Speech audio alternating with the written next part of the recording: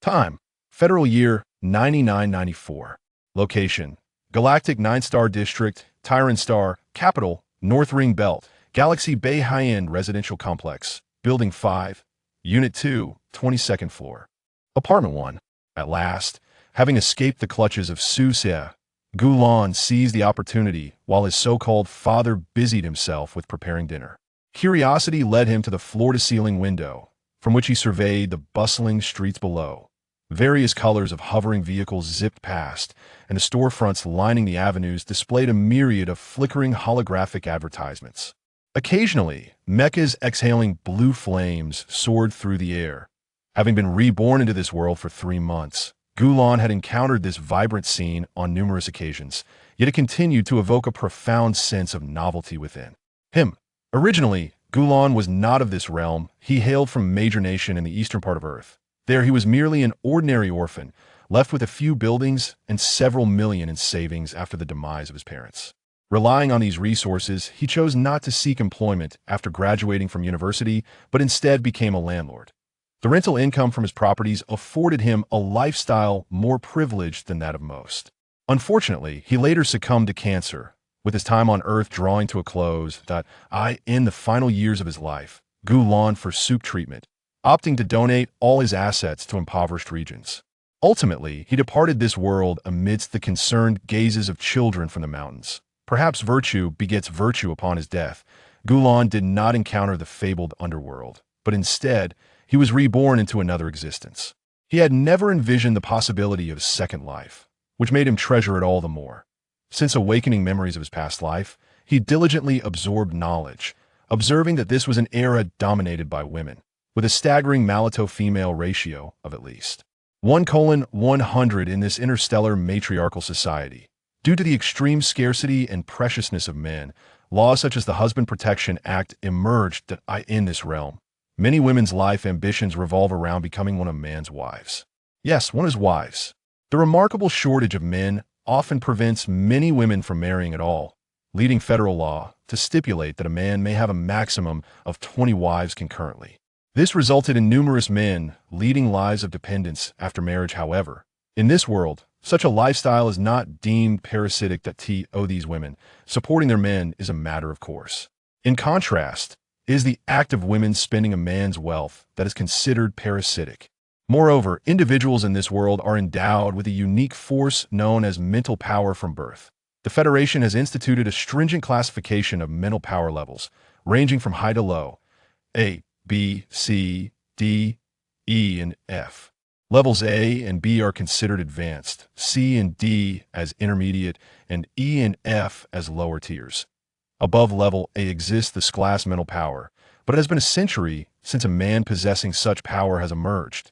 The power of the mind profoundly influences the trajectory of one's life. Should an individual possess only an EF level of mental acuity, they may find themselves relegated to a lifetime of menial labor. Pursue careers beyond this limitation. They must exert efforts far exceeding those of their peers, and even with such diligence, success remains uncertain. Every person possesses mental strength, yet the physical prowess of women tends to amplify in conjunction with the advancement of their mental faculties. Remarkably, even women with merely grade mental capacity can unleash an astonishing force of 500 kilograms with a single arm upon reaching adulthood. The higher the mental tier, the greater the physical might, with a rare few women endowed with extraordinary capabilities. Women of exceptional mental strength can even traverse the cosmos relying solely on their physicality. However, such formidable power is not without its drawbacks. Each adult woman experiences a mental upheaval every year starting from adulthood, during which their strength diminishes, and their temper may become increasingly volatile. Prolonged episodes of this turmoil can pose grave threats to their lives. In contrast, men, regardless of their mental caliber, do not encounter such disturbances. One of their roles is to provide solace to women during these turbulent times. The scarcity of men further elevates their status, rendering their lives more precious than even the lives of hundreds of women. In this era, even men of the lowest mental rank attract numerous admirers, with many entering marriages that yield anywhere from 4 to 5 wives, and some even amassing a dozen or more. Nonetheless, a minority of men spend their lives with but a single spouse. Gu Lan's father, Su Xie, is one of these rare individuals that in this lifetime. He belongs to a family where his mother, Gu Qing, a rare crade mentalist, has ascended to the position of deputy director at the Tyran Planet Defense Bureau, poised to officially assume her role after her probationary period. His father's family is affluent, and his sister, Gu Yuan, is a prodigious talent with great mental strength. In this life, he is named Gulan. Born into such a family, Gulan can foresee a future paved with ease. Alas, Gulan sighed in frustration, the cause being none other than his father, Su Xie. Xiaolan. A melodious voice called from outside the door that Ji Yulan was taken aback by Su Xie's swiftness. In this age, household chores are predominantly managed by intelligent robots, cooking included. Su Xie claimed he was preparing a meal, yet it merely required pressing a few buttons and adding some ingredients. Nevertheless, even the quickest preparations take 5 to 6 minutes. How could so little time have passed? Not even 3 minutes had elapsed. As he begrudged his father's haste, he scrambled back to the crib. If his indulgent father caught him spacing out by the reinforced window fortified enough to withstand bullets, she would undoubtedly face a lengthy reprimand. Although he felt secure behind this protective barrier, which posed no threat to his safety, he recognized it as a gesture of paternal concern to alleviate his father's worries. He deemed it necessary to maintain a facade of compliance. Xiaolan, the voice called again. Upon returning to the crib, a figure entered through the door. Gulan, lying in the crib, displayed a hint of helplessness in his eyes. The person at the entrance was petite, with cascading black hair reaching her waist, an exquisite face, and clad in a blue loungewear. Her delicate, fair feet were adorned with light blue slippers. In this era, perhaps due to genetic optimization or the influence of mental prowess, even the least attractive women possessed a beauty surpassing that of the most stunning women. On Earth, the average attractiveness of men exceeded that of women in this world, and Su Xie's beauty ranked commendably even among men. No matter how many times he beheld her, Gulan struggled to accept that this extraordinary beauty was his father. His earlier sigh was also attributable to Su Xie. The mere thought of transforming from a robust young man into such a delicate figure made him uneasy. Fortunately, in this world, women still bore children, or else Gulan would rather remain single for life than marry. Xiaolan, I'm back.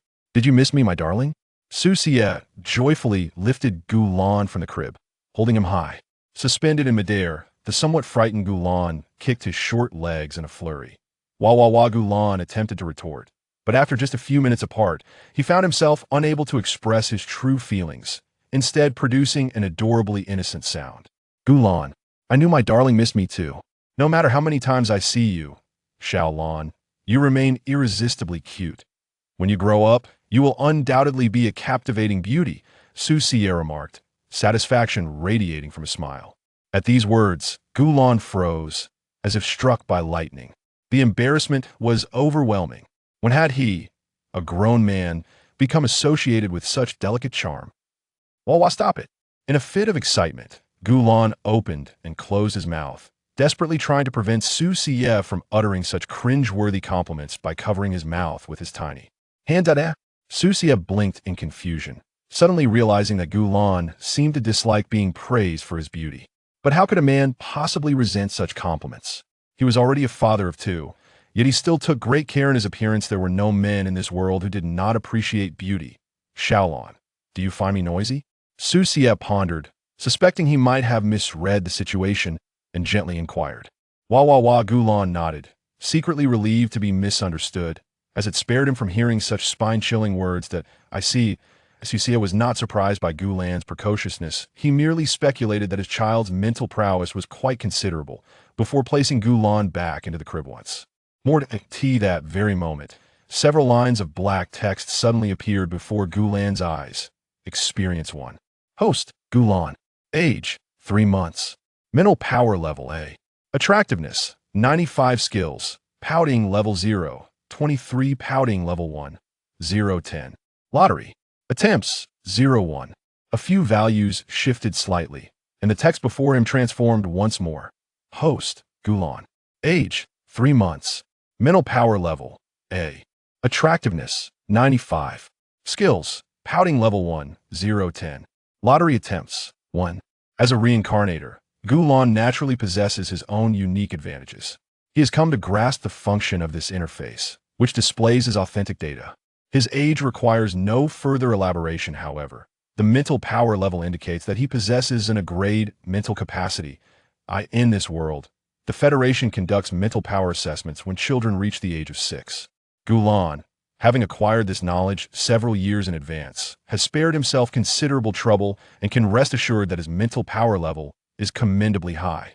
An attractiveness score of 95 assures him that he is among the most stunning individuals in this realm. After gazing into a mirror, Gulan found himself utterly captivated by his own reflection, which explains why Susiye believes he will grow into an extraordinary beauty. Aside from the aforementioned categories that reveal his true data, Gulan can have new skills recorded by the system simply by learning them. With persistent practice, his proficiency will improve and he will not experience setbacks due to inexperience. Upon reaching a certain level of mastery, he will earn additional lottery attempts. These attempts can unlock the lottery wheel, which is divided into 3 tiers: beginner, intermediate, and advanced. To access the more advanced tiers, one must learn higher level skills.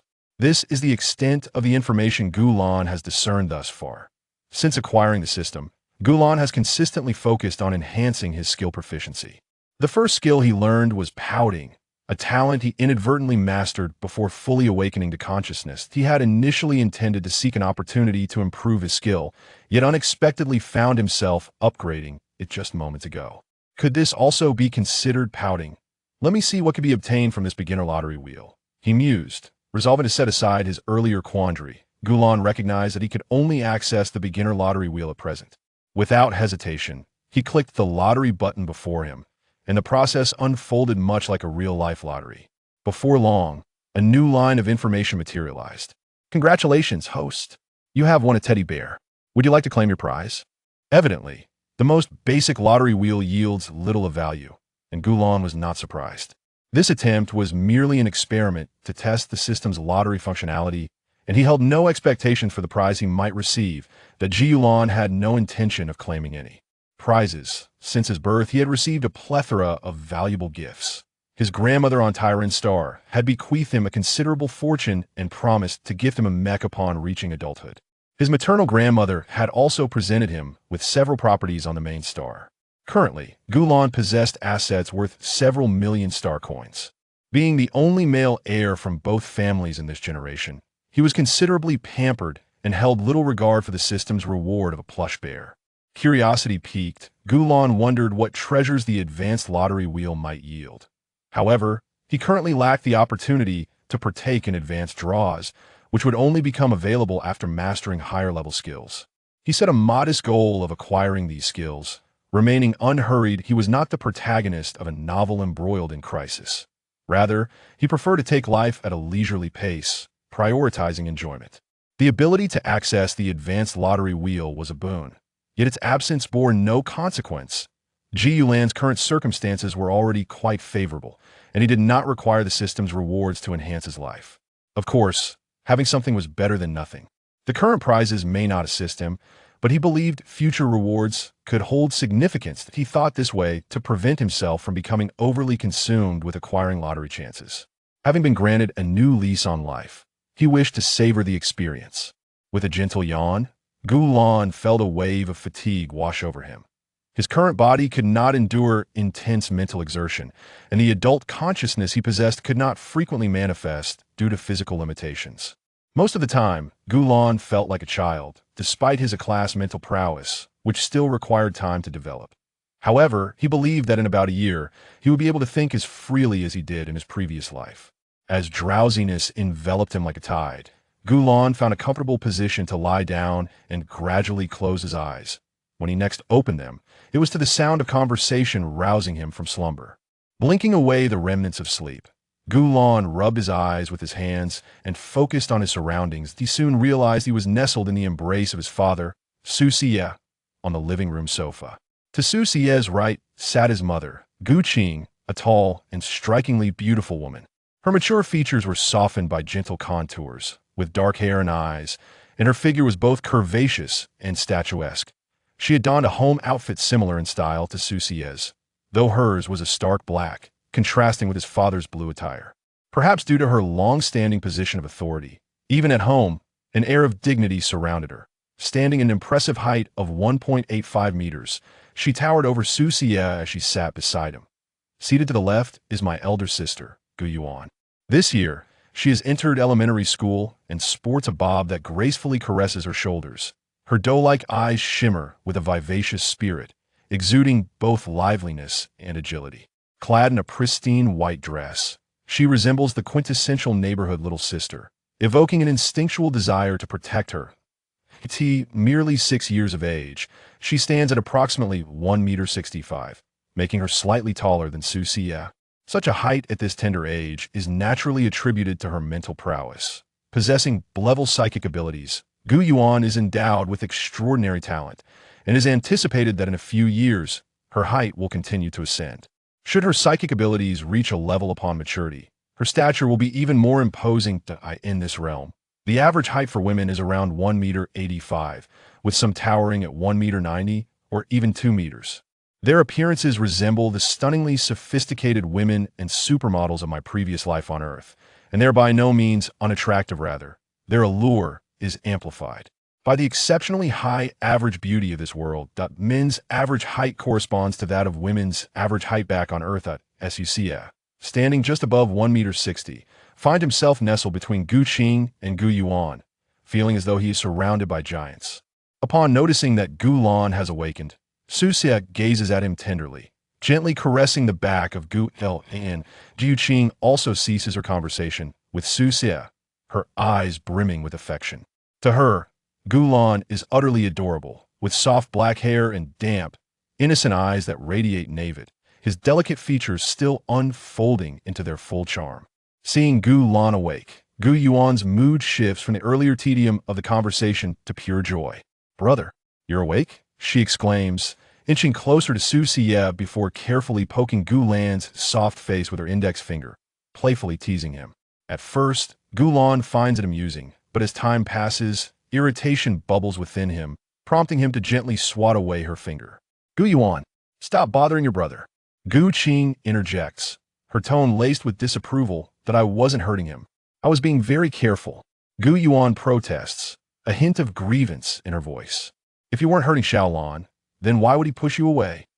Gu Qing retorts sharply. Gu Yuan wishes to defend herself further, but sensing the displeasure on Gu Qing's face, she wisely refrains, swallowing her words. "You will double your homework tonight. I will check it before midnight. Furthermore, henceforth, you are not permitted to approach Xiaolan without my consent." Gu Qing continues. Upon hearing this punishment, Gu Yuan's expression darkens. While doubling her homework is manageable, the greater blow lies in the prohibition against contacting Gu Lan. She has eagerly awaited the companionship of a younger brother, only to find herself barred from interacting with him, despite her carefulness just moments ago. Ugh! Having observed the entire process, Gu Lan could not refrain from stepping forward to defend himself. He was acutely aware that Gu Qing spoke the truth. She would indeed act in such a manner. In this world, the protection afforded to males is exceedingly stringent. Within the confines of their home, aside from their parents, even siblings find it challenging to engage with their brothers. At T-School, there are designated male classes, and the Federation has established specific laws to safeguard males. Society, in all its facets, caters to their welfare. Should he remain silent now, it would be arduous for him to connect with Gu Yuan before reaching adulthood, which was contrary to his intentions. Gu Yuan was not concerned that his actions might arouse suspicion regarding his reincarnated identity in this world. Individuals with high psychic abilities are inherently distinct. Take, for instance, his sister Gu Yuan. He had no intention of feigning weakness. Thus, there was no need for concealment. I shall overlook this matter for the time being, but do not let me witness you bullying your younger brother again. Upon seeing Gu Lan intervene, Gu Qing's expression transformed instantly, appearing amiable, yet she soon adopted a stern demeanor as she addressed Gu Yuan. "Oh." Reluctantly, Gu Yuan responded, All right. Little Yuan, being a girl, her strength is naturally not as formidable. Why should an adult be concerned with a child? What were we discussing just now?" Su Xie gently interjected. Noticing Su Xie attempting to mediate, Gu Qing seized the opportunity to redirect the conversation. From the ensuing dialogue, Gulan discerned that this matter was indeed connected to him.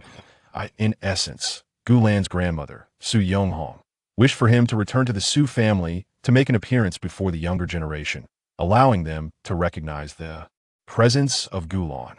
This would facilitate seeking assistance from the Su family in times of need. The Su family is regarded as an upper-class family on Tycoon Star, engaged in the manufacturing of civilian mechas and spacecraft. The current head of the family, Su Yonghong, is Gulan's grandmother and also the mother of Su Xie. This venerable matron, who has surpassed 60 years of age, enjoys a lengthy lifespan in this interstellar era, where the average life expectancy is 300 years. Gulan understood that upon meeting him, Su Yonghong, with her fondness for him, would undoubtedly bestow numerous gifts that on a previous occasion. She had gifted him 10 million star coins, a villa, and shares in several companies under the Su family's umbrella. A small portion of his current assets was bestowed upon him by Su Yonghong, while the majority was a generous gift from his maternal grandmother, Gu Wenbin, who is Gu Qing's mother. Gu Wenbin is the head of the Gu family on the main star, which is a prestigious lineage. She herself is in level psychic and has 3 daughters, with Gu Qing being the youngest. This elderly lady has always held a deep affection for Gulan. On the day of his birth, she proposed that he reside on the main star for a time, but Gu Qing tactfully declined, citing his tender age. Ultimately, it was Su Xie who suggested waiting until Gulan reached the age of 12. That Ji Yulan's sister, Gu Yuan, was far less favored than he was. Upon her birth, Gu Wenbin merely made a phone call, and the Su family sent a symbolic gift of a few million star coins. This was not a reflection of their disregard for Gu Yuan, but rather a manifestation of societal norms, which dictate that women should be raised in modesty, destined to earn their fortunes through their own efforts, while men ought to be nurtured in opulence, indulging in life's pleasures. Let the women handle the arduous and menial tasks. Such was the prevailing sentiment of the era. Little Lan's psychic potential may be quite remarkable. Reflecting on Gu Lan's astute behaviors over the past few months, which were evidently more advanced than those of an ordinary three-month-old, Su Xie remarked with a smile. We shall ascertain his level when he undergoes the psychic assessment at the age of 18. That Ji Yuqing's gaze brimmed with affection. The two continued their discussion regarding Gu Lan's psychic level. After a while, Gulan began to feel somewhat bored. His gaze shifted to the drowsy Gu Yuan nearby, and he crawled over, using all 4 limbs. Curiously, he gently pinched the soft flesh at her waist. Its texture bore no distinction from that of his own pudgy belly, and Gu Yuan appeared as delicate as the girl next door.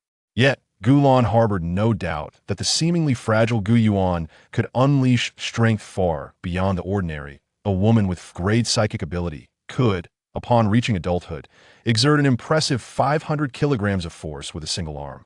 Although Gu Yuan, possessing great psychic power, was merely a child, her strength would undoubtedly surpass that of an adult woman with great ability. In comparison to Gu Yuan, Gulan, the great psychic, felt woefully inadequate. Despite the age difference, even if he were to mature to her age, he would never match her current prowess. In this world, the disparity in physical strength between men and women is significant. Most men's physiques are akin to those of women from the previous Earth, albeit with psychic abilities that far exceed theirs, allowing them to hold their own against women of equal standing. Brother, Gu Yuan, noticing Gulan beside her, cautiously cradled him in her arms. Brother, you are so adorable. She nuzzled against Gulan's soft little face. Brother, you smell delightful, she suddenly exclaimed. Oh dear. Ji Yulan did not resist his sister's affectionate gestures. In this world, men possess an innate allure for women, as they can soothe their psychic disturbances. Most women enjoy the company of men, and the higher a man's psychic ability, the stronger his attraction. Ji Yuan's actions were largely instinctual, though her youth rendered this inclination less pronounced. As she matures, she will come to perceive high-ability men as charming, imbued with an appealing fragrance. This is no mere illusion. Individuals with heightened psychic abilities inherently possess more striking features, complemented by their natural allure, drawing attention wherever they go. Not only was Gu Yuan affected, but Gulan also felt the inherent influence of this body. He now perceived Gu Yuan's embrace as warm, and a desire to indulge in her affection blossomed within him. This was merely the beginning. As time progressed, Gulan would increasingly succumb to the body's instincts. Humans are inherently social creatures, and under the sway of societal norms and physical sensations, Gulan would inevitably grow more akin to the men of this world. This transformation would occur independent of personal volition, unless he could extricate himself from society altogether. At the present, Gulan was merely astonished by his earlier thoughts. His attention swiftly shifted back to Gu Yuan, and after engaging with her for a brief period, the three-month-old infant began to feel weary. Yaya. Gulan gently pushed away the arm that held him, using all four limbs to return to Su Xie's embrace. Without pausing, he then moved towards Gu Qing. Gu Qing, Su Xie, and Gu Yuan looked on with curiosity at Gulan. Yaya. Gulan pointed to his mouth with his finger. As a reincarnated being, he felt somewhat embarrassed to cry out like an ordinary child when hungry.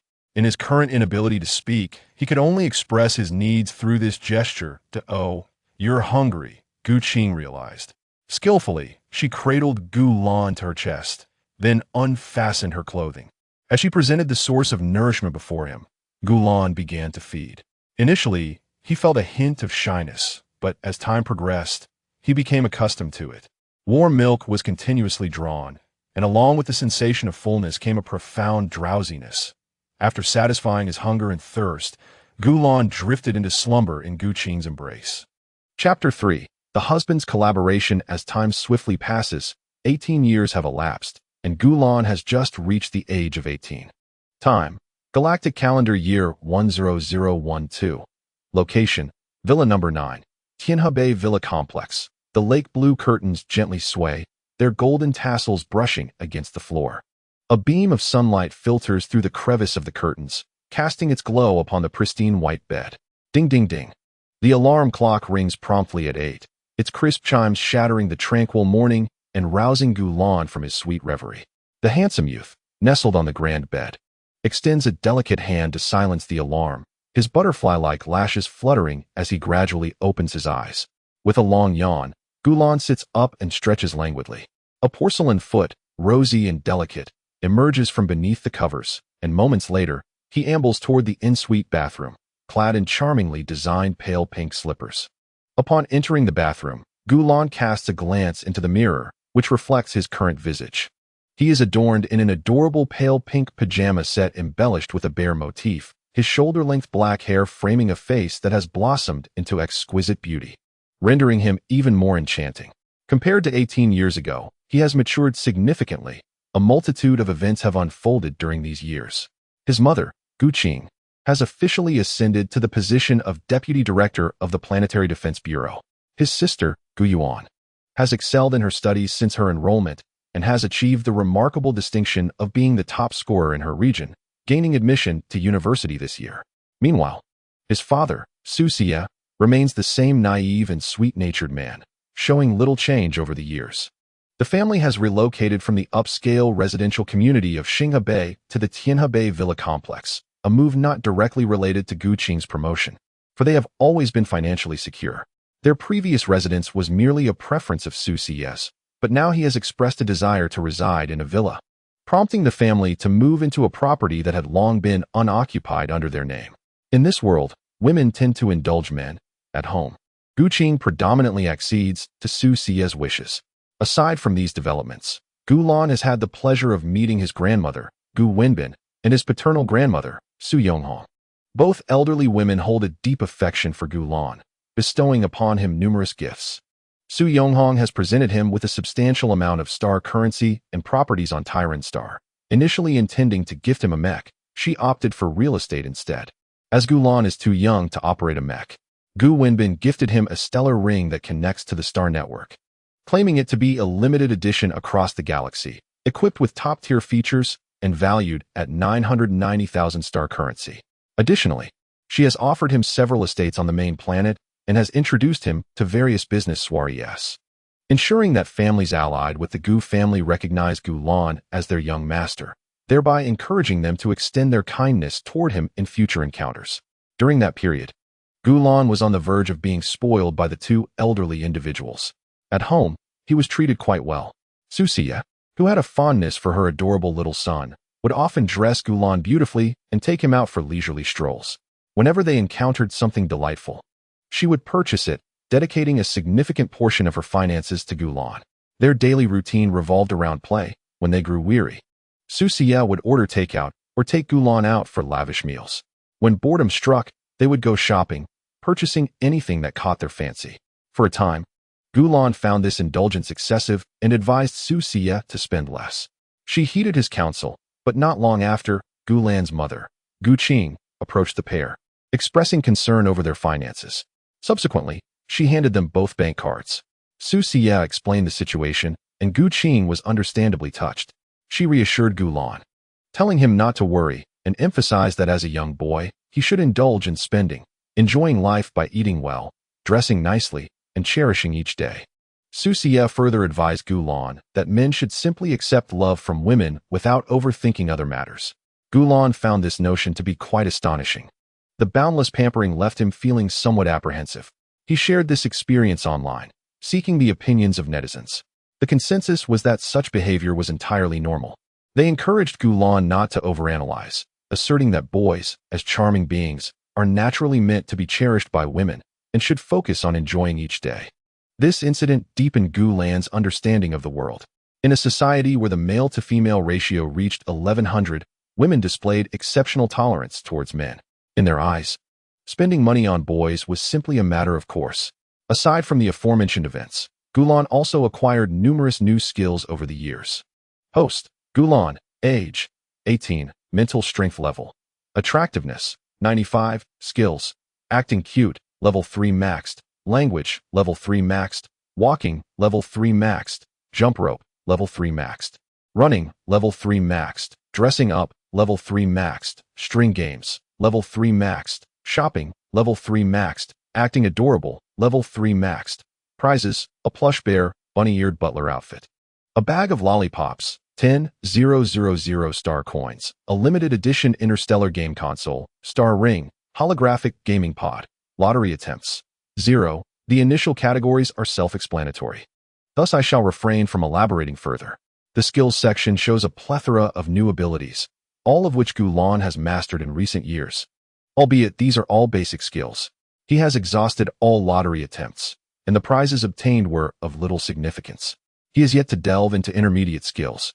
But there is no rush. Gulan currently prioritizes enjoying life over the rewards from the system. With a yawn, Gulan rubbed his eyes and began his morning routine. After freshening up, he opened the door and turned to enter the adjacent changing room. Upon entering the changing room, Gulan found himself facing an array of diverse garments, which left him somewhat perplexed. Ultimately, he opted for a summer edition pink short-sleeved shirt paired with pink shorts adorned with white trim. After changing out of his pink pajamas, Gulan donned the shirt and shorts, fashioning a cute bun with a hair tie. He then slipped into white ankle socks and white shoes, completing his ensemble for the day. Gazing into the mirror at the charming and delightful young boy reflected back at him, Gulan nodded in satisfaction. Assuring himself that he was properly attired, he turned and exited the changing room, making his way to the bedroom door, where he pushed it open and traversed the hallway before descending the staircase to the first floor. "Brother, breakfast has been ready for quite some time," called his sister, Gu Yuan, who had descended the stairs ahead of him. She was seated at her place, enjoying a slice of bread, and upon seeing Gulan, she cheerily waved at him. "Good morning, sister," Gulan greeted softly, taking his time to reach his seat. He leisurely poured himself a glass of milk, sipping it gently as he gathered his thoughts and glanced across at Gu Yuan. At 19, Gu Yuan had recently secured admission to the finest university in the region with outstanding results. She had undergone a remarkable transformation, her appearance becoming much more radiant compared to before. Her height had surged from 165 meters to an impressive 179 meters. At this rate, it seemed likely that she might surpass 190 meters. This rapid growth was exceptional even among those with high spiritual abilities, suggesting that Gu Yuan had a significant chance of breaking through to the next level of spiritual prowess. In recent days, Gu Yuan had begun engaging in physical training, aiming to lay a solid foundation for her anticipated breakthrough. In stark contrast, Gulan, at 18, remained a pitiful figure, standing just over 120 meters tall, far overshadowed by his sister S179 meters. The disparity in physical attributes between genders in this world was striking. Men were often delicate and frail, unable to compete with women in terms of physical prowess. Brother? Gu Yuan noticed Gu Lan's gaze upon her and responded with a curious look. Nothing. Gu Lan set his glass of milk on the table and shook his head.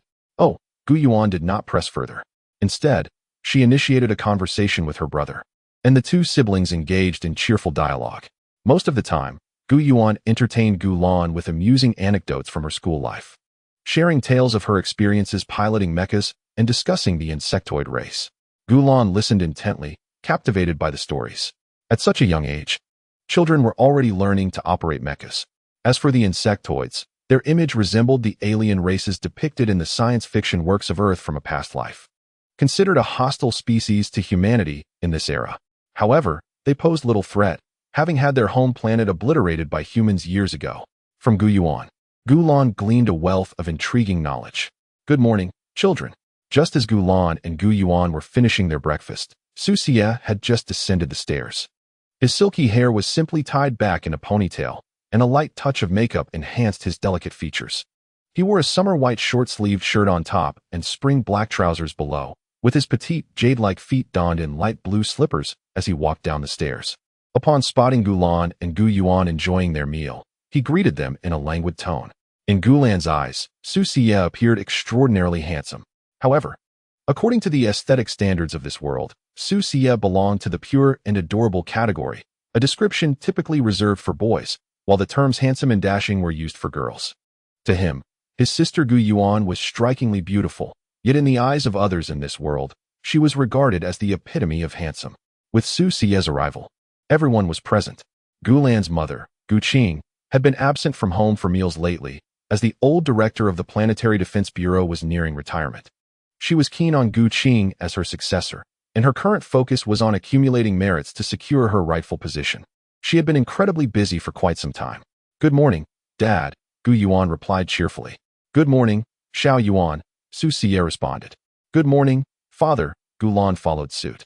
Good morning, Xiao Lan. Upon seeing Gu Lan's attire for the day, Su Xie's eyes lit up. He approached Gu Lan from behind, resting his chin on her shoulder and affectionately rubbing his face against her soft cheek. Seizing a moment of distraction, he stealthily planted a kiss on her cheek. Hee. My little Lan has become even cuter. I wonder how many women will be captivated by her when she grows up. Su Xie exclaimed with a hint of nostalgia. Gu Lan, with a touch of exasperation, cast a glance at Su Xie. He had heard such remarks countless times during his childhood, and his ears had grown callous to them. He was now immune to the blush they once provoked. Watching the interaction between the father and son, Gu Yuan felt a pang of envy. She too wished to kiss her brother's soft cheek, yet she was now a big girl, no longer able to cling to her brother for affection like in their younger days. Su Xie then engaged in conversation with Gu Lan and Gu Yuan, encouraging Gu Yuan to study diligently while ensuring her training tasks were not neglected. He also urged Gu Lan to spend freely, to indulge in delicious treats and enjoyable activities. This blatant favoritism was not lost on either Gu Yuan or Su Xie, as the prevailing view in this world was that daughters should be raised with frugality while sons should be nurtured with abundance. Once Su Xie finished his remarks and they concluded breakfast, the clock struck 9 in the morning. Noticing that it was already 9 o'clock, Su Xie rose to prepare for their departure with Gu Lan. Today marked the day Gu Lan would undergo a test at the Association for Mental Capacity Assessment. Naturally, Gu Yuan found it difficult to part with Gu Lan, as she wished to accompany him to the association, yet her training obligations confined her to their home. Observing Gu Yuan's slight despondency, Gu Lan approached her to offer comfort. After receiving 2 affectionate kisses from her adorable younger brother, Gu Yuan's earlier gloom dissipated. The reason for the 2 kisses was that after Gu Lan had planted a kiss on one cheek, Gu Yuan felt the need for symmetry and requested another kiss on the other cheek, to which Gu Lan obediently complied. His sweet and endearing demeanor nearly melted Gu Yuan's heart, making her wish to give him everything she possessed. Gu Yuan thought her brother was simply too delightful, the most charming boy on Tycoons. Unlike other boys of his age, who were often spoiled beyond reason by their families, her brother was exceptionally well-mannered and courteous. She considered herself lucky to have such a darling sibling, and the more she thought about it, the more her spirits lifted. After soothing Gu Yuan, Gu Lan followed Su Xie to the underground parking garage of their residence, where he chose a silver-white hover car from the array of vehicles. He opened the door, settled into the seat, and buckled his seatbelt, casting a worried glance at Su Xie, who was in the driver's seat. Typically, when they ventured out, Gu Qing would accompany them and drive, so Gulan wondered if Su Xie could drive. He had never witnessed her behind the wheel, but soon enough, he observed her skillfully starting the vehicle, confirming his suspicions that his stepfather indeed possessed a driver's license. As anticipated, everything aligned with Gu Lan's assumptions. The hover car glided smoothly forward, exiting the underground garage and gracefully navigating through the villa area before merging onto the external road. The association was located on the Eastern Ring Road, and the drive would take approximately an hour from their home. Gazing out at the rapidly changing scenery and the colorful hover cars overtaking them, Gu Lan's curiosity piqued. Although he had ventured outside before, it had either been to his grandmother's space hotel or aboard his grandmother's starship. His outings with Su Xie and Gu Qing had always led him to upscale venues. The ordinary sights before him were a rarity for him over the years. Before long, the hover car came to a gentle stop at an intersection, waiting for the traffic lights to change. During this brief pause, a number of pedestrians came to a standstill at the roadside, casting glances at the vehicle occupied by Gulan and the others. The crowd grew visibly, and it was not surprising. Men with higher mental capacity levels exert a stronger allure over women, and their appearances tend to be more refined. On Tyran Star, individuals with elevated mental capacity were scarce. Even the planetary governor was merely a level mental capacity holder, with even fewer men of equivalent caliber. Su Xie, at the very least, was a level mental capacity holder, placing him among the upper echelon of men on Tyran Star. Gulan, being a level mental capacity holder himself, ranked high even among the men of the main star, and coupled with their appealing looks, one pure and innocent, the other charmingly cute, it was no wonder they attracted attention. Wow, the boy inside the car is so adorable. A little girl, appearing to be around 8 or 9 years old, gasped in astonishment and exclaimed to her mother, who was equally stunned. Hearing the commotion, Gulan leaned out of the car window and offered a smile to the young girl. The child, taken aback, covered her mouth in surprise. While the adults around her exhibited similar reactions, some clutching their hearts, others stepping back a few paces, and many murmuring to themselves, clearly enchanted by Gulan's charm. Inside the vehicle, Su Xie chuckled softly, observing the crowd's response. He could already foresee the kind of chaos Gulan would bring as he grew older. Even he found it difficult to resist the allure of his young son, so it was little wonder that these unworldly individuals reacted as they did. As the traffic light turned green, the hovering vehicle continued its journey. Once Gulan and Su Xie's car had departed, the scene, which had seemed frozen in time, erupted into a cacophony of voices. How adorable! How charming! How can such a beautiful boy exist? Which family does he belong to? He is simply too stunning. The crowd buzzed with excitement, and Gulan left an indelible impression on them. It was likely that even a decade later, they would recall their encounter with such a striking individual. Many in the audience had stored photographs of Gulan and Su Xie in their star rings, which they promptly shared on social media, igniting a fervor online. Netizens were instantly captivated by the looks of Gulan and Su Xie. They deemed this father-son duo the most handsome pair on Tyran Star in the past decade, sparking debates over who was the more attractive. Supporters of Su Xie, belonging to the elegant brother faction, favored tall, slender men, and Su Xie perfectly matched their ideal, even though they only had a candid shot of him driving. Yet, his aura alone conveyed that he was undoubtedly a great beauty. Conversely, the young prince faction rallied behind Gulan, who embodied their preference for delicate, easily toppled young boys. Gulan's exquisite looks led some to affectionately dub him Little Fairy, a name inspired by his striking beauty that seemed almost otherworldly. The online argument escalated, creating quite a stir. Ultimately, a compromise was reached. The elegant brother faction would recognize Su Xie as the most handsome adult male on Tyran Star, while the young prince faction would acclaim Gulan as the most adorable minor.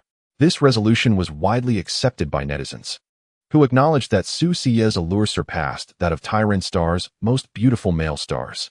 In a world where beauty often correlates with spiritual prowess, Su Xie's level of charm eclipsed that of other male stars, and Gulan's beauty was beyond compare, easily overshadowing that of so-called child stars. With the factions having reached an accord, the now calm netizens began to delve into the backgrounds of Gulan and Su Xie. However, regardless of their efforts, they could uncover not a trace of information about the enigmatic pair. Of course, that was a tale for another time. As the hover car, occupied by the two individuals, gently glided into the underground parking lot of the Federation, it was evident that the establishment's primary purpose was to safeguard males and young children. Consequently, the space was not exclusively populated by men. Parents with children frequented this area as well. Given the rarity and value of men in this context, only a handful of males, unwilling to languish idly at home, ventured out to work, while the majority of the workforce comprised women. After securing an available parking spot, Susia led Gulan into the elevator, eventually emerging in the grand hall of the Federation. The moment the father and son appeared, the bustling hall seemed to press an imaginary pause button.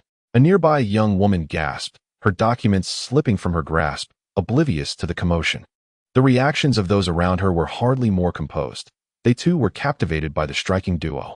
Susia appeared quite accustomed to such attention, maintaining his composure as he guided Gulan towards the reception desk. Meanwhile, Gulan, intrigued by the onlookers' astonished expressions, found the situation amusing, as it was his first encounter with such unabashed admiration. Previously, he had only interacted with individuals from the upper echelons of society, who would merely compliment his cuteness without displaying such overt reactions. Feeling the weight of many gazes upon him, Gulan offered a polite smile to the young woman who had dropped her documents. Upon receiving his smile, her fair complexion flushed a deep crimson, reminiscent of a cooked shrimp. A collective intake of breath resonated through the crowd as many gasped in astonishment, some casting menacing looks at the young woman. Gulan found their reactions excessively dramatic. "Hello, I have made an online appointment for my child's psychic ability assessment." Susia addressed the receptionist at the front desk. "Certainly, sir. The assessment requires a birth certificate and copies of both parents' identification," the receptionist replied, momentarily taken aback by Susia's striking appearance as she gathered the necessary documents. After a brief flurry of activity, she instructed, "Please proceed to room 206, located on the second floor, 6th room." With the paperwork completed, she couldn't help but notice Gulan standing nearby, and her breath caught in her throat as she became entranced by him. Gulan, sensing her gaze, turned to find the receptionist watching him, and after a moment's contemplation, he returned her look with a courteous smile. The receptionist was rendered momentarily speechless, her heart nearly melting at the sight of the charming young boy in his delicate pink attire and his sweet smile. By the time she regained her composure, Gulan had already followed Susia up the stairs. As they ascended, more and more people paused to stare, and Gulan began to feel a growing sense of unease. The initial amusement he felt transformed into discomfort as he finally understood what it was like to be the object of such attention, akin to the beautiful women he had observed being gazed upon in his previous life on Earth. With a hint of trepidation, he tugged gently at Susia's sleeve, and when his father turned to him, he asked in a quivering voice, "Daddy, why are they all looking at me?" The sight of the young boy's fear was both pitiable and endearing, evoking a maternal instinct in the women around him, who longed to cradle him in their arms and offer gentle words of comfort. Susia couldn't help but smile, for the usually composed Gulan appeared unusually vulnerable today. "My little Lon is simply adorable," Susia remarked with a beaming smile. "Adorable?" Gulan gasped, a flicker of surprise dancing in his eyes. He was well aware of his own charm, often receiving compliments from Susia, to the point that he had become desensitized to them. However, it was the first time he had been praised in front of so many people, and despite his experience, a hint of bashfulness crept onto his face. Gulan cast a resentful glance at Susia, silently accusing her of her teasing. His delicate, youthful features tilted slightly upward, his glistening eyes gazing softly at her, exuding an innocence reminiscent of a little white rabbit, inciting a desire to tease him further. The onlookers felt their hearts melt at the sight, while Susia paused, a playful thought sparking in her mind. "Aside from being adorable, it's possible that your mental prowess is quite high, little Lon. The greater a man's mental strength, the more alluring he becomes to women." Noticing Gulan's contemplative expression, Susia couldn't resist teasing him further. Of course, this also applies to other men. Gulan's demeanor shifted to one of alarm as Susia continued, "Little Lon, your mental prowess may not be insignificant, and with such adorable looks, you must be prepared for the attention of other suitors when you grow up." As she concluded, she playfully patted the stunned Gulan on the shoulder, feigning seriousness. "Your mother and I are quite open-minded, and the laws of the Federation do not prohibit marriage between men." Gulan, upon accessing information about this world on the star ring, had indeed overlooked this particular law. Logically, with the soul of an adult, he should have remained composed. Yet perhaps influenced by his youthful body, his reaction was rather childish. I don't want to marry another man. I'm not talking to you anymore, Gulan said, a hint of anger in his voice. Seeing that Gulan was genuinely upset, Su Xie refrained from further teasing, clarifying that she was referencing a law from 2,000 years ago. Due to the declining male population, the law had long since been amended to prohibit marriage between men, alleviating Gulan's concerns about unwanted advances. Upon hearing this, Gulan's anger dissipated, realizing he had been tricked, and shot Su Xie an incredulous glare. However, their father-son bond was strong, and such harmless jesting was soon forgotten. Before long, they arrived at room 206 on the second floor, drawing considerable attention as they ascended. Just before entering, Su Xie caught several audible sighs from the crowd, clearly expressing their regret at not being able to gaze upon Gulan a moment longer. Chapter 4. Assessing mental strength levels. In room 206 resided a silver-haired elderly doctor. In this era, where the average lifespan exceeds 300 years, one could surmise that she was well over 200. Upon seeing her snow-white hair, Gulan immediately felt a sense of reassurance, recognizing her as a seasoned practitioner. He had perused the doctor's details in the appointment information and learned that her name was Lu Changfeng. As Dr. Lu noticed Gulan's entrance, a glimmer of astonishment flickered in her eyes, accompanied by a soft exclamation. "What an adorable little one," she remarked. "Have you undergone a mental strength assessment before?" Once Su Xie entered, Dr. Lu wasted no time and delved straight into the matter at hand. "No," Gulan replied. Su Xie was quite dependable when it came to serious matters, gently tucking a stray lock of hair behind his ear as he spoke. In this world, aside from the mandatory mental strength assessments conducted by the Federation when a child turns 18, there exist alternative methods to gauge mental strength at other ages. However, these assessments often yield significantly inaccurate results compared to the evaluations done at 18. For instance, an initial assessment might indicate a mental strength level of grade A, but the subsequent evaluation could reveal it to be grade B or even lower. To ensure accuracy, Su Xie and Gu Qing decided to wait until Gulan reached the age of 18 before bringing him for the official mental strength assessment. Have you ever consumed any substances to enhance your mental strength or undergone genetic modification? Dr. Lu inquired, making a mark on the form. No. Su Xie shook his head in response. Some individuals resort to genetic modification or the use of mental enhancement drugs for their children, which can cause significant harm. Moreover, the augmented mental strength is only temporary. Such practices have long been classified as illicit technologies by the Federation, and those caught employing them face severe penalties, including life imprisonment. Dr. Lu remained somewhat skeptical of Su Xie's assertions. The machine would ultimately reveal the truth regarding substance use. She beckoned Gulan to take a seat on a stool and retrieved a syringe. "I will now conduct a blood test. This utilizes the latest technology developed in the past decade, capable of assessing both genetic contamination and mental strength levels," she explained to Gulan. "All right." Gulan obediently settled on the stool, nodding in agreement. "Don't worry, it won't hurt," Dr. Lu reassured him with a smile, noticing his compliant demeanor. Although Gulan felt no fear, he returned her smile. Dr. Lu was momentarily dazzled by the sweetness of his expression, reflecting on how remarkably beautiful children are nowadays. As she skillfully began the blood draw, as Dr. Lu aptly stated, the process of drawing blood is not particularly painful. Gulan only felt a brief sting at the sight of the needle, followed by a slight itch. Once the blood was drawn, he observed Dr. Lu placing the sample into a specialized testing device. Subsequently, Dr. Lu turned to retrieve a box from a nearby drawer and extracted a piece of candy, which he placed into Gulan's hand. "Once you consume the candy, the discomfort will dissipate," he assured. Dr. Lu affectionately ruffled Gulan's hair. It was at this moment that Gulan realized Dr. Lu truly regarded him as a child. Contemplating this, he chose not to squander Dr. Lu's kindness and accepted the candy. Upon seeing this, Dr. Lu's face broke into a satisfied smile. "Little one, once your level is confirmed, your subsidy will be adjusted according to your mental power rank." Many children often experience anxiety during the assessment of their mental capacity. To alleviate Gulan's concerns, Dr. Lu opted to share some positive news. In this world, every boy receives a subsidy from the Federation each month after birth.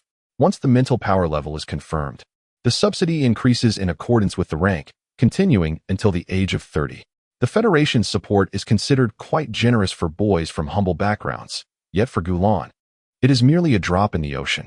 Though he is indifferent to this so-called subsidy, he still engages when questioned, feigning curiosity. Subsidy? What does it entail? Doctor. Lu chuckled softly. If you attain level mental power, your subsidy will rise from 10,000 to 50,000 star coins. For each rank you ascend, an additional 50,000 star coins will be added, and the Federation will also allocate a complimentary housing unit and elevate your medical coverage.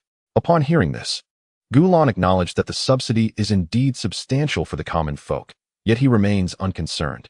After Dr. Lu concluded his explanation, Su Xie seemed apprehensive that Gulan might feel fear regarding the mental power assessment. He then spoke up, "Little Lan, do not worry. Regardless of your mental power level, your mother, sister, and I will continue to love you just the same. After all, our family is well off. Even if your mental power is low, we can still provide for you." "I am not worried," Gulan replied, shaking his head. Su Xie and Dr. Lu exchanged glances, both incredulous.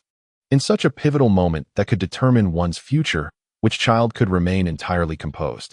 Gulan understood their reactions were typical. However, he was already aware through the system that his mental power level was indeed high, and thus he remained unperturbed unlike other children in this world. Nevertheless, he could not reveal to Su Xie that he possessed a system, leading Su Xie to perceive Gulan as merely putting on a brave front. In truth, he too harbored some concern for Gulan's mental power level.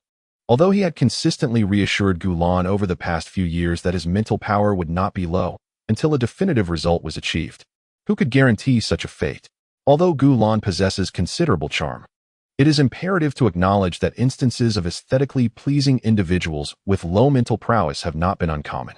In this realm, those endowed with high mental faculties invariably boast commendable appearances. However, it does not necessarily follow that those who are visually appealing possess elevated mental capabilities. Xiaolan, haven't you always been fond of mechas? When we return, I shall procure a set of mecha figurines for you. Su Xie, who was convinced that Gulan was merely feigning composure, uttered these words with some reluctance. He had always held the belief that boys ought not to be enamored with such perilous contraptions, consistently dismissing Gulan's previous requests for mecha collectibles. Yet, if acquiring these figurines could alleviate his beloved son's worries, it would also serve to gratify Gulan's interests, albeit momentarily. Really, Gulan's eyes sparkled with delight. The prospect of mecha figurines had long been a desire of his, but he had been thwarted by Su Xie's objections. To his astonishment, it seemed that he could finally realize this aspiration. Indeed, it is true, Su Xie affirmed with a serious nod. Gulan initially intended to assert that he felt no fear, but in pursuit of the coveted mecha figurines. He feigned calmness and pretended to be captivated by the thought of them. Observing Gulan's reaction, Su Xie felt a sense of satisfaction, deeming it a worthy endeavor. He then engaged Gulan in light-hearted conversation, aiming to divert his attention and ease his worries. After a period of casual dialogue between the father and son, the mental prowess level assessment report emerged 20 minutes after Gulan entered room 206. Dr. Lu, holding the report, scanned its contents with a furrowed brow. "What is it?"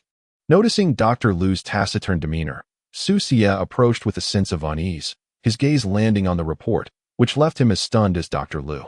What on earth is happening? Gulan, who had previously felt at ease, began to share in their tension, pondering whether the results might reveal some troubling issue. With such thoughts, he rose and moved closer to glimpse the report's contents. "It is nothing, little one. Your mental prowess level has been determined to be Class A. There has never been a Class A mentalist on Tyrant Star, and I was merely taken aback." Before Gulan could examine the report, Dr. Lu responded to his inquiry, her voice betraying a burgeoning excitement. She could already foresee the profound impact Gulan, as a Class A mentalist, would have on Tyrant Star.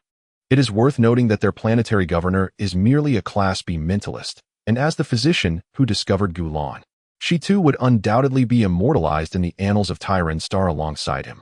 The discovery of a man possessing exceptional psychic abilities would bestow tremendous advantages upon his planet, with the Federation offering various rewards that are exceedingly generous even for Tyrant. An adult man with such abilities, should he consciously disseminate his psychic energy, could significantly prolong the onset of psychic disturbances among the women of his planet, and even cure those afflicted with similar powers. Within a year, he could potentially heal up to 20 women, while some particularly gifted individuals might even manage to treat women with high-level psychic abilities, albeit at the cost of their own healing capabilities for others. This would undoubtedly confer upon him immense power and status. Gulan, however, is not an ordinary psychic. Among men of his caliber, he stands out as particularly exceptional. With proper cultivation, there exists a faint possibility that he might transcend even his current level of psychic ability upon reaching adulthood. It has been over a century since a man of such prowess has emerged within the Federation, and should Gulan achieve this breakthrough, his status would be beyond imagination. Even if he does not surpass his current abilities, his existing psychic level would grant him significant advantages in a world where psychic rankings dictate future potential and social standing. The upper echelons of the Federation predominantly comprise individuals with high psychic abilities, and they would undoubtedly welcome a man of Gulan's caliber, whose presence would benefit the entire Federation. Dr. Lu's gaze toward Gulan has transformed dramatically. Previously, she regarded him as a rare and fragile object, but now her eyes burn with the fervor reserved for national treasures. In contrast to the excited Dr. Lu, Su Xie, while pleased, ponders deeper implications. Gulan's high psychic level is indeed a boon, yet as a scion of an upper-class family on Tyran, he is well aware of the sordid affairs amongst the powerful. However, upon reflection, he can take solace in the fact that Gulan's grandmother is a living high-level psychic, capable of safeguarding her grandson.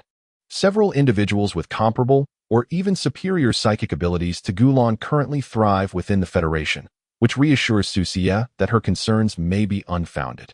"My little Lan is simply amazing," Su Xie exclaimed, filled with joy as she impulsively embraced Gulan and planted a kiss on his cheek, smiling broadly. "Ah!" Gulan gasped in surprise. Once he realized he had been kissed by Su Xie, he cast a wistful glance at his adoptive father. Having become accustomed to such affections from men, he found this occurrence unremarkable. In his previous life, such behavior might have been deemed inappropriate. However, in this world, it is entirely acceptable for boys to hold hands, share beds, and exchange kisses. Indeed, many enjoy witnessing the tender interactions of sweet and soft boys.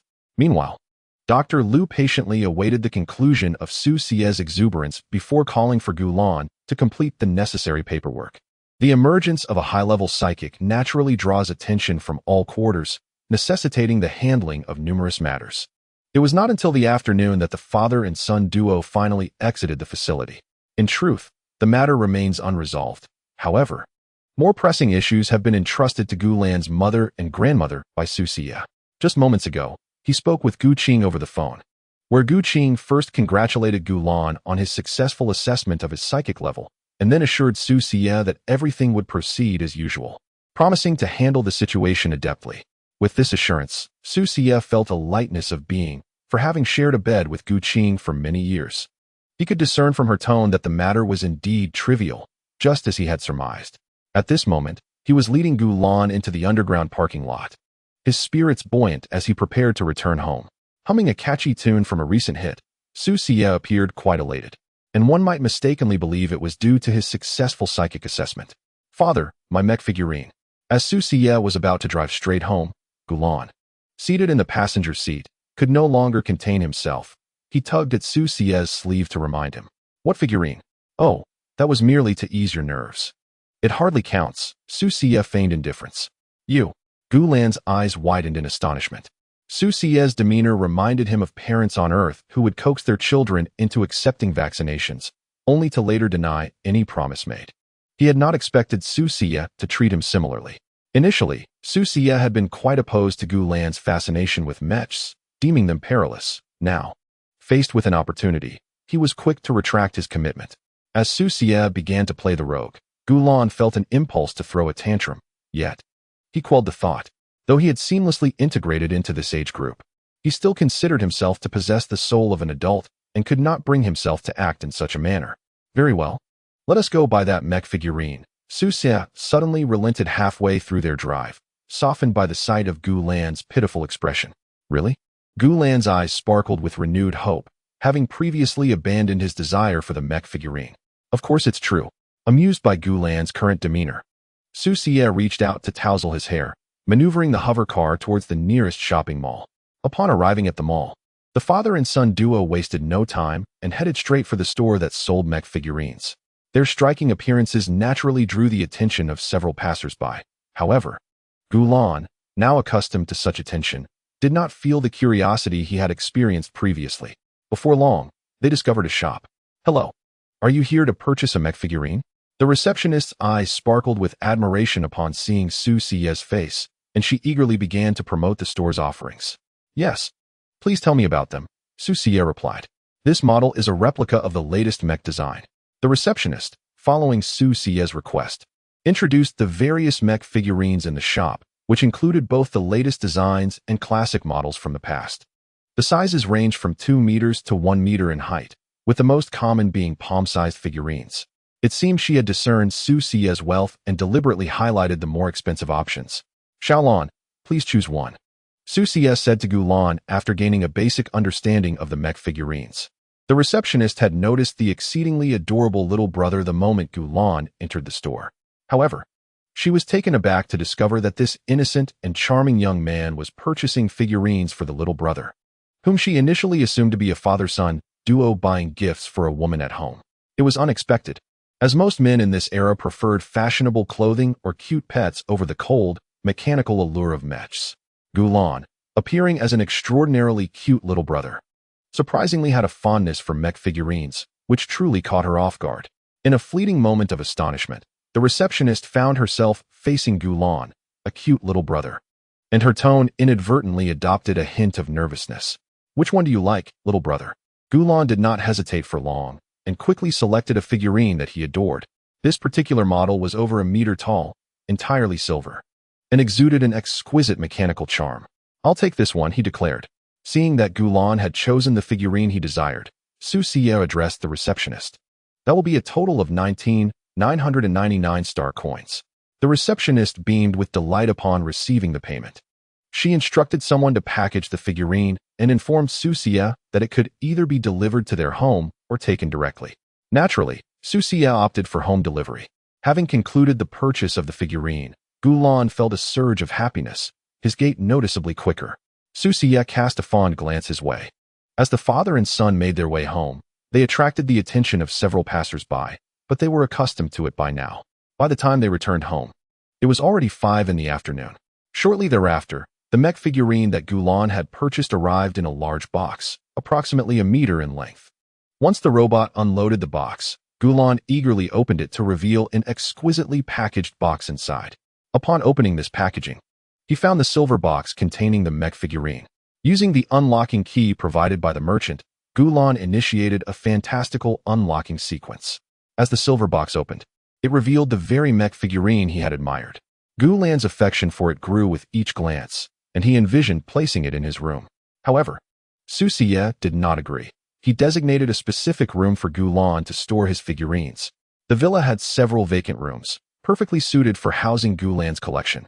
Gulan understood that Su Xie had always been wary of him engaging with such dangerous things as mechs, and thus, he accepted Su Xie's arrangement. As the figurines were finally arranged, the clock struck 6 in the afternoon. After indulging in a game for a while, Gulan found himself eagerly anticipating the expressions of his mother, Gu Qing, and his sister, Gu Yuan, upon their return.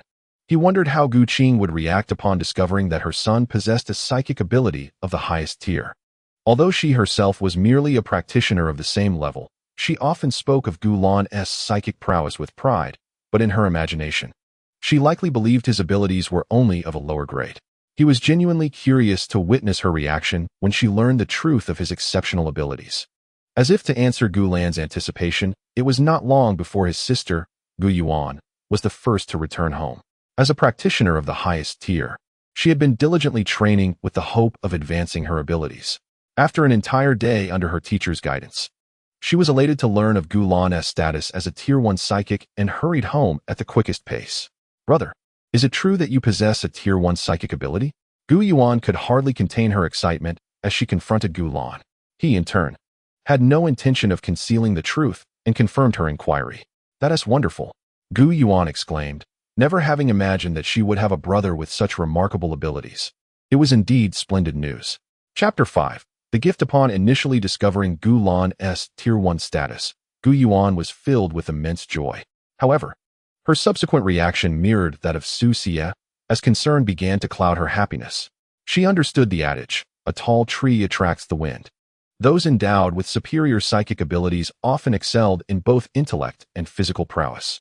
Though only 19, Gu Yuan's intellect had long surpassed that of her peers, leading her to worry about her brother's well-being. Yet, just as she was consumed by worry, she recalled that their grandmother was also a Tier 1 psychic, capable of providing protection for Gulan. With this thought, her spirits lifted, and without waiting for Gu Qing to pick her up, she bid farewell to her teacher and swiftly made her way home. Brother, congratulations on being confirmed as a Tier 1 psychic. This is a gift from your sister. Do you like it? Having verified Gulan's extraordinary abilities, Gu Yuan produced a white box from her pocket and handed it to him. The box was roughly the size of a smartphone case and exquisitely wrapped, suggesting it contained some technological marvel. Originally intended as a birthday gift, Gu Yuan had approached Gulan's psychic abilities with a degree of skepticism, but she had nevertheless prepared this special gift in earnest. Now, as she placed it in his hands, she found herself slightly anxious. Wow, is this really what I think it is? You're amazing, sister, Gulan exclaimed, his eyes lighting up with surprise as he opened the box to reveal its contents, a blue star ring. Unlike the ordinary star rings, this one featured an anti-addiction system that extended the usage limit from 1 hour to 3, allowing Gulan to access any software or game on the market as an adult, with the same 3-hour limit. In this world, there exists a system of protection for minors. Individuals under the age of 18 are permitted to access the Star Network for merely 1 hour each day. Should they exceed this limit, they will be forcibly logged out, and any desire to continue using the Star Network necessitates parental consent. Gulan once approached Su Xie, requesting an extension of his access time, but his plea was met with refusal. Su Xie, like many parents in the outside world, harbored concerns that such a platform could corrupt the youth. Given that the household decisions were predominantly his domain, Gu Qing, who typically indulged Gulan, chose an uncommon silence on this matter. Consequently, Gulan's access to the Star Network remains restricted to a solitary hour. The star ring gifted to him by Gu Yuan has proven immensely beneficial, surpassing any material gift. Currently, his assets, combined with the monetary gifts received over the years, amount to over several 100 million star coins. He lacks for nothing, save for this seemingly inconsequential yet invaluable item. As for the continued time restrictions, Gulan comprehends their rationale. He is, after all, merely perceived as a child of 18. Gu Yuan's apprehensions regarding his possible obsession with the star ring are understandable. His sister has consistently pampered him throughout their lives, granting his every wish, albeit within reasonable limits. The star ring comes with time constraints, reflecting her concern for Gulan's well-being. Similarly, Su Xie has always indulged Gulan's desires, providing him with beautiful garments and delectable treats. His refusal to extend Gulan's access time to the Star Network stems solely from a fear of his potential addiction. His disapproval of Gulan's fascination with mechas is rooted in a desire to shield him from perilous pursuits. In his eyes, Gulan should grow up safely, joyfully, and beautifully, keeping dangerous elements at bay. Gulan understands Su Xie's perspective. In truth, his passion for mechas is not as profound as Su Xie believes. Rather, it is more of a collector's desire. He might wish to pilot a mecha one day, but he would never engage in perilous activities like combat sports or military service. Such dangerous endeavors are ones he would avoid without needing Su Xie's admonition.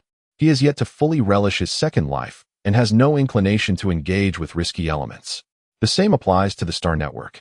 Gulan's primary motivation for accessing it is to familiarize himself with the world around him. The notion of internet addiction is utterly foreign to him. While the online realm is indeed captivating, it pales in comparison to the richness of his own life. Nevertheless, the star ring bestowed upon him has significantly enhanced his research capabilities, and he remains quite content with this gift. As for how this 18-year-old girl possesses such an item, one need not mention her lineage as part of the esteemed Gu family spanning 3 generations, simply by virtue of being Gu Qing's daughter. The deputy director of the Planetary Defense Bureau, she can easily solicit assistance from many willing to cater to her wishes. Moreover, Gu Yuan's acquaintances predominantly belong to prominent families, ensuring that assistance is readily available at the mere mention of her needs. Ah, dear brother, if you find joy in this, look, I have prepared a gift for you. Shouldn't you consider rewarding your sister in return? Hearing that Gulan appreciated her gift, Gu Yuan's previously tense demeanor dissipated, replaced by a silly smile. She felt a sense of joy knowing Gulan liked the present she had given him.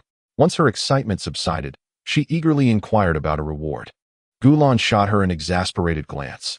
He was already well aware of what she meant by a reward, merely a hug or a kiss.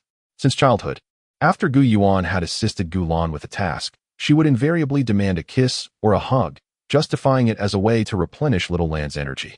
This occasion was no different. Having just delivered the gift, she immediately sought her reward. Logically, since he had already bestowed 2 kisses on her that morning, another would be out of the question. However, given his genuine fondness for the gift, Gulan decided to make an exception.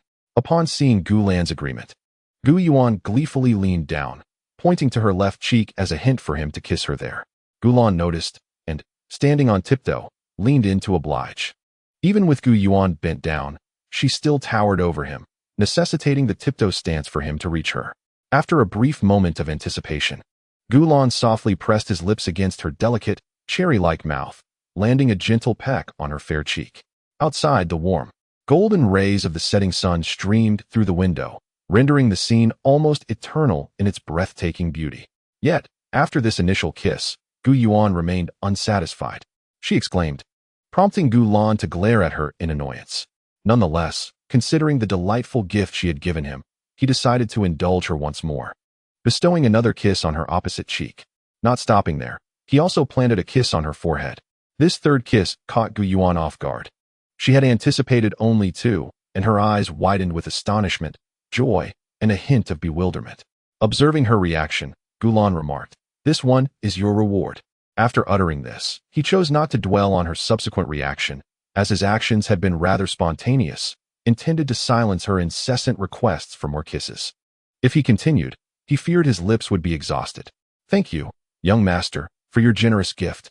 Gu Yuan initially froze, but soon her expression transformed as she grinned, unable to suppress her silly laughter, following Gulan's lead. In her eyes, Gulan appeared utterly adorable.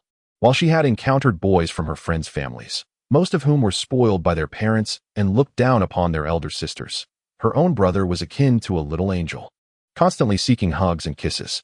Gu Yuan believed her brother was the best and most charming boy in the universe. In her heart, no boy could rival Gulan. Upon hearing Gu Yuan's response, Gulan cast a glance at her, not overly concerned. His attention shifted to the star ring that Gu Yuan had gifted him. Observing this, Gu Yuan promptly approached to instruct Gulan on how to utilize the star ring, as it had been modified in certain aspects and differed from those Gulan had previously employed. Once the explanation on the usage of the star ring was complete, Gulan and Gu Yuan engaged in gaming together within the room. Occasionally, Gu Yuan would encourage Gulan to use his microphone. His voice, soft and sweet, melted the hearts of the women on the other side of the network. Whenever he spoke, they would readily relinquish all their resources to Gulan. Much to Gu Yuan's amusement, Gulan had long since grown accustomed to this scene. Over the past few years, Gu Yuan would often seek him out for gaming sessions, sometimes even prompting Gulan to charm the young women into surrendering their resources. The young women of the Interstellar era were remarkably easy to deceive, or rather, they all seemed to be infatuated, eager to gather around him at the sound of Gulan's gentle and melodious voice. In the past, some individuals attempted to solicit Gulan's contact information through the game. However, he naturally declined. Others would tease him, and he promptly reported such individuals, ensuring they faced consequences, as the era was particularly stringent in protecting males. Even verbal harassment online could result in a minimum 3-year sentence. Furthermore, some had invited Gulan and Gu Yuan to join clubs or professional teams, primarily targeting Gulan, with Gu Yuan being a secondary consideration. In this age, there were few males skilled in gaming, and with the disproportionate number of females, simply bringing Gulan into a club could attract substantial traffic. These individuals, driven by the prospect of profiting from Gulan's popularity, were met with rejection, as Gulan had no need for financial gain. There were those who genuinely admired the gaming prowess of both Gulan and Gu Yuan. With their exceptional mental acuity and extraordinary learning capabilities, they could reach peak performance in a mere 2 to 10 matches of an ordinary game. Such talent naturally garnered attention. Yet both were not in want of money and thus declined all offers. Their remarkable learning abilities resulted in an exceedingly high win rate. And despite the presence of anti-addiction measures, They held titles as top players or masters in numerous games. However, once they reached such heights, they would often seek out a new game to begin anew. Due to their reluctance to create new usernames, their new accounts bore the names from their previous game. While this was manageable once or twice, repeated instances began to attract curiosity. Many online were intrigued by the true identities of Gulan and Gu Yuan in the real world. Nevertheless, no matter how persistently they inquired, they remained empty-handed. It is worth noting that games in the interstellar era are categorized into immersive and semi-immersive experiences. Immersive games are akin to playing within a game pod, where all attention is devoted to the game. Semi-immersive games, on the other hand, project the game visuals through the star ring, which is what Gulan and Gu Yuan were currently engaged in. This allowed them to deceive the women on the other side of the network by swapping star rings, a feat unattainable in an immersive game. After playing for a while, Gulan ceased his gaming and began to observe Gu Yuan's maneuvers. He was not particularly fond of games, and had merely indulged his sister to bring her some joy. As the clock struck 7 in the evening, Gu Qing returned home. Weary from a day's work, her once imposing visage softened, revealing a more approachable demeanor. To the outside world, she exuded an air of authority, but within the confines of her home, she embodied the essence of an ordinary mother. Today, however, her mood was markedly different. Primarily because she had learned that her youngest son had tested positive for a level 1 psychic ability, a significant milestone. Fortunately, she had already addressed the matter with her own mother. Exhausted from her day, her foremost desire upon returning home was to see her adorable little son. With this thought in mind, she changed out of her work attire and made her way to Gulan's room. Upon entering, she was greeted by the sight of her beloved son nestled in Gu Yuan's embrace, his small head resting against her chest, gazing adorably at the projections in the air. Gu Yuan wore a proud expression, though it was unclear whether her delight stemmed from winning a game or from holding her cherished younger brother, or perhaps a combination of both. Gu Yuan, what are you doing in your brother's room? Be careful not to hurt him, Gu Qing reprimanded, fully aware of the close bond between the siblings. Oh, Gu Yuan replied half-heartedly. Mom, I invited my sister to play games with me. Please don't blame her, Gulan interjected, defending his sister. Although it was Gu Yuan who had coaxed him into playing, he felt it was only fair to shoulder the blame, given her thoughtful gifts and their sibling bond. Besides, he knew that Gu Qing would not pursue the matter further, as she dotes on him. Since it was Xiao Lan who asked you to come over, I shall let this slide. Consider it a one-time allowance. As expected, upon hearing that it was Gu Lan's request, Gu Qing's expression softened immediately, although she still took the time to scold Gu Yuan lightly. Then, she turned her gaze toward Gu Lan, her tone turning exceedingly gentle.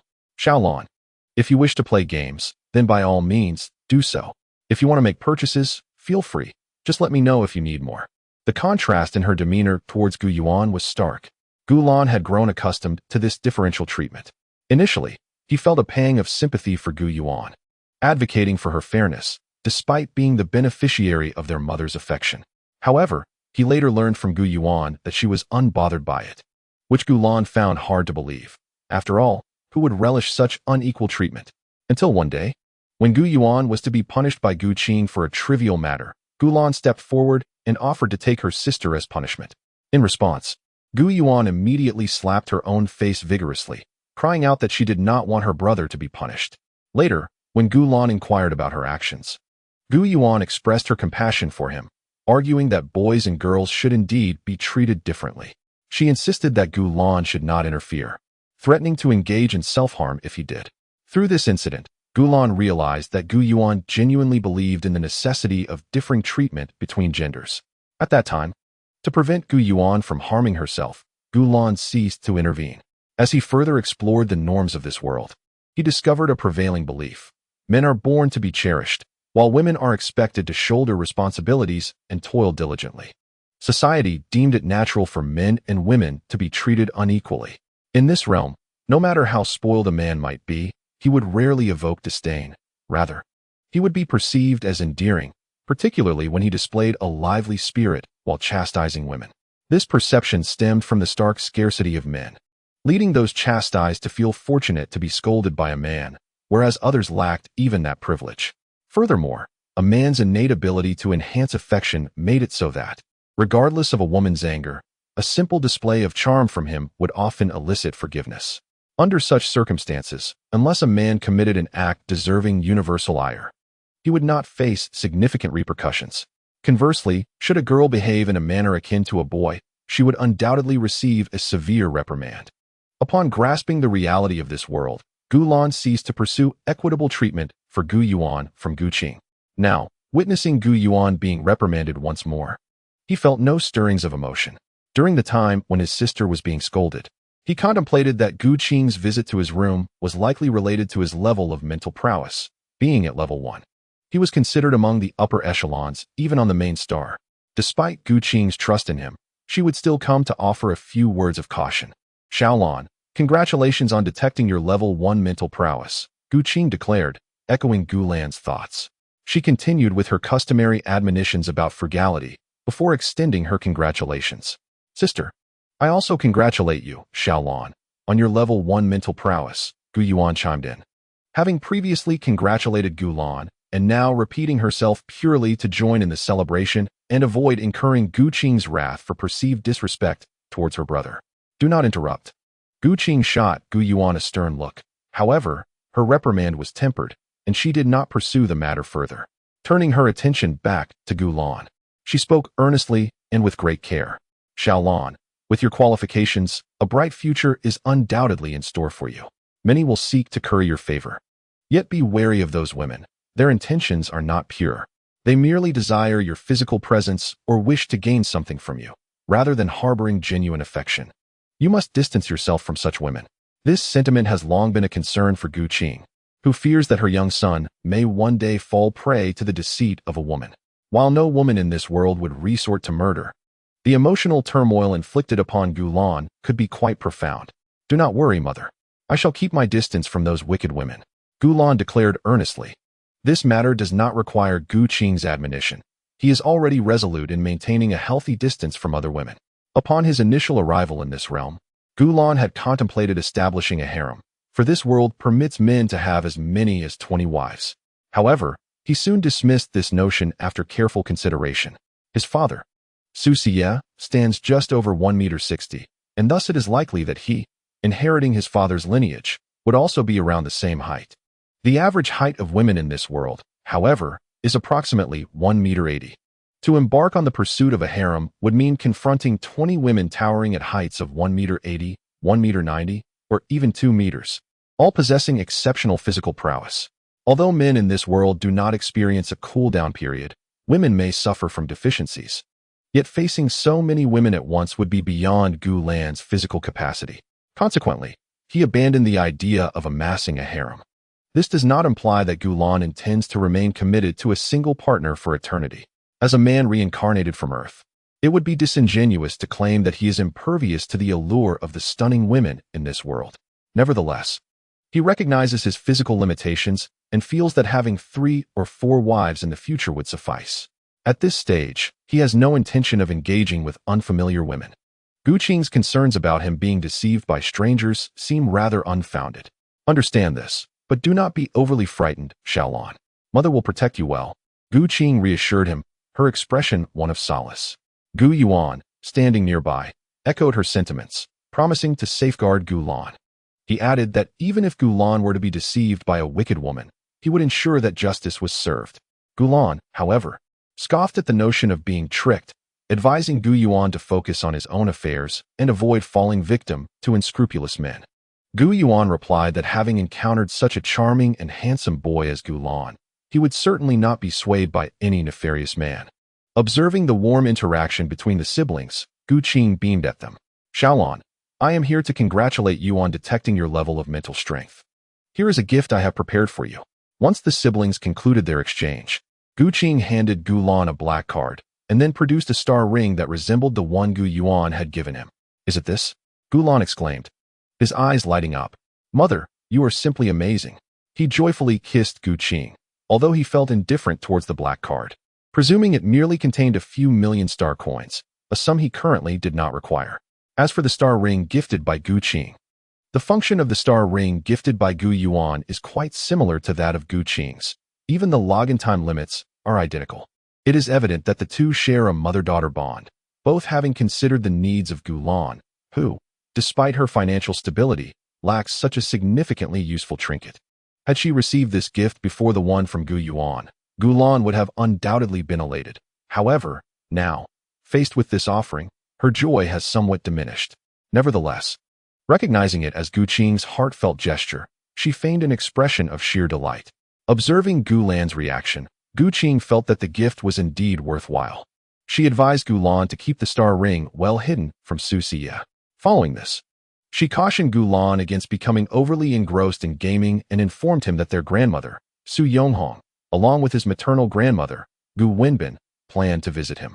As the only man of their generation possessing level psychic abilities, these two elders intended to discuss matters concerning Gu Lan in earnest. Traditionally, upon detecting his level psychic power, Gu Lan would be expected to visit the main star and present himself before the prominent families. A gesture primarily aimed at showcasing their familial pride and ensuring future encounters with Gu Lan would be met with deference. However, whether he would indeed travel to the main star depended on Gu Wenbin's arrangements upon her arrival at Tyron Star. After discussing this matter, Gu Qing engaged Gu Lan in light conversation. To celebrate Gu Lan's newfound psychic ability, she took the entire family out for a lavish dinner at a space hotel. As they savored the exquisite delicacies, they delighted in the breathtaking views of outer space.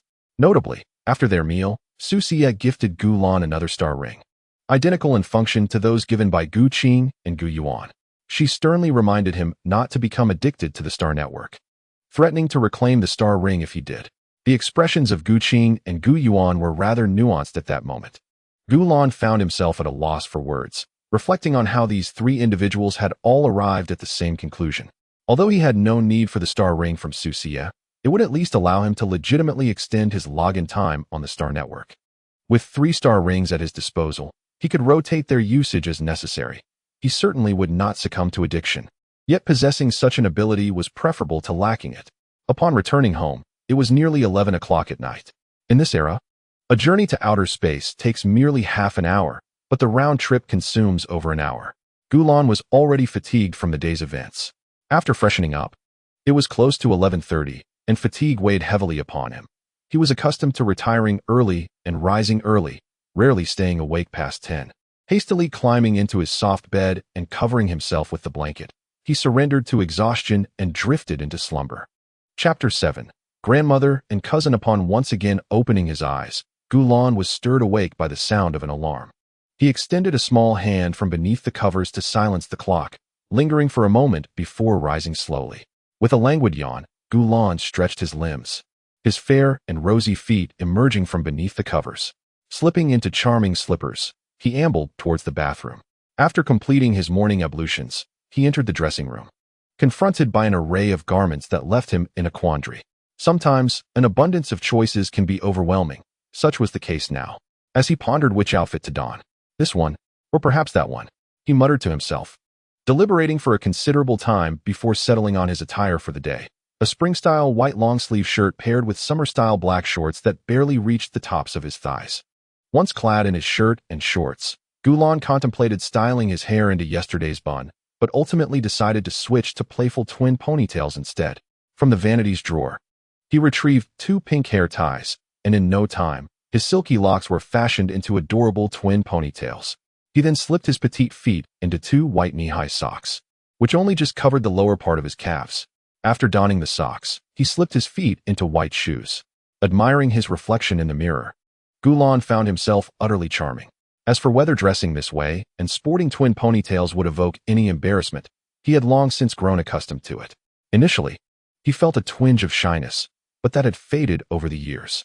Gu Lan had even worn skirts and stockings, for in this realm, boys wearing skirts was as commonplace as girls donning masculine attire in his past life.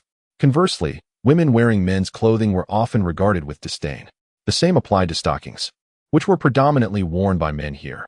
Of course, women could wear them too, but society favored soft, fragrant boys in such attire. Among the garments Su Xie had purchased for him were numerous skirts and stockings, all of which Gu Lan had worn, and he had long since adapted to it. Dressed and ready, Gu Lan stepped out, traversing the corridor and descending the staircase. His gaze fell upon Gu Yuan, clad in a white tank top and white athletic pants, with traces of sweat on her forehead, suggesting she had just finished training. To her left sat a striking woman in a black tank top and black athletic pants, her single ponytail swaying as she too appeared to have just completed a workout. Gu Lan recognized her. This black-clad woman sharing breakfast with Gu Yuan was his cousin, Su Shining. Over the years, during his visits to the Su family, Su Shining had been his companion, often indulging him with affection, and she occasionally visited his home as well. Gu Lan was aware that Su Shining was a level psychic, and like Gu Yuan, she had been undergoing physical training over the past year in preparation for a breakthrough in her psychic abilities. Before them stood two individuals, glistening with perspiration, likely having just finished an invigorating bout of exercise. However, both bore expressions of indifference, a sentiment not uncommon in this world. Here, women exhibited a casualness akin to the men of Earth in a previous life, unencumbered by the conventions of modesty. Their bare torsos were not deemed inappropriate, as it was culturally accepted that a woman's upper body did not constitute a private area, with only the lower body being regarded as such. Conversely, in this realm, both the upper and lower bodies of men were considered private. Upon reaching a certain age, men were required to wear a chest band, a garment reminiscent of a corset, designed to protect their torsos. It was deemed lewd for a woman to touch a man's chest, while the reverse held no consequences. In the living room, apart from these two others occupied the sofa. One was Gu Lan's father, Su Xie, who, unlike his usual late-rising self, had risen unusually early today. His hair was fashioned into a single ponytail, adorned with a delicate white flower, and his face bore a light application of makeup, enhancing his attractiveness significantly. He donned a summer white short-sleeved shirt paired with spring-style white trousers, and his dainty feet were clad in petite white socks and shoes, rendering him a picture of youthful innocence. Beside Su Xie sat a middle-aged woman, her demeanor warm and inviting, dressed in black attire. Gu Lan recognized her as his grandmother, Su Yonghong. In this era, the average lifespan was extended, and at over 60, she still retained the appearance of middle age.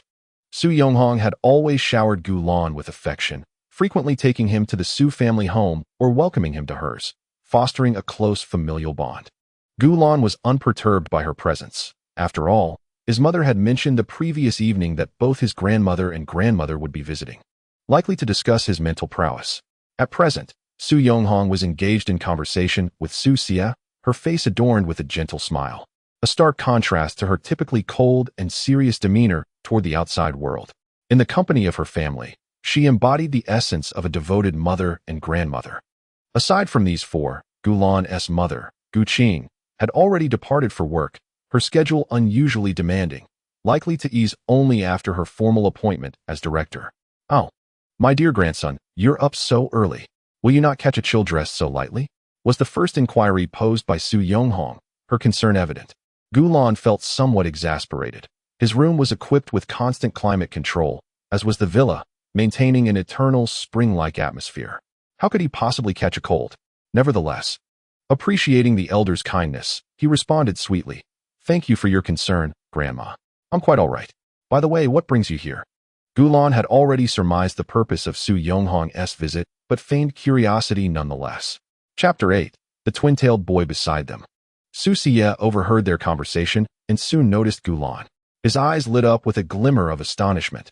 In his view, Gu Lan, adorned in such a manner today, was utterly delightful.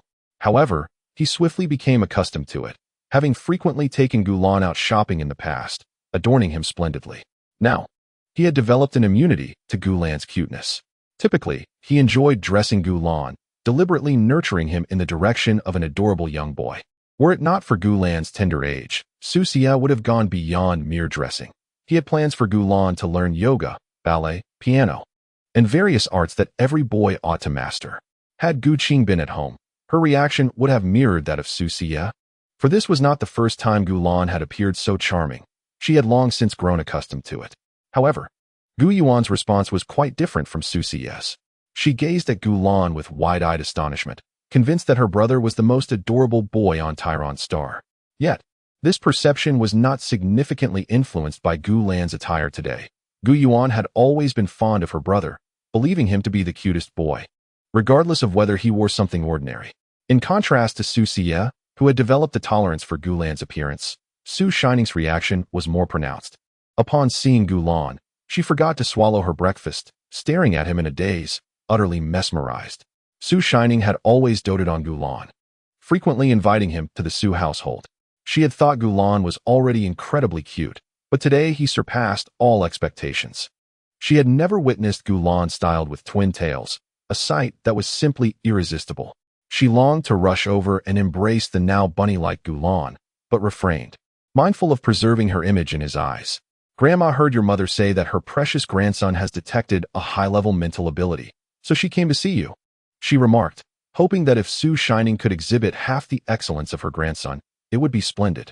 Just as Gulan had surmised, Su Yonghong had come due to his mental prowess. Confirming his suspicions, Gulan dismissed Su Yonghong's subsequent remarks. Although he was currently belittling Su Shining, if he were to indulge Su Yonghong's words, it would surely displease the elder and offend Su Shining. The appropriate response, reflecting high emotional intelligence, would be to refute Su Yonghong while praising Su Shining. With this in mind, Gulan smiled brightly and said, Grandma, please do not say that about Sister Shining. Her talent is remarkable, and she will undoubtedly break through to a high-level mental ability. I often hear Mother praise Sister Shining for her diligent training, saying that you have guided her well. She is bound for great achievements. Haha, indeed, Shining has the potential to break through to a high-level mental ability. Your mother's judgment is astute. However, she still pales in comparison to Gu Yuan.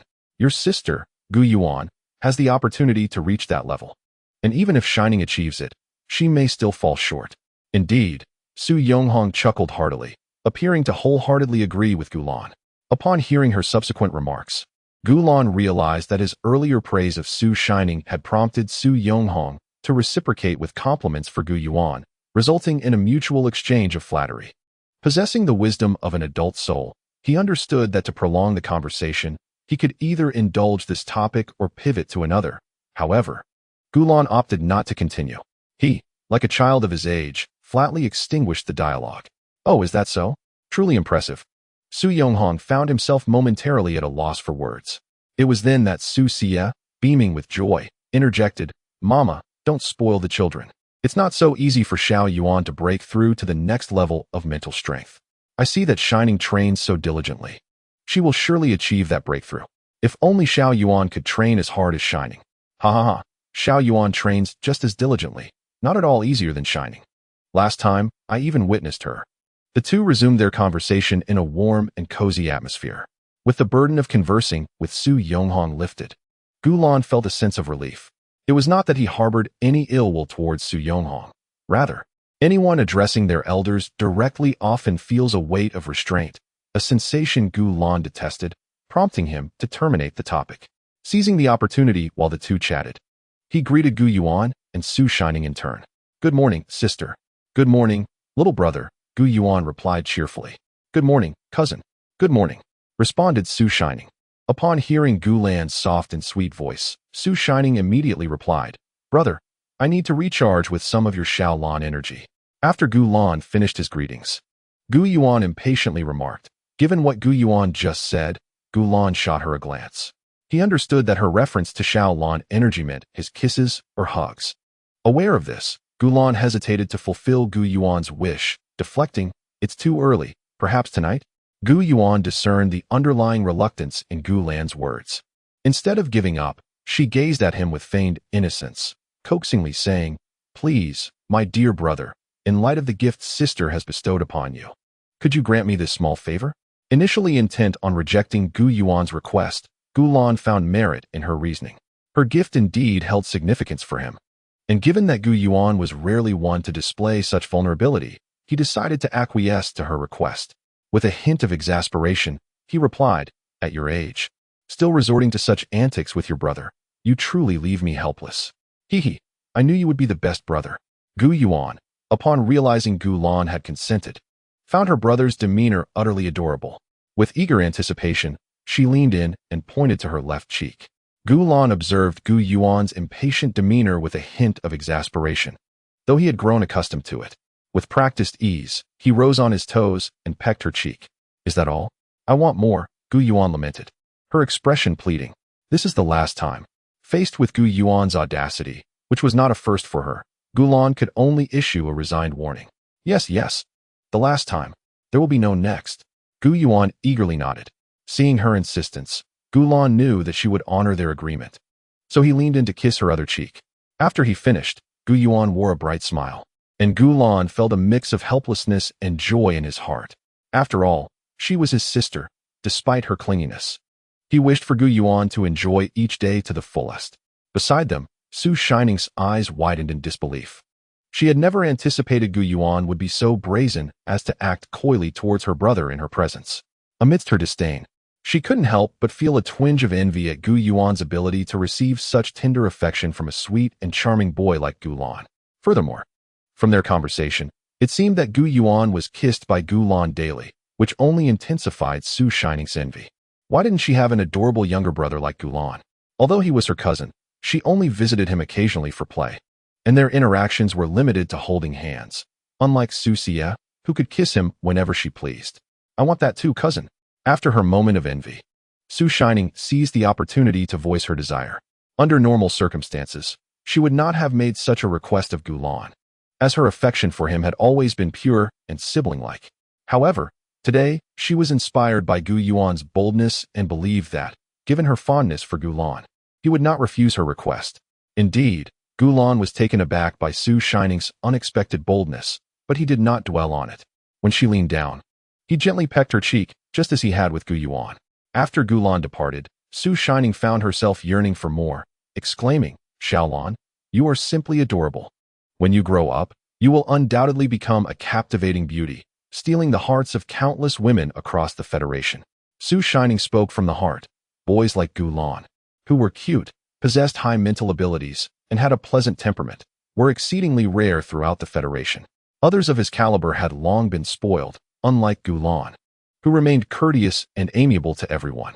This endearing quality made him incredibly likable, and one could easily foresee him enchanting countless women as he matured. "Stop it, cousin. Your compliments make me blush," Gulan playfully protested. He had heard such praises before. Initially, he felt shy, but he gradually acclimated to it. Now, rather than feeling embarrassed, he was pleased, for these kind words came from someone dear to him. At this moment, Gu Yuan interjected, proclaiming that Gulan was the most handsome young man in the entire Federation. Gulan retorted, asserting that Gu Yuan's opinion was entirely subjective, as in her eyes. Even if he were disfigured, he would still outshine other boys.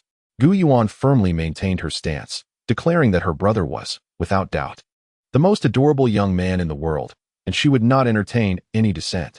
Gulan warned Gu Yuan that if she were to find a boyfriend, such declarations would surely provoke jealousy. Gu Yuan dismissed this notion, stating that having seen her brother's exquisite charm, she could not possibly be attracted to any other boys. She had no intention of seeking a partner, choosing instead to remain by her brother's side forever. Occasionally, Su Shining chimed in, and the atmosphere among the three was delightfully harmonious. Subsequently, Su Yonghong presented Gulan with a black card, declaring it a gift. He then earnestly cautioned Gulan to be wary of strangers, advising him to steer clear of women outside the Su and Gu families. Echoing the sentiments expressed by Gu Qing the previous night, which emphasized the importance of self-protection against deceitful women, Gulan assured them he would take care of himself, while Su Shining confidently stated she would deal with any woman who dared to bully him. Gu Yuan echoed this sentiment, and even Su Xie joined in to comfort Gulan. It is noteworthy that during the family gathering the previous evening, Su Xie had also promised to protect Gulan. However, Gulan had dismissed this commitment, considering his father's rather diminutive stature of just over 1.60 meters and his delicate demeanor. The thought of his father, so fragile and endearing, attempting to confront a malicious woman was laughable. Imagining the scene, Gulan resolved that should he ever find himself tormented by a wicked woman, he would never call upon Su Xie for assistance. Instead, he preferred to rely on Gu Qing, Gu Yuan, or Su Shining, all of whom were far more suitable choices. After ensuring Gulan understood the importance of self-protection, Su Yonghong lightened the mood with amusing anecdotes, easing the tension in the air among such closely knit relatives. Before long, Su Xie was laughing heartily, her joy infectious. Subsequently, Su Yonghong decided to stay at the villa for a while, as he had come primarily to visit Gulan and was anticipating Gu Wenbin's arrival in a few days to discuss matters concerning Gulan. However, these matters were of no concern to Gulan, who was content to leave such affairs to the elders. In the days following Su Yonghong's arrival, he often accompanied him on various outings. Su Yonghong was particularly indulgent with his grandson, frequently treating Gu Lan to numerous delightful gifts, including toys, stylish clothing, and some limited edition star rings. Besides accompanying Su Yonghong on excursions, Gu Lan occasionally joined Gu Yuan and Su Shining at their training facility. He was primarily curious about what the training space for women was like. Upon arrival, he discovered that the venue was as expansive as a gymnasium, filled with an array of intriguing equipment and numerous women engaged in physical exercise. When they spotted Gu Lan entering, their eyes widened in astonishment. In such a predominantly female environment, they had never encountered a charming young boy like him. Instantly, their energy surged, and their workout pace quickened as they sought to capture Gu Lan's attention. Among these women were those of similar age to Gu Yuan, as well as nearly adult females. Many women in their 20s attempted various methods to endear themselves to Gu Lan, believing that a boy of his age would be easily swayed. They thought that if they could capture his heart at this moment, they would win a beautiful companion. However, Gu Lan was no ordinary young boy. With just a few words, he dismissed these advances.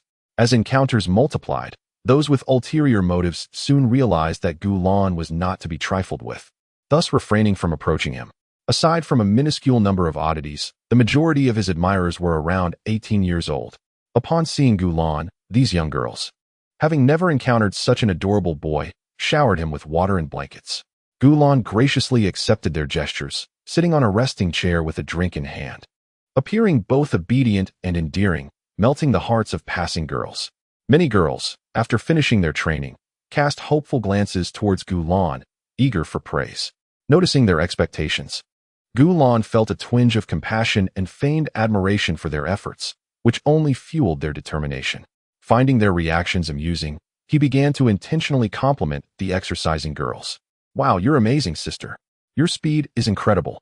You're truly the best." His words caused their cheeks to flush, and several collapsed from exhaustion, while a few victorious ones shot hopeful looks at Gu Lan, who responded with an expression of admiration. Internally, he found the situation exceedingly entertaining. Akin to playing with a puppy, he felt somewhat mischievous, realizing he was toying with these innocent girls who believed his compliments were sincere, while he merely delighted in their reactions as one would with a playful pet. Chapter 9. Donning white silk. The training facility was open to both genders. Yet most young boys typically shied away from such female-dominated spaces. This gym had not seen a male visitor in years, and Gu Lan's arrival caused quite a stir. Shortly after he settled in, many women, having heard the rumors of this exceptionally charming young boy, flocked over to catch a glimpse of him. Before long, a group of girls congested the corridor, rendering it nearly impassable. They did not stand directly in front of Gu Lan, gazing at him. Rather, they feigned casualness as they strolled by, their eyes covertly darting towards him.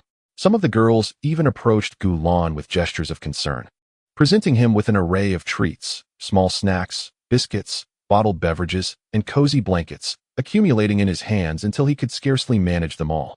The commotion naturally attracted the attention of the training hall administrator. However, she chose not to intervene for several reasons. Firstly, although the girls clustered around Gu Lan, they did not disrupt the training activities. Secondly, Gu Lan's irresistible charm was unparalleled. The training hall had never witnessed such an adorable young boy before.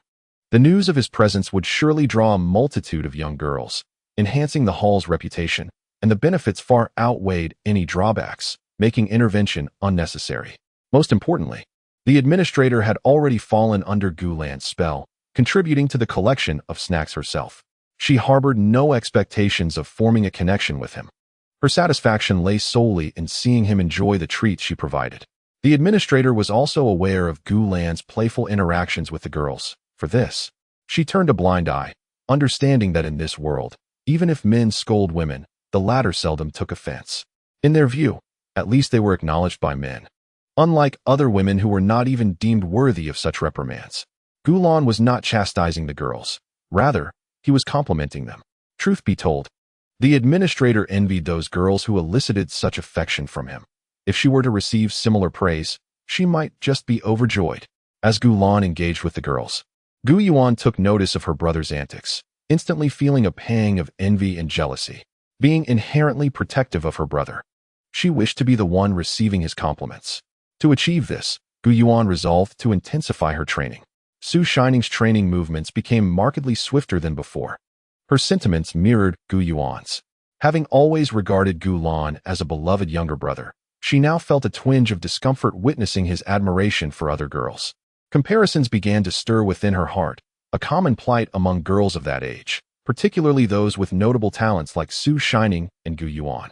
Spurred by Gu Lan's influence, the two of them shattered multiple records within the training hall, leaving the other diligent girls trailing far behind. With one possessing innate superior mental strength and the other an exceptional level of mental prowess, they were among the elite within the entire Tyrant Star, far surpassing the capabilities of the girls around them. Gu Lan noticed that Gu Yuan and Su Shining were training with great determination. He was well aware that their fervent efforts were largely due to his presence as a charming distraction. Nevertheless, this circumstance benefited their training, and witnessing their progress brought joy to Gu Lan's heart. He made a point of cheering them on, which greatly encouraged both Gu Yuan and Su Shining, leading them to believe that they had earned his admiration. In the days that followed, Gu Lan accompanied Gu Yuan and Su Shining to the training facility, offering his support. During his free time, he amused the younger girls around him. It was unclear who had disseminated the news of his presence, but many young women flocked to the training center, eager to glimpse the delightful young man. Upon meeting Gu Lan, some referred to him as a little fairy. After inquiring about this, Gu Lan discovered that a photograph of him and Su Xia had been inadvertently captured during a car ride and had gone viral online. Gu Lan was not particularly surprised. In this era, where females outnumber males, and given that both he and Su Xia possessed striking looks, it was entirely reasonable for them to garner attention. When his fans found him, they eagerly requested to take pictures with him, which he graciously accepted. This only heightened their excitement, and they deemed him both adorable and polite, vowing to increase their efforts in supporting him once they returned home. Subsequently, these fans inquired about Su Xia's whereabouts and sought to obtain their addresses. Gu Lan, of course, could not divulge such personal information. Realizing their overstep, the fans apologized and refrained from further probing, continuing instead to capture photographs with Gu Lan. They expressed their intent to use these charming images to attract even more fans to him, a notion Gu Lan accepted with equanimity. As the days passed, Gu Lan continued to immerse himself in training until the 6th day, when he detected his level of mental strength, and his father, Gu Wenbin, finally arrived at Tyrant Star. That afternoon, Gu Lan returned home with Gu Yuan and Su Shining, who had been staying at his residence. Upon entering his family's villa, he was greeted by the sight of his parents in the living room, along with his grandmother, Su Yonghong. The three were engaged in amiable conversation, the atmosphere warm and congenial. Gu Lan recognized them: his grandmother, Gu Wenbin, his grandfather, Huang Shushuang, and his cousin, Gu Xueman. In this era, humanity had mastered the art of spatial travel, and the speed at which Gu Wenbin had traversed from the main star to Tyrant Star in just a few days was indeed impressive. Gu Wenbin was dressed formally, exuding the poise of a middle-aged woman, her demeanor gentle yet authoritative, a testament to her long-standing position of power. Even while seated, her stature was commanding. As Gu Lan knew, she stood at an impressive height of 1.95 meters, making her notably tall even among women. As the current head of the Gu family and a formidable mental strength practitioner, Gu Wenbin held a prominent position in society.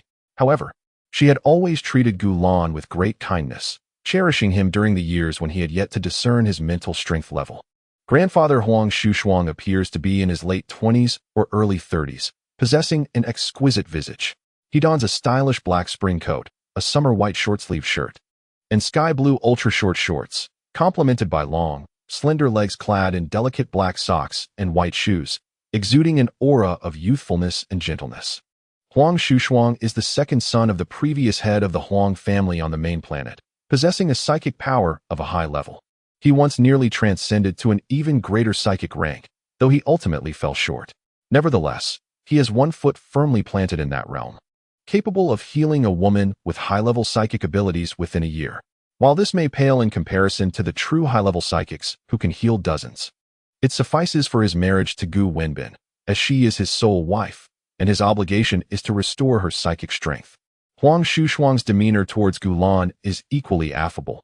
He treats her much like he does Gu Wenbin. During Gu Lan's stay on the main planet, he would carry her every day, reluctant to let her feet touch the ground, to the extent that Gu Lan nearly forgot how to walk. Cousin Gu Xueman boasts a chic bob haircut, her beauty radiating with a gentle grace. Dressed in a summer black short-sleeved shirt, and ultra-short black shorts. Her long legs are clad in thin black socks and white sneakers, presenting a vibrant and youthful appearance, standing at an impressive height of approximately 1.9 meters. Gu Xuanman, the daughter of Gu Qing, is 20 years old and a high-level psychic.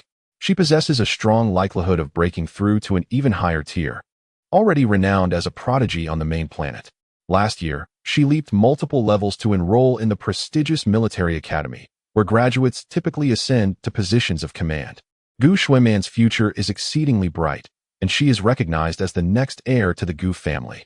While Gu Xuanman often appears aloof to others, she reveals her warmth only to her parents and Gu Lan, particularly cherishing her adorable and well-mannered younger cousin. During Gu Lan's previous visit to the main planet, she even took him for a ride in a mech, intending to gift him one, but was dissuaded by family members due to his young age. As Gu Lan returned, the highest-ranking psychic present, Gu Wenbin, was the first to notice him. Just as she was about to speak, Gu Lan, like a gust of wind, leaped into her embrace. He tilted his face up, his soft gaze fixed on Gu Wenbin, and affectionately exclaimed, "Grandma, you're here. I missed you so much." Upon hearing this, Gu Wenbin felt her heart melt. She had always adored her delightful little grandson, and today he looked particularly charming, with his cute bun hairstyle. Dressed in a white summer short-sleeved shirt and thigh-length black shorts, adorned with delicate white pantyhose and shoes. His exquisitely beautiful little face tilted slightly upwards, resembling an innocent rabbit. Utterly endearing. Gu Wenbin could hardly resist such an adorable sight, smiling brightly as she replied, "Want baby, didn't I come to see you? I plan to stay here for a few more days." "Really? How delightful it is to have Grandma accompany me and play." Gu Lan gazed at Gu Wenbin with astonishment as he cheerfully exclaimed, expressing genuine affection for Gu Wenbin. "All right, my dear Lan, whatever you wish to play. I shall be at your side." Gu Wenbin's voice brimmed with tenderness as she gently patted Gu Lan's little head. Nestled in her warm embrace, Gu Lan relished the comfort. Feeling utterly secure, after indulging in his playful antics, he shyly greeted the beaming Huang Shushuang nearby. "Hello, Grandpa." Chapter 10. The family gathers. Lan, come here for a hug. Upon hearing Gu Lan's greeting, Huang Shushuang responded with a radiant smile. "Oh, Grandpa, I've missed you dearly." Gu Lan emerged from the somewhat reluctant embrace of Gu Wenbin and nestled into Huang Shushuang's arms, rubbing his cheek against her chest and expressing his fondness. Huang Shushuang emanated a faint, delightful fragrance, making it difficult for him to contemplate leaving her side. "I too long for you, Lan. Your grandmother and I have decided to stay longer to accompany you," Huang Shushuang declared with a beaming smile, planting a kiss on Gu Lan's cheek. "Ah." Gu Lan was taken aback by the sudden gesture, casting a soft, reproachful glance at Huang Shushuang. Yet, his expression lacked any real reproach. He was accustomed to such displays of affection. During his visits to the main star, he often received similar hugs and kisses, and at home, Su Xie frequently dressed him in adorable attire, so he was well accustomed to it. After exchanging pleasantries with his grandparents, Gu Lan turned his attention to his cousin, Gu Xuanman. She stood with her arms crossed, her demeanor calm, yet her glances of envy betrayed her feelings. It was evident that Gu Xuanman eagerly awaited Gu Lan's acknowledgement, and he obliged with a sweet and gentle greeting. "Cousin, I've missed you so much." "Little Lan, I've missed you too. I will also play with you soon." Gu Xuanman feigned a compensatory demeanor, but Gu Lan understood her fondness for close affection. Yet, she often held back due to her pride, feeling it somewhat undignified for a grown woman to engage in playful antics with a young boy. After greeting Huang Shushuang, Gu Lan did not make any further moves, and a flicker of disappointment crossed Gu Xuanman's eyes.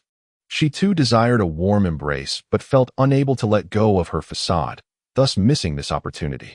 In public, Gu Xuanman often presented herself as a cool, genius figure, but in the presence of family, especially before Gu Lan, she revealed her true self, akin to an ordinary older sister. This was entirely natural. Even the most brilliant individuals unveil their authentic selves among their loved ones. Su Xie and Gu Qing observed this scene with warmth, particularly Su Xie, whose smile radiated brightly. Typically, their younger son exuded a composed and mature demeanor, at times reminiscent of a delicate girl. Such a display of youthful charm is indeed rare. It is delightful to discover how adorable Gu Lan appears when he is being playful. It seems imperative to promptly enroll him in dance, gentlemanly etiquette, and the arts of music and chess. Su Xia harbors the hope that through these pursuits, Gulan will blossom into a soft and endearing young man, allowing her to indulge in moments of affection and admire his bashful, charming demeanor. Gu Qing, however, has not pondered so deeply. She merely feels a sense of pride in having such a beautiful and delightful son, finding the current scene quite heartwarming. Su Yonghong, upon witnessing Gu Lan's playful antics, offered a warm smile, while Gu Yuan and Su Shining, who entered shortly after, wore expressions of utter adoration. Gu Yuan mused that her younger brother was simply too adorable, already contemplating how she might coax him into displaying such affection towards her. Su Shining, on the other hand, harbored fewer thoughts. She merely observed Gu Lan's kitten-like demeanor and felt an instinctive urge to pat his little head, accompanied by a surge of protectiveness, beyond which her thoughts did not wander. Chapter 11. Bodyguard. With Gu Lan's return, the atmosphere became considerably more inviting. The elders' gazes were drawn to him, largely due to his strikingly high attractiveness. He was undeniably charming, and every gesture of his captured attention, inciting a desire to cradle the cherubic Gu Lan and plant a kiss upon his cheek. However, in the presence of so many onlookers, such actions were deemed inappropriate, and they reluctantly averted their eyes. The adults resumed their conversations, centering around the younger generation in the living room. Just as in their previous lives on Earth, elders often discussed their offspring. A change of world did not alter this instinct. As their dialogue meandered, it invariably gravitated back towards Gu Lan. This was unavoidable, as he was the sole male child of their generation, naturally attracting more attention. Some topics left Gu Lan feeling somewhat overwhelmed. For instance, Su Xia, with a smile, mentioned her intention to enroll him in an esteemed arts academy on the main star, aiming to cultivate him into an exceptional and charismatic young man. To achieve this goal, she planned to register him for dance and piano lessons as soon as school commenced, a notion met with no objections from the others, who found her idea quite admirable. Now 18 years of age, Gu Lan had already established his mental prowess level and would soon be heading to university, implying that his carefree days were numbered. He felt a sense of resistance towards Su Xia's plans for additional classes, as no child relishes the thought of attending lessons after school. Nevertheless, the decision had been made, leaving Gu Lan with no alternative but to attend the supplementary classes. In the initial days of his arrival in this world, he would have staunchly opposed the idea of boys learning dance. However, having gradually acclimated to his new surroundings, Gu Lan now perceived no great issue in a man learning to dance. In fact, he was curious to see how he would fare, believing that with his extraordinary looks, he would undoubtedly perform beautifully. Aside from the topics that caused Gu Lan some vexation, the conversations among the adults present proved to be immensely beneficial for him. The individuals in attendance were of the upper echelons of society, and their casual remarks significantly broadened Gu Lan's horizons. Thus, he found himself eagerly listening to the discourse, rather than feeling overly annoyed. In contrast, Gu Yuan and Su Shining appeared rather indifferent, being considerably older than Gu Lan. They were already familiar with many of the subjects being discussed, unlike Gu Lan, who was astonished as if hearing them for the first time. As time passed with the ongoing conversation, the family finished their dinner, and Gu Wenbin, Huang Shushuang, and Gu Xuanman settled in at Gu Lan's home, as previously mentioned. Over the following days, Gu Xuanman clung to Gu Lan, while Gu Wenbin and Huang Shushuang made time to engage in playful activities with him. Occasionally, he joined Gu Yuan and Su Shining at the training facility, and at other times, he stayed close to his grandmother. He was thoroughly enjoying this period, nearly spoiled by the affection of both families. During this time, through subtle inquiries, he confirmed that Gu Wenbin had come specifically to see him due to his level of mental prowess. Although he had previously suspected this, it was only now that he had definitive confirmation. This realization made Gu Lan aware that his level of mental power held considerable significance even within the Gu family. He was curious about how Gu Wenbin would proceed with the arrangements for him. With this curiosity lingering, it was not until the day Gu Wenbin was to depart that Gu Lan learned of his plans. Gu Wenbin intended for him to remain on Tycoon Star until he turned 19 and could then be transferred to the main star for his studies. A significant part of this decision was influenced by Gu Lan's family, as he was still quite young and it would be unwise to separate him from them at such an age. Gu Lan was quite pleased with this arrangement. He had developed an attachment to his family in this world and was not ready to part from his sister and parents just yet. Attending the main star at 19 seemed perfectly timed. After discussing this arrangement, Gu Wenbin took Gu Lan along on his journey before leaving, as he would accompany Gu Wenbin to the main star. Possessing a level of mental prowess, Gu Lan was to be showcased at a banquet hosted by Gu Wenbin, who needed to entertain the prominent families, allowing Gu Lan to make an impression before them. This served both as an opportunity for boasting and a means to signal to them not to provoke Gu Lan. At the banquet, Gu Wenbin proudly presented the elegantly attired Gu Lan before the guests and later boasted about him to his old friends. His demeanor so exuberant that one could imagine a tail wagging joyfully behind him. Gu Lan occasionally had to navigate the advances of the young scions eager to curry favor with him. Gu Wenbin, without interference, intentionally allowed Gu Lan to hone his skills in dealing with women, providing him with valuable experience. Once this process was complete, half a month had elapsed. Gu Lan's spirits were utterly exhausted. The attendees at the banquet were all from influential families, and their overtly utilitarian nature drained much of his energy. Now, Gu Lan was a precious level mental power wielder. Upon reaching adulthood, even without a breakthrough to a higher level, he would be capable of healing dozens of peers of the same caliber each year. In the Federation, the level of mental prowess is tantamount to one's potential and future standing. Currently, the high-ranking officials of the Federation are all individuals of considerable mental strength. It is already apparent that as Gu Lan grows older, many powerful mentalists will seek his assistance to quell their own mental disturbances, merely by uttering a few words. He could command the allegiance of numerous high-level mentalists eager to assist him. This represents an immensely formidable force, which explains why the scions of affluent families regard Gu Lan as a rare treasure. After all, beyond the inherent benefits he possesses, these individuals are themselves high-level mentalists, who may one day find themselves in need of Gu Lan's services. Thus, it is prudent for them to cultivate a favorable rapport with him. Having concluded matters on the main star, Gu Wenbin, before his departure, assigned a high-level mentalist bodyguard from the Gu family to ensure Gu Lan's safety on Talon Star. This bodyguard accompanied Gu Lan home, and they traveled aboard the Gu family's private starship, engaging in spatial jumps that took several days to reach Talon Star. Upon returning home, Gu Lan, weary from interstellar travel, hastily greeted his family before retreating to his bedroom, where he quickly burrowed under the covers and fell into a deep slumber. Chapter 12. The Butler. Half a month later, the familiar sound of the alarm clock rang punctually. A small hand emerged from under the covers, skillfully silencing the alarm.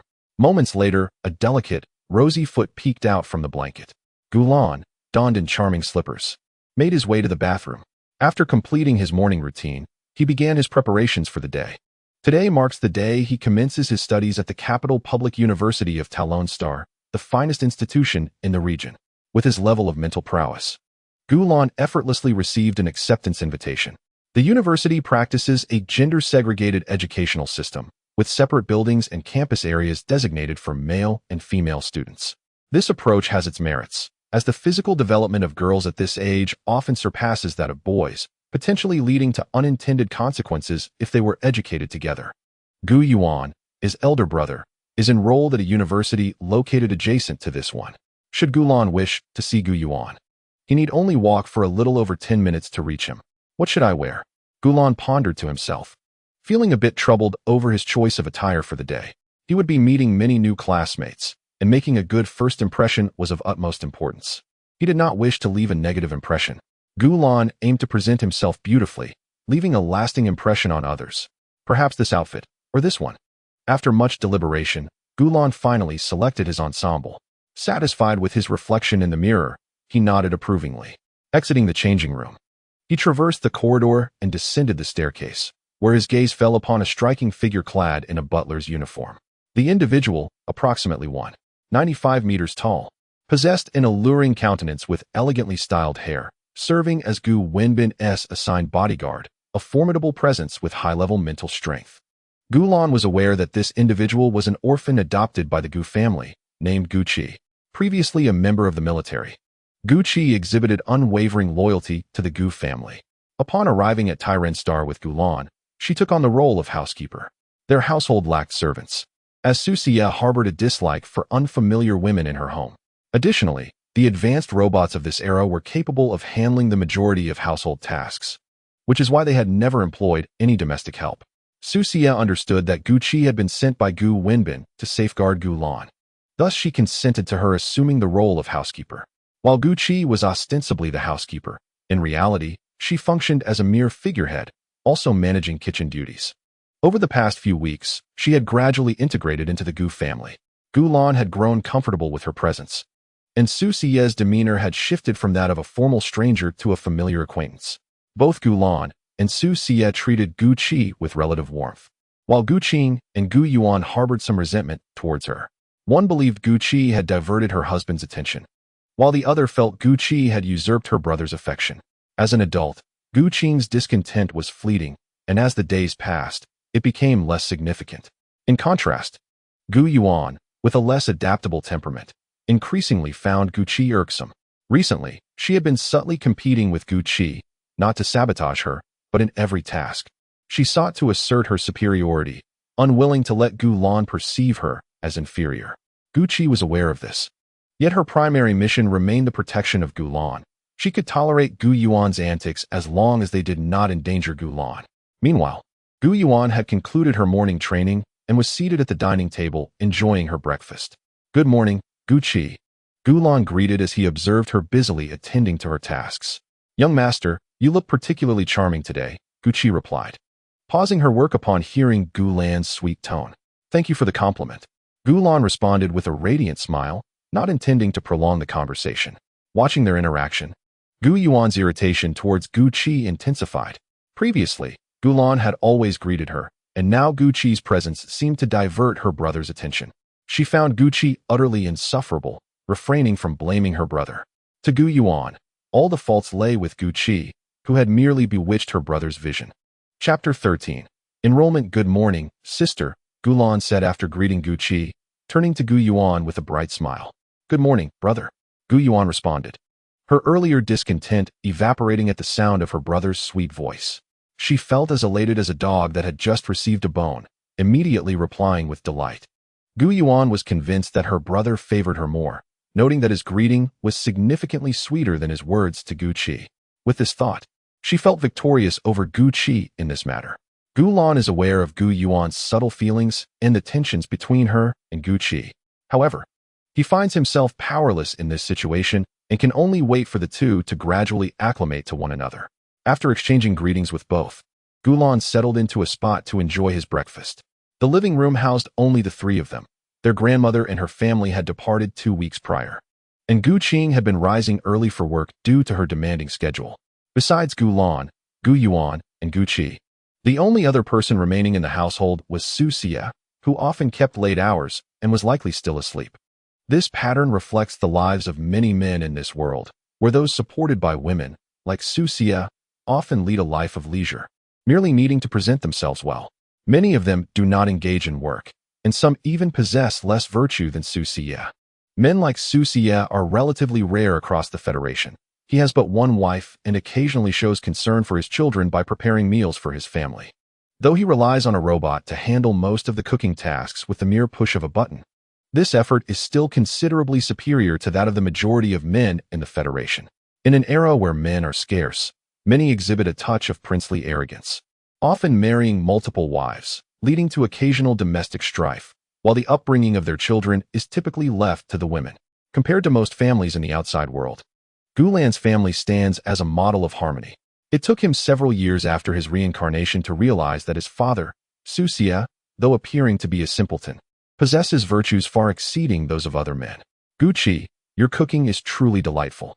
Gu Lan took a bite of the breakfast prepared by Gu Qi and was immediately captivated. Having enjoyed this breakfast for half a month, he couldn't help but praise Gu Qi each time, for it was simply exquisite, far superior in taste to meals crafted by intelligent robots. It seemed that only a professionally trained chef could achieve such culinary prowess. Gu Lan pondered where Gu Qi had acquired her culinary skills, remembering that she had previously been in the military, where opportunities to learn cooking should have been scarce. However, he recalled that Gu Qi was a high-level psychic, and in an age where psychic ability signifies talent, it was reasonable to believe that her exceptional skills could be honed rapidly with such assistance. TSK beside them, Gu Yuan secretly pursed her lips, feeling a twinge of jealousy as she observed Gu Qi basking in the praise from her brother. Determined to learn cooking herself, she resolved that, once proficient, she too would earn her brother's commendation. Thank you for the compliment, young master. A pleased smile crept across Guqi's face. As a woman, she naturally relished the admiration from her adorable younger brother, wishing for him to shower her with more praise. Yet, to maintain her composure, she suppressed this desire, her affection for Gulan growing significantly in the process. In the beginning, her approach to protecting Gulan was merely a matter of duty. However, after spending over 10 days in his company, she found herself genuinely wishing to safeguard this endearing little being. Gulan was remarkably different from the boys in the outside world. Those of his age, often spoiled by their families, displayed a sense of entitlement that rendered them less likable, regardless of their charming appearances. In contrast, Gulan exhibited impeccable manners and, during these days, continuously addressed her as Sister Gu, occasionally showering her with compliments in his soft, sweet voice, melting her heart in the process. Although Guqi had encountered many boys, none had matched Gulan's blend of cuteness and politeness. Beyond his admirable character, his exquisite looks were equally striking. Guqi had seen her fair share of boys, yet none compared to the adorable Gulan. With such virtuous qualities and a captivating appearance, he radiated like a little angel, and Guqi had resolutely decided to devote her life to his protection. Previously, should she have faced a threat to her safety, she might have been indifferent towards Gulan. Now, however, regardless of the circumstances, she would instinctively rush to shield him. Aside from her favorable impression of Gulan, Su Siya, this pure and charming man, had also left a lasting good impression on her. As a formidable psychic within the Federation, Guqi was accustomed to being treated as a guest of honor wherever she went. Yet, she had never encountered a man as virtuous and charming as Su Siya. Over the past few days, he had made a remarkable impression on her, and if the day ever came when he faced a crisis, she would offer her assistance, provided it did not compromise her duty to protect Gulan. Guqi had already developed a fondness for both the father and son. However, despite her affection for them, she would never overstep her boundaries. Her sentiments towards Gulan and Su Siya were purely protective, devoid of any ulterior motives. Upon hearing Guqi's words, Gulan smiled and continued to savor his breakfast. Good morning, children. Before long, Su Siya descended the stairs, sporting an adorable bun hairstyle. His stunning visage was adorned with a subtle touch of makeup, enhancing his already striking appearance. He wore a summer-style white crop top that revealed his flat, fair abdomen, accentuating his slender waist. His lower half was clad in spring-style sky blue jeans that perfectly showcased his leg contours, making them appear long and slender. With his small feet in white socks and matching shoes, he radiated youthful charm. Anyone who beheld Su Siya would likely assume he was a youthful lad in his 20s. Unless divulged, no one would suspect he was the father of 2 children. After descending the stairs, Su Siya addressed Gulan and Gu Yuan. Good morning, father. Gulan greeted as he noticed Su Siya descending the stairs. He was immediately captivated by her appearance. Today, Su Siya had evidently made an effort to present herself beautifully. Her slender waist was tantalizingly exposed, and Gulan speculated that in this world, a woman could easily be grasped by a single hand. From the perspective of contemporary aesthetics, Su Siya was undeniably stunning. However, as a highly skilled mentalist, Gulan was confident that his future allure would surpass hers. Even now, despite not having fully matured, his charm was already comparable to that of Su Siya. When they ventured outside, there were times when he garnered more attention than Su Siya herself. Had he known in the past that he would blossom into a handsome young man with a slender waist and long legs, he might have perceived it as lacking masculinity. Yet, he now found himself rather eager to see how he would appear as he matured. Good morning, Xiaolan, Su Siya said with a radiant smile. Good morning, mother. Gu Yuan greeted Su Siya. Unlike Gulan, who had grown weary of admiration, she found her father's outfit today to be exceptionally striking, and merely gazing at him lifted her spirits considerably. Good morning, Xiao Yuan, Su Siya replied with a nod, turning her attention to Guqi beside her, her tone familiar and caring. Guqi, I truly appreciate your assistance with us. Are you feeling tired? Perhaps I should hire a few more servants. Shortly after Guqi began working for the Gu family, Su Siya had suggested hiring additional help to alleviate her workload, but Guqi had declined. Now, her inquiry was made out of genuine concern. Guqi was surprised that Su Siya would think of her first. She marveled at what a kind-hearted person Su Siya was, and resolutely shook her head. No need, ma'am. I can manage just fine. Upon hearing Guqi's earnest response, Su Siya chose not to pursue the topic further. She took a bite of the breakfast Gu Qi had prepared and was instantly impressed. Gu Qi, your culinary skills are truly remarkable. Since your arrival, our family has been fortunate indeed. Thank you for the compliment, ma'am. I merely employed some basic cooking techniques, Gu Qi replied with a smile, continuing the conversation as Su Xie occasionally chimed in, and the two enjoyed a delightful exchange. Throughout the meal, Gulan focused on eating. Over the past 10 days, Su Xie and Gu Qi had developed a solid friendship. Gulan was aware that neither harbored ulterior motives. Su Xie sought companionship out of boredom, while Gu Qi simply possessed a high emotional intelligence and could engage with anyone effortlessly. Gu Yuan watched Gu Qi with a tinge of jealousy. In just one morning, her brother and father had lavished praise upon her. Such treatment was something she had never experienced. Gu Yuan admitted to her feelings of envy. Though she did not outwardly display it, she resolved within herself that one day, she too would earn the same commendation from Gu Qi, deserving praise from both her father and brother. Before long, Gulan was the first to finish her breakfast. Subsequently, the others also completed their meals in succession. Having finished, Su Xie prepared to accompany Gulan to school for her registration, as today marked the day of Gulan's enrollment. Gu Qing had already left for work, so it was Su Xie who would guide Gulan to the capital public university. Accompanying them were Gu Yuan and Gu Qi. Gu Qi's primary responsibility was to protect Gulan, ensuring she arrived safely at school, while Gu Yuan simply took advantage of the ride. She had already commenced her studies 2 weeks prior, and her institution was in close proximity to Gulan's university. By carpooling, reaching the capital public university required merely a short detour and an additional 10 minutes of travel to arrive at her own school. Upon exiting the house and arriving at the underground garage, with Gu Qi also joining the trip, Su Xie entrusted the driving to her, taking the passenger seat himself. Gulan and Gu Yuan settled into the back seat. Once everyone had fastened their seat belts, Gu Qi skillfully maneuvered the hover car out of the underground parking facility. As they drove beyond the villa community, Gulan gazed out the window, but her thoughts were not on the scenery. Rather, she felt a sense of anticipation for her school life. This world exhibited a particular leniency towards men, offering them substantial support in life as well as in education. The expectations for boys were considerably lower, while women faced much stricter standards. Take Gu Yuan as an example. Her university had commenced 2 weeks ago, and her male peers, of the same age as Gulan, were only beginning their studies today. Throughout the year, these boys rarely enjoyed breaks, spending almost the entire year engrossed in their studies. While men still had holidays and faced far more relaxed academic demands, women had to endure significant hardships to gain admission to universities through rigorous examinations. While men could secure direct placements in universities if they wished to continue their education, often accompanied by scholarships and various benefits. The capital public university, which Gulan was attending, was the finest institution on Tyran Star, open to students from all walks of life, but only admitting those with intermediate mental prowess or above. In other words, it did not accept those with lower levels of mental aptitude. Each year, many affluent families sent their children to this esteemed institution, alongside a handful of commoners with intermediate mental abilities. Despite being open to the public, the high standards created a significant barrier, compounded by the relative scarcity of men in society. Gulan estimated that the number of male students at the university would reach a maximum of 400 to 500, while the female population would likely exceed 2,000. In fact, having 400 to 500 male students was already considerable.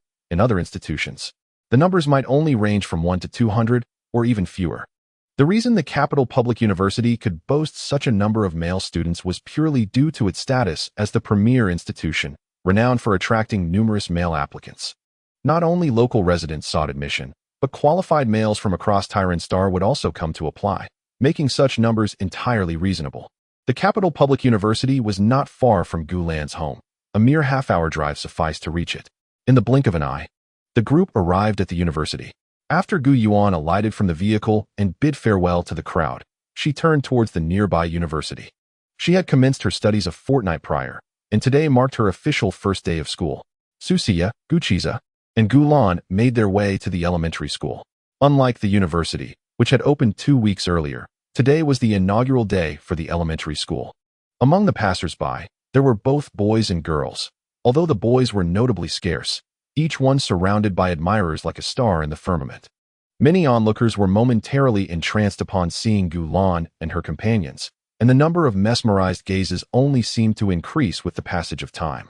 Gulan and Su Xia, a father and son duo, each possessed an endearing charm, one exuding innocence and the other radiating stunning beauty, akin to ethereal beings in the eyes of the onlooking women. Chapter 14. Exploring the school. What a remarkably handsome pair. A woman, who could easily rival any celebrity with her beauty, stood frozen, murmuring to herself. In contrast, her daughter, being a child and utterly unreserved, exclaimed loudly, "Mom, look at that adorable boy." The woman's cheeks flushed with embarrassment, feeling a twinge of reproach towards her child for speaking so loudly. Yet, she found herself secretly wishing Gulan and her group would glance in their direction. To her disappointment, Gulan and her companions remained oblivious to their presence. The reactions of the crowd mirrored those of this mother and daughter. While the adults were silently awestruck, the children, unencumbered by decorum, expressed their excitement vocally. "Wow, what a beautiful little brother. How come I've never seen them before? Are they celebrities? So cute." In addition to these voices, countless gazes, some subtle, others overt, were directed towards Gulan and her companions. Gulan detected at least 6 or 7 pairs of eyes scrutinizing him. This was merely the attention focused on himself. He sensed at least 7 or 8 gazes assessing Su Xia, while Guqiza attracted dozens of eyes. Gulan pondered the reason for such intense scrutiny towards Guqiza.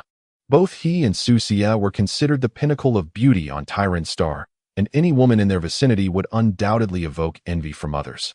It was apparent that these women were indeed envious of Guqiza's proximity to Su Xia and Gulan. Both Gulan and Su Xia were extraordinarily beautiful. Gulan, without a doubt, would grow into a breathtaking beauty, destined to be a paragon within the Federation. Even at this tender age, his charm was rivaled only by Su Xia. Dressed in attire that made him resemble a delightful little rabbit, he was irresistibly adorable. Su Xia, petite and exquisitely beautiful, evoked an instinctual protective urge in women, who longed to embrace and cherish him. These two figures, akin to gods, were typically unattainable for most women. Thus, the appearance of Guqiza, a woman in their midst, only intensified their jealousy. Certainly, jealousy aside, these women could discern that Guqi was the bodyguard of Su Xia and Gulan.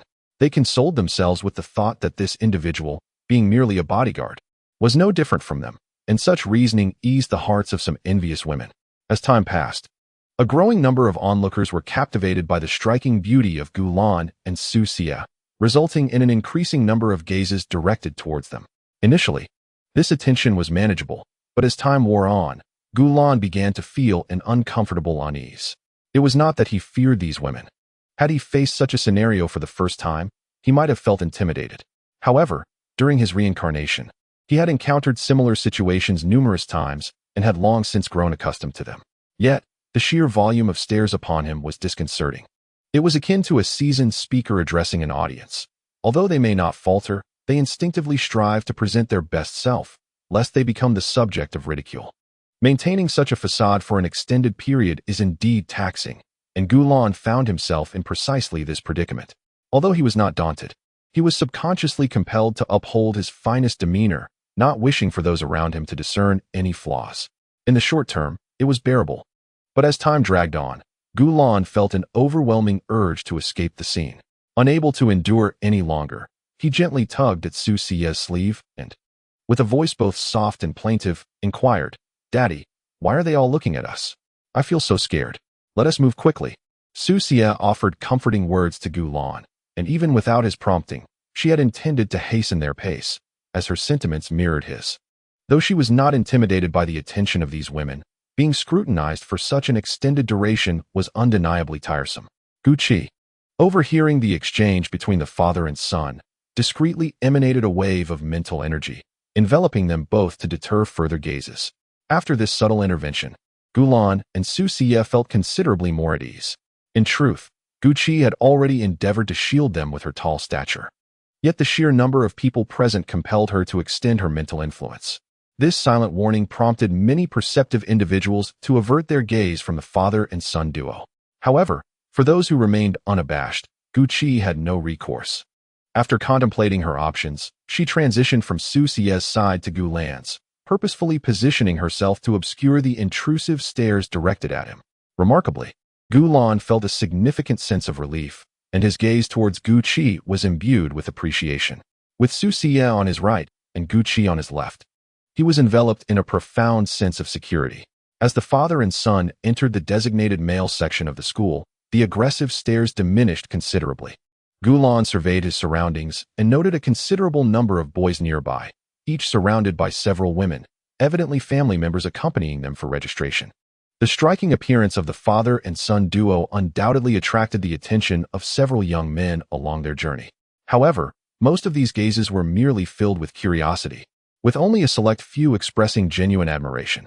The curious onlookers, likely having never encountered such handsome men, speculated about the origins of these two, while those who harbored fondness were equally captivated by their striking features.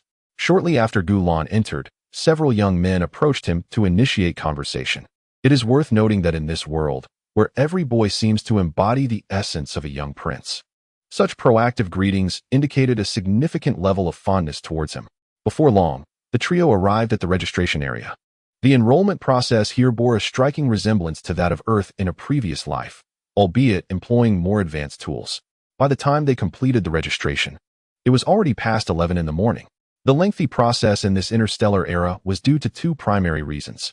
First, Gulan and his companions had to wait in line, and second, the rigorous verification protocols at the capital's public university necessitated a reassessment of mental energy levels to prevent parental fraud, along with the provision of parental information, making the process quite cumbersome. "Let us dine first," suggested Su Xie after they had registered, with no obligations for the day as school would commence the following day. Gulan readily agreed.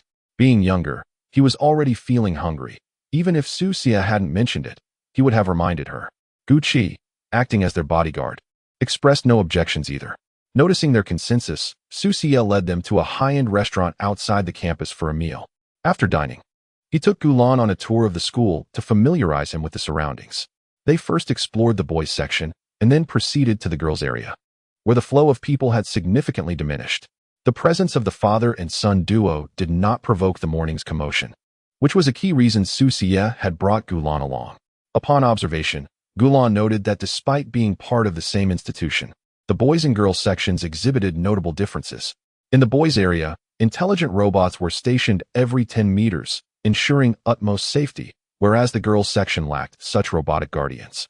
This disparity arose purely from the rarity of boys. Their safety needed to be meticulously protected to prevent any harm within the school. In contrast, the girls, being more resilient, did not necessitate such protection, as even if injured, their physical constitution allowed for swift recovery in this era. Ultimately, the underlying implication was that women were deemed less precious than men in this world, where the lives of hundreds of women could scarcely compare to that of a single man. Given that this school housed hundreds of male students, it was imperative to ensure their safety to prevent any mishaps. Chapter 15. Picking up Gu Yuan. Father, shall we wait for sister to finish school before heading home?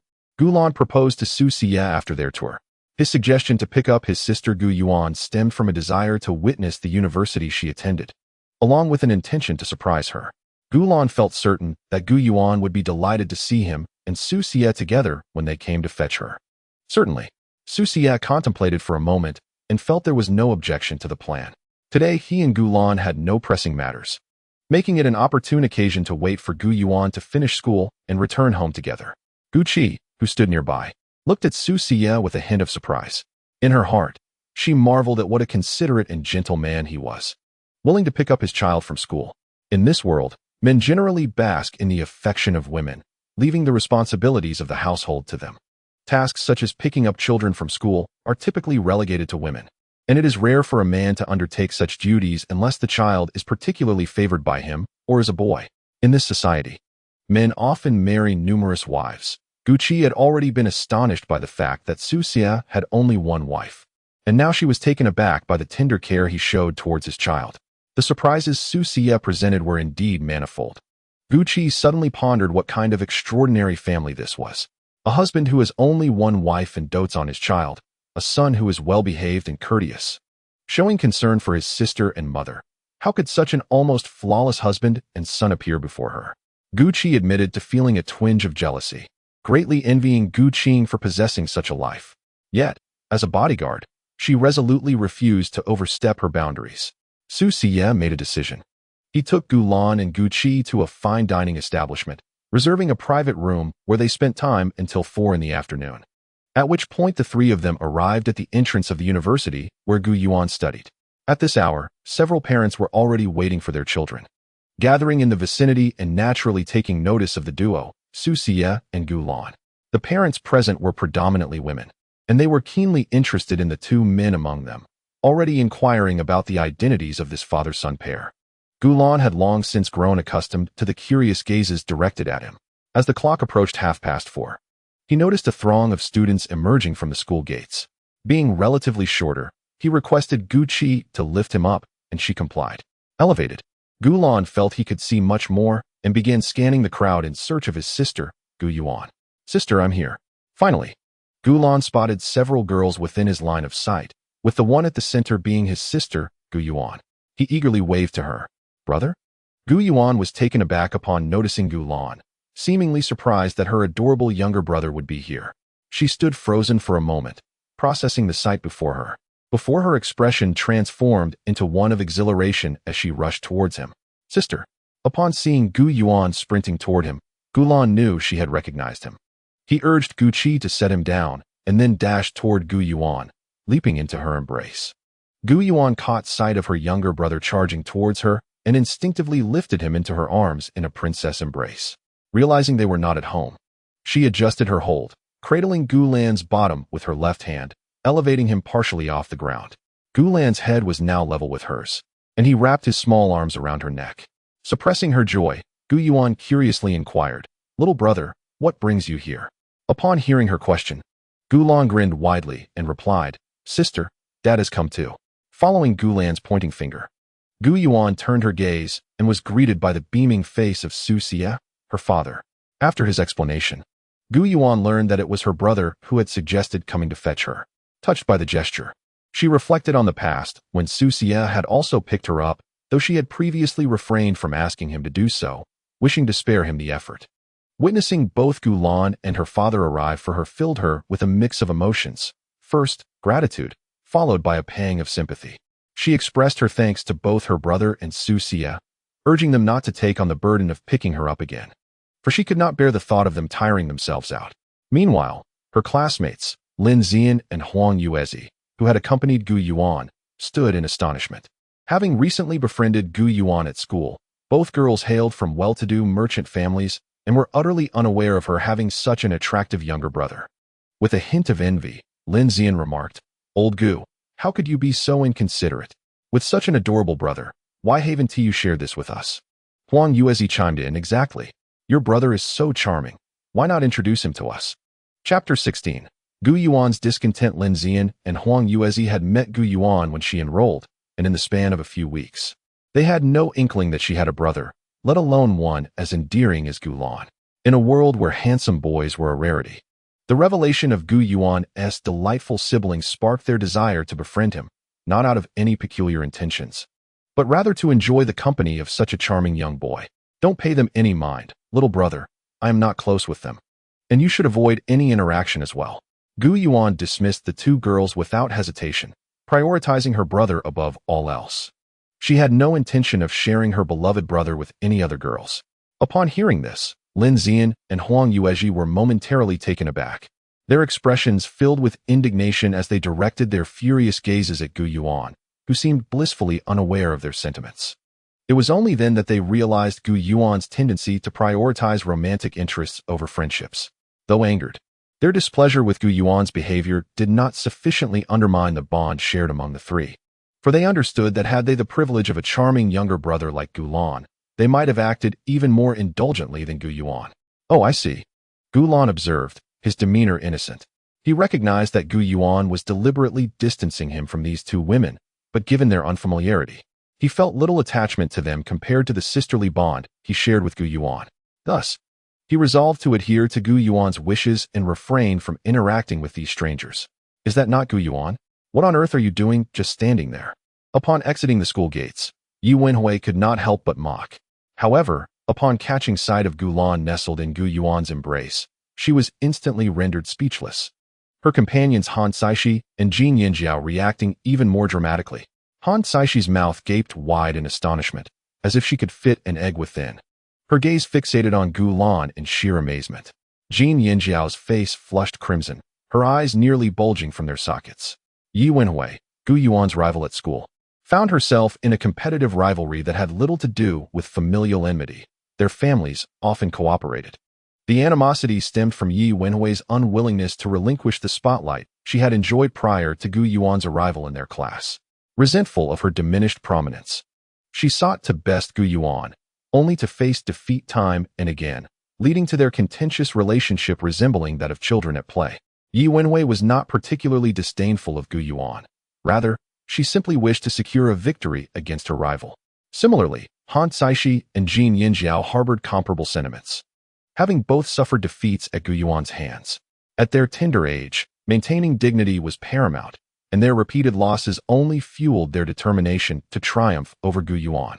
Yet they remained consistently thwarted. Today, having experienced yet another defeat at Gu Yuan's hands, Yi Wenhui was in a foul mood. Upon exiting the school, she found Gu Yuan standing idly and instinctively unleashed a sarcastic remark, only to be taken aback by Gu Lan's striking appearance.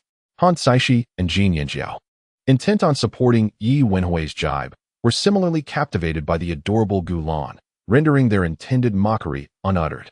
"Mind your own business," Gu Yuan remarked upon seeing the trio. Unable to suppress her irritation, just as the words were on the tip of her tongue, she recalled her brother's presence and thought better of it, swallowing her retort. Instead, she offered Yi Wenhui an unexpectedly cordial demeanor and inquired, "What brings you here?" Recovering from her reverie, Yi Wenhui gazed at Gu Yuan with a fervent intensity. Her tone noticeably softened compared to earlier exchanges. "Do not be so distant. Am I not allowed to seek you out?" Gu Yuan furrowed her brows, harboring little fondness for the bothersome individual before her. She longed to instruct her to vacate the vicinity, yet with her younger brother present, she felt compelled to set a commendable example to avoid leading Gu Lan astray. Reluctantly, Gu Yuan inquired, "What is it?" Yi Wenhui paid no heed to Gu Yuan. As a sudden realization struck her, should she confess her desire to meet Gu Yuan's brother, their acquaintance would surely prompt Gu Yuan to refuse her. However, Yi Wenhui earnestly wished to engage with the charming young boy before her. To achieve this interaction with Gu Lan, she resolved to bypass Gu Yuan entirely and greet Gu Lan directly. Her awareness of Gu Lan being Gu Yuan's brother stemmed from overhearing their previous conversation from a distance, which solidified her decision to act without prior notice. "Little brother, I am your sister Gu Yuan's friend, Yi Wenhui. What is your name? Could you share it with your sister?" As anticipated, Yi Wenhui directly addressed Gu Lan, ignoring Gu Yuan. "Hello, sister, my name is Gu Lan." Upon noticing Yi Wenhui's greeting, Gu Lan responded politely. It was not Gu Lan's fault for failing to discern the true relationship between Yi Wenhui and Gu Yuan. Having initially perceived tension when Yi Wenhui mocked him, Gu Lan later observed Gu Yuan's amicable demeanor towards Yi Wenhui, leading him to conclude they were friends.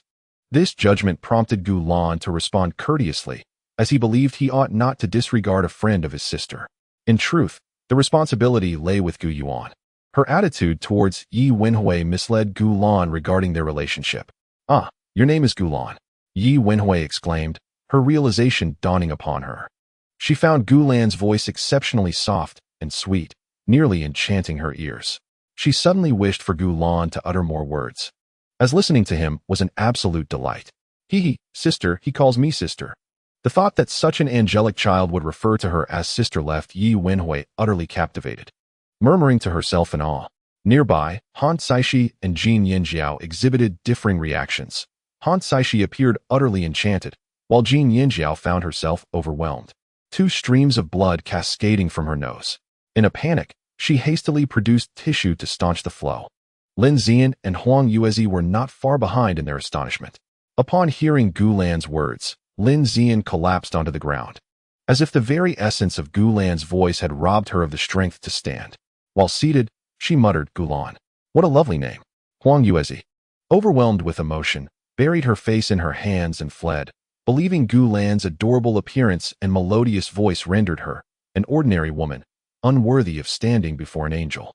Embracing such thoughts, she turned and ran, but after covering some distance, she found it difficult to part from Gu Lan. Reluctantly, she returned. Yi Wenhui.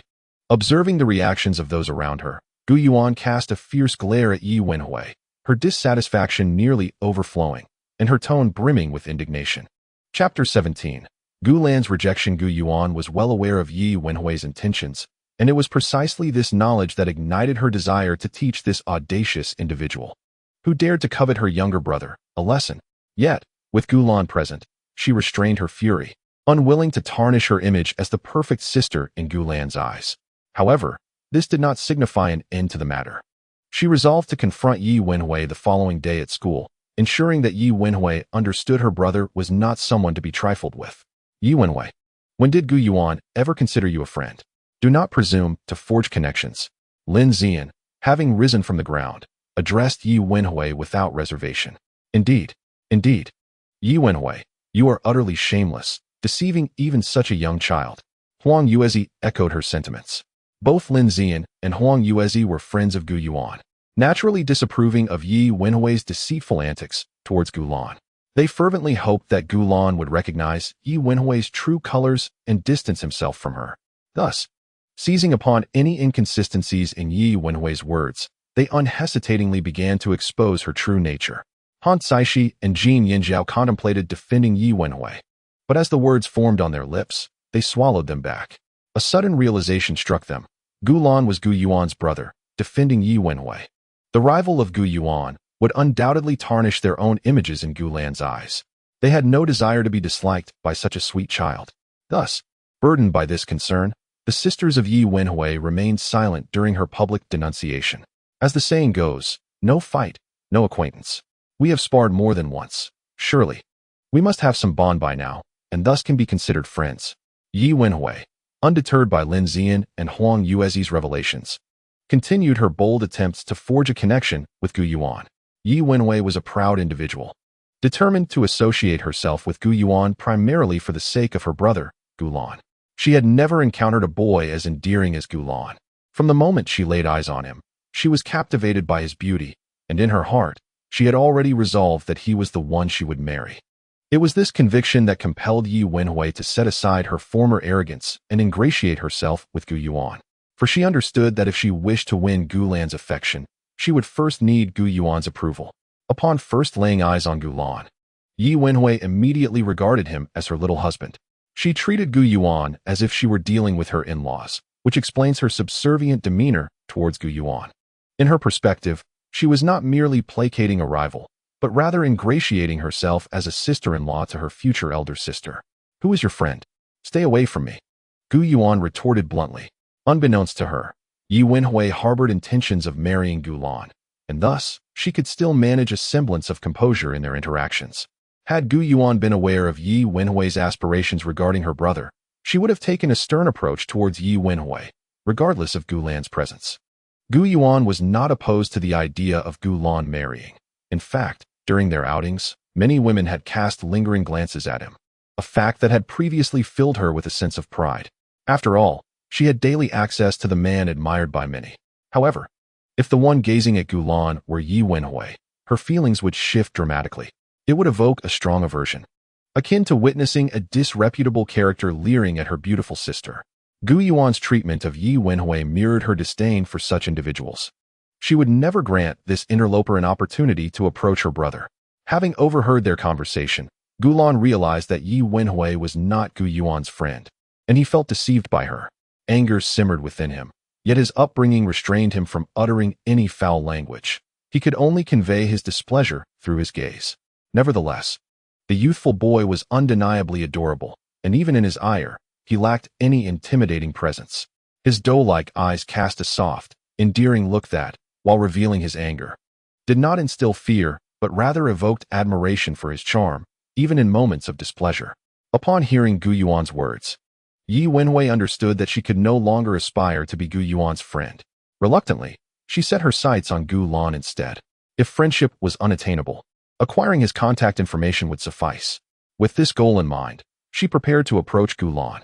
However, as she turned, she was struck by Gu Lan's current adorable demeanor. Regret washed over her as she recognized the damage to her own image, yet she remained resolute in her desire to obtain Gu Lan's contact details. In her estimation, A boy as gentle and non-confrontational as Gulan, who merely gazed in indignation when wronged, would likely not refuse her request. Little Lon, I have never encountered such a charming young boy like you. I would love to introduce you to my friends. Might you be so kind as to share your contact information?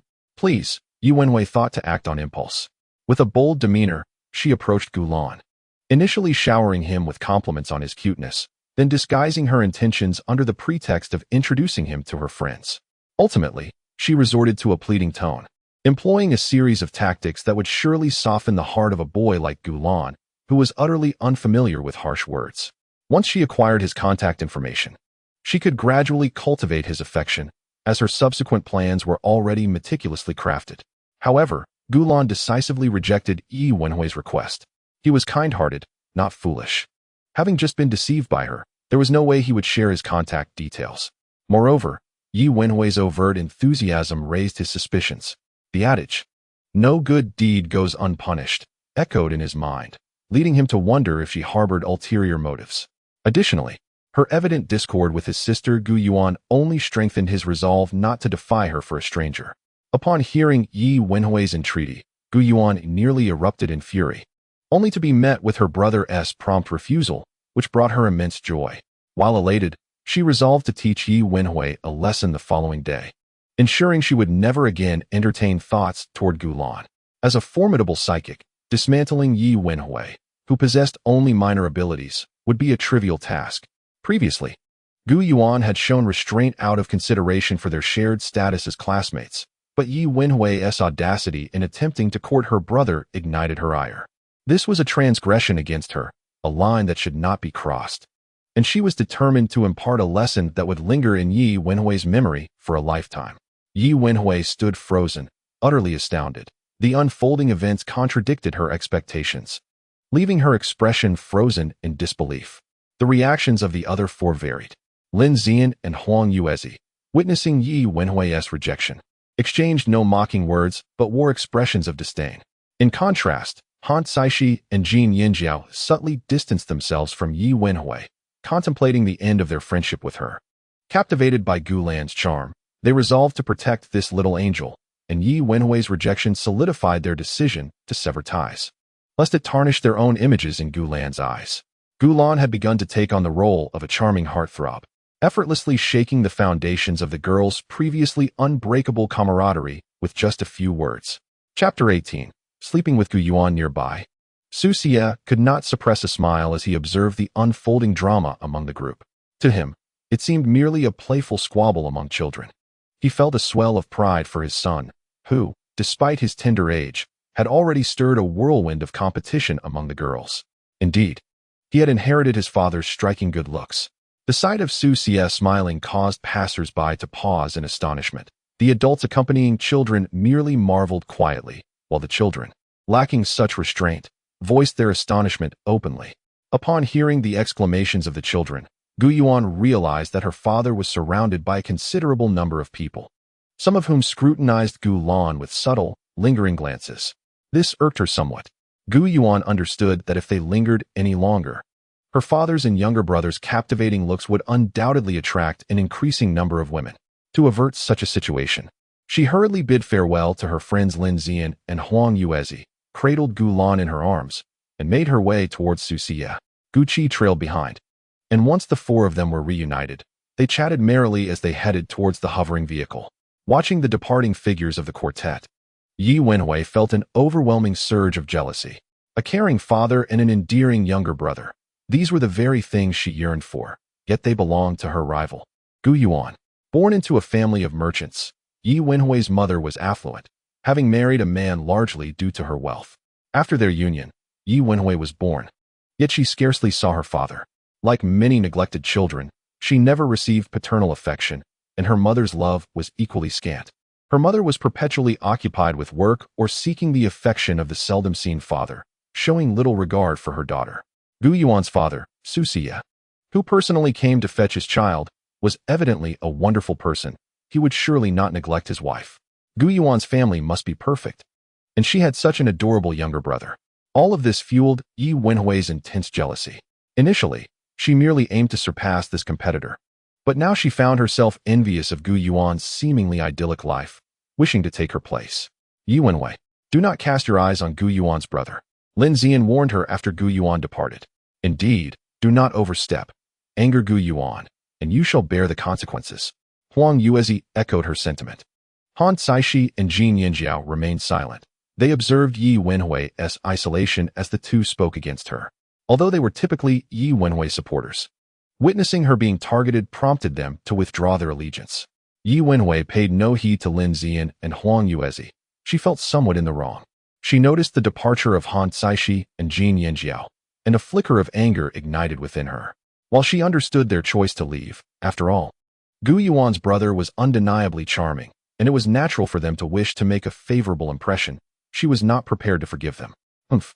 With my little sister gone and feeling somewhat guilty, I shall not linger here any longer.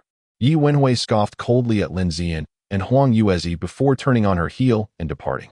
Lin Zian and Huang Yuezi were somewhat taken aback by Yi Wenhui's departure. They had expected her to remain and confront them. However, with Yi Wenhui now gone, it was ultimately a favorable turn of events. The two eagerly retrieved their star rings to message Gu Yuan, primarily inquiring about Gu Lan's whereabouts. Meanwhile, Gu Lan, Gu Yuan, and Su Xie were returning to the villa in a hover car driven by Gu Qi. Upon their return, Gu Lan and Gu Yuan ascended to play games, while Su Xie retreated to her room to tend to her skin. Gu Qi, unlike the others who had no pressing tasks, made her way to the kitchen to prepare dinner for the evening. As night fell, the busy Gu Qing returned home. Hearing the commotion, Su Xie descended the stairs to engage in conversation with Gu Qing. Subsequently, Gu Qi served dinner at the table. Eventually, under Su Xie's encouragement, Gu Lan and Gu Yuan made their way downstairs, and the family enjoyed a harmonious meal together. Gu Qi had integrated well into the Gu household, where she was treated more as a family member than a servant, and she joined them at the table. Throughout the meal, laughter and chatter filled the air. At times, Su Xie burst into giggles at Gu Qing's jokes, while Gu Lan playfully tugged at Gu Yuan's soft flesh, prompting Gu Yuan to tease Gu Lan further. Observing the joyful family dynamic, Gu Qi's face broke into a long-awaited smile. After dinner, Gu Qi took the dishes to wash, while Gu Qing and Su Xie settled on the sofa to continue their conversation. Gu Lan and Gu Yuan scampered upstairs to play. Time passed swiftly, and once the family had finished their evening routines, Gu Qing concluded the day with a bedtime story by Gu Lan's bedside. After planting a gentle kiss on Gu Lan's forehead, she cautiously exited the room. Once Gu Qing had departed for a while, Gu Lan cautiously peeked out from under the covers. Before long, Gu Lan appeared in the hallway, clad in a pink pajama set. Recently bathed, his cheeks were flushed, rendering him exceedingly adorable. His shoulder-length black hair was simply tied back in a ponytail, and his petite feet slipped into plush slippers as he tiptoed toward Gu Yuan's room. Chapter 19. The perfect young boy Gu Lan's late-night venture to Gu Yuan's room was not merely a whimsical act of boredom. Not too long ago, the siblings had arranged for Gu Yuan to play video games with Gu Lan that night. This was the reason for Gu Lan's stealthy approach to Gu Yuan's room. He had deliberately waited for Gu Qing to leave to avoid detection, as Gu Qing, though doting on Gu Lan, was also mindful of his health. Had she discovered her son engaging in late-night gaming, both boys would undoubtedly face her disapproval. Gu Lan understood that Gu Qing's concerns were rooted in care. He had not often indulged in such nocturnal gaming escapades, as he was indeed attentive to his well-being. Moreover, even during their gaming sessions, Gu Yuan would ensure they concluded by 11:30. For both Gu Qing and Gu Yuan placed significant importance on Gu Lan's health. Due to his youthful age, Gu Lan had never indulged in gaming after 8 in the evening. It was only recently, thanks to the star ring that Gu Yuan gifted him, which allowed him to skip levels, that he occasionally played a few times after 8. With a gentle click, the door opened, revealing a delightfully fluffy little head peeking in. Gu Yuan, seated on the bed, softly greeted Gu Lan. "Brother, you're here. Come in. I can hardly wait." "I'm coming, don't rush." Gu Lan replied as he entered the room and deftly shut the door behind him. He skillfully slipped off his shoes and climbed onto Gu Yuan's bed. Gu Yuan occupied the right side, while the left side was reserved for Gu Lan, adorned with a smaller pink pillow compared to Gu Yuan's. Even the comforter was a new one, clearly distinct from the one Gu Yuan was using. "Sister, what shall we play today?" Gu Lan asked, his petite feet sinking into the covers as he settled into a comfortable position. "Today we shall play." Gu Yuan started, her excitement palpable. The siblings engaged in a fierce gaming session, conquering challenges and reveling in victories. As the night wore on, Gulan began to feel fatigued. "Sister, I wish to rest for a while," he said. "Oh," Gu Yuan replied, her focus unwavering from the game. Noticing her brother's weariness, Gulan leaned his head against her shoulder, half closing his eyes as he watched her skillfully navigate the game. This was a familiar routine. Whenever he grew tired of playing, he would quietly observe Gu Yuan as she triumphed in the virtual world. Gradually, Gulan succumbed to slumber. Hearing the rhythmic sound of his breathing, Gu Yuan realized he had drifted off. Instinctively pausing her game, she carefully adjusted his position, tucking him in with the covers. Once she completed these tender gestures, Gu Yuan noticed the hour was late. It was already 11 o'clock at night. Feeling the weight of sleepiness, she decided to retire as well, exiting the game and embracing Gulan as she followed him into the realm of dreams. Time flowed swiftly, and before long, morning arrived. The golden sunlight streamed through the gaps in the curtains, illuminating the room. In the living room, the freshly washed siblings sat at the dining table, enjoying their meal. Gulan was dressed quite charmingly. Gu Yuan wore a stylish spring ensemble consisting of a white long-sleeved shirt and black trousers, complemented by white socks and shoes. Her hair was styled in a simple ponytail, presenting a clean and handsome appearance by contemporary standards. Aside from Gulan and Gu Yuan, Gu Qi was also present in the living room. Gu Qing had long departed for work, having been exceptionally busy lately.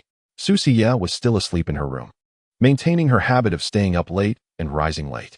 Previously, Gulan would keep her company, but now that he was attending school, Su Xie continued her routine. Due to her late rising, Gu Qi had already placed a portion of breakfast meant for Su Xie into a thermos, ensuring she could enjoy it upon waking. As for Gu Qi, she has now settled down to enjoy breakfast with Gulan. After their meal, she is responsible for taking Gulan to school, as her primary duty is to protect him. The task of escorting Gulan to and from school will henceforth be her responsibility.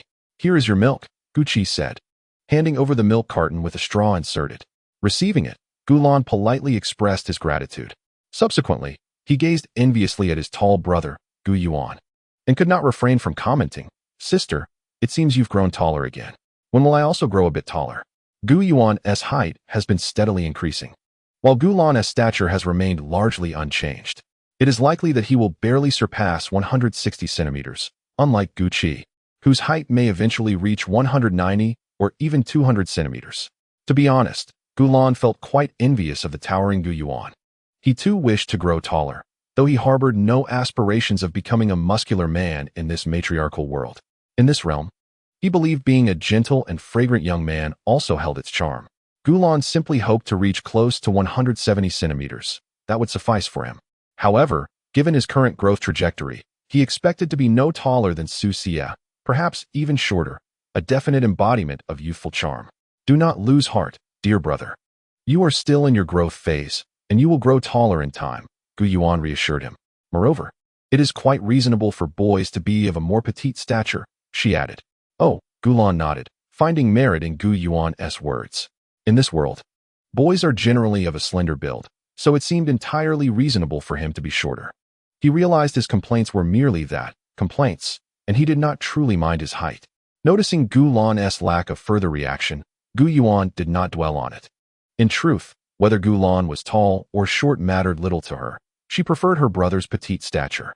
After all, while having a taller brother might be attractive, a smaller frame is far more convenient to embrace. Gu Yuan had a preference for those of smaller stature. In other words, she was somewhat of a Shota enthusiast, though she saw nothing wrong with that.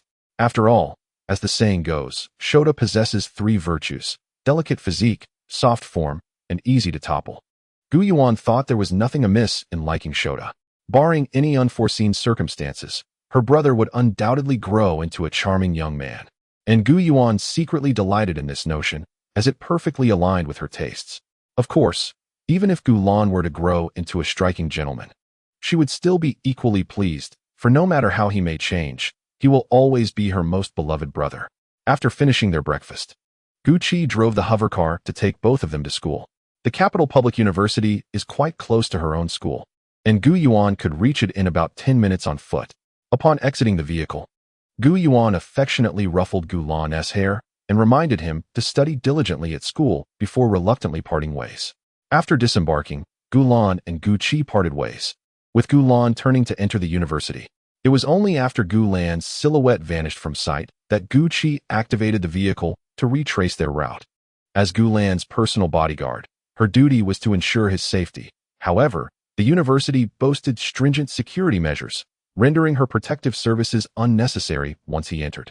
Gu Qi's responsibilities were primarily to facilitate Gulan's commute and serve as his bodyguard during his outings. Chapter 20. Meeting classmates. Gulan's assigned classroom was located in the first room on the ground floor, designated as Class 1, the most prestigious among the freshmen. Class assignments were determined by the students' mental strength levels, with one class allocated per level. Gulan found himself in the singular mixed class comprising both level and level students. He was the sole individual of level mental strength in this class, while the lone level mental strength student barely met the criteria without any potential for advancement. In fact, the university had not admitted a male student of level mental strength in a decade, and this occurrence was purely fortuitous. Among the level mental strength students, 3 had achieved an exemplary standard, though they could not elevate to level mental strength. Nevertheless, they surpassed the other average level students in capability. The remainder of the class consisted of ordinary level mental strength students. Over the next few years, Gulan would share the same curriculum with these peers. As the education system in the Federation was structured according to mental strength levels, those with higher mental strength received more advanced education. However, the initial phase of university education in the Federation was standardized, focusing on foundational knowledge, with class differentiation commencing in the second year. This lengthy exposition serves to illustrate that, despite being a prodigious level mental strength wielder, Gulan's identical educational experience with these students would not hinder his future prospects. From Gulan's perspective, the overall quality of his class was rather poor, with the sole level mental strength student merely scraping by at that level, while the remaining level mental strength students showed no potential for promotion. Conversely, others regarded Gulan's class as the most formidable cohort in nearly 2 decades, featuring Gulan, an unprecedented level mental strength individual from Tycoons, alongside a level mental strength student not admitted in 10 years, with the average quality of the other level students being commendable. In this world, the ascension of mental strength is inherently arduous, compounded by the rarity of male students, leading to decades passing without the admission of a single mental strength wielder being a commonplace occurrence. Upon entering the campus, Gulan swiftly arrived at the entrance of his classroom. Had he chosen not to walk, he could have opted for the personal hovercrafts designated for the male students. These hovercrafts, akin to compact balance scooters, were designed for a single occupant and, thanks to cutting-edge technology, could be reduced to the size of a pen when not in use, making them exceedingly portable. This small hovering vehicle is distributed free of charge by the school, and every male student is entitled to receive one without any cost. The institution encourages boys to utilize these vehicles on campus for a simple reason. The physical constitution of boys tends to be rather delicate. Although a public university in the capital is merely an academic institution, it ranks among the finest schools, boasting a sprawling campus. If boys were to walk to their classrooms, it would consume a considerable amount of time. However, by using the hovering vehicle, they can save a significant portion of it. Furthermore, these vehicles are equipped with alarm systems and medical functions, enabling immediate assistance through the installed basic medical robots in the event of an injury on campus. In essence, the emphasis on these vehicles stems from the perceived value of male students. The small hovering vehicle serves not only as a mode of transportation, but also as a medical apparatus and alarm device, making it exceptionally suitable for their use. In fact, the school has also issued identification cards to every male student. These cards not only contain personal identity information, but are also embedded with location tracking, automatic alert systems, and defensive mechanisms. In times of crisis, they can promptly summon police assistance and deploy an energy shield that lasts for an hour. This shield possesses sufficient strength to withstand high-powered laser cannon fire, ensuring the safety of the boys as long as they are not subjected to bombardment. Only those with exceptional mental prowess are admitted to this institution, rendering these boys invaluable, thus necessitating the utmost safety measures. In reality, Gulan possesses numerous advanced technological gadgets, far superior to the school's offerings. For instance, he possesses a high-grade shield capable of withstanding bombardment from starship cannons for 3 hours. along with a compact void-jumping device that allows him to instantly traverse any corner of Tycoon. As a grade-level mental power user, his safety measures are extraordinarily robust. The protective measures for boys in this world are stringent. Gu Wenbin cherishes Gu Lan like a treasure, providing him with numerous overt protections before her departure, with likely more covert ones in place. Beyond these safety protocols, the curriculum for boys is remarkably lenient, devoid of physical education classes. Instead, traditional sports or extracurricular activities have been replaced with flower arrangement and embroidery classes, which pose minimal safety risks. In stark contrast, girls do not enjoy such privileges. The prevailing attitude towards them is one of relentless academic pressure, with no identification cards, shields, or hovering vehicles. If the approach towards boys can be likened to nurturing delicate flowers in a greenhouse, that towards girls is purely a struggle for survival of the fittest. Setting aside such discussions, Gu Lan entered the classroom at a perfectly timed moment, not too early nor too late. A few boys were already present, and as he walked in, many turned their attention towards him, only to quickly avert their gazes as if shocked. Compared to the bold women of the outside world, these young boys exhibited a certain shyness. Even when encountering someone as endearing as Gu Lan, they only displayed mild timidity, with none daring to approach him for a conversation. In a corner by the window, a charming boy waved at Gu Lan, who had just stepped into the classroom. Chapter 21. Teasing the charming young boy before me stands an exceedingly adorable young lad, endowed with lustrous, ebony eyes, a delicate nose, and lips reminiscent of cherries. His skin, as fair as jade, enhances his exquisite features, which, despite his tender age, already hint at an unparalleled charm. His long, glossy hair is simply tied back in a single ponytail, while he dons a white short-sleeved shirt adorned with a blue bow tie, complemented by a black pleated skirt and elegant black stockings.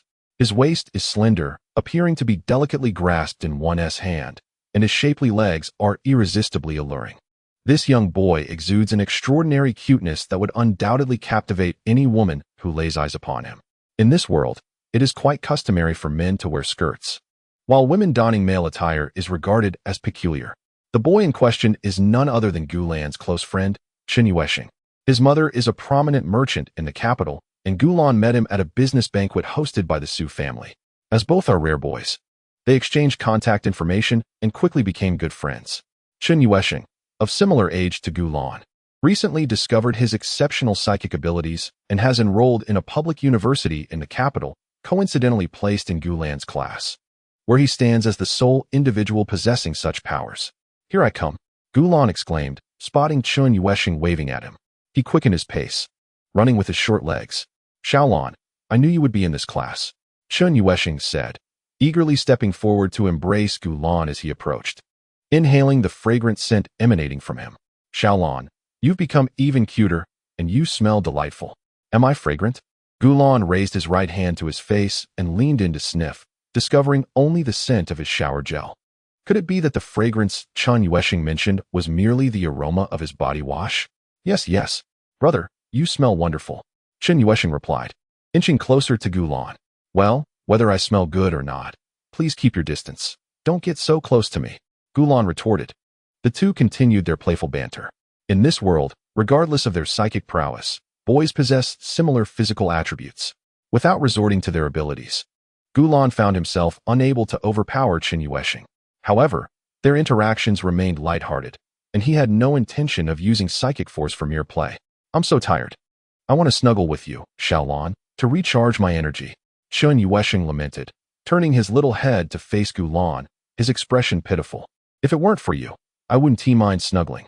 Gu Lan began to complain, but before he could finish, Chen Yuesheng closed the distance, seemingly aware that Gu Lan would refuse. Without hesitation, he nestled his head against Gu Lan's soft thigh, leaving Gu Lan to swallow the words he had not spoken. "Forget it. I'll just stick with myself. Chen Yuesheng is so adorable, and he won't lose out on this. Besides, he's a bit tired and doesn't want to stir things up." Individuals with striking appearances naturally attract attention, especially when two exceptionally charming young boys gather together. As time passes, more and more people fill the classroom.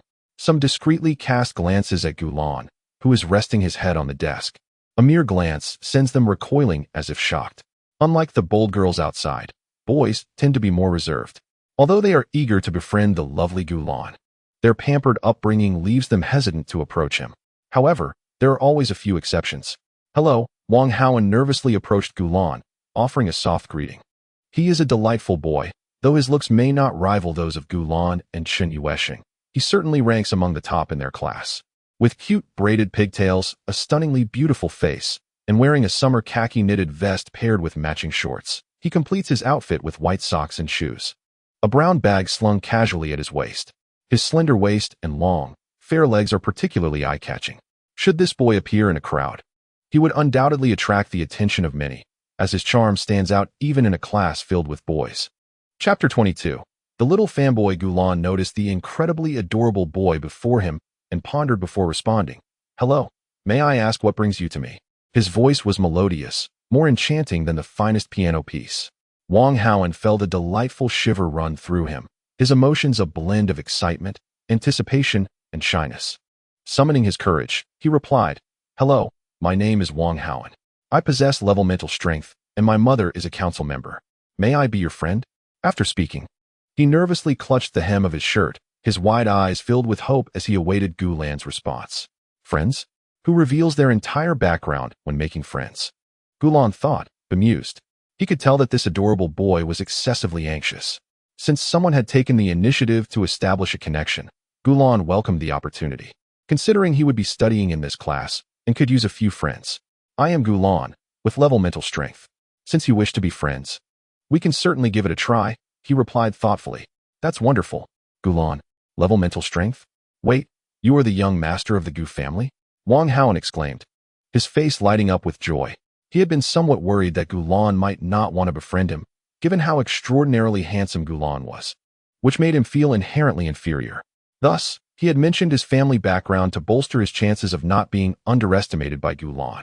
Even so, he did not harbor much hope of befriending Gulan, as most of the boys in this class came from families of similar standing to his own. To his surprise, Gulan readily agreed.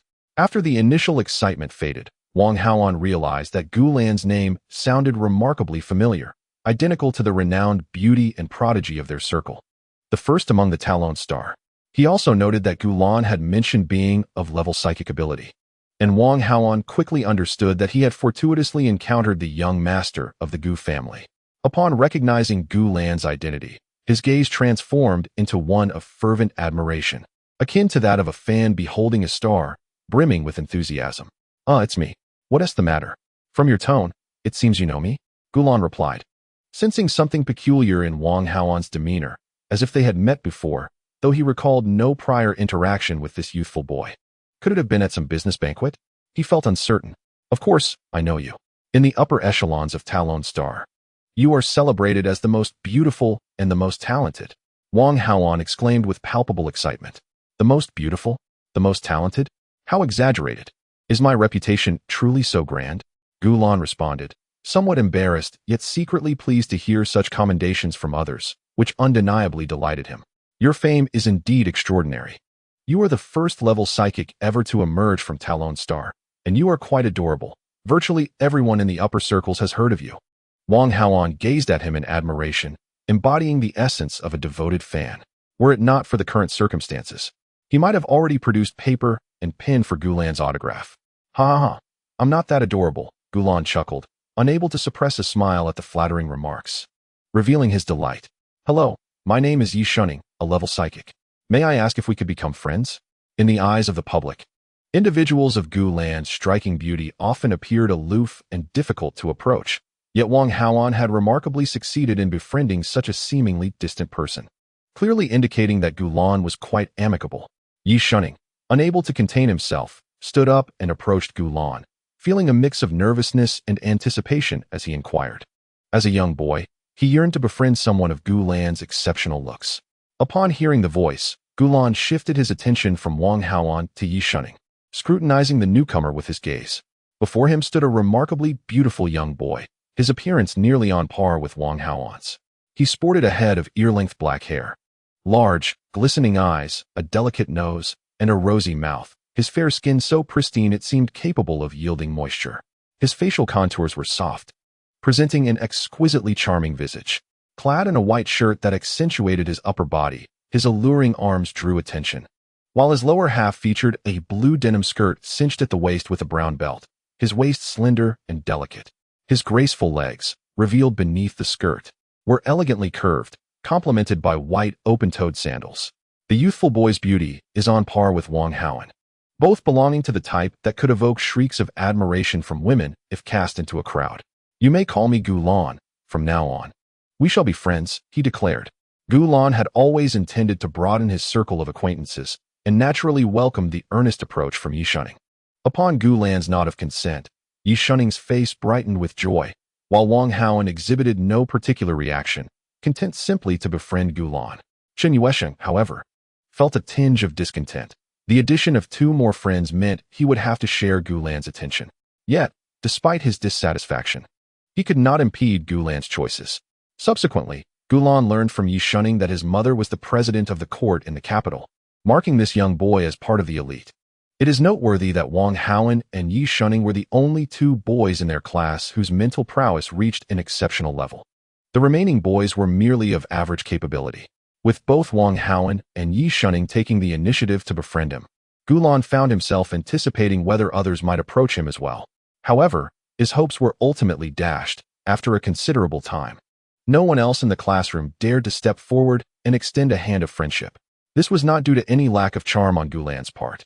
Rather, it was precisely because of his overwhelming allure that the classmates hesitated, intimidated by the presence of such strikingly handsome boys around him. Though these boys were cherished by their families, they possessed enough self-awareness to recognize their own limitations. With Gulan's friends boasting one with exceptional mental prowess and the other with outstanding capabilities, the ordinary students felt unworthy of friendship with Gulan. Disappointment lingered momentarily. Yet Gulan quickly regained his composure. As the old saying goes, what is gained is fortune, what is lost is fate. Besides, he had already made 2 new friends, rendering any further worries unnecessary. "This is my good brother, Chen Yuesheng. He possesses remarkable mental prowess and his family is engaged in business." Gulan introduced his brother to his newly acquired friends. "Ah, so you are the exceptional one who appears only once in decades. How splendid. Your family must be quite affluent," Wang Haoan exclaimed, impressed. "Thank you for the compliment. I have seen your mother on the news." "My mother often speaks highly of her capabilities," Chen Yuesheng replied, his earlier discontent fading away as he found Gulan's friend to be rather amiable and sweet-tongued. Wang Haoan beamed with pride upon hearing his mother praised, visibly pleased and radiating a sense of shared honor. Meanwhile, Yi Shunning joined the lively conversation, and the trio of young boys engaged in animated chatter. Gulan rested his chin on the desk, quietly observing the scene. The 3 of them were undeniably striking, and merely beholding them was a delight to the eyes. "Teacher is here." A voice, unknown to all, prompted the once boisterous classroom to fall into a sudden silence. At this tender age, children often harbor a certain trepidation towards their teachers. Following this utterance, the sound of footsteps echoed as a tall, elegant woman clad in a black teacher's uniform entered the room. "Greetings, students. I am your homeroom teacher," she stated, adjusting her black-framed glasses. What followed was a series of self-introductions, reminiscent of similar processes on Earth in a past life.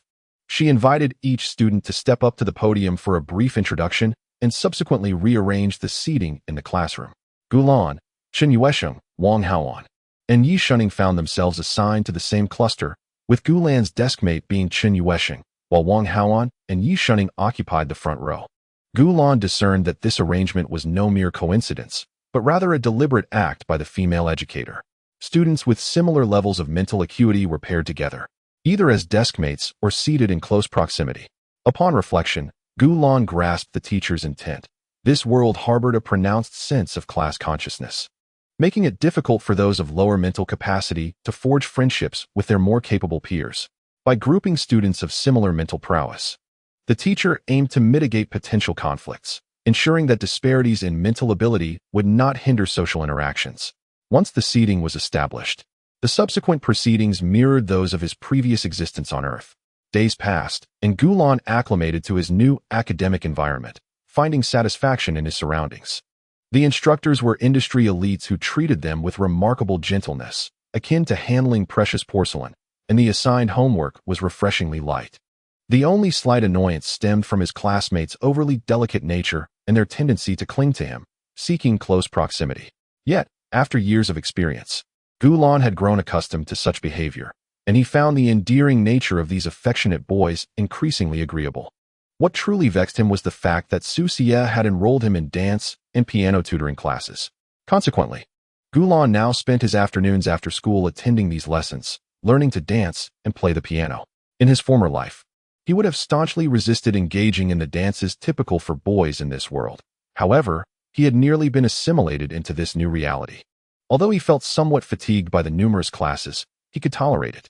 Moreover, he harbored a flicker of anticipation for the day when his dance skills would flourish, allowing him to showcase stunning performances that would undoubtedly complement his striking looks.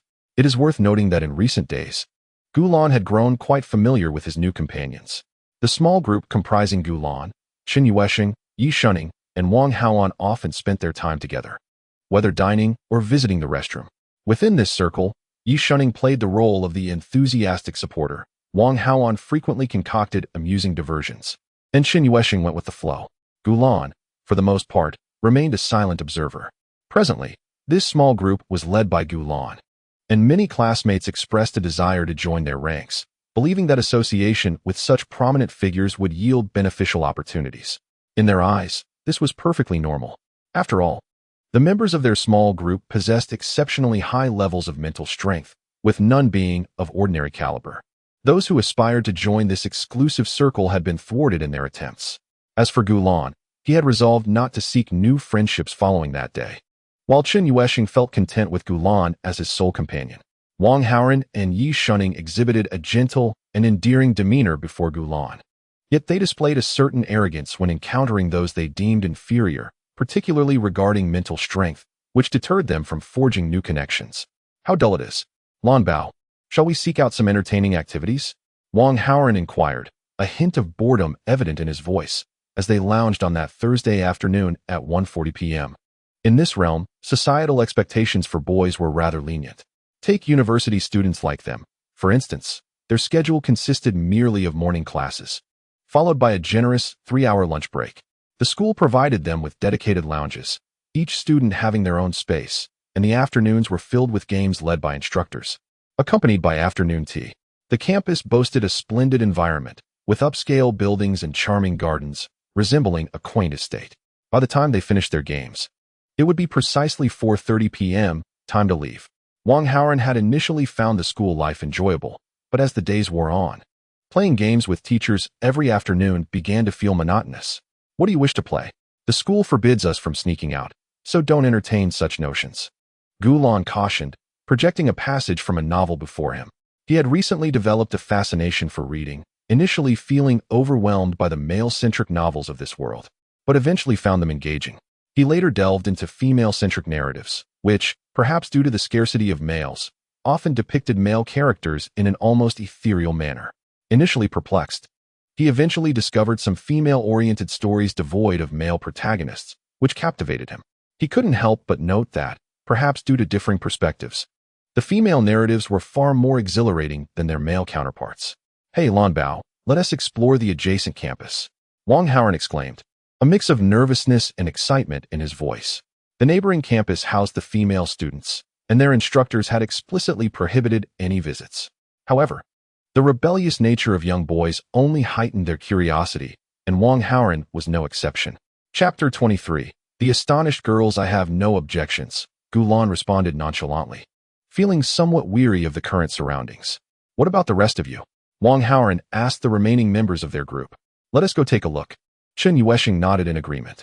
If you all wish to go, then I shall accompany you as well, Yi Shuning added, following the group's sentiment. Seeing that the remaining few had no objections, Wang Haoan eagerly took the lead. The boys' and girls' classrooms were situated in two distinct areas, and the young girls, brimming with curiosity about the boys, necessitated the school's deployment of numerous security guards to patrol and prevent any unauthorized incursions into the boys' territory. Conversely, if they were to boldly venture into the girls' area, they would undoubtedly attract the guards' attention. However, since Wang Haoan proposed to guide Gulan and the others into the girls' teaching area, he must have had his own methods to circumvent the patrols. Behind the school's garden lay the playground of the girls' teaching area, and all they needed to do was scale the wall to gain entry. As for how to surmount the wall, they had brought along a compact hovercraft, which could be utilized for that purpose. Wang Haoan elucidated his observations to Gu Lan and the others, and before long, they arrived at the wall bordering the garden. He produced a small hovercraft, a slender silver object no larger than a pencil. With a gentle touch at its end, the device expanded at a visible pace, transforming into a disc-shaped hovercraft before him within 3 seconds. With great care, Wang Haoan mounted the hovercraft and soared over the wall. Upon landing, he excitedly urged Gu Lan and the others to hurry. "There are no patrols here. Come quickly. I'm right behind you." Qin Yusheng smiled at Gu Lan, quickly following suit and landing on the other side with wide-eyed curiosity at the scenery. Gu Lan mimicked his actions, with Yi Shunning closely trailing behind. Once on the ground, Gu Lan's earlier calmness gave way to a surge of nervousness. They had trespassed into the girls' teaching area without permission. If discovered, they would undoubtedly face reprimand, even as boys. The mix of anxiety and thrill coursed through her. "Keep your voices down. We mustn't let anyone know we're here," she whispered. "Don't worry, Xiaolon. Even if we are discovered, would they dare confront us?" Qin Yusheng replied nonchalantly. Although it sounded somewhat rebellious, it was indeed a valid point. Among the 4 of them, one possessed a level of mental prowess, while 2 others were at a higher level, suggesting that even if caught, they would likely escape any severe consequences. "Still, let us exercise caution," Yi Shunning cautioned, her concern evident. "Haoan, where shall we go next?" Gu Lan inquired of Wang Haoan, who had initiated this escapade into the girls' teaching area.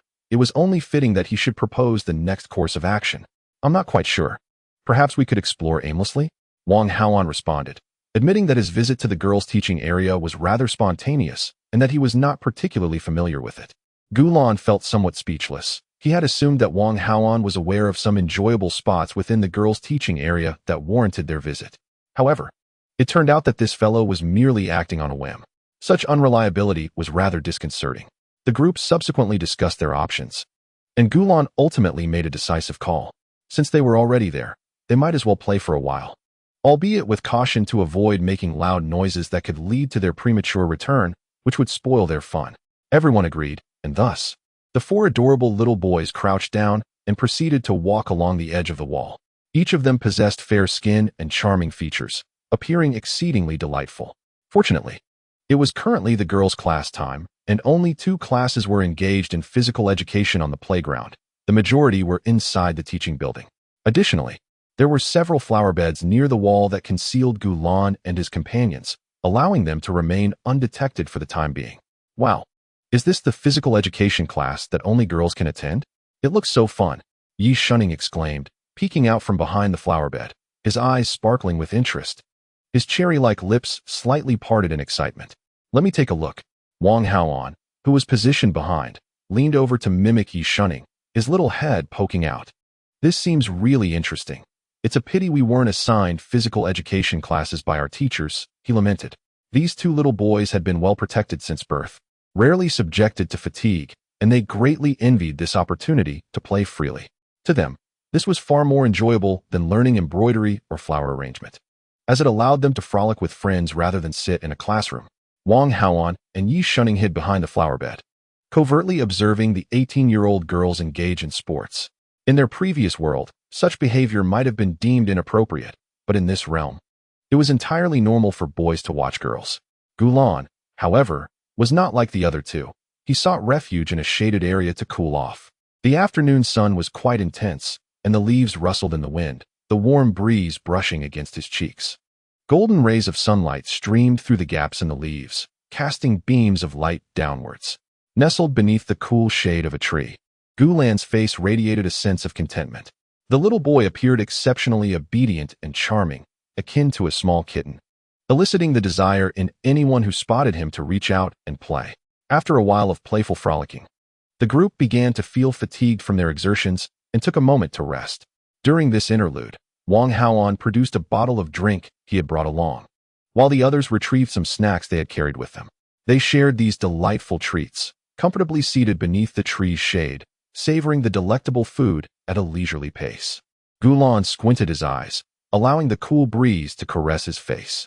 Although the hardware facilities in the girls' campus were significantly inferior to those in the boys' campus, Perhaps due to the thrill of sneaking out and the novelty of experiencing these things for the first time, he found the moment quite enjoyable.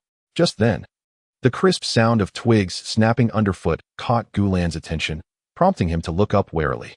At the edge of the flower bed, a woman's head, unmistakably feminine, came into view. Her expression was rigid, and she offered Gulan an awkward smile. Observing her with a degree of caution, Gulan seemed to recall something and tentatively inquired, "Are you Mu Yufei?" The woman, taken aback, gazed at Gulan with surprise. "You recognize me?" Immediately regretting her words, she reflected on how she had intended to find a shady spot to relax after the teacher announced free time, only to inadvertently stumble upon Gulan and his companions. And worse, to be noticed by them. She feared that these charming young boys might mistake her for a perverted stalker. "Indeed, it is you." Gulan sighed in relief. Familiarity was a comfort. Mu Yufei was an acquaintance from the training hall, where he had spent days accompanying his sister, Gu Yuan. Occasionally, he would playfully tease some younger girls, and it was during one of those times that he had met Mu Yufei. Their relationship was merely one of acquaintance, though it could be said that Mu Yufei was somewhat infatuated with Gulan, always eager to please him.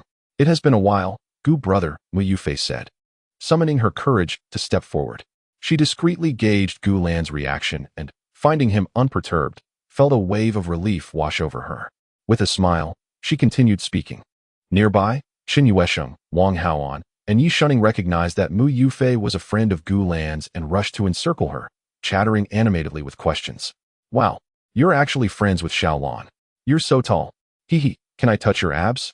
At 18 years old, Mu Yufei was a skilled psychic, and she had never before been surrounded by so many boys of at least the same psychic rank. The fluttering excitement of the group was almost overwhelming.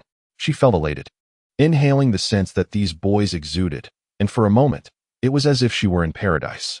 "Why are you bleeding from your nose?" Wang Haoan exclaimed suddenly.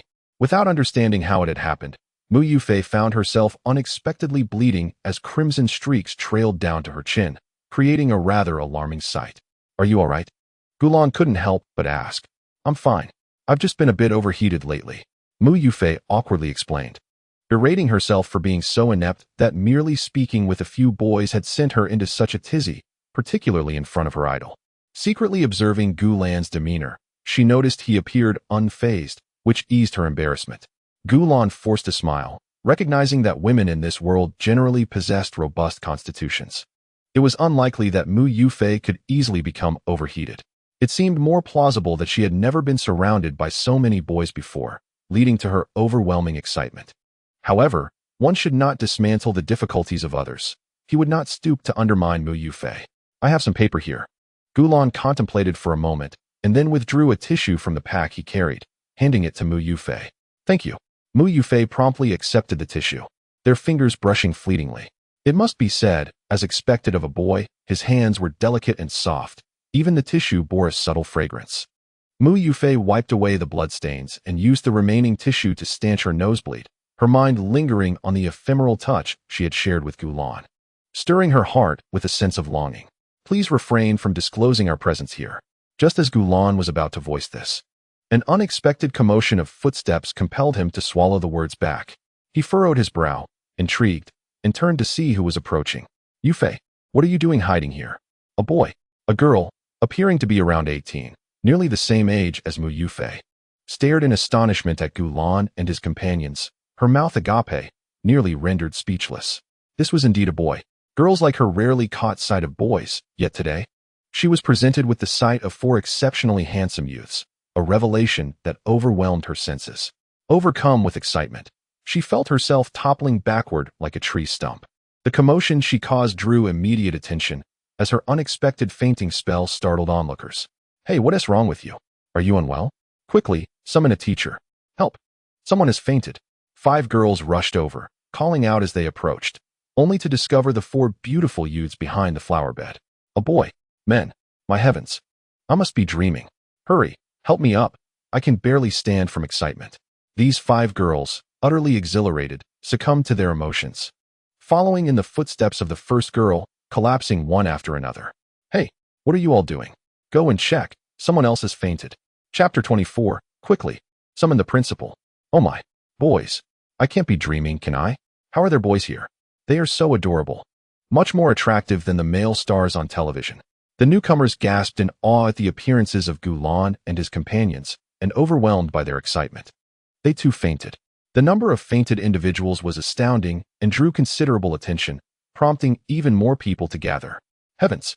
Am I not dreaming? They are genuine boys. The girls who had just arrived were utterly astonished. In this era of gender imbalance, boys were indeed a rare species. Let alone exceptionally charming boys like Gulan and his friends, whom they had never even glimpsed in ordinary circumstances. The scene resembled a chaotic scene of dumplings being dropped, with a throng of individuals sprawled on the ground. To an uninformed observer, it might appear as though a gruesome murder had transpired. However, the truth was far more innocuous.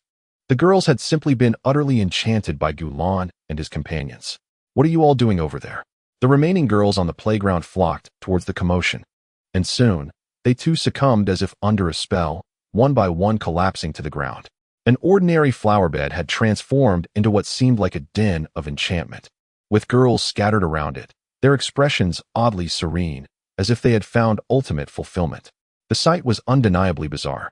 This peculiar scene sent shivers down the spines of those still lingering at a distance, causing one girl to tremulously urge the others, "Quick, fetch a teacher.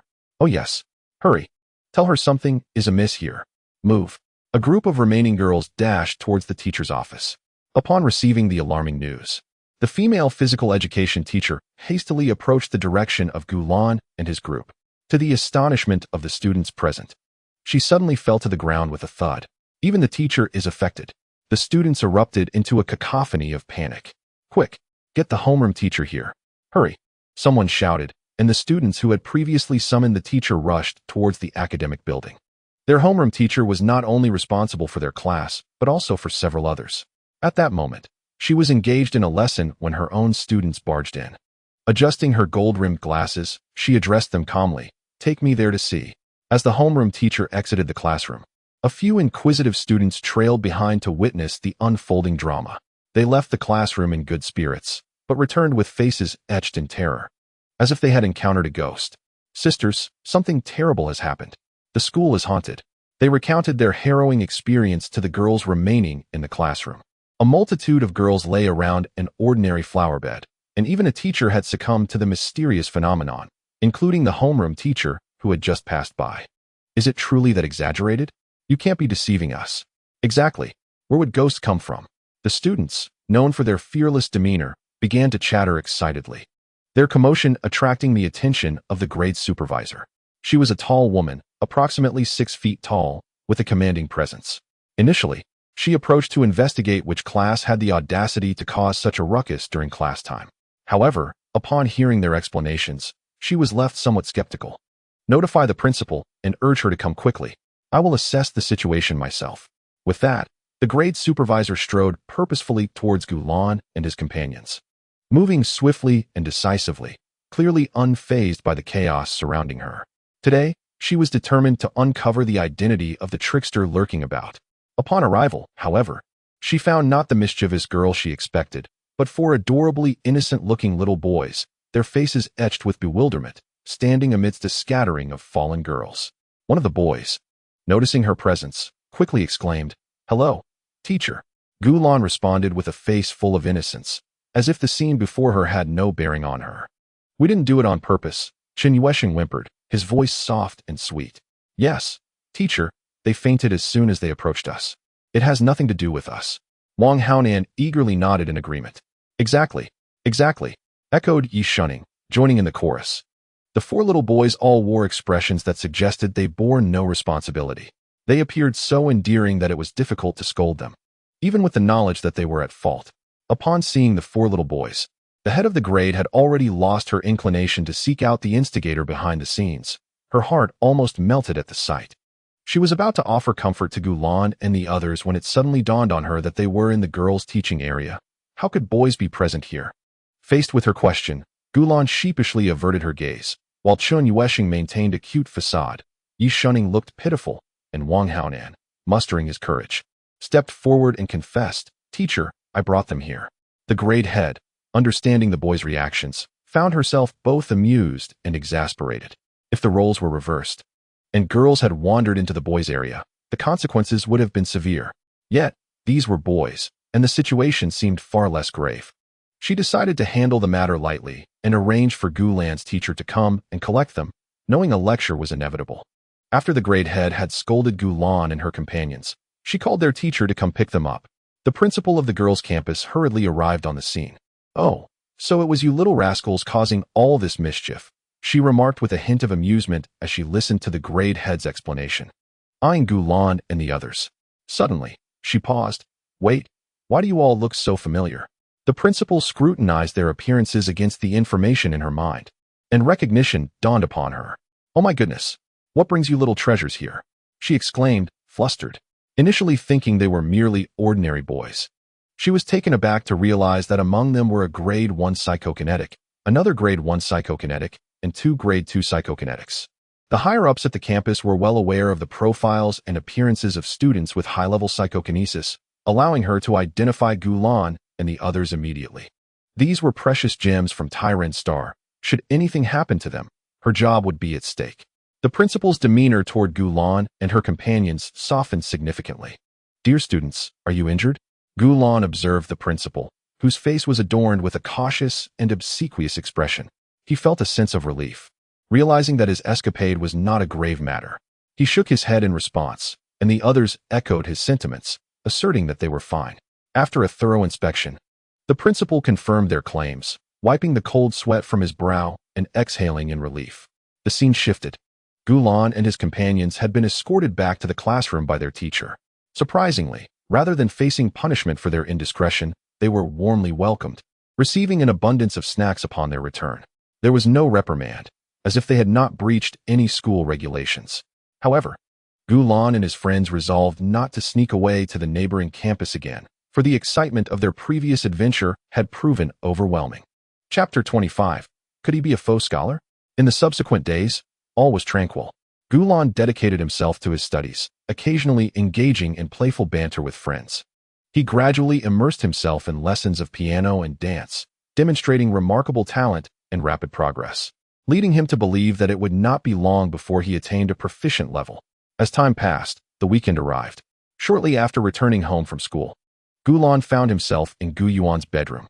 Fresh from a shower, he wore nothing but an oversized white shirt. He sat cross-legged on the bed, his small feet clad in white socks fidgeting restlessly. "Are you ready, sister?" Gulan urged. Gu Yuan entered the room, responding, I'm coming, Xiaolan. Don't rush." Once she was prepared, Gu Yuan, Gulan, and Gu Qi joined together to play a game. Gu Yuan had planned to introduce Gulan to a new game, and Gulan, ever the follower, readily complied. As for Gu Qi's presence, they had grown familiar over time, and Gu Qi's gaming skills were exceptional. Gulan, employing his charm and cuteness, persuaded her to join their gaming session. However, Gu Qi's agreement was not solely due to Gulan's endearing antics. She genuinely wished to play with him. After all, Gulan was irresistibly adorable and had a pleasant demeanor, which significantly brightened Gu Qi's mood when they were together. The game they were about to engage in was a fully immersive experience, connecting their mental faculties with a stellar interface to create a gaming pod effect. This game boasted an entirely open world, allowing players to explore freely, whether battling monsters or leisurely wandering. Please create your character. As it was his first time playing, Gulan needed to craft a new avatar. He selected the image of a small boy with black hair and crimson eyes. Typically, he favored female characters, but since Gu Yuan insisted on a male character, he acquiesced to her request. Having created their own game characters, Gu Yuan and Gu Qi had long been ready, eagerly awaiting Gulan's completion. The trio then clicked to form a party and entered the game together, accompanied by an exhilarating melody. Gulan materialized at the spawn point, surrounded by numerous novice players. Gu Yuan, the elder sister, appeared as a tall, red-haired femme fatale, aptly named Lonely Master. In contrast, Gu Qi embodied a charming black-haired little girl, aptly called Ordinary Bystander. All three were donned in the novice's basic attire: plate armor, iron swords, and cloth shoes. However, they swiftly transformed their appearances through their financial prowess, changing into striking costumes. Gu Yuan's ensemble consisted of a stunning black silk qipao, exuding elegance, while Gu Qi donned a princess gown that made her look like a dainty little royal. As for Gulan, his outfit was a delightful Lolita dress, enhancing his already adorable character design. In this world, It was perfectly normal for men to wear lolita and silk stockings. Many female players covertly cast their gazes upon Gulan, their eyes glimmering with astonishment before swiftly averting their attention. Their actions were not as frantic as those of other women in the game, for they understood that male players were a rarity. The charming Lolita boy before them might very well be an unkempt girl in reality. What truly left these players in awe was the trio's opulent financial capability. Merely their costume changes must have cost them hundreds of thousands of star coins. It was evident to the discerning eye that Gulan and his companions were either wealthy heirs or affluent individuals, for who else could afford such extravagant in-game attire? Dear sister, you are exceedingly wealthy, are you not? These outfits possess only aesthetic value, providing no enhancement to attributes. A woman named Sudden Storm approached, addressing Gu Yuan while observing Gulan's actions closely. She felt a twinge of doubt regarding Gulan's gender, initially assuming this adorable little boy might be female. She found his demeanor to be decidedly masculine. One can often discern gender from a person's mannerisms and expressions. Yet Gulan's every move bore a striking resemblance to that of a young man. Moreover, the two women accompanying him adopted protective stances, resembling devoted guardians. It seemed only a male could command the loyalty of such affluent women. Alternatively, this individual might be a pseudo-boy, as the stark gender imbalance led many women to seek partnerships with females who bore a resemblance to men. Such women were colloquially referred to as pseudo-boys. This term was not met with disdain. In reality, many women had husbands who identified as pseudo-boys. Thus, it was conceivable that this charming young boy might indeed be one as well. She had indeed entertained doubts about whether the person before her was a male. But upon deeper reflection, she found it implausible. After all, the number of males was exceedingly scarce, and they typically had little interest in gaming. It seemed improbable that she would encounter one so easily. These thoughts flitted through her mind in an instant. The player named Sudden Storm curiously inquired of Gulan, "Sister, are you a faux boy?" In reality, she would have pondered this question thoroughly, but in the online realm, she felt free to ask outright. Gulan was momentarily taken aback, but then resolved to acknowledge his identity as a faux boy. The rationale was simple. He wished to conceal his true gender. Given the already low male participation in gaming, being discovered as a male would undoubtedly attract a swarm of female admirers. Initially, he found the attention somewhat intriguing, but now he regarded the persistent flattery as quite bothersome. "Yes, I am indeed a faux boy. What of it?" Gulan retorted after his admission. "Oh, nothing. I was merely inquiring," replied the player named Sudden Storm, her demeanor towards Gulan noticeably warming. "Faux boys are wonderful. They resemble males yet are not. That makes them far easier to pursue than genuine boys." Chapter 26. Perverse netizens. It is worth mentioning that their exchanges utilize the synthetic voices inherent to their gaming avatars, a technology that had matured significantly, rendering the synthesized sounds nearly indistinguishable from real voices. It was precisely this use of synthetic voice that allowed Gulan to maintain his disguise as a bona fide male. In this game, players could choose between their true voices and synthesized ones, and Gulan opted for the latter. Listening to their conversation, Gu Yuan remained silent. Since her brother wished to conceal his gender, she had no intention of undermining Gulan's ruse. Gu Qi felt similarly. She had long been captivated by Gulan's charm, making it impossible for her to expose him. "Sister, may I join your team?" Sudden Storm inquired. "Of course," Gulan replied, finding no objection to the idea. After all, they were merely gaming, and an additional teammate was certainly advantageous. "That's splendid. Rest assured, I will not let you down. I have played numerous games of this genre, and can certainly help you level up swiftly." As their conversation flowed, Gulan and his companions engaged in an open-world game, where players could battle monsters, level up, raise pets, and explore a variety of gameplay options. True to her word, Sudden Storm shared a wealth of experience, having played many similar games. However, Gulan regarded much of this advice as rather mundane, given that he was already an adept player.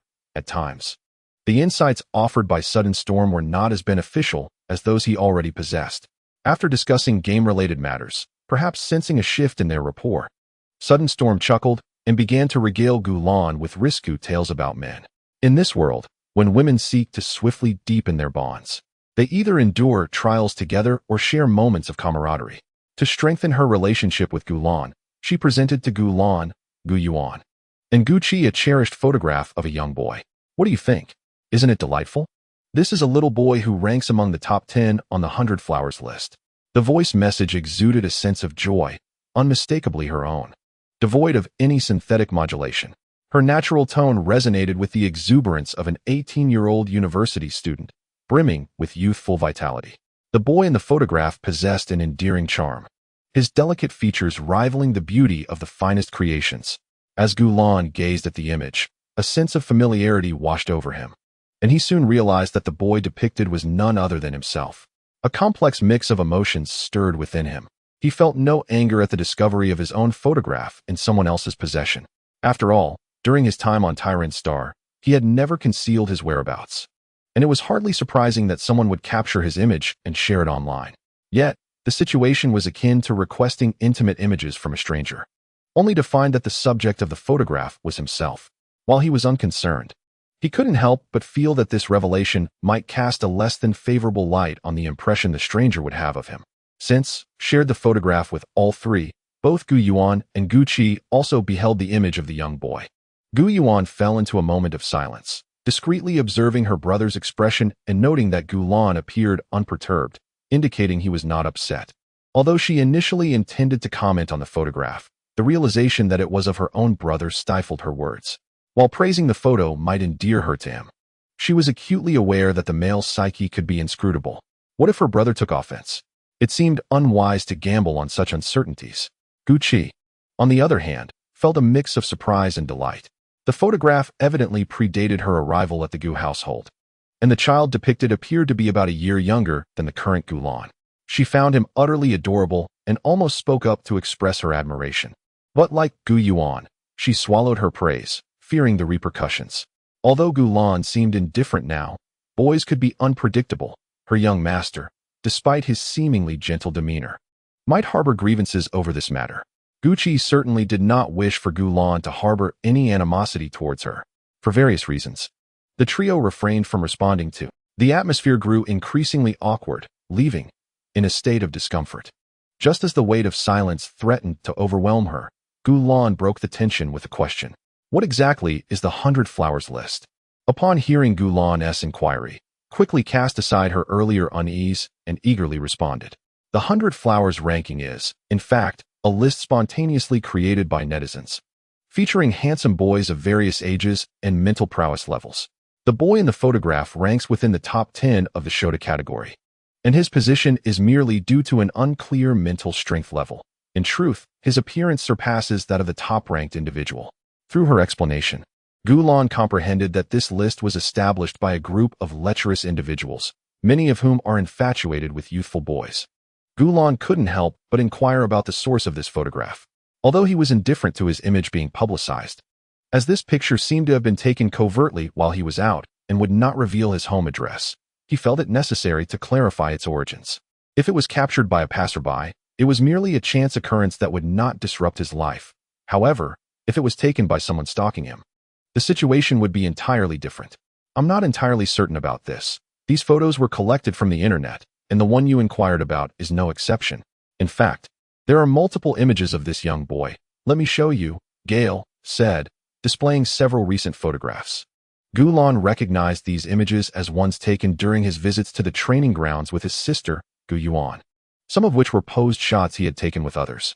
Subsequently, he exited the game and actively searched for the 100 Flowers ranking, discovering that most of the photos of him were indeed taken by an unsuspecting passerby, eliminating the possibility of malicious stalking.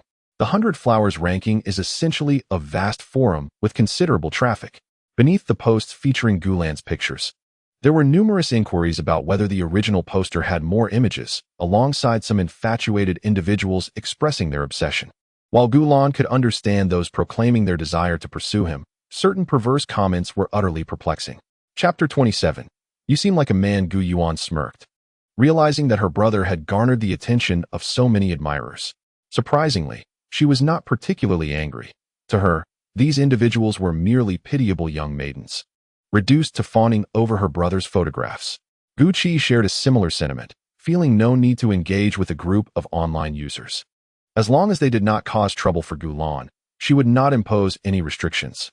If Gulan were to become upset, the Gu family's influence could easily erase the 100 Flowers ranking. However, It appeared that Gu Lan was indifferent, and as he himself did not mind, she felt no need to intervene further. Ha ha ha, is that so?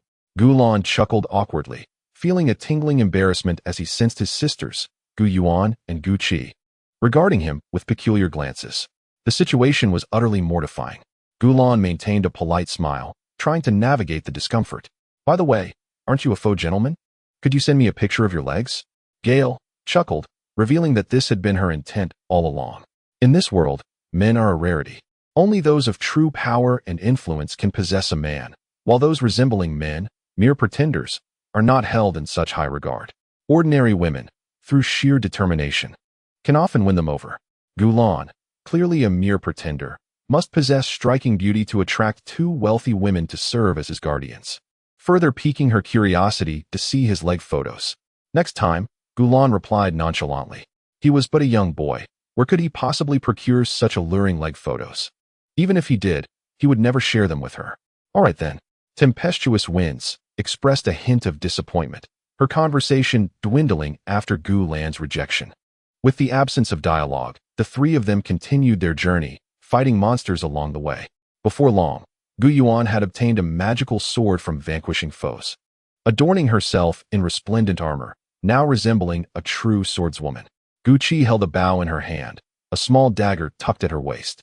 As for Gu Lan, he remained empty-handed, yet he felt no urgency. Gu Yuan and Gu Qi would surely assist him in acquiring equipment. Both were exceedingly indulgent towards Gu Lan, not just in life, but also within the realm of gaming. Initially, Gu Lan felt a twinge of guilt in directing Gu Yuan, but soon realized that she derived joy from serving her younger brother, leading him to command her with increasing confidence. Gu Qi shared a similar sentiment, believing it was only natural to assist Gu Lan. In the eyes of the broader public in this world, men gaming on behalf of others is considered a commonplace practice. Even without compensation, there are countless admirers eager to volunteer, for at least they can assist men, while others lack any means of engaging with them. All this serves to illustrate that Gu Lan does not exploit the two. They willingly aid him in acquiring gear. I want this, and this. As their levels increased, Gu Lan unabashedly targeted the most formidable monster in the vicinity. Although this creature's level far surpassed that of Gu Yuan and Gu Qi, both were adept players, easily handling the challenge. As anticipated, Gu Yuan unleashed several skills, her sword energy diminishing the beast's health significantly. Meanwhile, Gu Qi finished the job with a few well-placed arrows. The entire encounter lasted scarcely 3 minutes, flowing seamlessly, imbued with a certain brutal elegance. The spoils of battle were collected by Gu Lan, who crafted a priest's staff at the forge, his role being that of a healer, simply tasked with restoring health when his companions were low on vitality. Though he possessed technical prowess as a player, his focus was on enjoyment. He relished the pampered treatment he received in this gaming experience. Subsequently, Gu Lan led Gu Yuan and Gu Qi on a quest to vanquish monsters. With Gu Lan at the helm, the two would eagerly compete to strike whenever Gu Lan set his sights on a particular creature. Each encounter rarely exceeded 3 minutes, and the precious materials and equipment were predominantly bestowed upon Gu Lan. Observing from the sidelines, Swift Storm was left utterly astonished. Initially, she had presumed Gu Lan to be merely a faux male, yet she found herself reevaluating her prior judgment. Gu Lan truly resembled a young man in demeanor, gestures, and tone. Despite Gu Lan's own declaration of being a pretender, could it be that he was deceiving her? Swift Storm could not suppress her curiosity and inquired, "Sister, are you truly a faux male? I can't shake the feeling that you are actually a man." As Gu Lan gathered materials, he tilted his head, responding with a distinctly feminine flair. "Sister, what are you pondering? With so few men around, how could you possibly encounter one?" Swift Storm found some logic in this, failing to notice that Gu Lan had sidestepped her question. "Ha ha ha, sister, you portray a man so convincingly. I dare say those men on television are far less convincing than you." She teased with a laugh. Gu Lan chuckled sheepishly, feeling a twinge of guilt. In an effort to divert attention from any potential inconsistencies, he hastily changed the subject. "This material is for you." He promptly placed a rare item into Swift Storm's hands. "How could I accept this?" Swift Storm's face lit up with surprise as she attempted to decline. "Don't overthink it. This is merely a token of gratitude for your prior guidance on game strategies." Swift Storm recognized this as Gu Lan's pretext to encourage her acceptance of the rare material. She could discern that Gulan and the others were adept gamers, not in need of her so-called expertise. However, acknowledging the true value of the material, which was precisely what she required, she reluctantly accepted it, resolving to repay Gulan once her level increased, and she could gather more precious materials. After accepting the gift, Swift Storm indeed fell silent, and the group continued in quietude. As their levels ascended, Gulan attracted an increasing number of players. His stylish attire was already eye-catching, and combined with his inherent masculine aura and the male character he controlled, he was easily mistaken for a genuine young man. More and more players began to shower attention upon Gulan, inevitably leading him to reveal a few slips. This only deepened Swift Storm's suspicions. "Sister, are you truly a woman?" she questioned again, her tone laced with skepticism. Chapter 28. Acquaintances. Gulan discerned the doubt in Swift Storm's voice. Rather than providing a direct response, he chose to toss the question back to her. In doing so, even if the boy's identity were to be revealed, he could easily shift the blame onto Furious Storm, for he had never denied being a boy from the very beginning. Gulan stated calmly, "Dear sister, you wouldn't actually think I'm a boy, would you?" This statement, while questioning whether Furious Storm might perceive her as male, subtly implied a denial of her own masculine identity without explicitly stating it. The flicker of doubt within Furious Storm dissipated upon hearing Gulan's words. Indeed, with so few boys around, how could she have encountered one? It was likely that the boy before her merely resembled a small, pretentious lad. With that thought, Furious Storm expressed her apologies to Gulan, saying, "Sister, I truly feel embarrassed. You bear such a striking resemblance to a boy." Gulan waved her hand dismissively, exuding a feminine grace as she replied, "It's quite all right." Nearby, Gu Yuan and Gu Qi found the situation amusing. Gu Yuan thought his brother's impersonation of a girl was endearing, and Gu Qi shared the same sentiment. In reality, Gulan was a boy with an adorably naive demeanor, and his current feminine guise radiated a charm that was uniquely feminine, creating a delightful contrast that those aware of his true appearance found irresistibly cute. Furious Storm chose not to press further, as her two prior inquiries regarding Gulan's gender had instilled a sense of guilt within her. Consequently, she intentionally sought out playful topics to elicit laughter from Gulan, revitalizing the atmosphere among the group. As time passed, more individuals were drawn to Gulan's captivating aura, many approaching him for contact information, only to be politely declined. Witnessing this, Furious Storm remained convinced that Gulan truly resembled a boy. Unable to resist, she asked once more, "Sister, please don't deceive me. Are you genuinely a girl?" This time, Gulan's demeanor grew considerably colder in response to Furious Storm's questioning. As her persistent inquiries began to wear on his patience, it was only reasonable for anyone with a modicum of emotional intelligence to recognize when to cease questioning. Yet, Furious Storm persisted like a stubborn novice, which irked him somewhat. "Are you finished? If you doubt me so much, perhaps we should no longer be teammates. If you truly cannot trust me, then feel free to leave the team," he stated bluntly. Furious Storm quickly apologized with a forced smile. My fault. Sister, please don't kick me out." She genuinely feared further questioning would lead to her dismissal. Gulan left a favorable impression on her, and she wished to continue their friendship. "Humph," Gulan huffed in mild annoyance.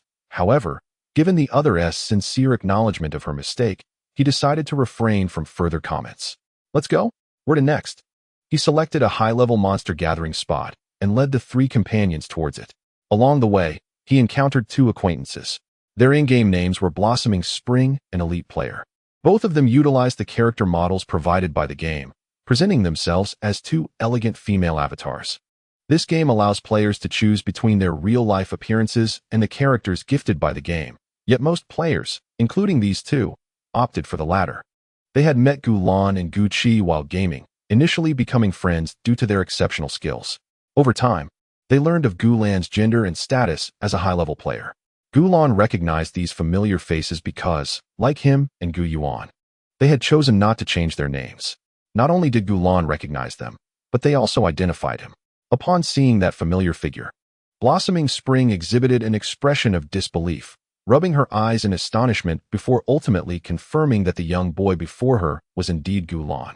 Once she acknowledged his identity, the previously aloof demeanor of the elegant female avatar shifted to one of deference, resembling a devoted admirer. She picked up a rare material that had just dropped and hurried over to Gulan, eager to please. Is that you, Lan? I can't believe we've run into each other again. By the way, Gulan's game is titled Lazy Lan. Elite player then realized her own delayed reaction. Scampering towards Gulan with unrestrained enthusiasm, akin to an eager puppy, tail wagging in spirit. I can't believe we've met again. And you're on a new account, right? This is the material we just gathered, perfect for you to craft some equipment. Elite player promptly opened her inventory, presenting the precious materials she had collected over time. I have some too. These are all 5-star materials, guaranteed to create top-tier weapons. Blossoming Spring chimed in. Gulan understood that refusing their generous offer would surely upset them, so he reluctantly nodded in agreement. All right, thank you, sisters, for the materials. Upon seeing Gulan accept her items, Elite player beamed with joy, and Blossoming Spring mirrored her excitement. Observing the elation on their faces, Gulan couldn't help but reflect on how favorably the world treated boys. Clearly, he took away the rare materials that the two had accumulated over a long time. Yet these two individuals felt compelled to express their gratitude towards him. In this world, many young women lack the opportunity to show deference to men, and he inadvertently provided these two with a chance to curry favor with him. According to societal norms, these two girls were expected to thank him. The underlying cause of this phenomenon is the severe shortage of males, compounded by the presence of spiritual power. Women with high spiritual prowess can only seek out males of a similar level to help untangle their spiritual turmoil. Pursuing males with lower levels of spiritual power proves futile, rendering even the wealthiest and most powerful women subservient to men. In Gulan's past life, those in positions of power could easily seek out women from humble backgrounds to satisfy their desires. However, in this world, women are compelled to find partners whose spiritual levels mirror their own, while they might seek out those with lower spiritual power for gratification. These individuals are incapable of alleviating spiritual discord, ultimately leading them back to seeking out males of comparable spiritual levels. There are additional factors at play, but they need not be enumerated here. Under these circumstances, society exhibits an extraordinary tolerance towards men, resulting in a cultural milieu where most women adopt a subservient role. Even a minority of women who do not conform to this behavior cannot alter the overall societal dynamics. Finally, Man Yuan Chunsei noticed Gu Qi standing aside. Gu Yuan recognized her as Gulan's sister, yet this unfamiliar face raised questions about her relationship with Gulan. And what of the woman beside Gulan, known as Ji Fengxiaoyu? What was her connection to Gulan? This presented two enigmatic women. What ties did Gulan share with them? Friends or mere acquaintances? Man Yuan Chunsei felt a twinge of unease, fearing that these two might usurp her self-identified role as Gulan's devoted admirer. Indeed, she had always prided herself on being Gulan's sycophant, relishing in that identity. Witnessing the potential loss of her status, she could not resist inquiring, Wan, who are these two beside you? Gao Duan Wanjia also exhibited curiosity regarding the identities of Gulan's companions. She was well aware that Gulan had declined countless requests from girls wishing to befriend him, and many had sought to team up with him without success. The mere presence of these two women by Gulan's side suggested a significant bond. Chapter 29. I take action. You're asking about their identities? This one is a bodyguard arranged by my family, and this one is a friend I met shortly after entering the game. Gulan explained the roles of Gu Qi and Ji Fengxiaoyu. With this revelation, Man Yuan Chunsei felt a sense of relief. One was a protector, while the other was merely an acquaintance, likely to vanish in the next game. There was no chance of them usurping her position as Gulan's devoted admirer. The high-end player cast a glance at Gu Qi, who harbored no ill intentions. Rather, she was somewhat astonished to discover that Gu Qi's identity was that of a bodyguard. However, upon reflection, it seemed scarcely unusual for a young man of evident affluent pedigree, like Gulan, to have a bodyguard. Gu Yuan exhibited a nonchalant demeanor. She considered a garden of Spring and high-end player as acquaintances, well aware that both individuals were mere sycophants of her brother Gulan, incapable of harboring any malice. Thus, she refrained from dismissing them as she had with other women previously. Gu Qi, too, was largely indifferent. Gulan's words rang true, and she felt no need for discretion. Yet, the online observer Sudden Storm experienced a complex array of emotions, for Gulan's treatment of her mirrored that of an ordinary netizen.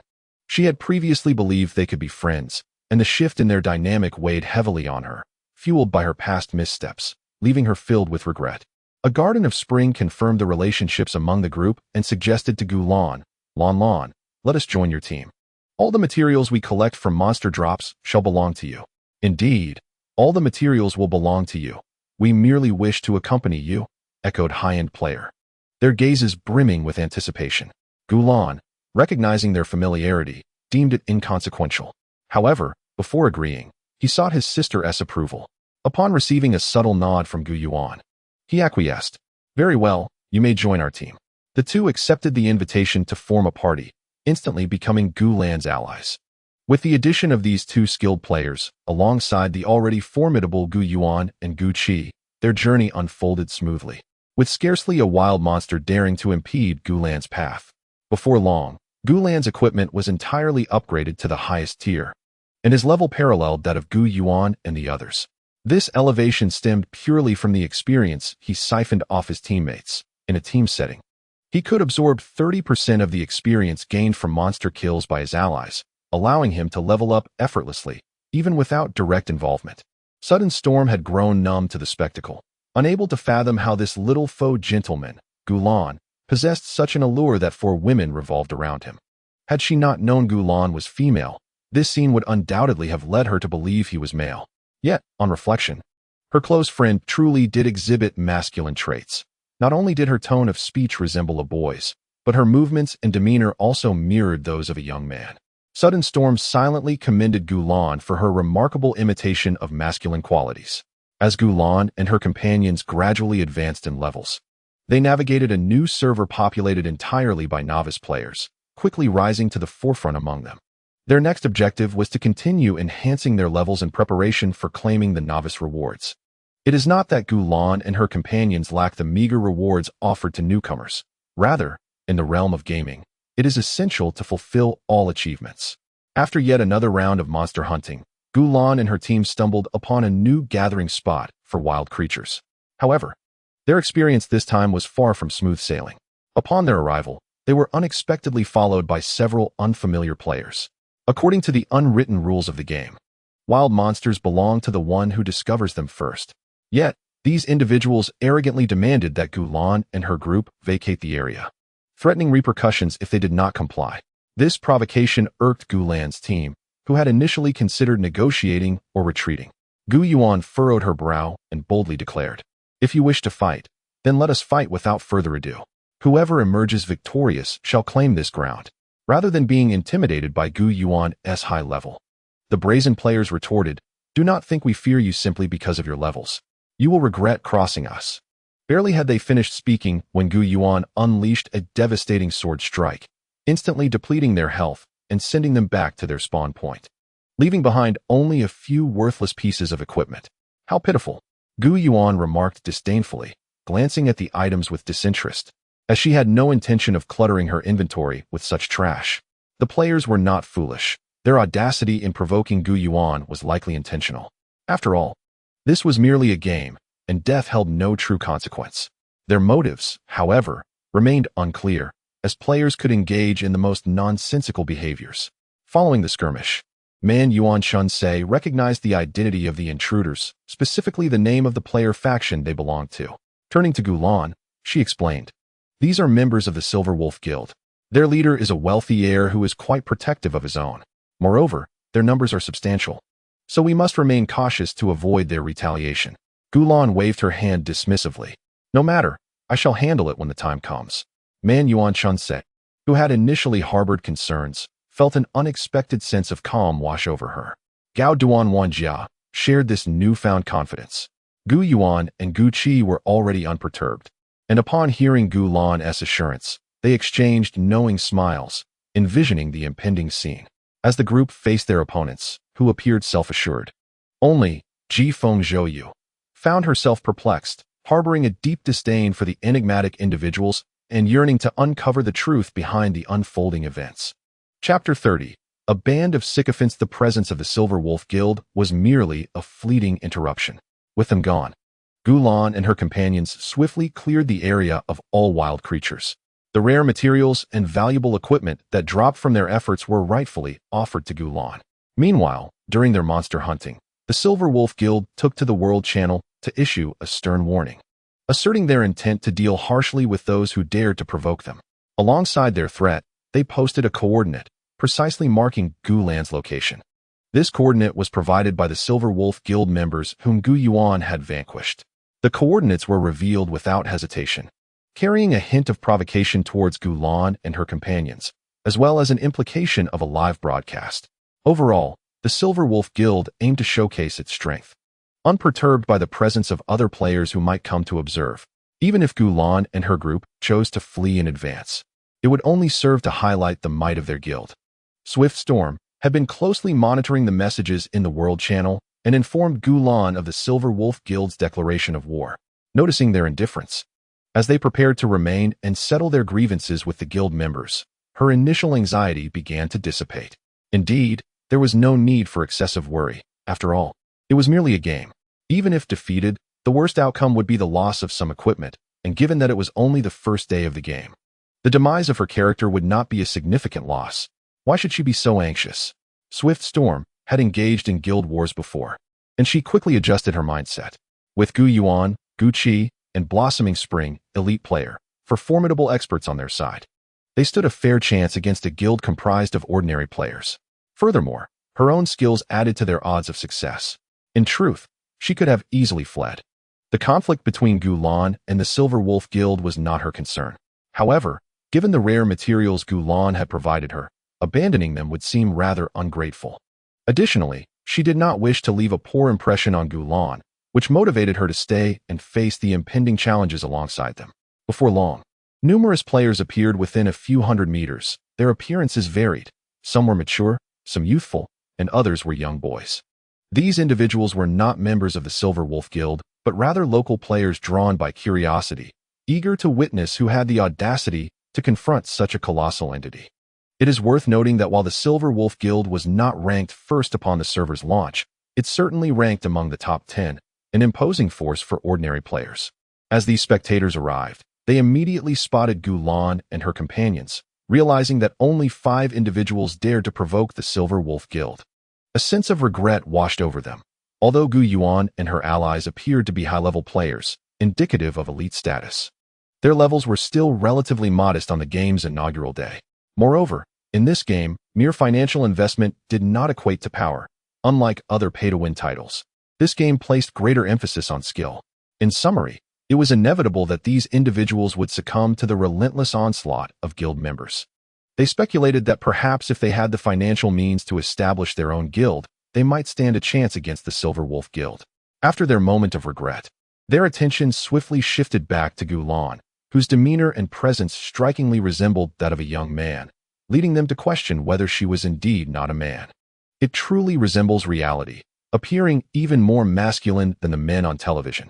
Is he a mere pretender or a genuine male? It is unfortunate that such an adorable little creature is about to endure hardship alongside these individuals. Some individuals expressed their bewilderment without reservation, discussing Gulan's gender openly in the public chat. Others, driven by a sense of amusement, quickly relay the news across the global channel, informing all players that the Silver Wolf Guild intends to confront 5 individuals. This revelation sparks the interest of an increasing number of players, eager to witness the fate of these 5. Will they triumph over the Silver Wolf Guild or face utter defeat? As the spectators gathered to witness the spectacle arrived, the members of the Silver Wolf Guild finally made their entrance. The guild leader, known as Silver Wolf Howl Moon, presented herself as a tall, red-haired beauty adorned in luxurious attire, wielding a weapon that shimmered with special effects, unmistakably a wealthy patron of the game. Along her journey, she had already gleaned from the global channel that her adversaries comprised merely 5 individuals. Indeed, she had learned the details of Gulan and the others from the fallen guild members. Initially, she anticipated these individuals would flee, but to her surprise, Gulan and his companions dared to remain and confront them. This realization filled her with a sense of caution. The players of today are not easily deceived, and Gulan's audacity suggested he possessed some form of advantage. Nevertheless, with their superior numbers, they could simply overwhelm their opponents. No matter how skilled or well-equipped these individuals might be, they would not withstand the onslaught of a swarm strategy on the first day of the game's launch. It is only later, when players' equipment levels have developed, that such tactics become ineffective against high-level players. In the early and mid-game stages, however, swarm tactics pose a significant threat to these elite players. On her way, Silver Wolf Howl Moon had activated a live stream titled First Battle After Launch, primarily to showcase her financial prowess. Most viewers of game streams are seasoned players, with only a handful of casual observers passing by.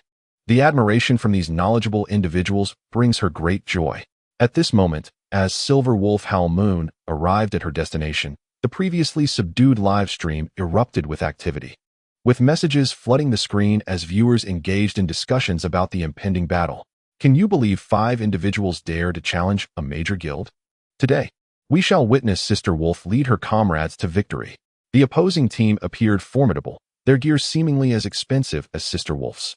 That little boy is so adorable. Does he genuinely look like a real boy? Sister Wolf, you must inquire about that person's true gender. I genuinely believe he is a boy. As these comments streamed by, Silver Wolf Howl Moon found merit in the viewer's observations. She too perceived that Gulan bore a striking resemblance to a male. She gestured for her guild members to hold their fire, intending to approach and ascertain the situation first. However, to outsiders, their appearance suggested that the Silver Wolf Guild was eyeing Gulan and others with predatory intent. The atmosphere was unbearably oppressive, and the onlookers felt a chill of trepidation, fearing that these individuals might suddenly strike. Gu Yuan, Gu Qi, the Garden of Spring Colors, and elite players were already prepared for battle, and Gulan noticed that most of the people had arrived. He activated all microphones and then sent a voice message in the world channel, using his natural voice. Are you planning to bully me? The first sentence was delivered in a soft, melodious tone that could almost melt hearts, evoking a profound instinct to protect the speaker, making one wish to shield the owner of such a voice forever. If you eliminate the members of the Silver Wolf Guild, I will grant you my friend slot. The second sentence retained its enchanting quality, yet the tone shifted to one of entitlement, even arrogance, as if his friend slot were an invaluable treasure. Indeed, in this world where men were scarce, possessing a man's contact information was a badge of honor for women. His words could easily sway many female players to switch sides. And aside from the core members, the rest of the Silver Wolf Guild were bound to revolt. As for Gulan's somewhat haughty demeanor, it stemmed from the prevailing attitudes of men towards women in this realm. A more amiable disposition might lead these women to question his masculinity. Gulan's revelation of his male identity was understandable. He had concealed it merely to evade the persistent advances of admirers. Now that he required their assistance, revealing his identity was of little consequence, for he was certain that he would attract a multitude of admirers thereafter. His confidence in gaining support post-revelation was grounded in prior experiences, where nearly all members of a guild had defected except for the guild leader. There were far too many single women and admirers in this world. Without further ado, as his words echoed, the players around him erupted in excitement. Given that Gulan had spoken directly in the world channel, all present could hear those 2 sentences. Upon hearing the first voice message, the crowd was electrified. They had not anticipated that Gulan was a boy. Many felt their hearts flutter, the impact of his voice nearly causing them to swoon. I knew he was a boy. Oh my, that voice is simply divine. No way. Just from the voice, he must be an exquisite little boy.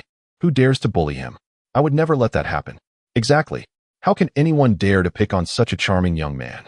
This was their reaction upon hearing the first message.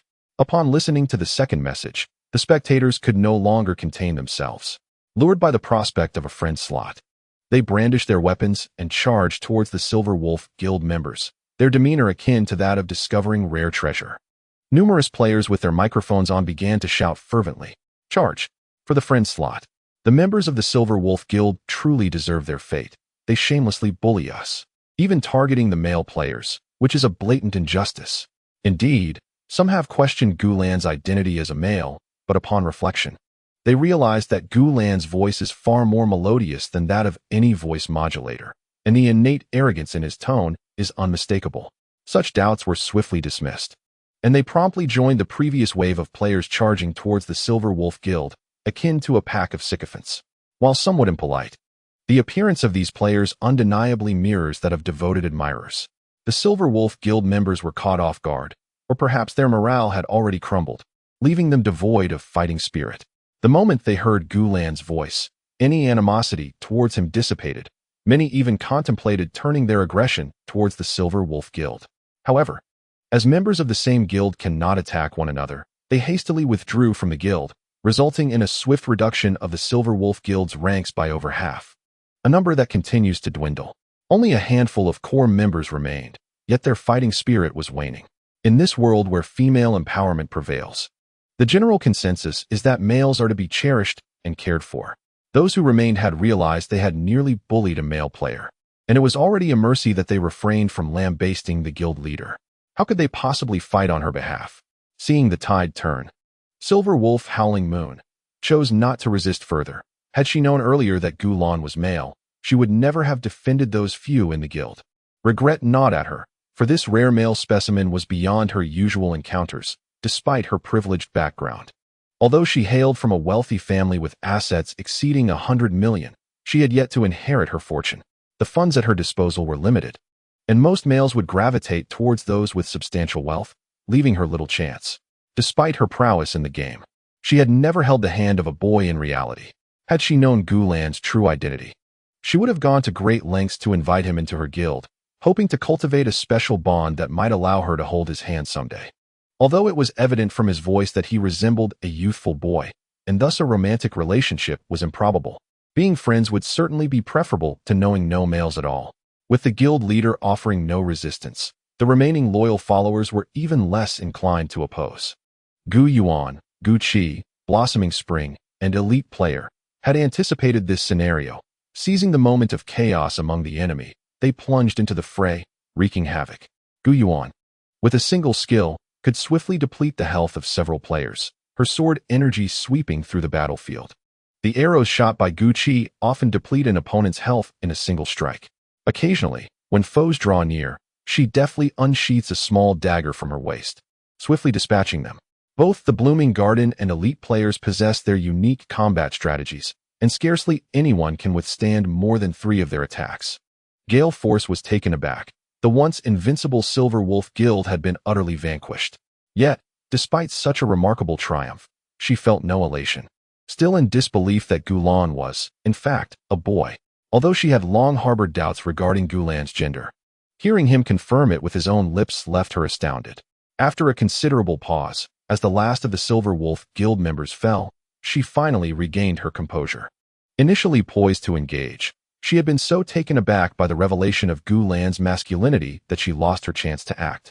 Gale Force discreetly studied Gulan's profile. She had previously sensed that his movements, demeanor, and tone bore a striking resemblance to that of a boy. The astonishment soon gave way to joy, for the prospect of gaming alongside a male companion is a coveted fortune in the eyes of many. Gulan's voice sent ripples throughout the new server. Broadcasting on the World Channel, his voice resonated with players across the realm. Many engaged in battles and leveling up were left utterly astounded, their messages nearly overwhelming the World Channel. What? There's a boy. The scarcity of male gamers made her feel incredibly fortunate to share a server with a man. What a delightful voice. You can tell he's an exquisite young lad. Criticism of the Silver Wolf Guild surged, with messages decrying their audacity to bully even a boy. Numerous messages echoed similar sentiments, causing a stir throughout the server in light of Gulan's gender revelation. Chapter 31. Advanced Skills. However, despite the uproar over his gender, the players surrounding Gulan, including those from the Silver Wolf Guild and curious onlookers, numbered only a few hundred. The majority of players were scattered across the vast server and could not arrive immediately, meaning Gulan would, for the time being, remain undisturbed. In the live stream of Silver Wolf Howling at the Moon, it wasn't until the battle concluded that viewers began to react, resulting in a barrage of comments flooding the screen. What? A boy? How unfortunate for Wolf's sister to encounter a boy in the very first battle of the server. Sister Wolf, as the old saying goes, one must engage in combat to become acquainted. Quickly assist the sisters in requesting that young man's contact information. I can hardly contain my amusement. It is utterly hilarious that she managed to inadvertently offend a young man. I must transform the livestream replay into a comedic video so that everyone can witness your actions. Overall, the audience in the livestream was rather astonished. In this day and age, male gamers are a rarity. Most are preoccupied with romance or shopping, and only a select few are inclined to engage in gaming. Ironically, Silver Wolf Howling at the Moon encountered a young man who enjoys gaming, yet her fortune cannot be deemed favorable. Rather, it is unfortunate, for she offended him upon her arrival. Were it not for their unwavering support as devoted fans of the streamer, they might have defected under the young man's influence. At this moment, some passing viewers began to condemn Silver Wolf Howling at the Moon, asserting that she was unworthy of being a woman, bullying such a fragile and endearing young man. Had the audience not been privy to the background of the situation and understood that Silver Wolf Howling at the Moon acted unintentionally, her reputation would undoubtedly have been tarnished. After all, no woman would regard another woman who bullies men with respect. In a world where feminism prevails, society venerates the notion that women should oppose one another, while men ought to be protected and cherished. If a woman were to strike a man, she would face public condemnation, and in severe cases, even imprisonment, as there exists a legal framework specifically designed to safeguard men. Let us momentarily set aside the happenings of the live stream. The fate of the Silver Wolf Guild has been sealed. Following their defeat, Silver Wolf Howling at the Moon surrendered with remarkable composure. In light of the positive attitude displayed by the participants, Gulan graciously decided to spare them. It was merely a game, after all. There was no need to ruin someone else's account. To reciprocate this kindness, Silver Wolf Howling at the Moon eagerly declared that they would henceforth be under Gulan's command, ready to follow her lead. Even in defeat, Silver Wolf Howling at the Moon did not diminish herself to a state of utter subservience. Her actions were driven by her own intentions to establish a connection with Gulan, the young man she had fortuitously encountered. She yearned to seize the opportunity to foster a positive relationship with him. Meanwhile, Gulan found herself with a new entourage. Although, after revealing her gender, there were plenty of admirers eager to assist her, she did not suffer for it. After the battle concluded, Gulan fulfilled her earlier promise, granting friendship invitations to those who had performed notably during the conflict. However, the sheer number of contributors was overwhelming. Even after filling her friend list, many were still unable to add Gulan as a friend. The remaining individuals had no choice but to depart with a sense of regret. They had contemplated requesting Gulan's genuine contact information, but it remained a mere thought. They truly lacked the courage to voice such a desire, for they were merely her admirers. If they were to displease Gulan, resulting in her withholding her contact information, they would find themselves at a considerable loss. Upon discovering Gulan's true gender, she eagerly requested to add him as a friend. Overjoyed, this marked her first instance of close interaction with a male, an experience she would likely cherish for a long time. Subsequently, numerous players flocked from various corners of the server, vying for Gulan's attention. As was his custom, Gulan graciously accepted their affection. He began to revel in a life surrounded by admirers in this new server, where every desire was promptly fulfilled by a throng of eager followers who showered him with concern and warmth. Gulan found himself under the whimsical illusion that these individuals were not merely people, but rather, they resembled large, affectionate dogs in human guise, excessively devoted to him. Despite the overwhelming attention, Gulan felt no annoyance. His previous concealment of his male identity stemmed solely from the weariness of being overly adored. It was akin to a wealthy individual occasionally indulging in street food, while it may be enjoyable at times.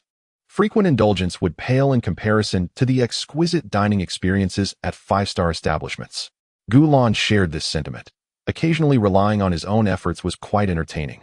Yet having admirers assist him in gathering resources was undeniably advantageous. In essence, no one would resent being well received. Before logging off, the group agreed upon the next time to reconvene in the game, and then they exited. After leaving the game, Gulan received a friend request on the chat application Penguin from an acquaintance he had met in another game. This individual, a skilled female player, was unaware of his true gender. Enjoying their conversations under the assumption that he was female, Gulan decided to share his Penguin account. After casually accepting the request, they became friends. However, Gulan had no intention of engaging in conversation. He closed the game, feeling fatigued and in need of a respite. The following days passed uneventfully until Saturday arrived. That afternoon, Gulan sat cross-legged on Gu Yuan's bed, lazily yawning. He turned his gaze toward Gu Yuan, who was diligently working on her assignments at the desk, and asked with mild impatience, "Sister, how much longer until you finish your homework?" Without looking up, Gu Yuan replied, "It will be done shortly." Reluctantly, Gulan decided to wait, seeking distraction from his boredom. He approached Gu Yuan's side, curiously observing her as she tackled her homework. which involved foundational knowledge of mechas, a subject she had just begun to study in middle school. After a brief period of observation, he grew disinterested and picked up a textbook from the desk titled Comprehensive Guide to Mecha Operations. After flipping through a few pages, a system notification suddenly appeared before Gulan. Mecha Basic Operations, Level 001000. This skill was classified as an advanced ability, implying that accumulating lottery chances would enable him to unlock the advanced lottery wheel. Remarkably, this advanced skill was the only one Gulan had acquired during this period, and merely advancing to level 1 would require a daunting 1,000 proficiency points. Acquiring advanced skills brought a measure of surprise to Gulan. He resolved to seek ways to enhance this skill during this period. However, he felt no pressing urgency. His primary focus was on savoring life, understanding that there was no need to hastily elevate his abilities. This does not imply that he sought mere indulgence. Rather, he recognized the importance of a balanced approach to learning. It would be impractical to devote all his time solely to skill enhancement. Moreover, even if he were to elevate this skill to its zenith, it would not entail him recklessly piloting a mech across the cosmos. Much like marksmanship, being an expert marksman does not necessitate participation in battle. His pursuit of these skills was fundamentally for self-preservation. He could possess them, yet it was not obligatory to employ them. Taking this opportunity, let us delve into the new skills Gulan has acquired during this time. He has 5 intermediate skills: Mathematics, Level 1 101,000. Language Arts, Level 1 101,000. Mental Control, Level 1 101,000. Dancing, Level 1 101,000. And Piano, Level 1 101,000. The only advanced skill he has acquired is the one mentioned earlier. There are some basic skills as well, though they shall not be enumerated here. Gulan has also received several opportunities for a lottery draw, which he has utilized. Among the prizes, the less useful ones shall remain unmentioned, while the beneficial ones include interstellar mech, small civilian spaceship, military combat robot. These are indeed valuable rewards. The knowledge imparted at the elementary level is quite limited. These 6-year-old boys are already beginning to harness their mental powers, prompting their teacher to instruct them on mastering such abilities. As for why mathematics is categorized as an intermediate skill, Gulan is uncertain. This is a question best directed at the system. Perhaps only through the study of more advanced mathematics will it ascend to an advanced skill. He is equally perplexed as to why mech operation is classified as an advanced skill. The determination of skill levels is solely at the discretion of the system. Presently, Gulan's personal panel appears as follows.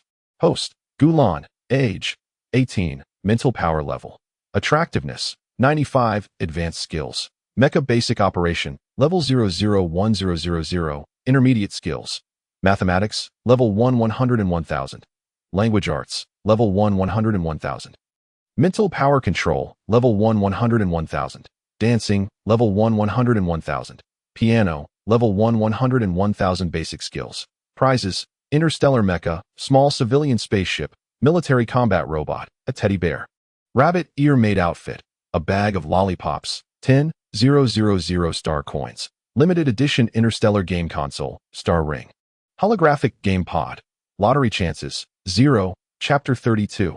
Cousin's birthday. Having acquired an advanced skill, Gulan felt a surge of joy.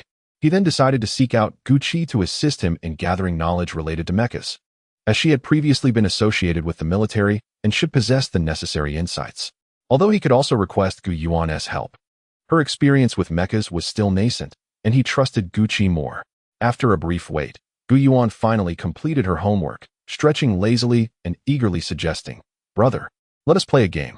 Gulan, currently lounging on his bed with his petite white-socked feet swinging, heard her voice and turned to sit up, nodding in her direction. "All right, I've logged in. Hurry up, sister." The siblings joyfully spent their Saturday and Sunday together. Time flew by, and before long, 2 weeks had passed, bringing them back to Saturday once more. During this period, Gulan relished his time at school, achieving top marks in his class. Meanwhile, the mecha information he had discreetly requested from Gucci had finally been gathered.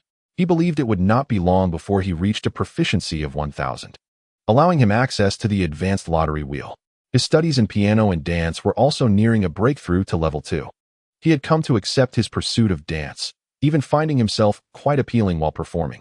In the realm of gaming, he enjoyed lively conversations with friends on the platform, their relationship blossoming swiftly.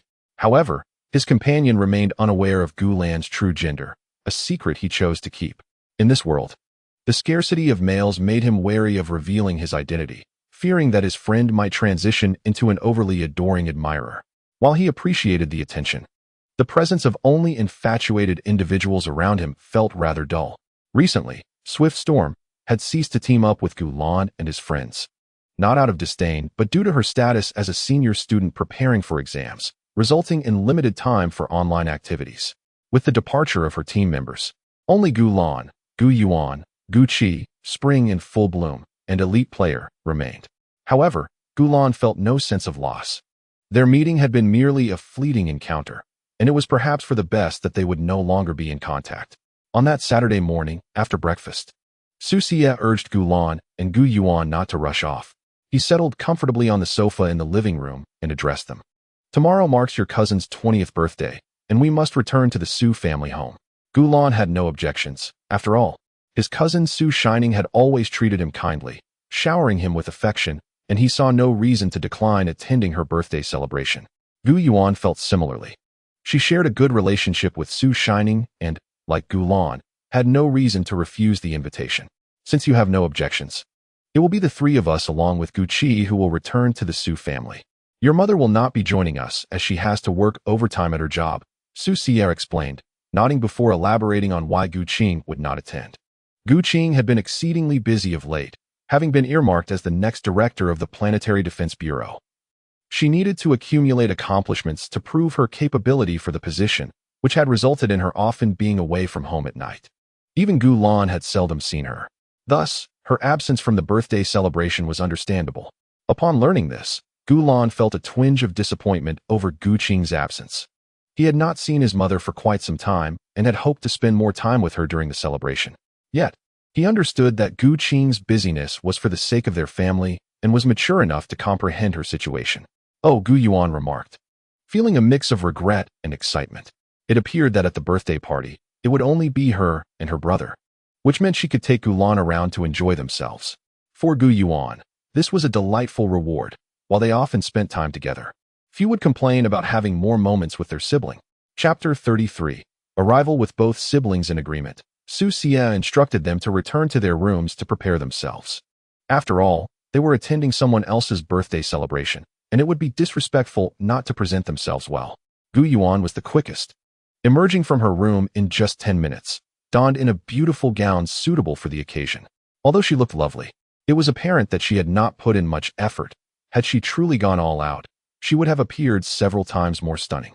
Her choice to keep it understated was deliberate. When visiting someone else's home, it is essential not to overshadow the host. Her attire struck the perfect balance, neither overly glamorous nor unattractive, embodying moderation. Su Xie was similarly understated, clad in a fitted white gown that elegantly accentuated his graceful figure. He possessed exquisite features and flawless skin, exuding an air of cool elegance and purity, akin to a snow lotus on an icy mountain, untouchable and best admired from a distance. He too refrained from going all out, yet his innate good looks ensured he would appear appealing regardless of his level of effort. The last to be elegantly attired was Gulan, who donned a pristine white tuxedo. His features, still in the bloom of youth, were exquisitely charming, complemented by his glistening eyes and soft black hair cascading gently over his forehead. He exuded an aura of pure innocence and fragility, resembling an exquisite porcelain doll, evoking an instinctive desire to cherish and protect him. With merely a casual selection of formal wear, he effortlessly outshone the so-called celebrities on television. His beauty was simply too striking to allow for any semblance of modesty. Nevertheless, he would not overshadow others entirely, drawing only a modest amount of attention. Gu Qi, adorned in a sleek black gown, also radiated beauty under the gown's enhancement, elevating her already considerable allure. She was to accompany them to the birthday celebration, serving as Gulan's bodyguard, ensuring their safety throughout the event. However, the security on Tyran Star was commendable, and the Su family would also be hiring their own security, likely rendering the event incident-free. Each of them wore exquisite garments crafted by master tailors, radiating opulence and allure, yet they remained far from overshadowing the occasion, merely captivating the attention of onlookers. With the assurance that they would not become the center of attention, they embarked on their journey in a hover car. Gucci took the wheel, with Su Xie in the passenger seat, while Gulan and Gu Yuan occupied the back. Along the way, they made a stop at a shopping mall, visiting luxury boutiques to select gifts for the occasion before heading towards the Su family estate. The birthday celebration for Su Shining was to be held in a hotel owned by the Su family, a prominent clan on Tyran Star, primarily engaged in the manufacturing of civilian mechs and spacecraft, along with numerous other ventures contributing to their vast wealth. The hotel chosen for the celebration was among the finest on Tyran Star. Besides Gulan and his close companions, several partners of the Su family were also invited. The hotel would remain vacant for guests during the festivities to ensure the Su family's privacy. The celebration was scheduled to commence in the evening. Thus, they would likely wait for some time upon arrival. As the clock approached 10:50 in the morning, after over an hour's drive, the group finally reached their destination. Upon entering the hotel, they noted numerous staff members bustling about, seemingly preparing for the event. Su Yonghong and Su Shining were engaged in conversation, and upon noticing Su Xie's arrival, Su Yonghong greeted her with a warm smile, leading his mother and child to converse across the hall. Before departing, Su Xie requested that Gulan and the others accompany Su Shining for some leisure. Su Yonghong also encouraged Su Shining to show them around. Seizing the moment of solitude, Gu Yuan presented his gift, a sports car, which Su Shining could pick up from the shop later. The car was quite an extravagant purchase, costing a total of 5 million star coins. Unlike Gulan, Gu Yuan was not as favored, and in this world, it was customary for girls to be raised in a manner that fostered frugality, hence her limited allowance. Su Shining was well aware of Gu Yuan's current situation and understood that she had done her utmost. With a cheerful smile, she expressed her satisfaction with the gift. "Cousin, you are so thoughtful. Thank you for the gift you have given me." After Gu Yuan presented her gift, it was Gulan's turn. He gifted her a watch, exquisitely crafted and designed by a master artisan, valued at 10 million star coins. As the saying goes, the impoverished indulge in cars while the affluent adorn themselves with watches. If one wishes to present a gift but lacks sufficient funds, a watch serves as an elegant choice. For instance, with only 1,000 coins, presenting a star ring may appear rather cheap. However, gifting a watch conveys a sense of rarity and value. Gulan initially contemplated gifting his cousin a sports car, knowing that girls in this world often have a penchant for such vehicles and mecha. Yet, upon reflection, he considered that Su Shining, being from the Su family, likely did not lack for such luxuries, leading him to opt for the watch instead. A watch valued at 10 million coins epitomizes luxury among luxuries, far surpassing the impact of a sports car. Upon receiving the watch, Su Shining indeed displayed her delight. She had never owned such a high-value luxury item. It was not a matter of financial deficiency, as she typically invested her funds in sports cars and mecha. The watch gifted by Gulan truly resonated with her tastes. With a beaming smile, Su Shining addressed Gulan. "Cousin, I absolutely adore the gift you bestowed upon me. When your birthday arrives, I shall surprise you in return." Curiosity piqued within Gulan about what kind of surprise Su Shining had in store. In this world, women typically present men with elegant clothing, jewelry, or bags. Thus, it was likely that her gift would fall within those categories.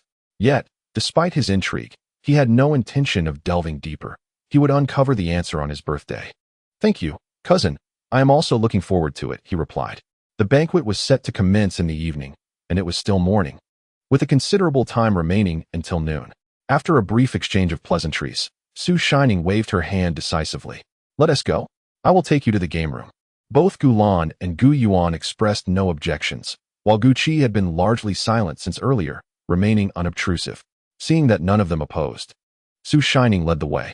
As they walked, their unique demeanor attracted attention, drawing the gaze of several hotel staff members who were diligently working.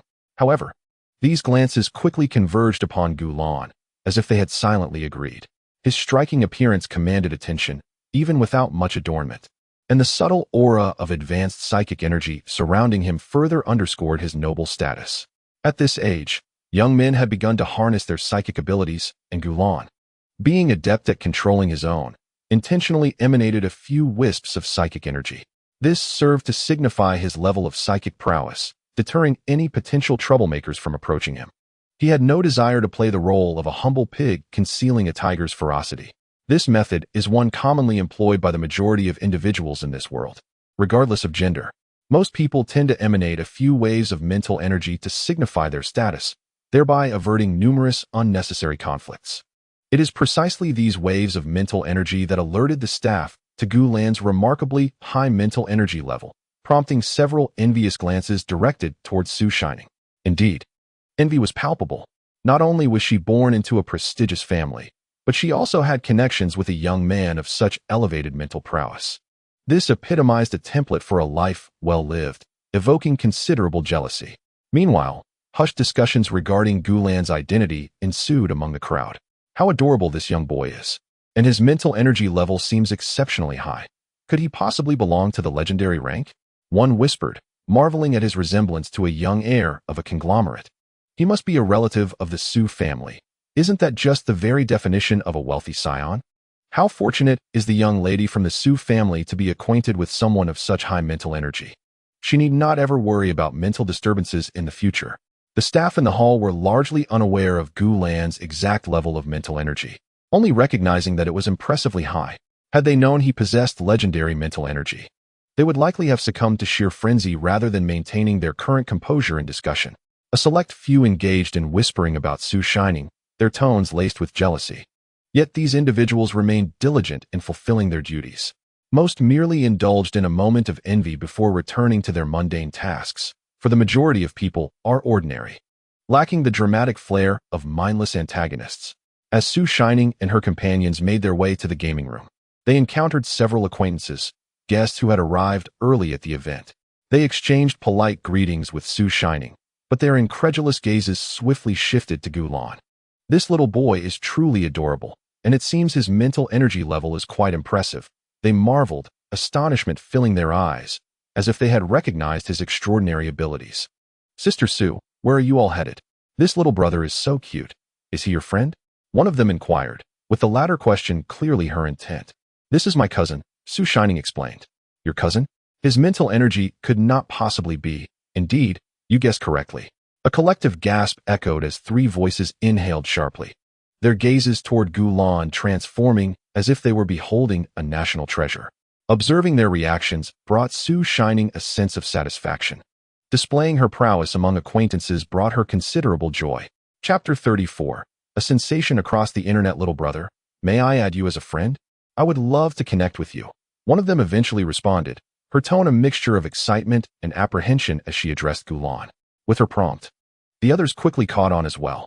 Little brother, don't add her. Add me instead. Disregard their words. These individuals are vying for a place among Gulan's friends. Were it not for the desire to maintain their image before him, they might have resorted to outright quarrels. Indeed, these three are apprehensive that Gulan may not grant them friendship at all, for someone of his mental acuity can easily dismiss those of lesser capabilities. Gulan, being a young man endowed with such extraordinary mental prowess, undoubtedly attracts admirers and could quite naturally overlook them. After a moment's contemplation, Gulan, recognizing that these individuals are friends of his cousin, resolved to extend a friendship invitation to each of them. Ultimately, while he offered them the privilege of friendship, the decision to engage in conversation or respond to them would remain entirely at his discretion. Having granted them this boon, Gulan and his companions proceeded towards the gaming room.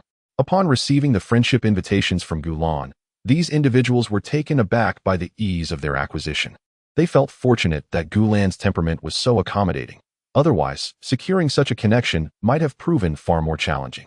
Initially, they had contemplated leveraging monetary influence to persuade Gulan, but upon reflection, they understood that someone of his caliber would hardly be swayed by financial means. Thus, they resolved to appeal to Gulan's sense of sincerity. However, it became evident that Gulan's amiable disposition rendered their previous attempts at flattery unnecessary.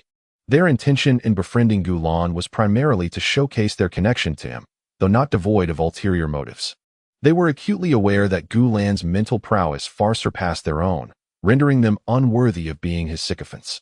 To genuinely win Gulan's favor, one would need not only considerable mental strength, but also substantial wealth, qualities that they lacked. Understanding this, their aim in befriending Gulan was chiefly to boast before their peers. Upon reaching the gaming room, which was spacious and inviting, Gulan settled onto a sofa.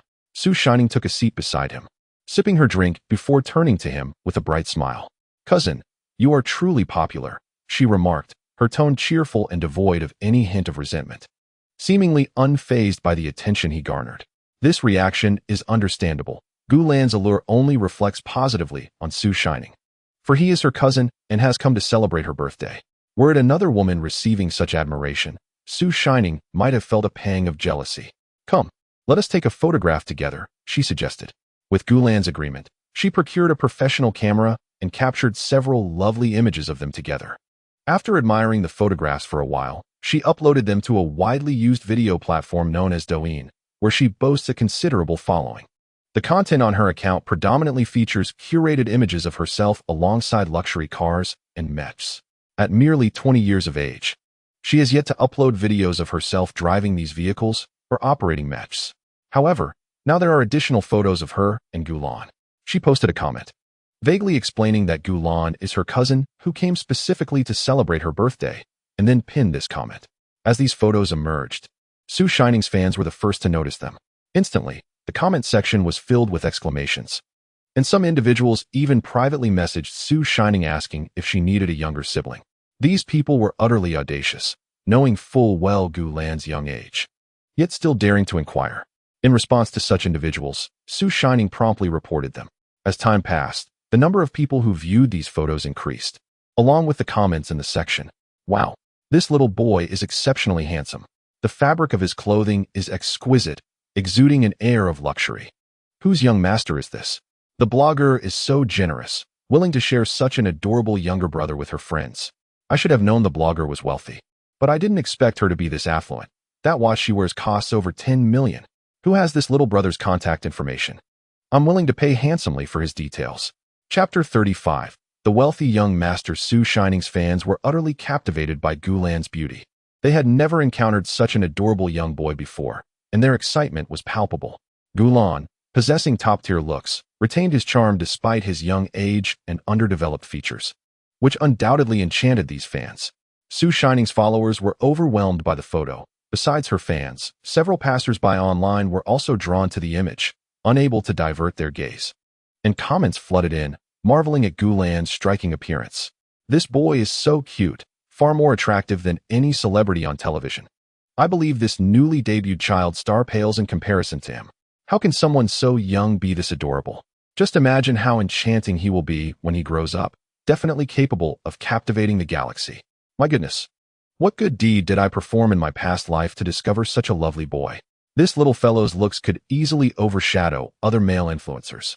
While men are quite rare in reality, there are numerous male influencers on this video platform. The passing viewers, having seen the videos created by those male influencers, felt that their looks could not hold a candle to Gulan's charm and beauty.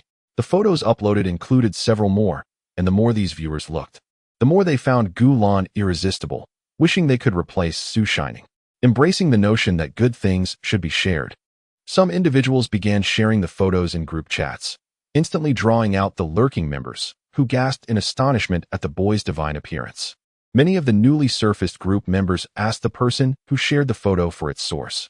"Hey, bestie, where did you find this captivating photo of the young master? Please tell us. Hasten to reveal the truth.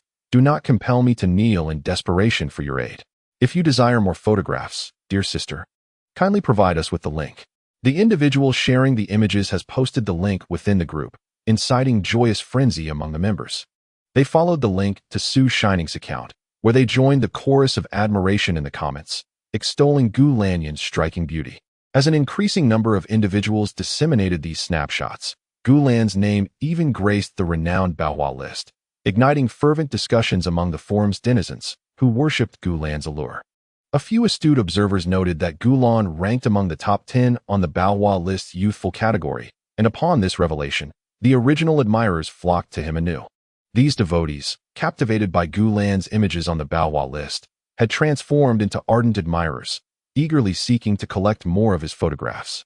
Though their efforts had thus far yielded no fresh images, this insatiable desire for Gulan's latest photos had driven them to a frenzy.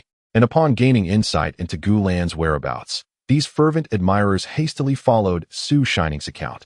A multitude of fan groups, comprised of Gulan's admirers, had formed, with the group leader urging all members to follow Su Shining. Although this was not Gulan's personal account, It provided an alternative avenue to acquire images of him. These fans were not perverse. Rather, they were akin to devoted followers, fervently passionate about their idol. They sought to collect every fragment of information regarding him, which partly fueled their aforementioned actions. However, the primary reason was Gu Lan's extraordinary beauty. By following Su Shining's account, they hoped to once again behold the visage of such a captivating youth. News of Gu Lan's allure spread rapidly, reaching both his loyal admirers and those newly enchanted. As the leaders of the 1,000-member groups issued their directives, discussions erupted fervently among the members of Tycoon Star's chat, composed of Gu Lan's most dedicated followers. During Gu Lan's previous outings on Tycoon Star, several candid shots had been captured, further supplemented by recent photographs taken while he accompanied his sister to the training facility. Many local netizens, upon discovering these charming images, swiftly became fans of Gu Lan.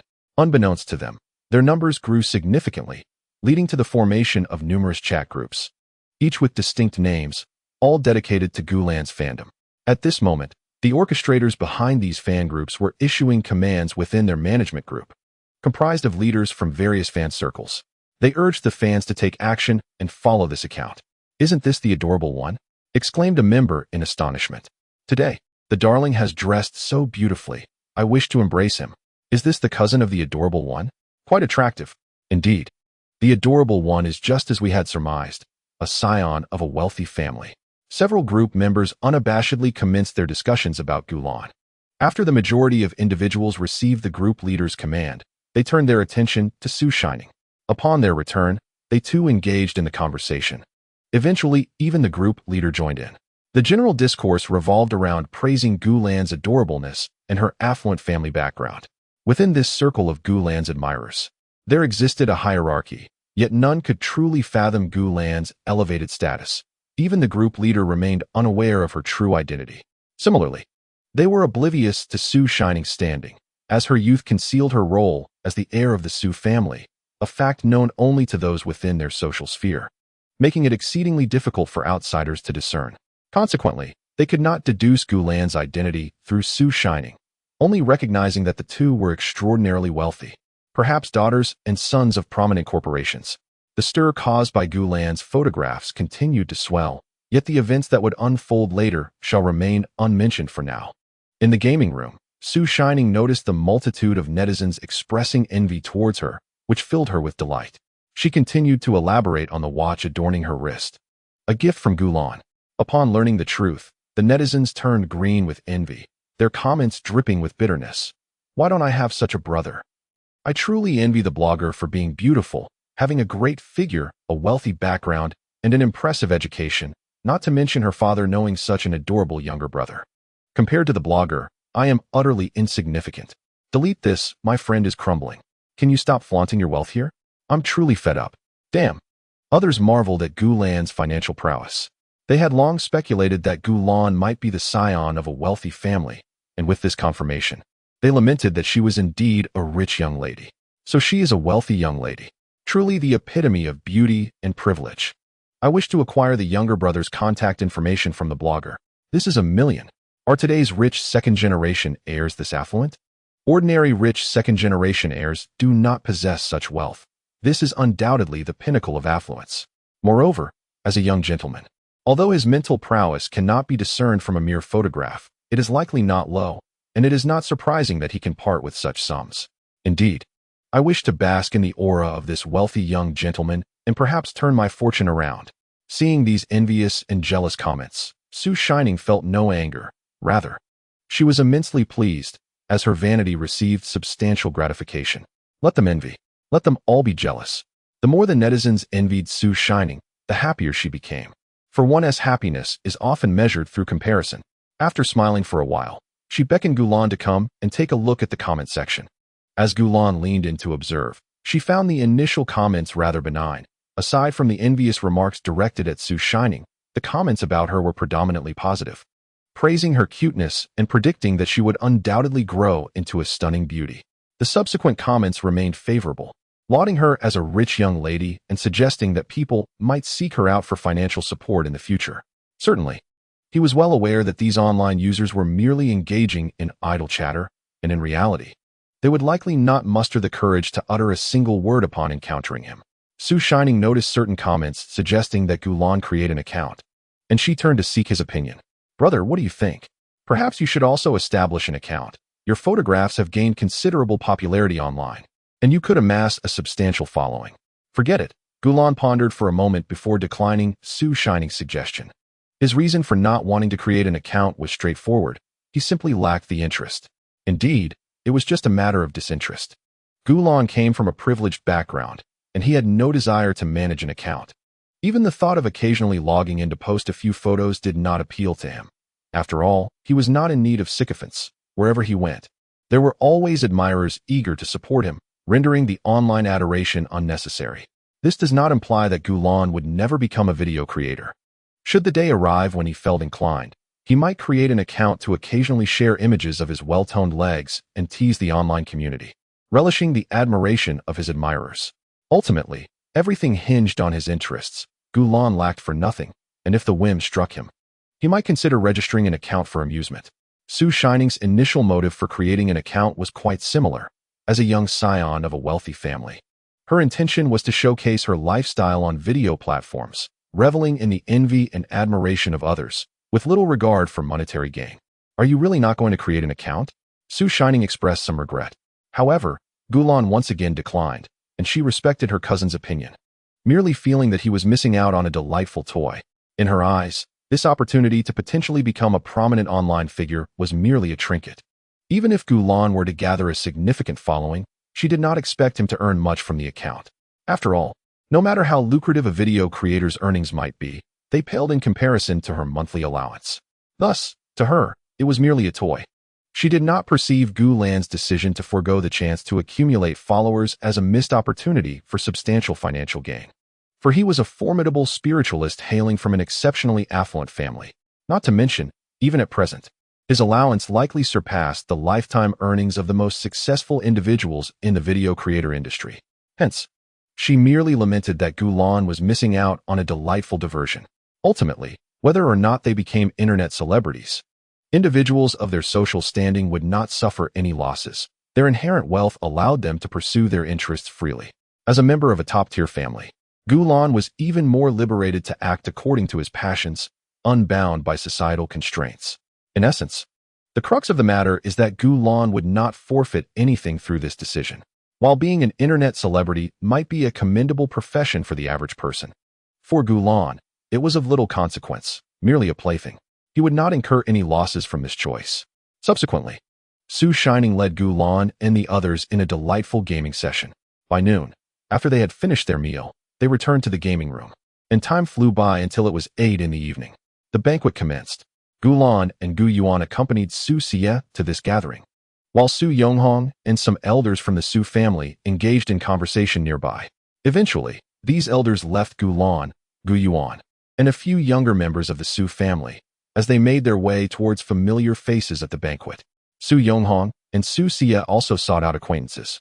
And before departing, Su Xie reminded Gu Yuan to take good care of his younger brother. However, he was not overly concerned, as Gulan was under the protection of Gu Qi, and the security at the Su family banquet was impeccable, ensuring that no untoward incidents would occur. Likewise, Su Yonghong advised the younger members of the Su family to look after Gulan and prevent any bullying. Su Shining had already gone to greet her friends and was not present with Gulan and the others. The banquet was attended by relatives and friends of the Su family, as well as several business partners. Gulan and his companions occupied seats in the front row, alongside individuals who shared a close relationship with the Su family. Among them was a familiar face to Gulan. This individual was surrounded by adoring girls, exuding an air of aloofness. Dressed in a pink formal attire, with alluring lips and a stunningly beautiful face, he radiated a charming and endearing aura, resembling a proud little swan. This person was none other than Gulan's good friend, Chen Yuesheng. Upon spotting each other, Chen Yuesheng quickly extricated himself from the throng of girls and made his way over to Gulan with his short legs. "Xiaolan, I knew you would come," he remarked, his tone unsurprisingly cheerful. The Gu and Su families were in-laws, making Gulan's presence here entirely reasonable. The Chen family was an important business partner of the Su family, and it was perfectly normal for him to be in attendance. Gulan smiled at Chen Yuesheng, genuinely expressing Yuesheng, you look exceptionally adorable today." His words were sincere. Chun Yuesheng's attire indeed radiated youthful charm, sweet and endearing. The young girls who had previously sought to impress him were practically mesmerized, a fact Gulan observed quite clearly. Of course, Gulan himself looked quite handsome today. Although he had not put much effort into his appearance, his natural good looks far surpassed those of Chun Yuesheng, drawing the discreet gazes of several younger members of the Su family and other attendees. "Hee, Xiaolon, you look wonderful today, far more so than I do. I tried on several outfits before settling on this one, but it pales in comparison to your effortless beauty." Chun Yuesheng responded with a playful laugh. As they conversed, the two handsome youths occasionally erupted into delightful laughter, drawing the attention of many around them. Among the younger generation present, someone could not resist approaching Chun Yuesheng for a conversation. At such moments, Chun Yuesheng often exuded an air of aloofness, completely disregarding these individuals who, despite their boldness, were left with no choice but to retreat. Their attempts to ingratiate themselves with Chun Yuesheng were not without reason. Although they wielded considerable influence in society as scions of affluent families, to her, they held little significance. Were it not for the occasion of Su Sherning's birthday celebration, they might never have had the opportunity to encounter Chun Yuesheng in their lifetimes. The disparity between them and Chun Yuesheng was akin to that between the ordinary populace and themselves, a chasm of class that prompted their eagerness to curry favor. Chun Yuesheng's icy demeanor was justified. Possessing rare and formidable psychic abilities and hailing from a distinguished lineage, she was well within her rights to disregard such individuals. This reflects the general attitude of many men toward women in this world, where sycophants abound. When men exhibit even a hint of warmth, these flatterers become overly presumptuous. Thus, men often adopt a facade of indifference to deter such advances. Others sought to engage Gulan in conversation. As a person of exceptional psychic prowess, Gulan's status compelled these admirers to act as sycophants, and they did so willingly. Unlike Chun Yuesheng, Gulan was not cold, but rather politely declined their advances. Nevertheless, this politeness carried an implicit message. She preferred solitude and wished for them to depart. Those fortunate enough to attend this gathering were not foolish. They understood Gulan's subtle cues and, albeit reluctantly, withdrew. Perhaps aware of Gulan's sentiments, the individuals previously harassing them ceased their attempts. Gu Yuan, Gu Qi, and the younger members of the Su family had been merely spectators, as these intruders were only seeking to engage Gulan, and it was not appropriate for the Su family to expel them. Fortunately, Gulan and her companions had the means to send them away.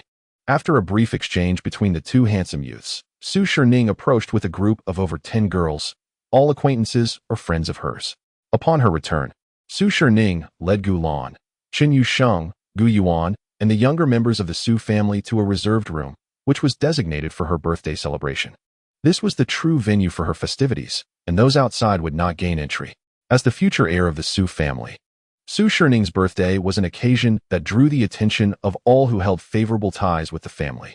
The guests outside were merely those engaged in cooperative ventures with the Su clan, whom she had been entertaining moments ago.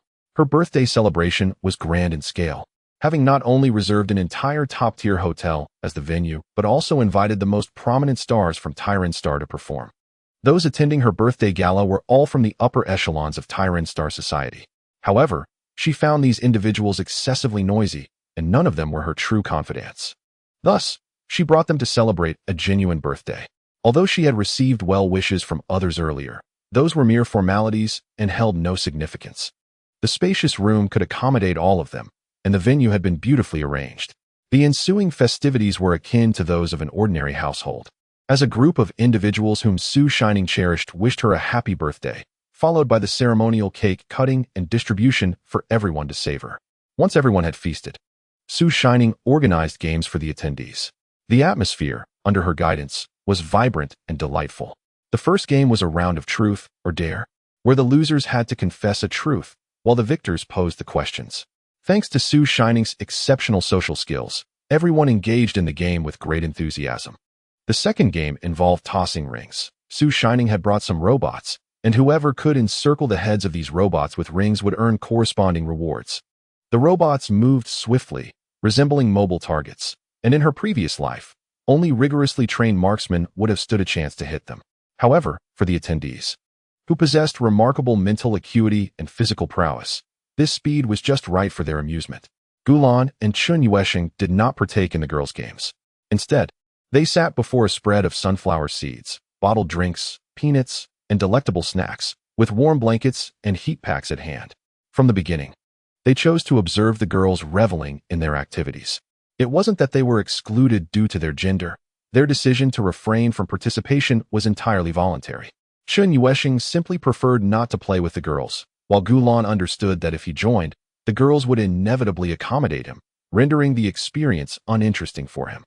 As the two of them sat watching, the girls occasionally stole glances at them, and during the games, each exerted their utmost effort, hoping to catch Gulan's attention.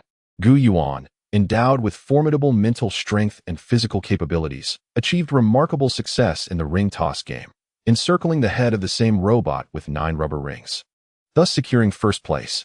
With an expectant look, she turned to Gulan on the sofa, seeking his praise. Gulan fulfilled her wish, feigning admiration as he softly exclaimed, "Wow, sister, you are amazing." Gu Yuan beamed with joy, while the other girls felt a tinge of jealousy, intensifying their efforts in the subsequent games to surpass Gu Yuan and gain Gulan's notice. Yet, even if they succeeded, Gulan would not commend them. His praise for Gu Yuan was solely to bring joy to his sister, indifferent to the feelings of others. As the scene shifted, the festivities came to a close. The group enjoyed a delightful evening, and under Su Yonghong's insistence, Su Xie and the others spent the night at the hotel, returning home the following day. Time slips away like a fleeting horse, vanishing in an instant. A month has passed. During this month, Gulan has not encountered any significant events. His academic performance at school has steadily improved, consistently securing the top position. His sole advanced skill is merely 100 proficiency points shy of reaching level 1. The reason for this gradual progress lies in his lack of full dedication to studying. He only occasionally utilizes his spare time to learn. However, he remains unperturbed. In no rush, for he currently has no need for advanced skills, prioritizing the enjoyment of life. On this day, while the family was enjoying dinner, the head of the household, Gu Qing, shared exhilarating news that uplifted everyone. She said to Su Xie, "Darling, I have 3 days off for the holiday starting tomorrow. Let us go on a trip." The following days are a statutory holiday on Tycoon Star, akin to the Mid-Autumn Festival on Earth, albeit under a different name. During this holiday, families typically reunite.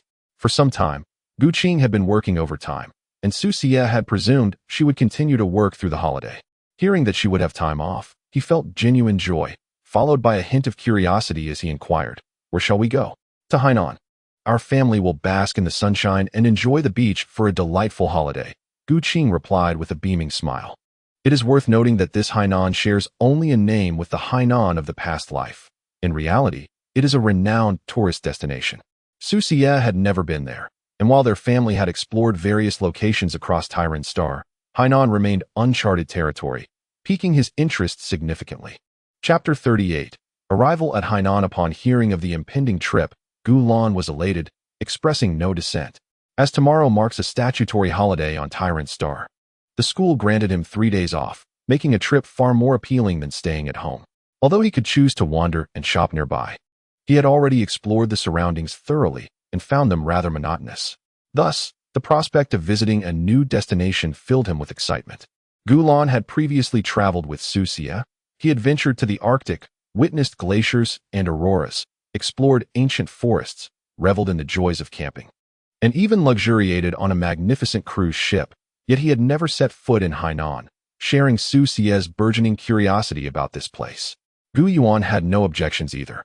In fact, her joy was palpable, on the brink of jubilant exclamations. At this age, young girls are naturally lively and energetic, and the prospect of a whimsical adventure thrilled her immensely. With unanimous agreement, the family settled on their trip to Hainan. The next day, as they prepared for 3 days away from home, packing some luggage became imperative. Early in the morning, Su Xie rose to pack his luggage, filling his suitcase with an array of cosmetics, skincare products, and change of clothes, along with various daily necessities. Aware from his online research that Hainan is characterized by its scorching weather and intense sunlight, he meticulously prepared an ample supply of sun-protective clothing, sunscreen, and moisturizing cream. Indeed, a significant portion of his suitcase was devoted to cosmetics. Such is the nature of men in this world. When embarking on a journey, they often carry the most cosmetics. Gulan was much the same. After waking, he stuffed his suitcase with a sun hat, some protective clothing, personal items, and change of garments, as well as skincare cosmetics. These skincare products had been thoughtfully selected for him by Susia. For young men like Gulan, using mainstream cosmetics could be detrimental to their skin. Hence, Susia opted for high-quality skincare products, albeit at a premium price. His collection included masks, skincare creams, sunscreen, beauty enhancers, and whitening lotions, essentially items aimed at nurturing the skin to become softer and fairer. At Gulan's age, makeup was not suitable, so he resorted to using only the skincare items available to him. Nevertheless, the variety and quantity of cosmetics in his luggage were impressive. This is largely attributed to Susia's deep concern for Gulan's appearance. Not only did she purchase cosmetics for him, but she also took him annually to specialized beauty clinics for assessments, ensuring that any imperfections during his growth would be addressed, thus safeguarding his looks. However, owing to Gulan's exceptional good looks, these clinics had yet to intervene, providing only basic skincare treatments thus far. Under Susia's influence, Gulan had come to embrace the use of cosmetics, even using specialized body wash to ensure that every inch of his skin received proper care. As a result of these various methods, his skin had become remarkably fair and supple. Ultimately, he had fully integrated into this world and had no desire to resist. Incidentally, perhaps due to the system he was part of, Gulan discovered that he would not lose his good looks. His skill acquisition was unaffected by the usual challenges, allowing him to master knowledge without regress. It seemed that his appearance was similarly safeguarded by the system, maintaining a baseline of attractiveness that could potentially improve over time. Gulan speculated that the reason his appearance was rated a 95 on the system panel was that the system would ensure it remained so. He believed that even in the event of disfigurement, the system's influence would likely restore his appearance to that level. However, this remained merely conjecture, as he had no desire to test such a theory. Certainly, the presence of a minimum standard of attractiveness does not hinder Gulan from utilizing cosmetics. His use of makeup serves not only to deal with Susia, but also stems from the excellent quality of these products, which feel quite comfortable on the skin. Moreover, these whitening skincare products can indeed gradually enhance one's appearance, albeit slightly. In contrast to the father and son duo, Guqing's luggage is far less flamboyant. She has packed only essential daily items, a change of clothes, and medical supplies, even including some protective gear. In addition to these necessities, Guqing has managed to fit in a foldable stool, demonstrating her foresight in considering even a place to sit when weary from walking. It can be said that the contents of Guqing's luggage are more than adequate to handle most unforeseen circumstances. Such practicality is quite common among women in this world, who, having endured the trials of society, tend to approach matters with a greater level of meticulousness than their more naive and charming male counterparts. Gu Yuan, on the other hand, has only brought a change of clothes and toiletries. Beyond that, she has packed nothing else. As a university student, she still embodies a degree of youthful innocence, and despite her intelligence surpassing that of many, she does not always think as thoroughly as Guqing. The family conducted one final check of their belongings to ensure nothing was left behind before departing from their home. This journey also required Guqi to accompany them, as she was responsible for safeguarding Gulan as his bodyguard. Upon arriving in Hainan 3 hours later, it was evident that, under normal circumstances, travel in this era should not take such an extended duration. However, due to traffic regulations on Tycoons, Guqing and the others spent most of their time waiting at traffic lights. In the vastness of space, 3 hours would suffice for a jump through hyperspace. But Tycoons prohibits such maneuvers, thus elongating their travel time. Once they reached their destination, Gulan donned a sun hat and applied sunscreen. Taking in the sight of a crowd adorned in various attires against a backdrop of golden sands, azure waters, and a sky where white clouds intertwined with blue, he could not help but exclaim, "How beautiful!" Hearing his heartfelt admiration, Guqing smiled and called out to Su Xia and Gulan, suggesting they go shopping for clothes. Xiaolan, Xia, Xiao Yuan, let us buy swimsuits. Chapter 39. Su Xia's bikini. Gulan jogged to Guqing's left side, skillfully grasping her index finger. He opted to hold her finger instead of clasping hands, as his small hand would be engulfed if they held hands properly. Gulan disliked having his fist enclosed by someone else's hand, so he chose this method of connection. "Darling, I am here." Su Xia adjusted her sun hat and approached Guqing's right side, beaming as she took Guqing's right hand with her delicate left. Gu Yuan, still absorbed in admiring the beach scenery, did not immediately comprehend what was happening. It was only after the trio had moved ahead that she realized she was left behind, prompting her to call out anxiously to the three figures in front of her. Mother, father, wait for me. Gu Yuan moved swiftly, taking 2 steps for every one, quickly catching up to the trio, and then ran to Gu Lan's left side, grasping his hand. Gu Qi quietly followed behind, diligently ensuring their safety. Perhaps due to the holiday, the beach was bustling with people. The appearance of the 2 men attracted the attention of many women, and as time passed, the number of gazes only increased. It is worth noting that Su Xia and Gu Lan had expertly concealed their mental powers, allowing them to enjoy their outing without the burden of scrutiny. Were their mental levels exposed, they would undoubtedly be treated like rare pandas, robbing them of the joy of their vacation. In this world, the male-to-female ratio stands at 1100 to 1, and the men visible to the public often possess lower mental levels. Individuals like Su Xia and Gu Lan, with high mental abilities, are seldom seen. Their presence would surely draw a crowd. Thus, they chose to mask their true capabilities. Although higher mental levels often correlate with greater attractiveness, there are indeed some striking individuals with lower mental powers, allowing for such discretion. Nevertheless, even without revealing their mental prowess, the father and son duo's looks were exceptional, still captivating a multitude of women.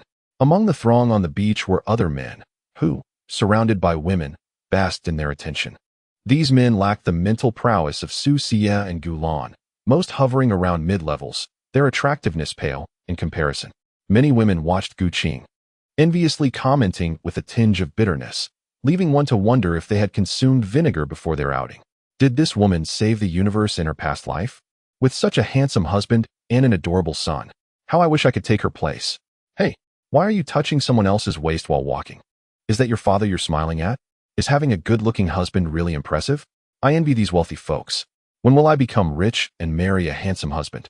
Some murmured their grievances, while others simmered with jealousy, oblivious to Gu Qing's unawareness of their remarks.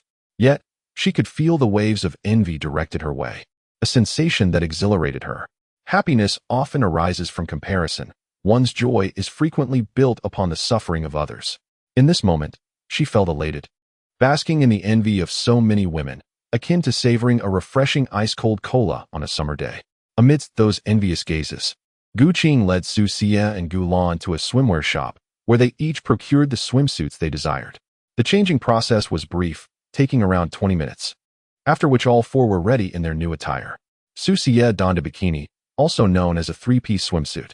In this world, a man's upper body is considered a private area. Thus, Su Xia's swimsuit included coverage at the front. Under the influence of her swimsuit, Su Xia appeared captivating at this moment. In her previous life, a man dressed so revealingly would undoubtedly be an eyesore, but in this realm, Su Xia's attire accentuated her sensuality and showcased her masculine charm. With his strikingly handsome visage, long and fair legs, and a slender waist, he effortlessly commanded the swimsuit's elegance. In contrast, Gu Lan's attire seemed rather modest. He donned a children's-style blue 1-piece swimsuit. His hair was elegantly styled up, and the contours of his graceful physique were accentuated by the garment, his delicate legs strikingly visible, with his fair and petite feet adorned in sandals. As he was merely a child, this outfit suited him perfectly, highlighting the charm and innocence of his age. As for Gu Qing and the others, they also wore the women's swimwear of this world. Their attire seemed entirely ordinary in this context, and Gu Lan had grown accustomed to it while at home, having seen it repeatedly.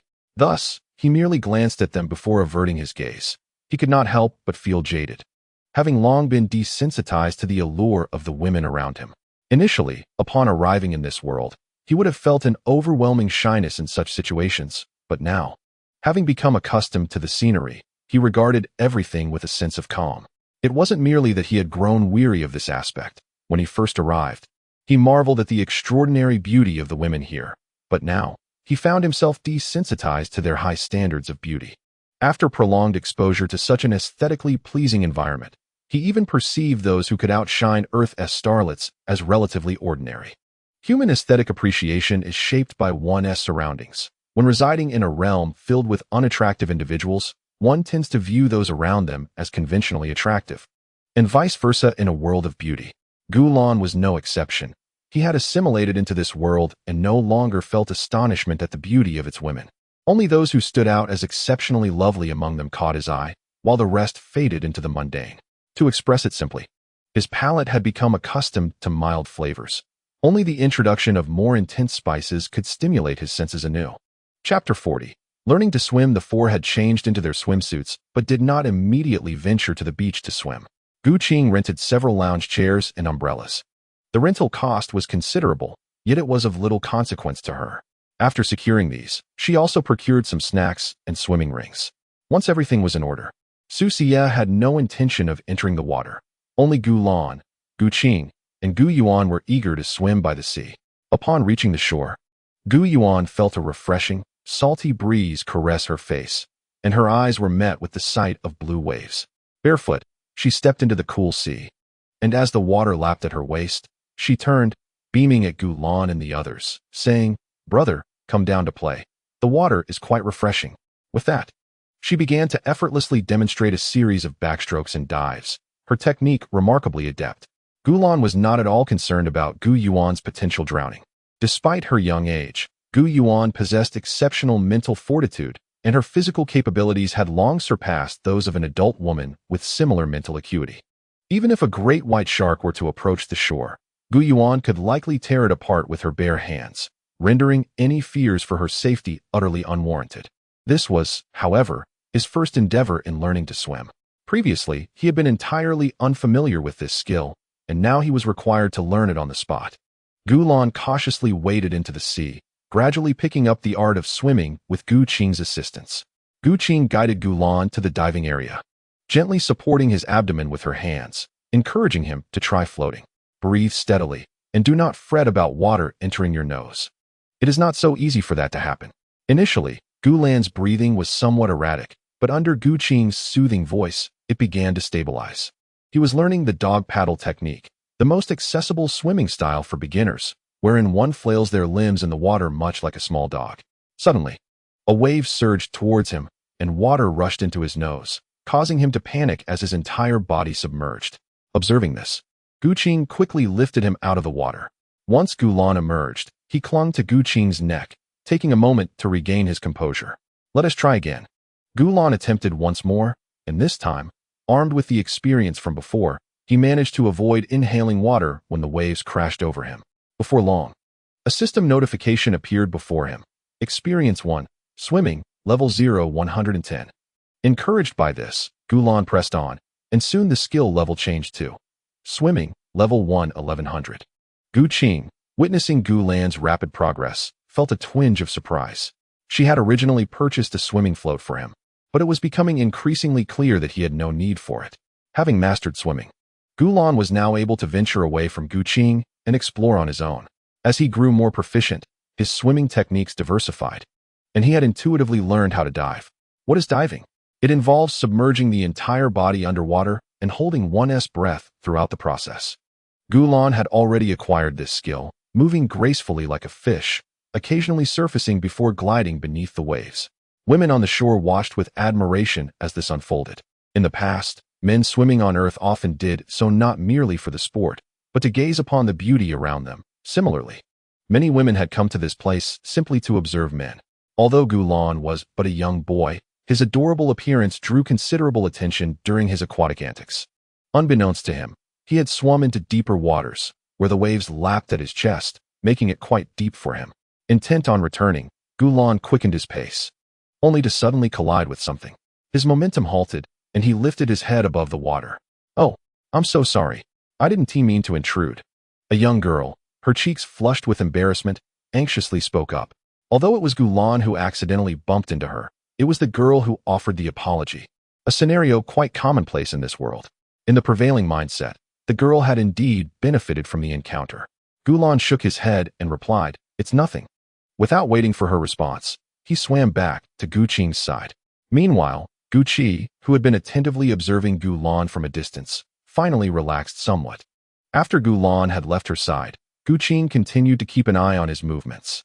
Upon his return, she affectionately patted his head and praised, "Xiao Lan, you're truly remarkable. You've learned to swim so quickly." Gu Lan beamed with a sweet smile. They played for a while longer until he felt fatigued, and decided to come ashore. Noticing that Gu Lan had emerged from the water, Su Xie, who had been lounging on a deck chair, called out to him, "Xiao Lan, come here. I'll apply sunscreen for you."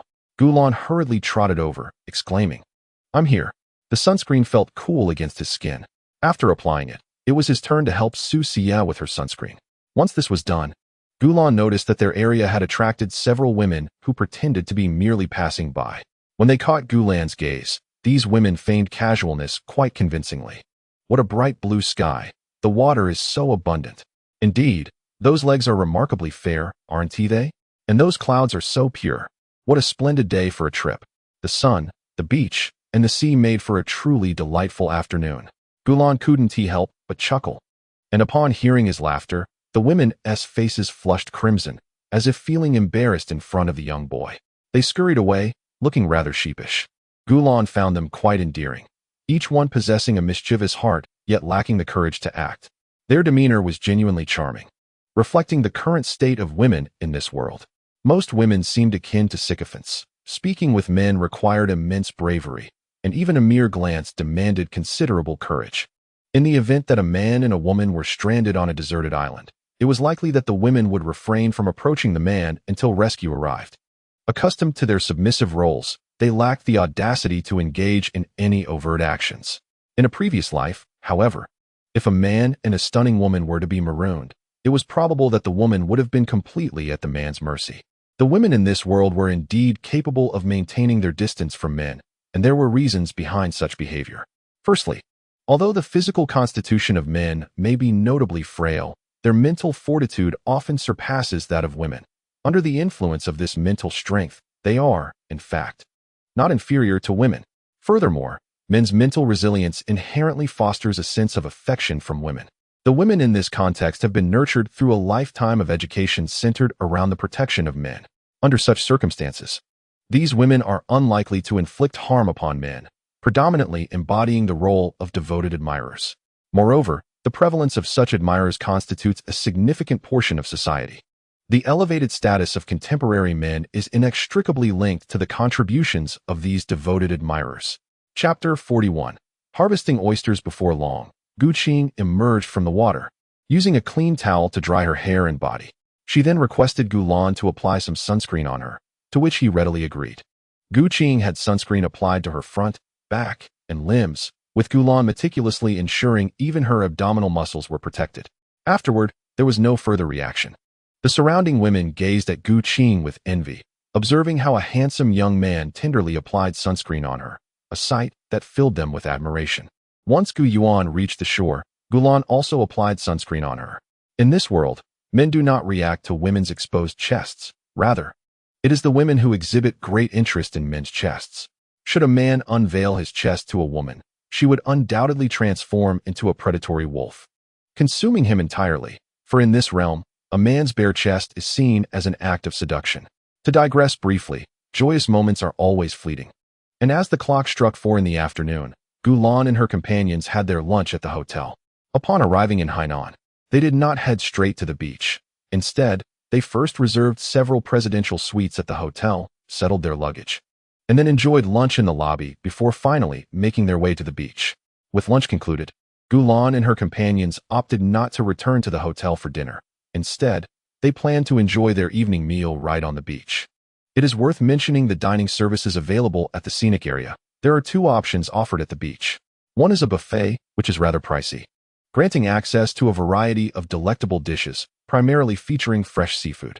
The other option allows visitors to prepare their own meals, requiring them to pay a fee for a dining space and rent utensils, after which they can forage for ingredients on the beach to craft their dinner. The latter option is considerably more economical and is favored by many tourists. Gu Qing decided to choose the latter option, not due to financial constraints, but rather to relish the joy of preparing a meal herself. After all, at home, they either dined on meals prepared by Gu Qi or indulged in fine dining, rarely engaging in the art of cooking themselves. Nevertheless, Gu Qing felt it prudent to consult with Gu Lan and the others. If they were unwilling, she would default to the buffet. Su Xie readily agreed, his spirits lifted. As a man endowed with remarkable mental acuity, he had been cherished since birth. His life consisted of being catered to, with meals prepared at the mere flick of his hand. Even when he opted to cook, he simply tossed ingredients into a machine, allowing a robot to handle the rest. Therefore, he found Gu Qing's proposal immensely intriguing. Gu Lan shared a similar sentiment. The idea of personally foraging for fresh ingredients and then preparing a meal sounded exciting. Ever since arriving in this world, he had been treated like a treasure. Such an opportunity to cook was rare, and frankly, Gu Lan was merely seeking an outlet for his abundant energy. Gu Yuan had no objections either. In fact, she was quite pleased. As men, both Su Xia and Gu Lan were inherently less robust than women. Given her superior physical condition, she was confident that she could gather ingredients from the beach far more swiftly than the two men, potentially amassing a greater quantity. Gu Yuan envisioned the moment she would return with 2 overflowing buckets of seafood, welcomed by her brother's admiration and their father's praise. Ever since Gu Qi had arrived, she had longed for her father's accolades and her brother's adoration, so her current aspirations were entirely reasonable. With everyone in agreement, the plan was set in motion. Gu Qing excitedly announced that she had rented several plastic buckets to collect the seafood they would gather, and then she led Gu Lan and the others to a designated area of the beach. This stretch of shoreline was specifically allocated by the tourist site for food gathering, ensuring safety with patrol personnel present. Upon their arrival, Gu Qing cautioned Gu Lan and the others, reminding them to be careful, not to run around aimlessly, and that it was perfectly fine if they didn't team manage to collect much. Su Xie waved his hand dismissively, acknowledging her words, while Gu Lan sweetly chimed in, affirming her understanding. Gu Yuan echoed the sentiment, assuring that she would stay safe. After a few more reminders from Gu Qing, they began their quest for food. The tide had receded, revealing an array of uniquely shaped rocks adorned with oysters, sea snails, and starfish. Occasionally, a fish would dart through the crevices between the stones. As the evening approached, the sky took on a golden hue, and the moist sea breeze, carrying a hint of warmth, brushed against their faces. Perhaps due to the late hour, the newly exposed beach was already bustling with tourists, clad in vibrant swimsuits, their upper bodies unreservedly exposed to the air. Upon noticing the arrival of several handsome men, they feigned interest in gathering seafood, while their glances subtly assessed Su Xia and the following Gu Lan. Gu Lan paid no mind to the attention, focusing intently on searching for oysters with a small plastic bucket in hand. Having savored oysters in his previous life, he relished their exquisite taste and was determined to find as many as possible. Eureka!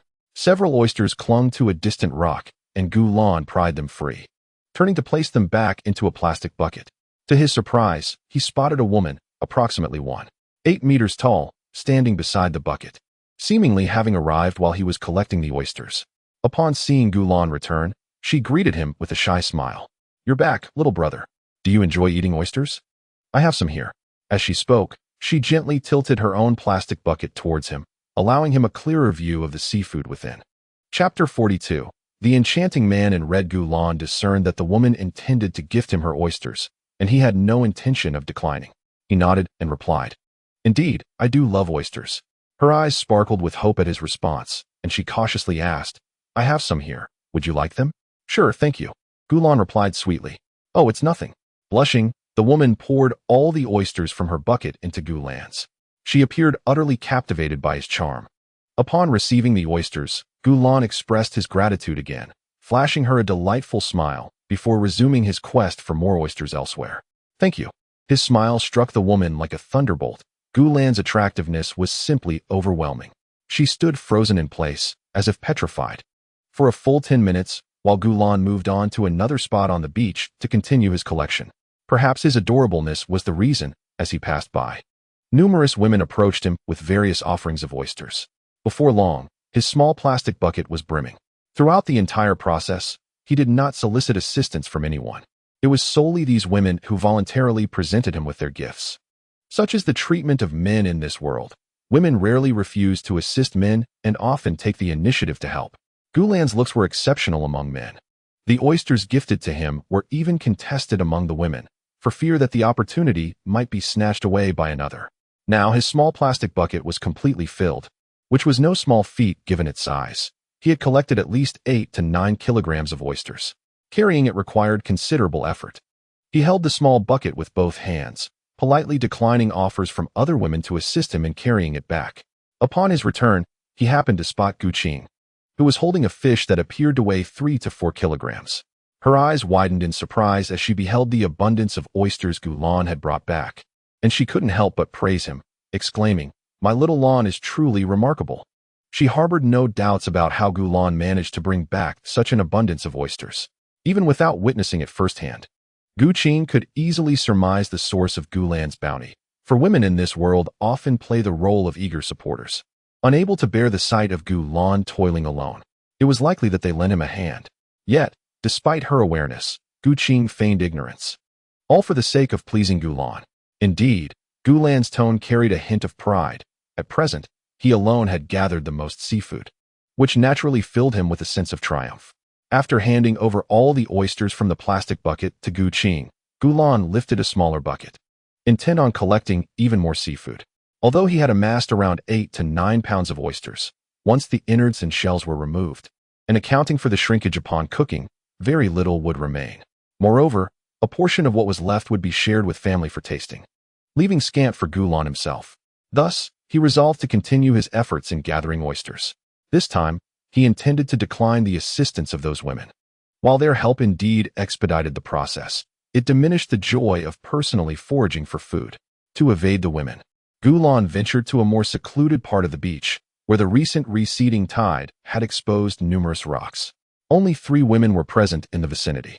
Gulan's eyes brightened when he spotted a rock about 10 meters away, densely populated with oysters, and to his delight, there were no others harvesting them. He dashed over, exhilarated, like a hunter who had just discovered his prey. However, he soon encountered a predicament. Gulan awkwardly realized that he could not pry the oysters loose. His strength was simply insufficient.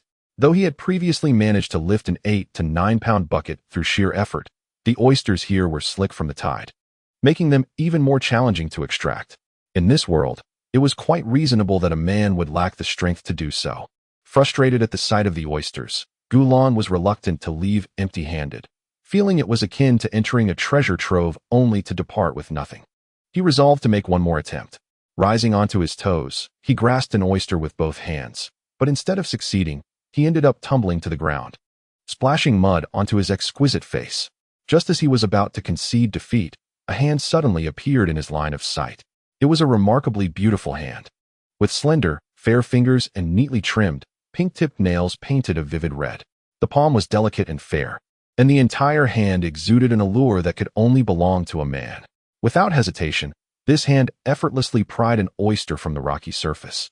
The owner of the hand soon came into view, a young man, seemingly in his 20s, standing just over 1.60 meters tall. He possessed a cascade of waist-length crimson hair, a stunningly beautiful face, and adorned in a red bikini that accentuated his slender, flat abdomen. His waist was delicately grasped, and his long legs exhibited graceful curves. His presence was enchanting and alluring, radiating an extraordinary vibrancy akin to a fiery chili pepper, undeniably captivating. The young man, holding a plastic bucket in his left hand, appeared to be gathering ingredients as well. It was only then that he noticed the fallen Gulan, a flicker of surprise and contemplation flashing in his eyes, seemingly grasping the reason behind Gulan's predicament. "Are you alone, little brother? Where are your family?" he inquired with a hint of confusion. "My family is nearby," Gulan responded, his voice tinged with a sobbing undertone. It was not his intention to cry. Rather, his frail body had suffered from a recent fall, causing pain that rendered his speech tremulous and pitiable. Upon witnessing Gulan's vulnerable state, the red-haired youth felt a pang of sympathy mixed with amusement. After assisting Gulan to his feet, he offered him a pack of tissues to wipe the dirt from his clothes and subsequently helped him gather a bucket of fresh oysters. Handing the bucket to Gulan, he advised, "Next time, let the women handle such tasks. We boys are inherently delicate. Are you hurt?" "Thank you. I'm not injured," Gulan replied, his cheeks flushing. The embarrassment of almost crying in front of a stranger was overwhelming, yet he found his admiration for the red-haired youth growing exponentially. The red-haired young man nodded. "You haven't cleaned this spot on your face." A slender finger brushed across Gulan's left cheek, erasing a smudge of dirt, accompanied by a gentle chuckle. Chapter 43. The red-haired youth's voice was melodious, rich in texture and softness, akin to the delicate strains of a musical instrument, captivating Gulan to the point of near enchantment. Once again, Gulan blushed and expressed his gratitude. "Thank you." It was no wonder Gulan felt flustered. The red-haired youth's striking appearance rivaled that of Su Xia, exuding an alluring charm reminiscent of both a fiery chili pepper and a cunning fox. The kindness he displayed further deepened Gu Lan's admiration. The red-haired youth waved his hand, for he had already collected all the oysters from the rocky outcrop to bestow upon Gu Lan. Before departing to seek another gathering spot, he playfully remarked, "Little brother, do be more careful next time." "Understood," Gu Lan nodded, watching as the red-haired youth made his way toward another rock formation. Once the red-haired youth had left, Gu Lan realized he could offer no assistance, and, having gathered sufficient oysters, he returned to their seafood storage location with his small plastic bucket. He was the first to arrive back, promptly pouring the oysters from his small bucket into a larger one, which had ample capacity and housed the oysters he had collected previously. Not long after, Gu Qing returned, her hands bearing a sea fish that appeared to weigh 5 or 6 pounds, while her plastic bucket contained several crabs and a conch. Following closely behind was Su Xia, who carried a small plastic bucket brimming with an assortment of seafood. His expression was relaxed, betraying no signs of fatigue from gathering ingredients, clearly indicating that his successful collection was aided by the assistance of several women. This was entirely reasonable, as Su Xia's endeavor to gather ingredients had been a spur-of-the-moment decision, making it unrealistic to expect that he could collect everything on his own. With all three returning, their bounty was plentiful. Gu Yuan, upon returning, also had a considerable amount of seafood, though it paled in comparison to the others.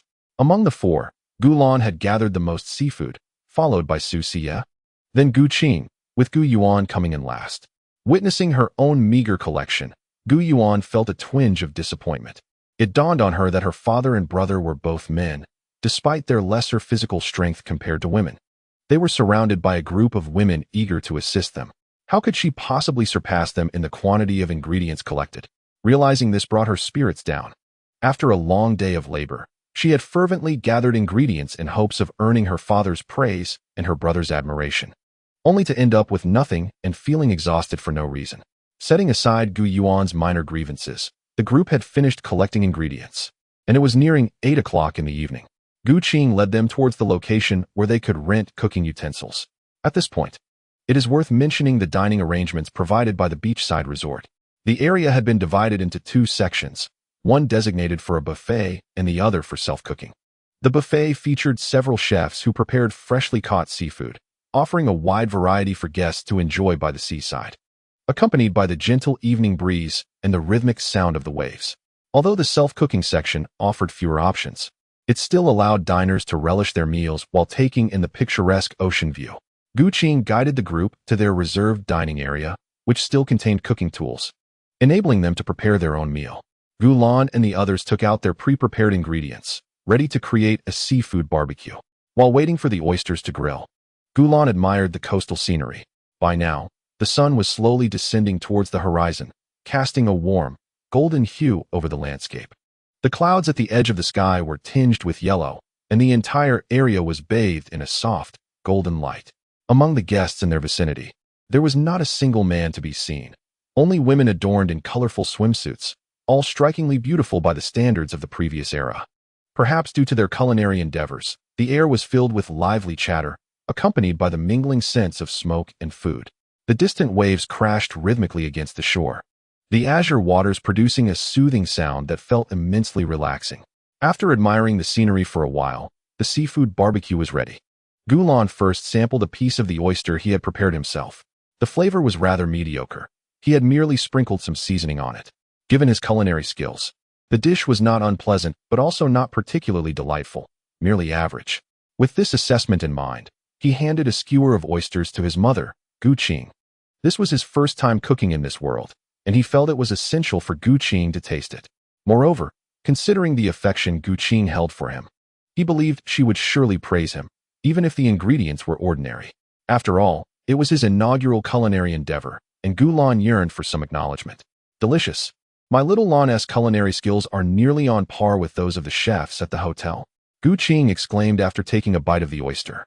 Giving Gu Lan a thumbs up. Although she was clearly exaggerating, Gu Lan felt a surge of joy. The taste may have been unremarkable, yet her willingness to praise his skills, despite the reality, was a testament to her love for him. Thus, how could Gu Lan possibly feel disheartened? Gu Yuan, hearing Gu Qing lavishly praise the oysters, was curious enough to try one herself. The flavor was similarly ordinary. However, confronted with her brother's hopeful gaze, Gu Yuan also raised her thumb, echoing Gu Qing's sentiments. Mom is right. Brother, your cooking is truly remarkable. She chirped. Gu Lan smiled, radiating happiness. Seeing him cheerful made Gu Yuan feel content as well, realizing that her little fib had brought joy to her brother. Next, they sampled the dish prepared by Su Xia, which was a small octopus, grilled and sprinkled with seasoning. The taste was also mediocre, but in order not to hurt Su Xia's feelings, everyone feigned enthusiasm for the dish. Naturally, Su Xia was delighted. Subsequently, they tasted the dishes created by Gu Qing and Gu Yuan, both of whom, being a government employee and a student respectively, seldom had the opportunity to cook. The quality of their dishes was quite average. Only Gu Qi's culinary skills were commendable, though the portions were insufficient for the group. Perhaps aware of each other's capabilities, Gu Lan and the others entrusted the task of preparing the seafood barbecue to Gu Qi. During the wait, as Gu Lan and his companions were the only two men in the area, several women approached to chat. These women were quite perceptive. They seized the moment while Gu Qing was in the restroom to initiate conversation, fully aware that their actions were somewhat questionable. As they were engaging with another's husband and son, Gu Yuan, sitting nearby, was not regarded by them. In their eyes, she was merely a girl, and any dissatisfaction she might harbor was inconsequential. As for Gu Qi, although she may appear as a bodyguard, these individuals do not pose a threat to Gu Lan and their companions. They simply wish to be sycophants. Thus, even if she is a bodyguard, there is no reason to dismiss them. If Gu Lan and the others find them bothersome, a mere word from them would prompt these women to leave voluntarily. Most of the adult women congregate around Su Xia, for the reason is quite simple. Su Xia is strikingly beautiful, and her status as a married woman holds immense allure for these ladies. Moreover, establishing a good rapport with Su Xia might afford them the opportunity to indulge in luxurious experiences at hotels. There are also a few who gather around Gu Lan, primarily consisting of 18-year-old girls and some adult women who are fond of him. These individuals seek merely to indulge their visual appetite, harboring no ill intentions towards Gu Lan. They simply find him irresistibly adorable and wish to offer him some affection. Gu Lan's remarkable good looks alone are enough to provide a sense of comfort simply by observing him eat. One woman presented Gu Lan with barbecue she had prepared herself. Feeling a mix of excitement and trepidation, fearful that he might reject her offering. Despite her inner turmoil, she maintained a composed demeanor and addressed him. Little brother, are you hungry? I have some barbecue. Thank you, but I'm not hungry. Gu Lan politely declined, though his words were a mere facade. In truth, he was quite famished. However, he had reservations about consuming food offered by a stranger, as one could never be certain of what might be concealed within. Human nature is unpredictable, and caution is prudent. Upon hearing Gu Lan's gentle voice and witnessing his courtesy, the woman felt elated rather than disheartened by the rejection. In fact, it was her first time conversing with such an endearing young man, and despite being turned down, she felt a sense of joy. For Gu Lan was indeed charming and exhibited far more politeness than the arrogant men she was accustomed to. Others, observing Gu Lan's adorable rejection, could no longer contain themselves. They returned to their seats to fetch several skewers of barbecue, eager to replicate the earlier woman's gesture. Even if met with refusal, they would not feel dismayed. Indeed, they anticipated delighting in the sight of Gu Lan's adorable response to their offerings. In this area, the individuals were predominantly impoverished commoners, many of whom had never encountered a young man in their lives, rendering their actions unsurprising. Some approached Gu Lan with barbecue, while others, concerned he might be thirsty, brought him bottled water. A few worried about him catching a chill and offered warm towels, demonstrating a myriad of thoughtful gestures amidst the ebb and flow of voices. Little brother, would you like some barbecue? Have a sip of water. Your lips seem parched. How pitiful. The sea breeze is strong. Do take care not to catch a cold. Are you feeling sleepy, little brother? I have a pillow. A group of enthusiastic 18-year-olds, along with other women, showered Gu Lan with attention. Chapter 44. Demonstration. Thank you, but I require none of what you offer. Gu Lan politely declined, stating that he did not mind rejecting each of these enthusiastic individuals one by one. After all, who would resent being popular? Upon hearing this, Gu Yuan finally found her justification. She rose and addressed the throng surrounding Gu Lan with unwavering resolve. Did you all hear that? My brother finds you bothersome. Could you possibly keep your distance? Having observed the crowd fawning over her brother, Gu Yuan had already harbored feelings of irritation. However, she felt there was no rationale to intervene, as in this world, it is quite commonplace for women to approach men. Even though Gu Lan was only 18, the women's intentions were merely to flatter him. Furthermore, being a student imbued with a strong sense of ethics, Gu Yuan felt no justification to hinder their advances. Despite her discontent, it was only upon hearing Gu Lan's words that she found the grounds to confront them. Upon hearing Gu Yuan's unyielding remarks, the crowd, despite their reluctance, had no choice but to disperse, some even awkwardly apologizing to Gu Lan. I'm sorry, little brother, for bothering you. I didn't mean to. Could you please not dislike me? I apologize, little brother. I just found you too adorable. As the group departed, they offered their apologies, to which Gu Lan graciously accepted. He was indifferent to Gu Yuan's actions. His sister undoubtedly held more significance than a multitude of strangers. When faced with the feelings of his sister versus those of unfamiliar individuals, his choice was clear. His sister Gu Yuan's feelings took precedence. With the sycophants driven away, results soon emerged from Su Xia's side. In truth, the outcome had been predetermined the moment those admirers sought to curry favor with her. It had been previously noted that Su Xia possessed little affection for women, as evidenced by her choice not to employ maids at home, underscoring her stance. Thus, the efforts of these admirers were destined to be futile. Once all the admirers had vacated the vicinity of Gu Lan and Su Xia, Gu Qing returned almost precisely on cue. Upon her return, Gu Qing sensed that something was amiss. She inquired with Gu Qi about the situation and, upon learning of the events that transpired during her absence, her expression remained largely unchanged. After all, such occurrences were relatively normal in this world, where the gender ratio was severely imbalanced, and men frequently faced advances from women. As the wife of a man receiving attention, if she were to feel jealous, societal norms would deem her possessive. In public perception, a wife is expected to be accommodating. If her husband were to be swayed by a woman on the street, it would reflect poorly on her ability to retain him. Therefore, it was not the wife's place to obstruct her husband's interactions with another woman. This was the prevailing viewpoint in their society. Consequently, Gu Qing was not particularly troubled by her husband's recent encounters. Instead, she deliberately embraced her husband's waist and invited Gu Lan to sit on her lap, wrapping her arms around both him and their son, purposefully displaying this affection to the women nearby. Indeed, one cannot help but notice the seething, envious glances directed at her. Gu Qingshuang felt a rush of exhilaration. Returning home in such opulence was akin to donning a resplendent garment in the night. The beauty and charm of her husband and son were bound to garner attention, and the more they were admired, the more joy it brought her. Others could only gaze in envy while she reveled in her freedom to act as she pleased. This contrast filled her with profound happiness. Su Xia shot Gu Qingshuang a disapproving look. Childish. Gu Qingshuang chuckled in response. Gu Lan, perched on Gu Qingshuang's left leg, swung his delicate, fair feet playfully. The envious stares directed at Gu Qingshuang left him in a peculiar mood. Back on Earth, men typically assumed the role of suitors, but in this world, it was women who pursued. Previously, he had not given much thought to the experience of being pursued, but now, observing those vying for attention from his perspective, Gu Lan found them rather pathetic in their eagerness. Yet, he couldn't deny that being the object of such attention felt rather delightful.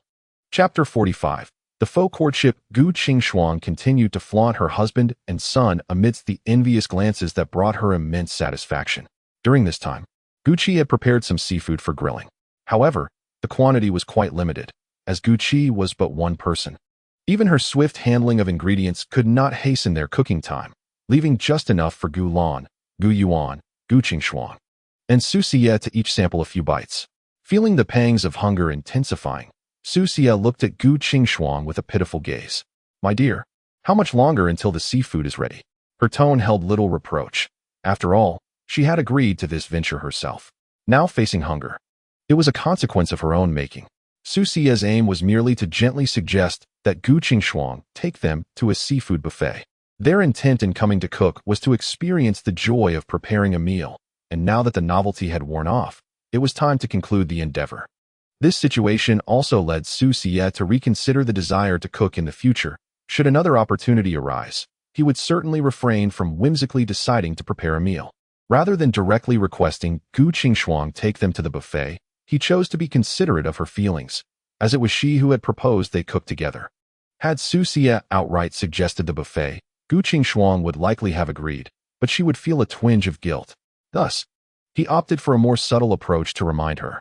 As a man in this world, Su Xia could have demanded Gu Qingshuang take him to the seafood buffet with a more assertive attitude. However, their deep affection led him to be mindful of her sentiments in many aspects. Gu Lan chimed in, his voice soft and sweet, tinged with a hint of grievance. "Mommy, I'm so hungry." His sentiment mirrored Su Xia's, both wishing to spare Gu Qingshuang's pride. By expressing it this way, should Gu Qingshuang decide to take them to the buffet, it would merely be fulfilling Gu Lan's request without jeopardizing her dignity. Exemplifying the art of communication, delicately articulating one's desires while maintaining harmony. Gu Qing had contemplated this idea from the outset. However, since she had initially proposed it, retracting now would render her actions contradictory.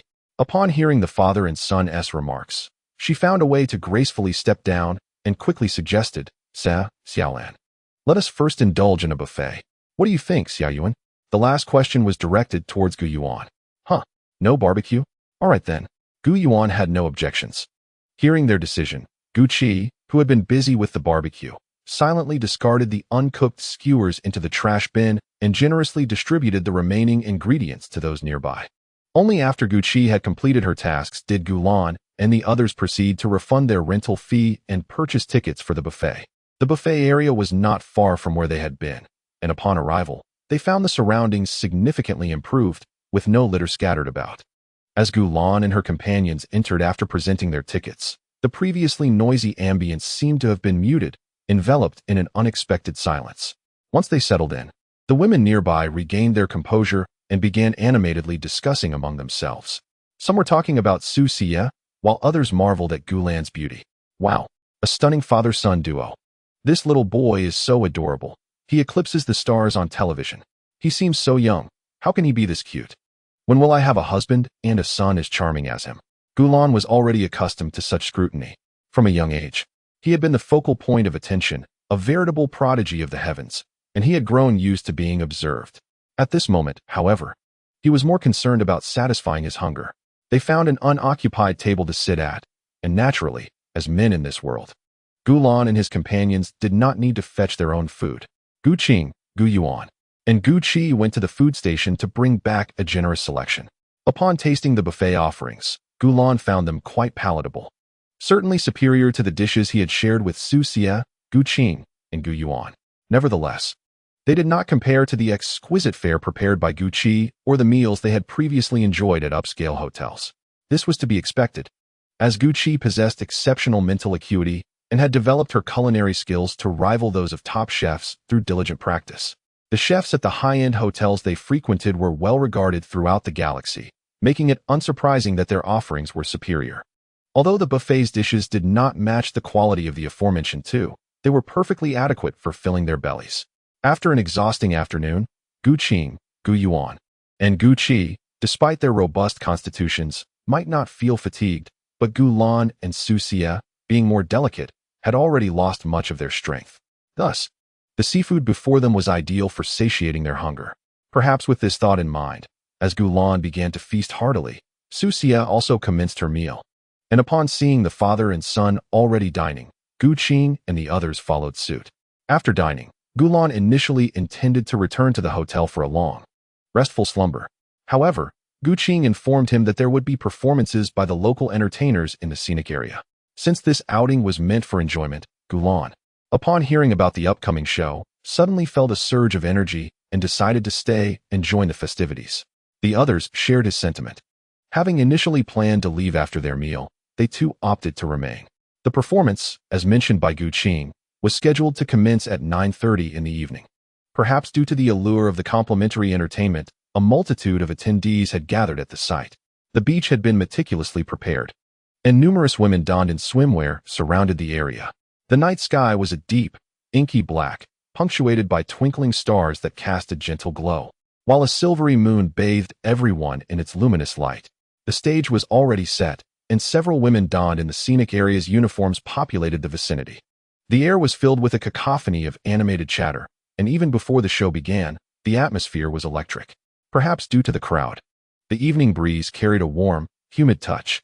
Gulan, along with the other men who had come to partake in the revelry, found themselves the center of attention, as the women around them cast furtive glances in their direction. Nevertheless, Gulan remained indifferent to their scrutiny. He did not have to wait long to discover what the scenic area had prepared for its visitors. The organizers had recruited a troupe of male impersonators to entertain the audience, performing a dance that was all the rage at the moment. Indeed, a group of male impersonators.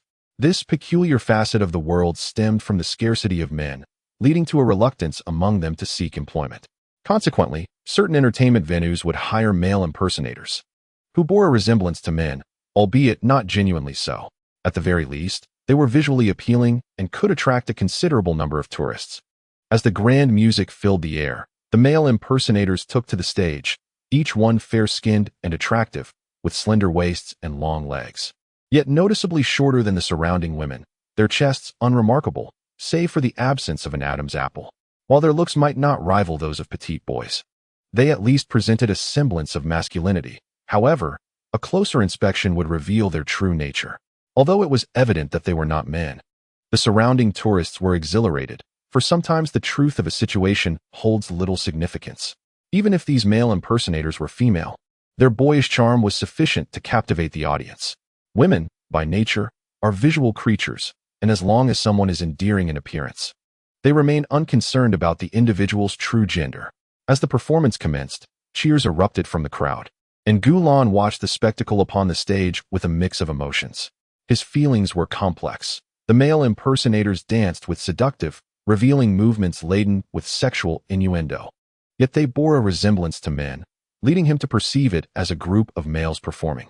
As a reincarnated individual with memories of a past life, he found the scene exceedingly peculiar. Overall, the performance of these charming dancers was quite delightful. After all, their attractiveness was undeniable.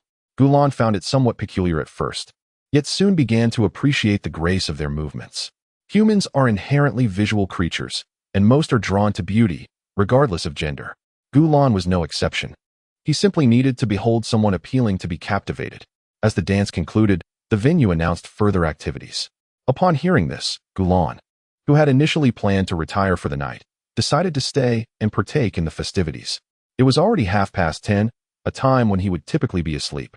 But today he resolved to remain awake a little longer to enjoy the events.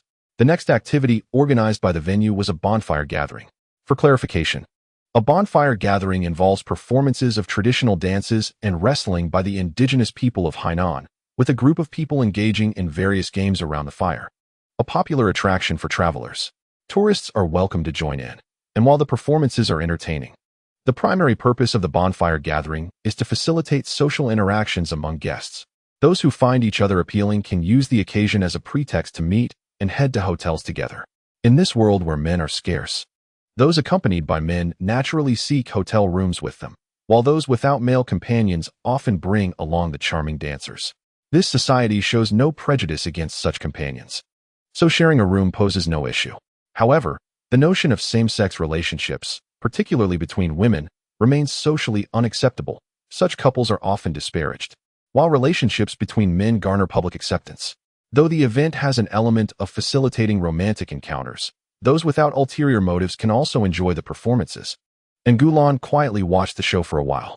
During this time, he spotted a familiar face, a man with striking red hair, clad in a red bikini, boasting a slim waist and long legs. Gulan recognized him as someone who had assisted him in gathering oysters earlier that day. The red-haired man was only 5 or 6 meters away, but due to Gulan's petite stature and the darkness of the night, he remained unnoticed. Chapter 46. The red fox. Beside the red-haired man stood a remarkably handsome woman, approximately 1.9 meters tall, whose beauty was noted even in this world where women are often described as handsome, while men are referred to as cute or lovely. The woman appeared both excited and nervous, with a hint of longing visible in her expression. The red-haired man exuded a relaxed charm, his demeanor casual and irreverent, as he leaned towards her, speaking softly. "Do you like me?" Upon hearing this, the woman swallowed hard, her excitement evident as she nodded fervently. "Yes, I like you so much." The red-haired man responded with a melodious laugh. "Would you like to be my girlfriend?" Her heart raced wildly in response. Yes, I want to be your girlfriend. Just as Gulan believed the narrative was poised to advance, the subsequent developments took him by surprise. The crimson-haired man chuckled playfully, a mischievous expression gracing his visage. He pinched the woman's cheek, took a sip of water, and then nonchalantly remarked, "Perhaps it is best to let it go." With that, he abruptly extricated himself from the woman's embrace. The woman was left astounded, having thought she might become the crimson-haired man's girlfriend, only to find him fleeing. This was, indeed, quite disheartening. Observing her reaction, the crimson-haired man appeared to revel in his prank, giggling heartily, almost uncontrollably, realizing she had been toyed with. A hint of helplessness crossed the woman's face. Yet, overall, she felt she had gained something, and thus was not overly vexed. Having witnessed the entire spectacle, a term surged forth in Gulan's mind, aptly encapsulating the crimson-haired man's essence, a mischievous scamp. He was truly infuriating, teasing others with his words. Yet when it came time for action, he wouldn't even dare to make contact. Gulan perceived the crimson-haired man as akin to a cunning fox, alluring and capricious in nature. Once he seemed to tire of laughter, the crimson-haired man straightened his posture and prepared to speak, only to suddenly notice Gulan, who had been observing from a distance of 5 or 6 meters. Instantly, his beguiling demeanor froze. No matter how extravagant one might be, encountering an acquaintance tends to induce a degree of restraint. Although Gulan and he were not particularly close, they were familiar enough that the crimson-haired man felt a twinge of awkwardness upon realizing Gulan had witnessed his prior antics. "Little brother, what brings you here?" The crimson-haired man smoothly shifted the topic. "I came to watch the performance," Gulan indicated towards the distant show. The two tacitly agreed to refrain from revisiting the earlier subject. Perhaps due to their renewed encounter, the crimson-haired man engaged Gulan in much conversation. It was then that Gulan learned his name was Zeline, a tourist with exceptional mental prowess, visiting from the main star. Unbeknownst to Zeline was the fact that Gulan hailed from the esteemed Gu family, which was understandable. The world does not revolve around one individual, and it is entirely normal for some to be unaware of others' backgrounds. Perhaps fate had intertwined their paths, for Zeline and Gulan found themselves in delightful rapport, leading to an exchange of contact information, thereby acknowledging one another as friends. Primarily, Gulan regarded Zeline as a friend, while Zeline likely viewed Gulan as a mere child. After acquiring the contact details, Gulan saved Zeline's number as Red Fox, a fitting moniker reflecting the impression Zeline left on him. Strikingly handsome, exuding an enchanting aura, and possessing a whimsical personality. Indeed, he was nothing short of a fox. Chapter 47. Underwater swimming. While the two conversed, the woman who had previously been teased by Zeline had since departed. It was evident she bore no resentment. After all, in this world's perspective, even if she had been played for a fool by Zeline, she had also reaped considerable benefits, rendering the incident inconsequential to her. To return to the main topic, Gulan had acquired Zeline's contact information, and the two engaged in a conversation for a while. Perhaps due to the congenial atmosphere, Gulan felt a significant rapprochement between himself and Zeline. Seizing an opportune moment, he could no longer restrain himself from posing a question that had long resided in the depths of his heart. "Brotherin, does it truly hurt the first time?" In this world, men do experience a painful initiation. Gulan had heard from others online that it was indeed quite painful, whereas women, even during their first encounter, merely experience pleasure. When Gulan first learned that a man's first time could be painful, he felt a curiosity about the extent of that pain. Yet he hesitated to inquire with Susia, and Zeline, appearing quite experienced and being a stranger, prompted him to ask. And Zeline discerned the underlying meaning in Gulan's question and, with a somewhat resigned expression, replied with a chuckle, "You little rascal, you look so small. What on earth are you thinking about? I can't say if it hurts, as I have never been with a woman." The latter part of his statement was intended to clarify Gulan's inquiry. You don't know?" Gulan was taken aback, unable to believe in Zeline's words. And Zeline, who appeared alluring and charming, had just behaved quite provocatively in the presence of women. And Gulan found it hard to accept that he had yet to experience his first time. Noticing Gulan's evident disbelief, Zeline elaborated that, while he may have acted provocatively before women, it was merely playful banter.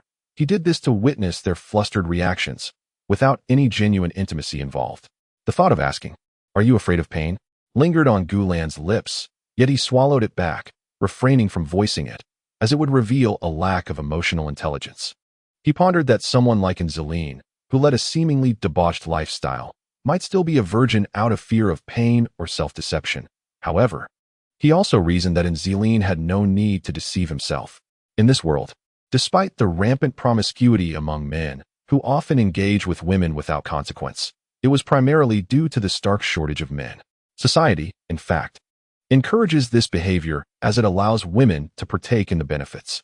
Conversely, women are expected to preserve their purity and avoid entanglements, a necessity stemming from the disproportionate gender ratio. Should a woman engage with another man and this becomes known, she would be deemed unclean by other men, thus disqualifying her from their consideration as a partner.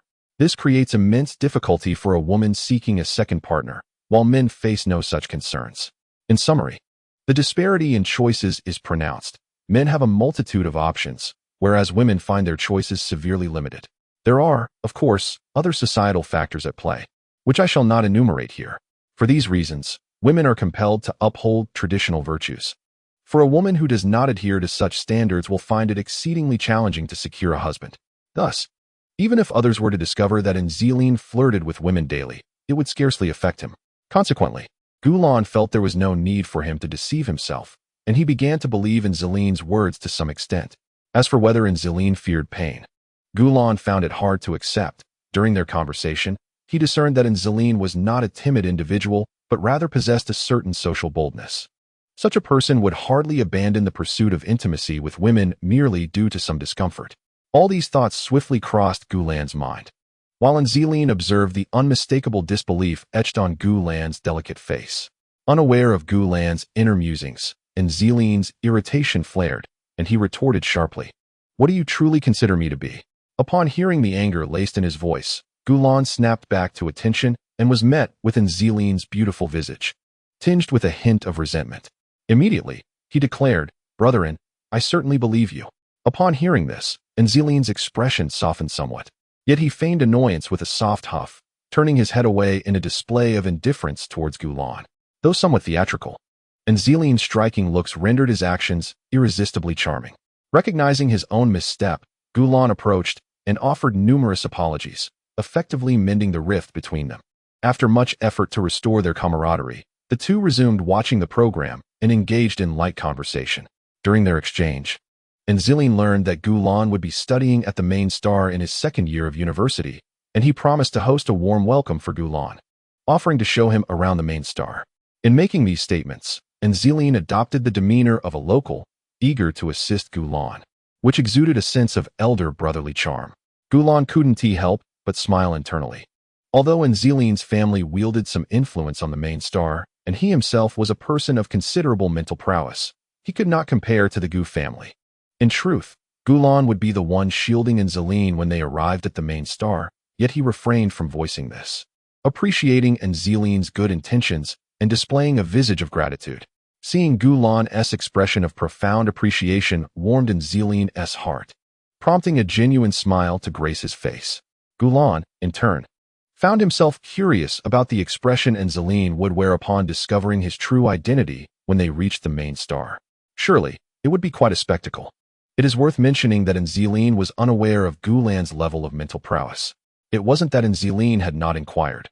Rather, whenever he asked about Gulan's mental ability, Gulan would modestly downplay it, leading Angeline to believe that Gulan's capabilities were rather average. The performances organized by the scenic area finally concluded, and as they prepared to depart, the relationship between Angeline and Gulan had notably improved.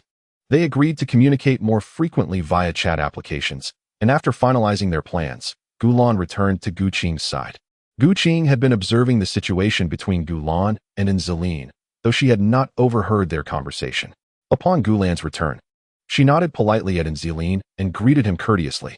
"I kindly request your assistance in caring for my dear Xiaolan." Angeline revealed an enticing smile, gently parting his crimson lips as he elegantly replied, "It is but a trifling matter." Thus, their conversation came to a close. The family followed the throng of departing tourists back to their hotel. Having exhausted himself with play, Gulan hurriedly returned to the presidential suite, and after a refreshing bath, he eagerly reclined on the soft, expansive bed, soon succumbing to slumber. When he next opened his eyes, it was the following morning. Their journey to Hainan would span 2 days, with their return home scheduled for the last day. Thus, they had another day of exploration ahead. After indulging in a delightful breakfast, Gulan and his family commenced their itinerary for the day. The previous day had been somewhat limited in activities, as they had only just arrived in Hainan and spent the afternoon at the seaside, engaging in some water play and swimming before preparing for a seafood barbecue. Consequently, their experiences had been rather few. It was precisely due to this scarcity of activities that Gulan and his family resolved to partake in a distinctive experience of Hainan today, diving. To elucidate, diving entails the rental of specialized equipment, allowing patrons to explore the underwater world accompanied by professional guides. This differs significantly from snorkeling, which only permits brief excursions at the surface where one must resurface for breath every couple of minutes. In contrast, diving, facilitated by specialized gear, allows for extended underwater exploration, often lasting over half an hour. Eagerly anticipating their first activity, the family made their way to the beach, determined to fully enjoy their final day of leisure. Upon reaching the shore, Su Xie, Gu Qing, Gu Yuan, and the others rented diving equipment and engaged professional instructors to ensure their safety during the experience. Su Xie, being a delicate man, required specialized tools to descend to the ocean floor, while the women, Gu Qing, Gu Yuan, and Gu Qi, possessed significantly superior physical capabilities. Logically, they could hold their breath for extended periods without equipment, yet they opted for the professional gear to enhance their comfort during the experience. For they were there to revel in enjoyment. After completing all necessary preparations and warm-up exercises, Su Xie, Gu Qing, and Gu Yuan ventured into the water, leaving only Gu Lan and Gu Qi on the shore. Gu Qi, serving as Gu Lan's bodyguard, remained on land alongside him, as Gu Lan had no desire to dive. As they awaited the return of Gu Qing and the others, Gu Lan found the moment somewhat tedious, his small feet swinging idly over the edge of the boat. Their rented vessel was anchored not too far from the shore, and with the vastness of the sea surrounding him, Gu Lan found no means to occupy his time other than to admire the surrounding scenery. Indeed, the views over the ocean were quite enchanting. As far as the eye can see, the azure sky stretches above, adorned with clouds as white and fluffy as cotton candy, unobstructed by any barriers, revealing a view that seems to extend infinitely. The surroundings are filled with deep blue waters, and within this enchanting environment, one cannot help but feel a sense of tranquility. Gu Lan calms his mind as the rhythmic sound of crashing waves fills his ears. He dips his small feet into the water, feeling the refreshing chill of the sea, which brings him a delightful sensation. The salty, humid sea breeze caresses his face like an invisible hand, imparting a soothing touch. Chapter 48. The commercial street. This place, far removed from urban pollution, boasts remarkably fresh air. In this natural setting, Gu Lan waited for over half an hour until Su Xie and the others finally surfaced. Upon emerging, Su Xie eagerly shared the photos she captured from beneath the waves. Gu Lan glanced at the images, which showcased corals, breathtaking underwater scenery, and delightful group photos of Su Xie and her companions, all appearing quite splendid. Gu Lan offered heartfelt praise, exclaiming, "So beautiful." Su Xie, thrilled to hear Gu Lan's appreciation, quickly copied all the photos and sent them to Gu Lan's QQ account, which he eagerly accepted. Afterward, the family decided to return to the shore, as Gu Lan was not inclined to dive any longer, and they wished to avoid leaving him idle on the boat for too long. Once back on land, Su Xie and the others engaged in some surfing, while Gu Lan and Gu Yuan played in the shallows. The family then tried out several activities, but perhaps due to fatigue or other reasons, they returned to the hotel for lunch. This time, they chose not to venture out again. Suddenly, Gu Qing addressed Gu Lan and the others, saying, "Xiao Yuan, take Xiao Lan and the others to the street for a stroll, buy some delicious treats and fun items. But do not return to the hotel just yet." Gu Yuan felt somewhat puzzled by Gu Qing's decision, but being her mother's directive, she chose to comply. Gu Lan, on the other hand, speculated that Gu Qing and Su Xie, being in their prime, might have strong desires typical of middle-aged men. Gu Qing's suggestion likely indicated her intention to collect tribute later. Though he entertained this thought, Gu Lan refrained from voicing his suspicions. During his contemplation, Gu Qing noticed Gu Yuan following her orders without question and felt quite satisfied.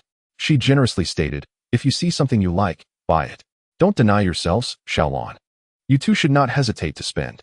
The last statement was a particular reminder for Gu Lan to indulge in spending, as Gu Qing assigned him a monetary quota for the day, insisting he must spend a certain amount, or she would increase his allowance the following day.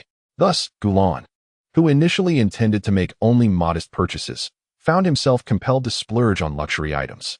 With a resigned tone, he replied to Gu Qing, "Mom, I understand." Gu Qing chuckled and ruffled Gu Lan's hair, affirming, "That's more like it. Boys should spend generously. Today, you must not save money for your mother." After reminding Gu Lan, she also advised Gu Yuan to pay attention to safety and take good care of her younger brother. Following Gu Qing's counsel, Gu Lan ventured out of the hotel and indulged in a shopping spree along the commercial street of Hainan, acquiring numerous luxurious items. It is well known that the prices in tourist areas tend to be exorbitant. However, Gu Lan was not financially constrained and purchased whatever caught his fancy. Assisting him was Gu Qi, who carried an array of bags filled with Gu Lan's acquisitions and held a sunshade in her right hand. This was not a request from Gu Lan, but rather an initiative taken by Gu Qi to provide him with shade, as she believed it added to the grandeur befitting a young master. Due to Gu Qi's earnestness in this matter, Gu Lan acquiesced to her wishes. In contrast to Gu Lan, Gu Yuan refrained from extravagant spending, primarily because the commercial offerings in Hainan did not align with her tastes. The shops mainly featured attractive clothing, handbags, cosmetics, and decorative items, none of which piqued her interest. Like many girls, Gu Yuan had a penchant for mechas and sports cars, which were certainly not available in tourist shops. Thus, she spent little, choosing instead to purchase an assortment of snacks from nearby stores, savoring them as she strolled along. Chapter 49. The Haunted House. Gu Yuan took a bite of a delectable meatball, which burst with sweet, savory juices upon chewing. After swallowing, she prepared to enjoy another, only to realize that the snacks she had just purchased were already gone. She hurried to a roadside shop to buy several skewers of barbecue and quickly caught up with Gu Lan. With little desire for shopping, she trailed behind him, ensuring she could protect her younger brother. Although Gu Lan was under the watchful eye of Gu Qi, Gu Yuan felt it was her duty as an elder sister to remain close. Meanwhile, Gu Lan entered a luxury boutique, purchasing several exquisite garments. Though the prices were steep, he was unfazed by the cost, casually acquiring anything that appealed to him. After these purchases, Gu Lan decided to cease shopping for a couple of reasons. First, Gu Qi was already burdened with an array of packages. Further purchases would leave her with no hands to carry them. While Gu Qi was capable of managing the load or finding a cart, he deemed it unnecessary. Second, Gu Lan was not particularly inclined to shop further. The luxurious items he had already secured were sufficient to satisfy Gu Qing's expectations. Although he had not yet spent all the money allotted to him, he felt confident that he could later charm Gu Qing with his endearing nature, knowing well that her affection would prevent her from questioning his expenditures. As Gu Lan concluded his shopping, Gu Qi finished her skewers of barbecue and, noticing that Gu Lan had halted his purchases, inquired with some curiosity, "Brother, are you not going to buy more?" Gu Lan shook his head in response. "No, sister, is there anything else you wish to buy?" Gu Yuan replied, shaking her head. "There is nothing here that interests me." Upon learning that Gu Yuan had no desire to make any purchases, Gu Lan found himself in a bit of a quandary. He had initially intended to follow Gu Yuan around as she explored and acquired delightful trinkets, all the while passing the time. Gu Qing had instructed them to enjoy themselves outside the hotel until 4 in the afternoon, and there was still considerable time left until then. To navigate this interval, the two of them deliberated and ultimately reached a consensus to visit the nearby aquarium. This excursion would not only allow them to admire marine life, but also serve as a splendid means of passing the time, truly a twofold benefit. Having made their decision, Gu Lan and his companions promptly purchased tickets for the aquarium online using their star rings. After a leisurely 20-minute stroll, they arrived at the aquarium. Perhaps due to the holiday, the venue was bustling with visitors, predominantly adults accompanied by children, clearly there to indulge their little ones' desires to witness the wonders of the ocean. With Gu Lan's arrival, his striking appearance caused quite a stir. Unfazed by the multitude of curious glances, he calmly presented his electronic ticket to the flustered ticket attendant, followed suit by Gu Yuan and Gu Qi. In no time, the trio found themselves inside the aquarium. The interior was already lively with patrons, predominantly women escorting children, while men were a scarce sight. Surrounding them were expansive glass tanks filled with marine creatures, crabs, sea fish, and the enchanting marine life native to Tyrant Star. all of which captivated Gulan and broadened his knowledge.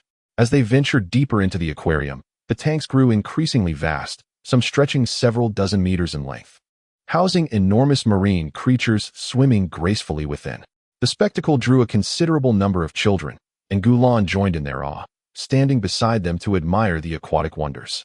Meanwhile, Gu Yuan darted off to a nearby vendor selling souvenirs, purchasing a few items for herself, a plush toy resembling a whale and 2 exquisite bracelets. With a flourish, Gu Yuan presented the toy to Gulan, exclaiming, "Look, brother," as she proudly showcased her newfound treasure. Knowing that boys are often enchanted by charming and delightful items, she offered the plush as a gift to Gulan. "Thank you, sister," he replied, recognizing the sentiment behind her gesture. Although he had not intended to acquire a toy, he graciously accepted the gift. Elated to see Gulan accept her offering, Gu Yuan quickly produced the bracelets she had purchased. The 2 bracelets were identical in design, differing only in color, one a vibrant blue, the other a soft pink. The blue one was clearly meant for a girl, while the pink one appeared suitable for an adorable boy. Without hesitation, Gu Yuan gifted the pink bracelet to Gulan, urging him to wear it at once. While she promptly adorned herself with the blue one, her excitement palpable. Considering her sister's heartfelt intentions, Gulan resolved to acquiesce to her request. He adorned his left wrist with the pink bracelet and extended his arm before Gu Yuan, inquiring, "What do you think?" Naturally, Gu Yuan would express her admiration for her brother, and her words rang true. The bracelet complemented Gulan exquisitely.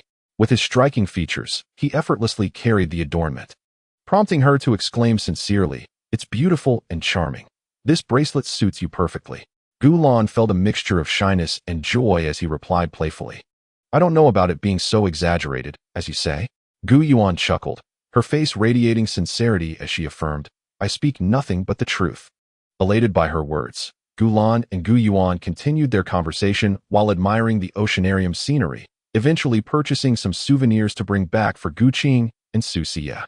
The oceanarium was not particularly vast, and they had completed their exploration in just over an hour, with nearly an hour remaining until 4 o'clock, during which they had spent almost an hour shopping. They found themselves with time to spare before returning to the hotel. To pass the time, Gulan and his companions meandered along the streets, sampling various delicacies. While it was said they were purchasing food together, in reality, it was Gu Qi and Gu Yuan who ran the errands while Gulan sought refuge in a shaded spot, waiting for them to return with treats. Or he would find a nearby establishment to enjoy freshly made snacks. "Sister, let us go play there." As they indulged in their snacks, the pair unknowingly wandered into a bustling street lined with game arcades, internet cafes, hotels, and gyms. Gulan's attention was captured by a particular arcade on the left side of the street, which housed a haunted house. The eerie decor was unsettling, likely enough to frighten any young boy who might encounter it. However, Gulan felt a surge of excitement, eager to drag Gu Yuan along to experience the frightful attraction.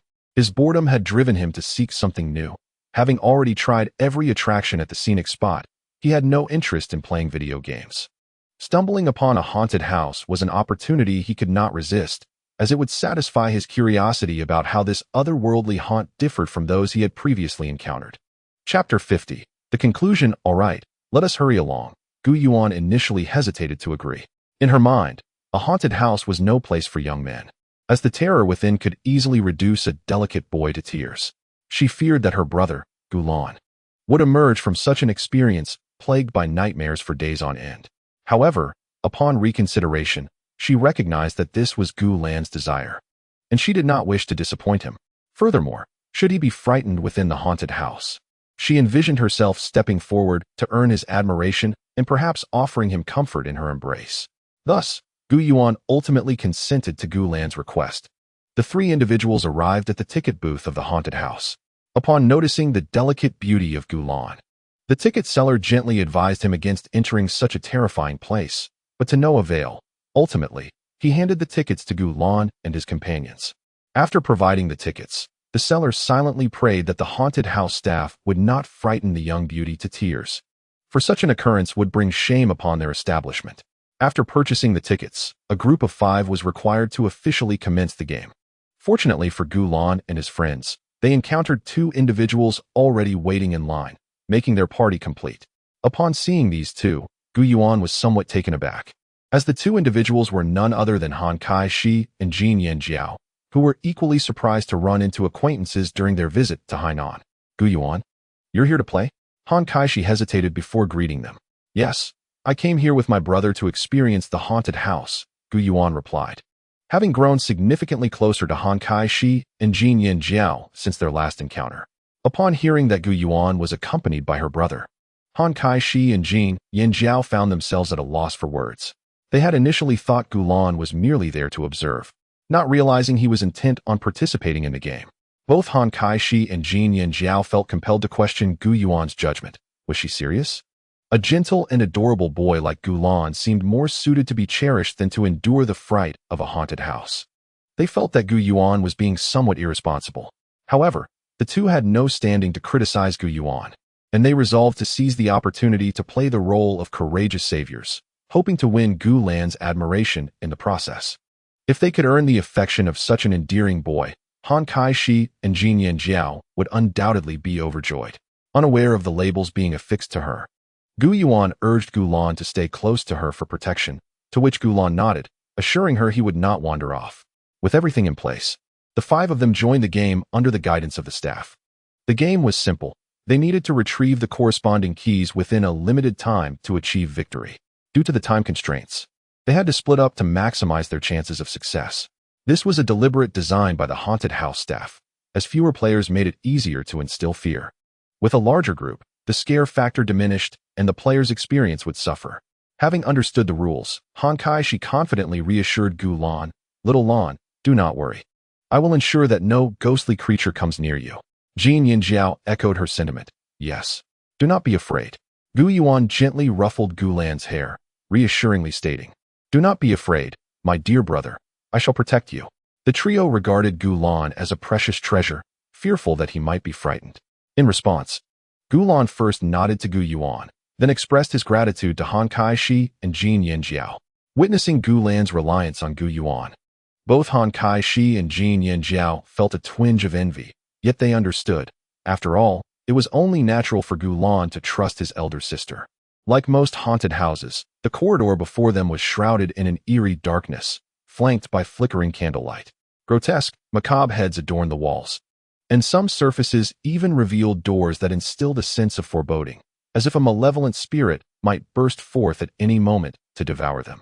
Sinister wails echoed in their ears, sending chills down their spines, and the air seemed several degrees cooler than the outside world, raising goosebumps on their skin. As they traversed this ominous path, Han Kai-shi and Jin Yanjiao began to feel trepidation, while Gu Yuan's complexion paled, though she endeavored to maintain her composure. Gulan, however, appeared unfazed. Despite the terrifying decor, he found it bearable. Before long, they arrived at a fork in the path, presenting 5 distinct corridors. It was evident that the organizers intended for the participants to split up, allowing the staff to frighten them more effectively. Naturally, Gu Yuan would not permit Gu Lan to wander alone. She instructed him to follow her and directed Gu Qi to take another passage. Once she had arranged this, Han Kai-shi and Jin Yanjiao chimed in, stating, "Leave the remaining corridors to us."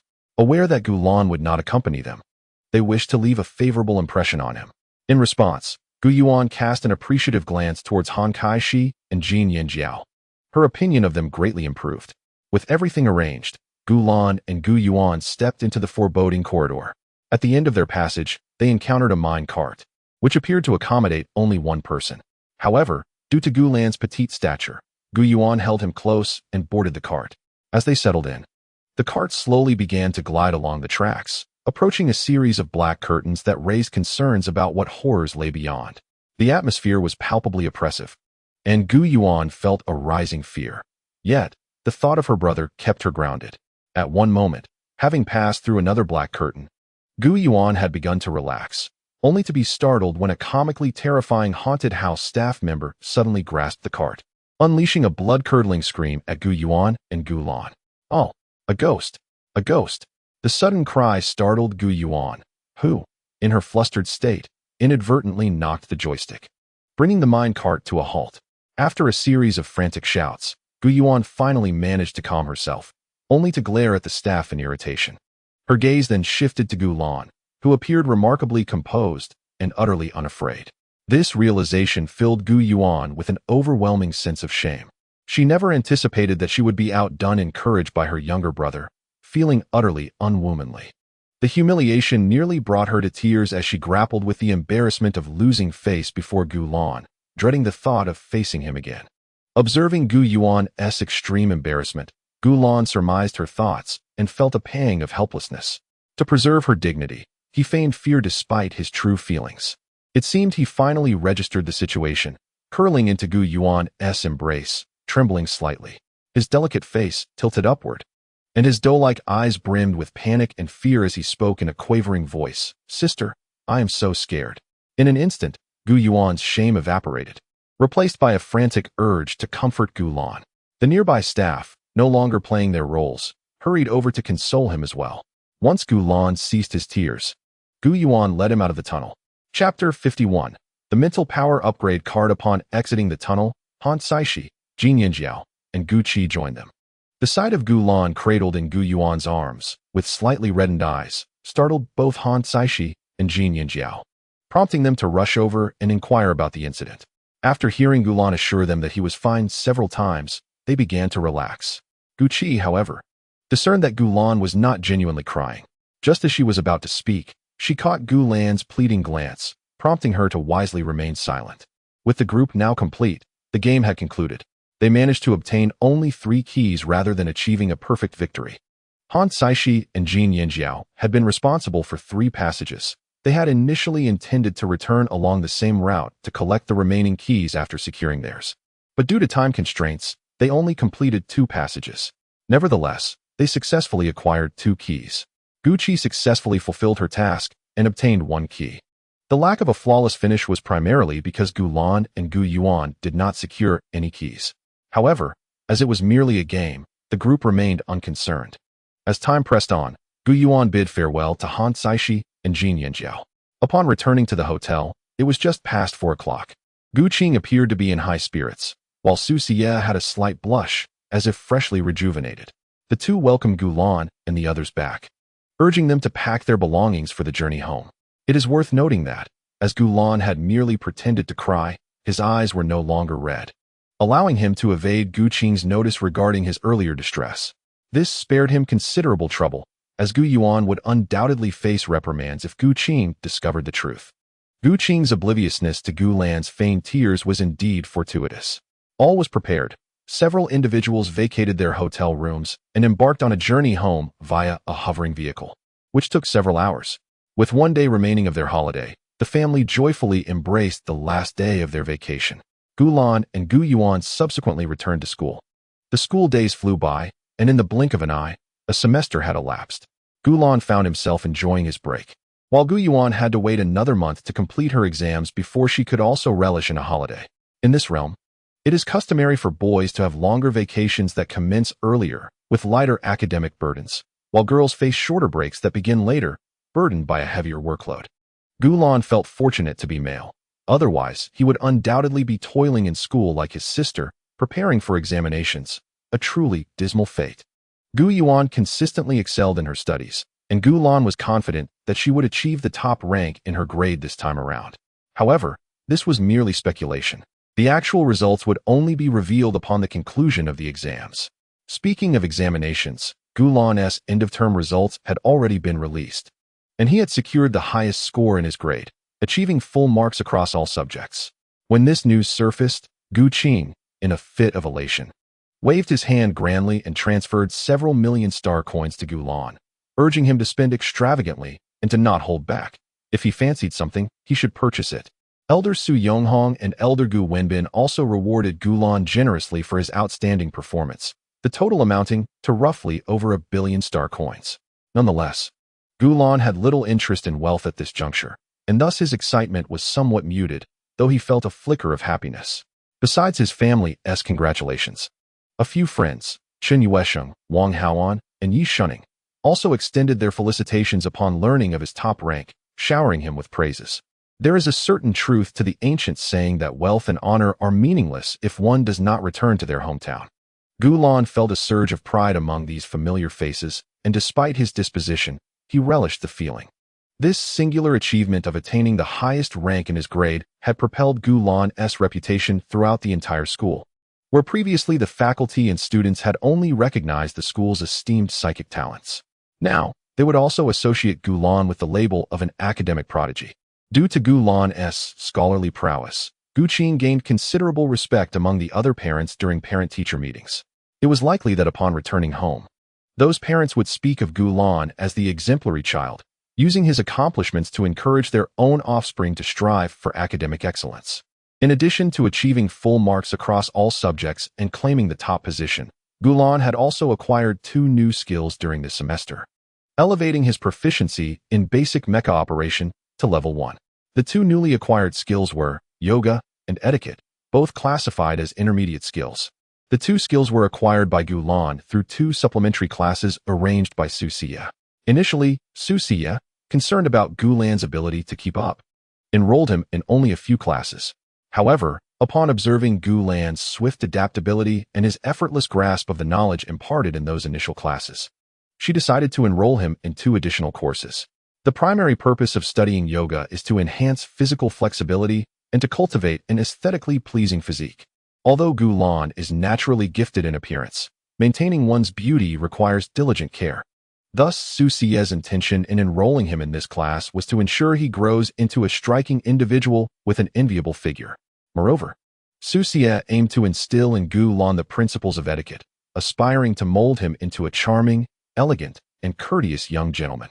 Given Gulan's noble status, acquiring knowledge of etiquette is indispensable, enabling him to navigate interactions with the scions of illustrious families with poise. This encapsulates Susia's rationale behind imparting lessons in decorum to Gulan. She envisions transforming him into a well-rounded prodigy, proficient in the arts of music, chess, calligraphy, and painting, thus planning to enroll him in further supplementary classes. Gulan is cognizant of Susia's aspirations, yet he harbors no desire to resist, for her intentions are genuinely benevolent. He does not wish to disappoint her and has resolved to diligently engage with any future classes she arranges. Let us dispense with trivialities. Yoga and etiquette are intermediate skills, and upon earning 2 opportunities for a lottery, Gulan was bestowed with 2 prizes, the Void Shield and the Medical Ship. To elucidate on the Void Shield, it is a defensive apparatus that, when activated, can distort the surrounding space, deflecting incoming attacks. As long as these assaults do not penetrate the fabric of space, the shield provides unwavering protection.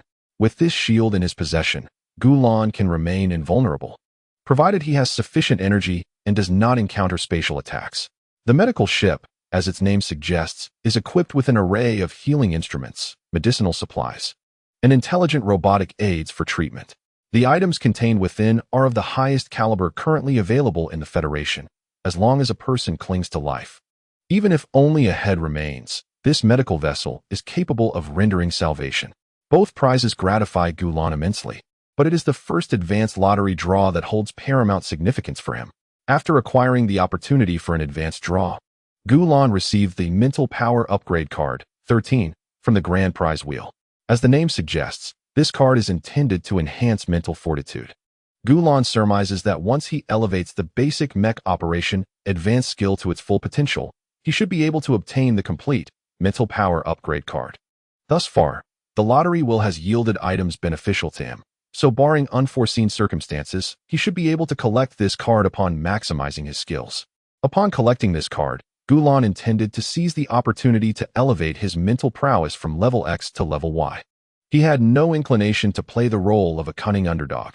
This was the tangible world, where higher levels of mental capacity correlated with greater access to resources. Over time, this accumulation would snowball, creating an insurmountable advantage for those who began early. Indeed, if he were to feign ignorance, lacking resources could easily render him truly inept. He had contemplated waiting until his mental capacity evolved to level Y before utilizing the card, yet its use was restricted to those with mental levels below X. Thus, Gulan resolved to use it immediately upon gathering the necessary components. This was not necessarily a misstep. Using it now would ensure he reached level Y, a far more favorable outcome than relying on chance to advance his level later. His subsequent plan involved hastening his learning of mecha basic operations to swiftly max out the skill, followed by acquiring the Mental Capacity Upgrade card. Initially, he had intended to gradually improve his skill level. However, the mental upgrade card represented a fundamental enhancement, prompting him to expedite its acquisition before leisurely exploring other avenues. Thus concluded Gulan's reflections on his academic achievements this semester. Now, turning to his agenda for the day, he planned to visit the school to fetch his sister. The boys' holiday began over a month earlier than the girls', which had led Gulan to pick up his sister in the past few days. His motives were purely self-driven. He found his time at home rather dull and preferred the company of Gu Yuan. Initially, Gu Yuan had opposed this arrangement, but upon witnessing Gulan's unwavering determination, she acquiesced, primarily to avoid disappointing her brother. Nevertheless, she would still attempt to persuade him to stay home, citing inclement weather or excessive heat as reasons. And today was no exception. Prior to this, Gu Yuan had communicated through Star Ring, informing Gulan that she would be participating in a mecha simulation exam at the gymnasium and advised him not to come. However, Gulan was resolute in his decision to attend. The opportunity to witness his sister's exam, especially a mecha exam, was too enticing to resist. As he prepared to leave, Gulan, like any boy in this world, pondered which outfit to wear. He found himself indecisive, standing before two distinctly styled ensembles, both of which were appealing and led to a dilemma.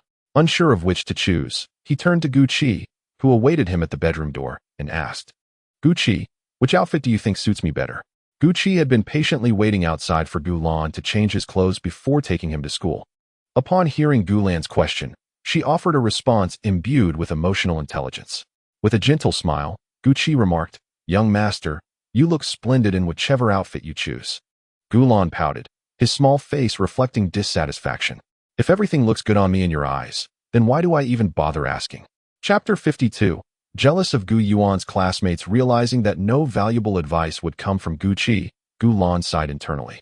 After a moment of hesitation, he selected an outfit from the two he had prepared. He casually chose a brown bag from his collection, slinging it across his waist. Once he completed his ensemble, Gulan glanced at his reflection in the mirror, raised his hand in a gesture of triumph, and smiled, acknowledging that he indeed looked quite handsome. Exiting the bedroom, Gu Qi admired Gulan's appearance and couldn't help but exclaim, "Young master, you look incredibly adorable today." Gulan felt a surge of happiness at the compliment, but shot her a sidelong glance. "You flatter me," Gu Qi replied with a smile. "I speak nothing but the truth."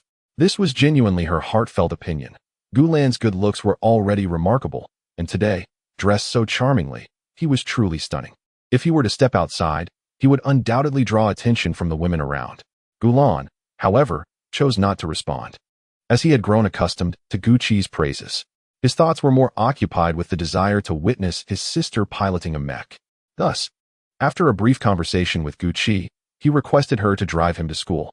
Upon arriving at the school gate, the female security guard, already familiar with the charming young boy, allowed them to enter the girls' campus with ease. Much like the university Gu Yuan attended, this institution also had distinct boys and girls campuses.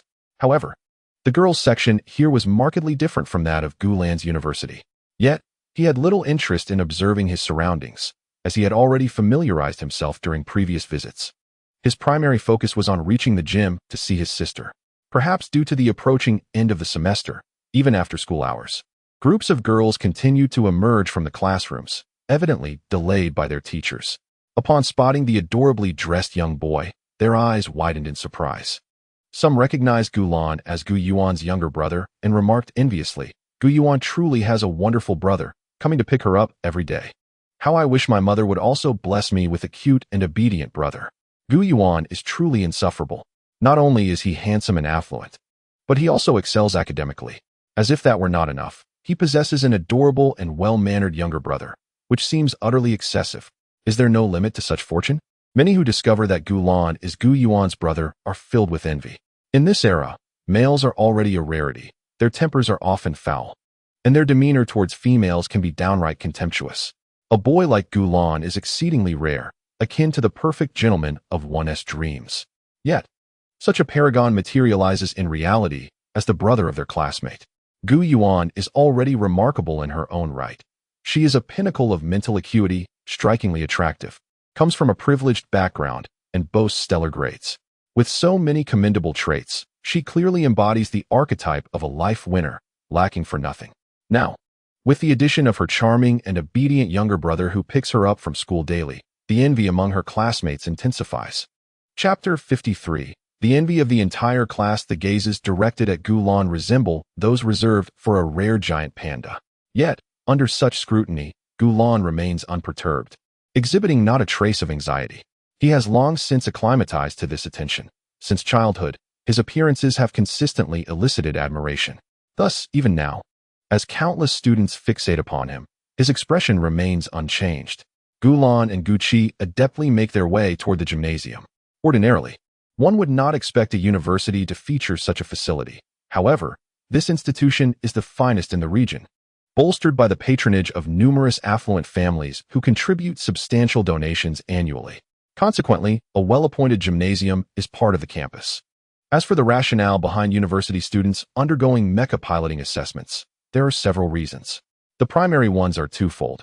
First, humanity's physical constitution in the interstellar age is robust, allowing even children to learn mecha piloting. Second, decades ago, during the conflict with the insectoid species, nearly all citizens, aside from men, were conscripted into military service. Even after the insectoids' defeat, this martial tradition has persisted, leading the government to incorporate mecha assessments into the annual middle and high school entrance examinations. According to current policy, excelling in mecha piloting can compensate for lower scores in other subjects, enabling students to gain admission to universities through special enrollment. As Gulan and Gucci traverse the path to the gymnasium, they pass by corridors flanked with students, predominantly girls. These young women have deliberately gathered there, having learned of Gulan's punctuality in picking up Gu Yuan. They linger, eager for a glimpse of his handsome visage, drawn by his undeniable charm. Today, as Gulan arrives once more to escort Gu Yuan, he walks with a buoyant grace, resembling a beautiful sprite emerged from a dream.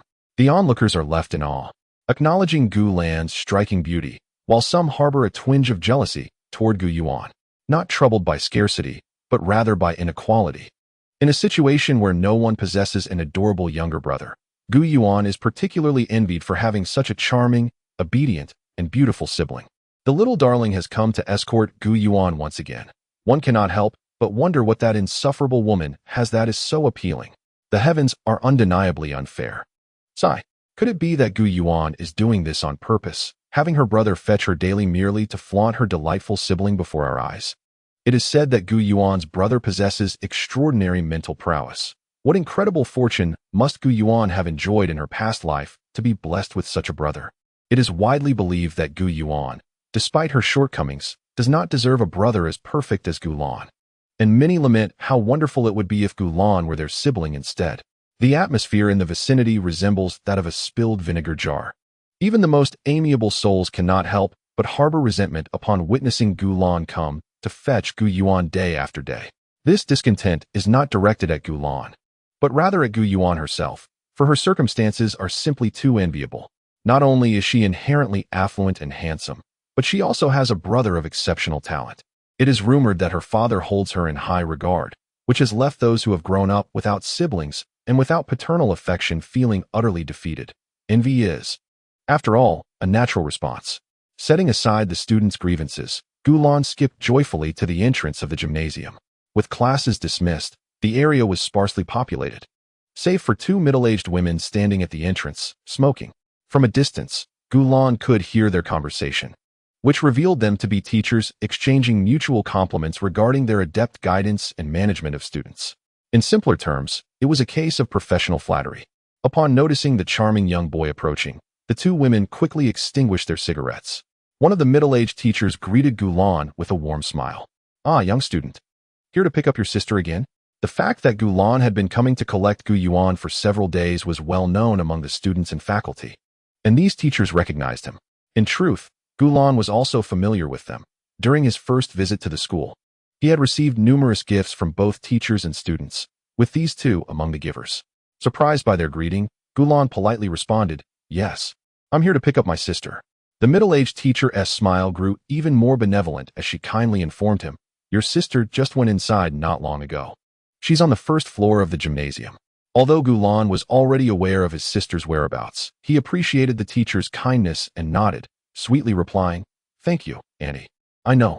This single expression of gratitude was laced with such sweetness that it left the listener in a daze, making one wish to hear it over and over again. For it was simply delightful. As the teacher processed Gulan's response, he had already walked away, leaving her momentarily spellbound, her expression lingering in a state of pleasant surprise. "I would like to hear a few more words of gratitude from Gulan," she exclaimed with a look of wonder. The book is indeed correct. Boys are undoubtedly the most delightful creatures in the world. Another female teacher beside her countered, "This statement may aptly apply to our dear classmate Xiaolon.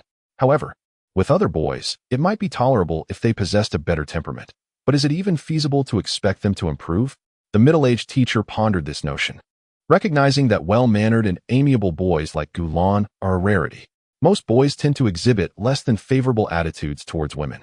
"How wonderful it would be if all boys were as polite and charming as Xiaolon," she mused. The school's gymnasium bears a striking resemblance to those on Earth, albeit with a more futuristic design. It consists of 3 levels, each filled with seating for spectators, while the ground floor features an expansive open area designated for competitions or performances during holidays or school celebrations. Gulan's familiarity with the layout stems from a prior visit with Gu Yuan, allowing him to navigate the space with ease. At this moment, Gu Yuan and her peers are likely inside preparing for a mock examination. Given the usual schedule, they should have been dismissed by now, even if the teachers occasionally kept them late. However, due to the impending final exams, they are not only held back for additional assignments, but also required to partake in a mock exam, resulting in a later dismissal than usual. Even from the perspective of a student, Gulan finds the situation somewhat stifling. Yet, the teacher's insistence on rigorous preparation is not entirely unwarranted. It reflects their dedication to their responsibilities. After all, who would willingly choose to stay late after work? A teacher who maintains high standards, such as this one, embodies the true essence of a responsible educator. At this moment, Gulan and his companions have traversed the gym's atrium and entered a short corridor. Before long, they arrive at 2 large, closed doors at the corridor's end. Gulan presses a button, and the automated doors slowly part. Upon entering, they are greeted by an exceptionally spacious arena, where approximately 120 girls from 3 classes, each numbering around 40, are gathered. Clad in matching uniforms that complement their already commendable appearances, the girls look remarkably elegant. Standing at the forefront of the classes is a middle-aged female teacher, who appears to have been addressing the students. The room falls silent, with her voice resonating loudly through the microphone, causing Gulan's eardrums to throb slightly. Perhaps due to the gymnasium's climate control, Gulan feels a slight chill upon entering. The ventilation system is efficient, ensuring that even with over 100 individuals present, the air remains fresh and invigorating, devoid of any stuffiness. Evidently, the 3 classes are set to undergo a joint examination, and the middle-aged female teacher before us is the homeroom teacher of Gu Yuan's class. The 2 women outside are the homeroom teachers of the other 2 classes. It is apparent that Gu Yuan's homeroom teacher is responsible for maintaining order during this examination. Otherwise, the 2 female teachers outside would not be smoking leisurely, as they would surely return to oversee the proceedings. This arrangement is quite reasonable. 1 teacher is sufficient for 3 classes during an examination, and having more would only waste manpower. It seems that the 3 of them have already conferred, deciding that Gu Yuan's homeroom teacher would manage the order this time, with the others taking their turn next. Over 100 students faced the entrance where Gulan stood, and when the door swung open to reveal Gulan, their eyes widened in astonishment. In this all-girls school, the sudden appearance of a charming young boy, both in attire and looks, could hardly escape the attention of these women. Chapter 54. Gu Yuan's bragging amidst such gazes, Gulan remained unfazed. The middle-aged female teacher, upon hearing the door open, turned her head to see Gulan, and her initially stern expression softened instantly. She endeavored to speak gently to Gulan, asking, "Little student, are you here to pick up your sister again?" Gulan had been frequently coming to escort his sister Gu Yuan, so her homeroom teacher recognized him and held a very favorable impression of this polite boy. "Yes," Gulan replied obediently, nodding his head. Seeing him behave so well, the teacher's heart melted, and she turned to Gu Yuan in the classroom, saying, "Gu Yuan, your brother has come to pick you up." Gu Yuan, already eager, requested a brief leave from the teacher, and once granted, she dashed towards Gulan. As Gulan noticed Gu Yuan leaving the line, he took small steps to meet her. When they were close enough, he leaped into Gu Yuan's embrace. wrapping his legs around her waist like a sloth, gazing up at her with soft eyes and a gentle smile, saying, "Sister, I'm here." Noticing that Gu Lan's current position was somewhat awkward and prone to exposure, Gu Yuan guided him to sit on her left arm, lifting him up joyfully as she exclaimed, "Brother, you've come. I have prepared a bag of the latest starry candies for you," sitting at the first seat in the second row. Her tone was infused with delight. Naturally, as an elder sister, Gu Yuan felt elated that Gu Lan persistently came to fetch her. The last part of her sentence carried an undertone seeking praise. Upon hearing about the starry candies, Gu Lan's eyes sparkled with excitement. The starry candies had recently become a sensation on Starnet, renowned for their delectable taste, which Gu Lan adored. However, Su Xie was very particular about Gu Lan's health and generally forbade him from consuming outside snacks. Unaware that Gu Lan possessed a system capable of maintaining his health, Su Xie had strictly prohibited him from indulging in external treats. Consequently, it had been quite a while since Gu Lan had the pleasure of tasting starry candies, leaving him craving them intensely. Thus, Gu Yuan's thoughtful gift perfectly aligned with his desires, prompting him to express his happiness exuberantly. "Sister, you are truly remarkable. As long as you're happy, being praised by my most adorable and beloved younger brother." Despite Gu Yuan's recent maturation, he still displays a youthful smile. Observing the heartwarming interaction between the siblings from a distance, the students in the classroom found it unbearable. Can a sister really embrace her brother like that? It is simply too disconcerting. Gu Yuan's smile appears so infuriatingly charming. Goodness, how could such a delightful little boy be Gu Yuan's brother? A true gem obscured by dust. Envy arises. My father is indifferent, my mother is unloving, and my brother barely acknowledges me. Why is Gu Yuan so utterly different from me? In this world where men are scarce, Gu Yuan's ability to interact with Gu Lan, a boy of high spiritual prowess and striking looks, is an exceedingly enviable circumstance. Although it is understood that their relationship is that of siblings, some still find fault, their words laced with jealousy towards Gu Yuan. Those who have younger brothers at home also envy the rapport Gu Yuan shares with his brother, though their own siblings do not treat them with the same warmth as they do to outsiders. Their indifference pales in comparison to the bond shared between Gu Lan and Gu Yuan, inciting considerable jealousy. The murmurs of these individuals were hushed, some merely contemplating their thoughts. Yet Gu Yuan, with her heightened spiritual awareness and formidable strength, overheard their whispers. As for those who kept their thoughts to themselves, she could easily surmise their sentiments. Aware of the envy directed towards her, Gu Yuan felt not anger, but rather a sense of elation. The wealth and privilege that do not return home are akin to a splendid garment worn in the dark. Having such a polite, charming, and delightful brother without showcasing him to others would be as though he did not exist at all. Thus, recognizing the envy surrounding her, Gu Yuan felt an exhilarating sense of superiority, akin to flaunting before an audience. While she remained indifferent to those who merely envied her, some had already conspired against her in secret. In response, Gu Yuan resolved to retaliate, the best method being to foster closeness with her brother Gu Lan, showcasing the disparity between herself and the others. With this thought in mind, Gu Yuan sweetly addressed Gu Lan. "Brother, look at this enormous bag of candy I brought you. Shouldn't you show some appreciation? Perhaps a hug or a kiss?" In truth, Gu Yuan merely desired to hold Gu Lan a little longer. The latter request was said in jest. After considering Gu Yuan's efforts and feeling genuinely pleased that day, Gu Lan agreed to her subsequent request. Just a kiss. He emphasized before Gu Yuan, her heart racing with excitement, quickly assured him that she would only give him one kiss. Noticing Gu Lan shyly closing his eyes, she recognized the opportune moment and gently pecked his soft little face. Feeling the piercing glares of envy surrounding her, Gu Yuan's lips curled into a triumphant smile. Jealousy and hatred abound. The more these individuals envy Gu Yuan, the more joy he derives from it. Such is the nature of humanity, often finding one person's happiness rooted in the suffering of many. Upon opening his eyes, Gu Lan beheld Gu Yuan smile and could not help but roll his eyes. Childish. Gu Yuan chuckled, offering no rebuttal, while their classmates, witnesses to this exchange, seethed with envy, their hearts ignited by a consuming desire to usurp Gu Yuan. Chapter 55. The spectators Han Caishi and Jin Yanjiao could no longer suppress their jealousy towards Gu Yuan. Their relationship with him had improved significantly of late, having transformed their former animosity into camaraderie. Yet, despite their newfound friendship, Witnessing the intimate interactions between Gu Yuan and Gu Lan stirred a profound envy within them. They understood that their bond was merely that of siblings, and such interactions were entirely natural, yet they could not help but feel a twinge of longing. Of course, while envy lingered, both girls remained loyal and would not harbor malicious thoughts against Gu Yuan. As Gu Yuan's classmate and rival, Yi Wenhui felt a flicker of jealousy upon observing the duo's actions. Since Han Caishi and Jin Yinjiao had betrayed her, she had refrained from causing trouble for Gu Yuan this entire semester, focusing instead on her studies. She anticipated defeating him in the upcoming final exams, hoping to prove to Han Caishi and Jin Yinjiao that their betrayal was a grave error.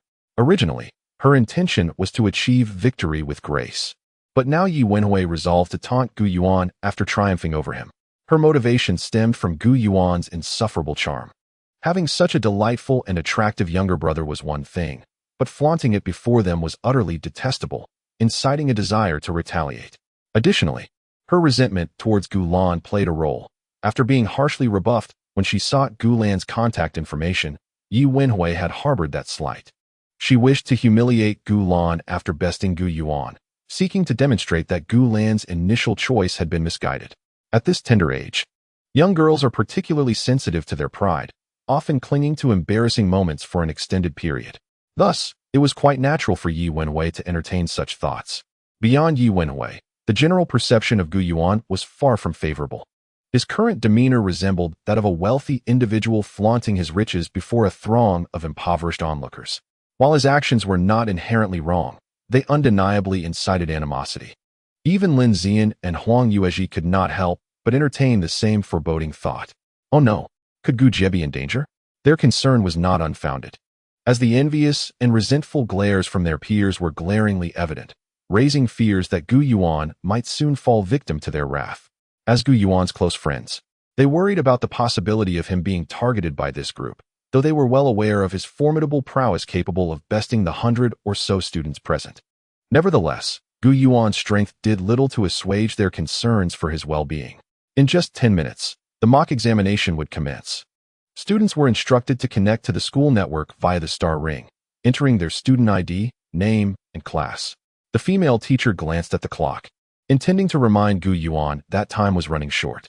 However, being of a delicate age, the girls often preferred subtlety. A direct remark might embarrass Gu Yuan.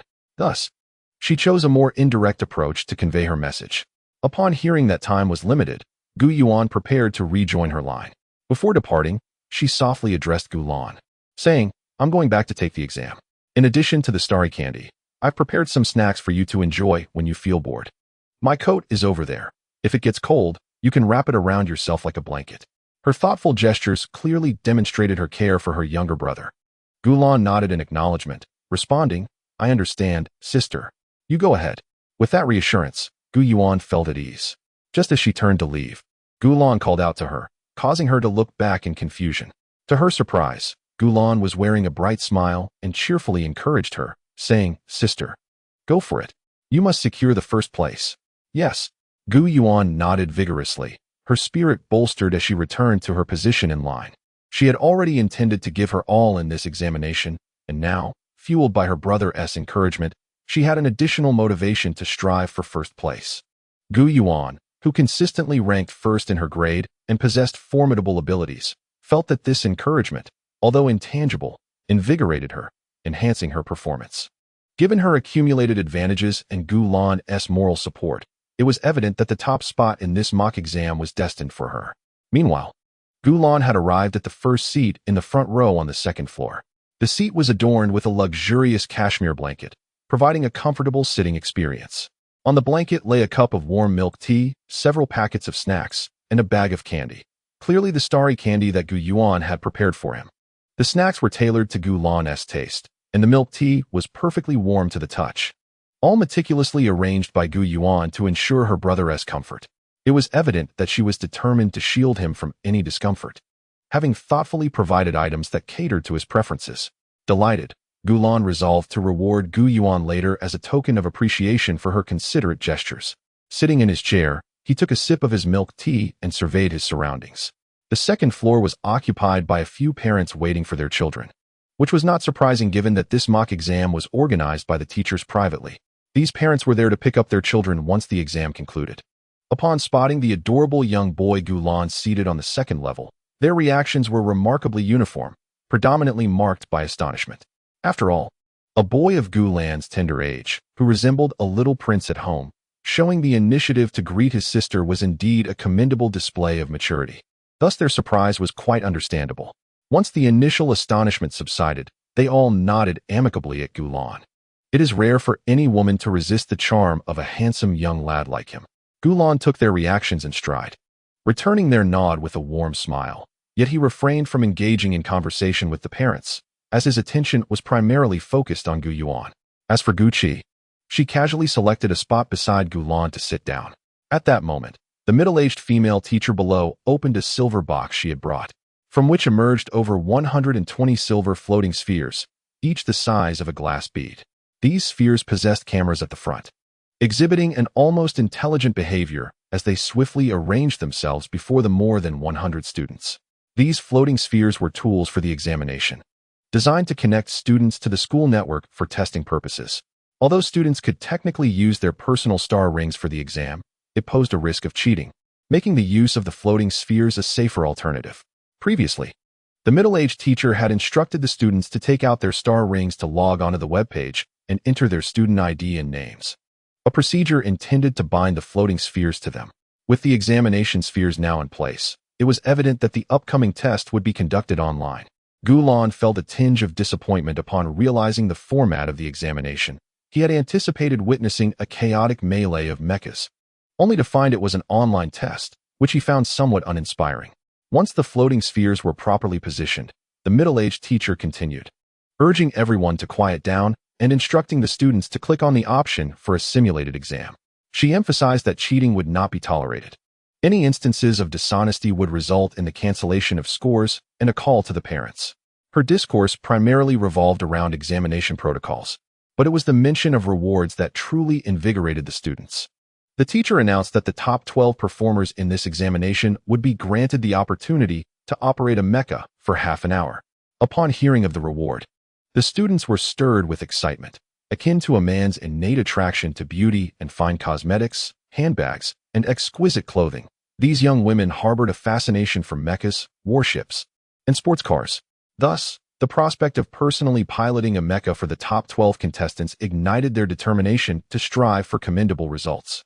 This enthusiasm stemmed not only from their intrinsic love for mechas, but also from their usual experience of simulating mecha operations online, with limited exposure to real-life machines.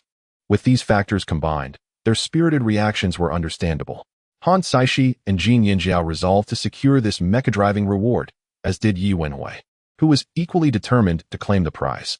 Lin Zian and Huang Yuezhi also rallied their spirits in anticipation. Even Gu Yuan found herself somewhat concerned about this reward. Unlike her peers who had only piloted mechas a handful of times within the confines of the school, coming from a wealthy family, she frequently attended mecha training sessions, allowing her to engage in combat almost daily. Yet, her interest in this particular reward remained strong, as it represented more than mere access to piloting mechas. It embodied a form of honor, akin to the certificates and trophies received after examinations. Thus, Gu Yuan was eager to attain this accolade. Gulan, however, discerned the teacher's intentions behind offering such rewards. The aim was to sustain student motivation, particularly since she had delayed the lesson for an extended period, which likely fostered resentment among the students. By introducing a reward system, the teacher could alleviate any lingering grievances and potentially encourage a more proactive approach to learning, a strategy that was entirely beneficial. Nevertheless, the teacher's motivations held little relevance for Gulan. His focus remained steadfastly on the mechas. Initially, he had anticipated a dull session, but it now appeared that he might have the opportunity to witness others pilot mechas, thus indulging in a visual feast. The middle-aged female teacher, observing the students' newfound enthusiasm, refrained from further unnecessary dialogue. After producing a timer, she promptly initiated the examination. As the test commenced, an eerie silence enveloped the room. The examination mirrored its name, requiring students to simulate piloting mechas online, competing against intelligent adversaries to accumulate points. The more robots they defeated, the higher their scores. Of course, the number of robots was not infinite. The teacher had set up a total of 10 intelligent robots for this round, with varying levels of difficulty. Students earned 10 points for each robot they vanquished, with 60 points marking a passing grade, 90 points denoting excellence, and a perfect score being 100. Occasionally, some students appeared dazed after being bested by the intelligent robots, while others triumphed over particularly formidable opponents. Perhaps fueled by their elation, they cast hopeful glances toward Gulan, eager to catch a glimpse of admiration in his eyes. However, they quickly realized that Gulan's attention was entirely devoted to his sister, Gu Yuan. Oblivious to their actions, this singular focus on Gu Yuan only intensified the animosity directed toward her, as if the atmosphere reverberated with a chorus of envy. At one moment, Gu Yuan had already vanquished 9 intelligent robots. Stretching her limbs slightly, she was on the verge of achieving a perfect score. With a glimmer of anticipation in her eyes, she glanced toward Gulan on the second floor, seeking a gesture of praise. Gulan, not one to disappoint, reciprocated with an expression of admiration. This brought Gu Yuan immense satisfaction, yet it also sparked further jealousy among her classmates who had witnessed this exchange. Before long, Gu Yuan, who consistently ranked first in her studies, was the first to secure a perfect score. Subsequently, her peers began submitting their papers, and due to the automated grading by robots, the scores began to appear in succession. As anticipated, Gu Yuan secured the first position, with Yi Wenhui claiming the second, followed by Lin Zian and Huang Yuezhi in third and fourth place respectively. Han Caishi and Jin Yinjiao occupied the fifth and sixth spots. Upon learning of her second-place achievement, Yi Wenhui was utterly taken aback. After diligently studying for an entire semester, she had once again been bested by Gu Yuan. This outcome nearly plunged her into despair. Conversely, Lin Zian and Huang Yuezhi were not particularly surprised. Although they had performed well, they clearly could not rival Gu Yuan, who possessed extraordinary mental prowess. Han Caishi and Jin Yinjiao shared the same sentiment as Lin Zian and Huang Yuezhi, expressing no astonishment at Gu Yuan's results. With the examination concluded and results announced, students were typically free to head home. However, a considerable number lingered in the gymnasium, drawn by their teacher's promise that the top 12 performers would have the opportunity to pilot mechas. Consequently, even those who did not rank among the top 12 were eager to stay and witness the spectacle. "Sister, can I please have a turn with the mecha later?" Gulan had dashed to Gu Yuan's side, adorably pleading in an attempt to persuade her to let him try piloting a mecha. Gulan had always harbored a fascination for mechas, but Su Xie disapproved of him engaging with such perilous machines, leading him to only admire them online. Finally presented with the chance to see one in person, he could not resist asking Gu Yuan for a turn. "Is that really appropriate?" Gu Yuan hesitated, not out of reluctance, but rather concern for her young brother's ability to pilot a mecha. She was aware that Gulan had been studying mecha operation, yet she questioned whether a little boy could truly match the capabilities of the accomplished girls. These worries prompted her to respond with a hint of regret. "Oh, what's the harm? You can just watch me pilot it," Gulan exclaimed, his voice tinged with innocence. Gu Yuan found some merit in his reasoning and, reluctant to refuse her brother's earnest request, ultimately acquiesced. Just as she was about to speak, a voice interrupted, darkening her expression as she regarded the speaker with displeasure. "I can let you use my mecha," Yi Wenhui interjected before Gu Yuan could respond, maintaining a calm demeanor, though a hint of eagerness was evident in her stance, as if fearful that Gulan might decline her offer. "I can too." Yes, I can," came the chorus of enthusiastic voices from the others, each vying for Gulan's attention. "Sweetheart, you should use my mecha. Play with mine however you wish." Aside from Gu Yuan, Lin Zian, Huang Yuezhi, Han Caishi, and Jin Yinjiao, Yi Wenhui was eager to offer her mecha to Gulan, and the remaining 6 echoed her sentiments, their urgency palpable as they worried Gulan might choose someone else over them. "Xiaolan, you should definitely use our mecha," Lin Zian and Huang Yuezhi chimed in unison. Coming from affluent families, they were accustomed to mechas and did not hold the reward in high regard. If allowing Gulan to enjoy the experience brought him joy, they were more than willing to oblige. "Don't choose them, choose us." Han Caichi and Jin Yinjiao soon noticed a throng of individuals vying for Gulan to pilot their mechs. They hurriedly voiced their concerns. Gulan hesitated. The sheer number of people willing to let him operate their mechs put him in a difficult position.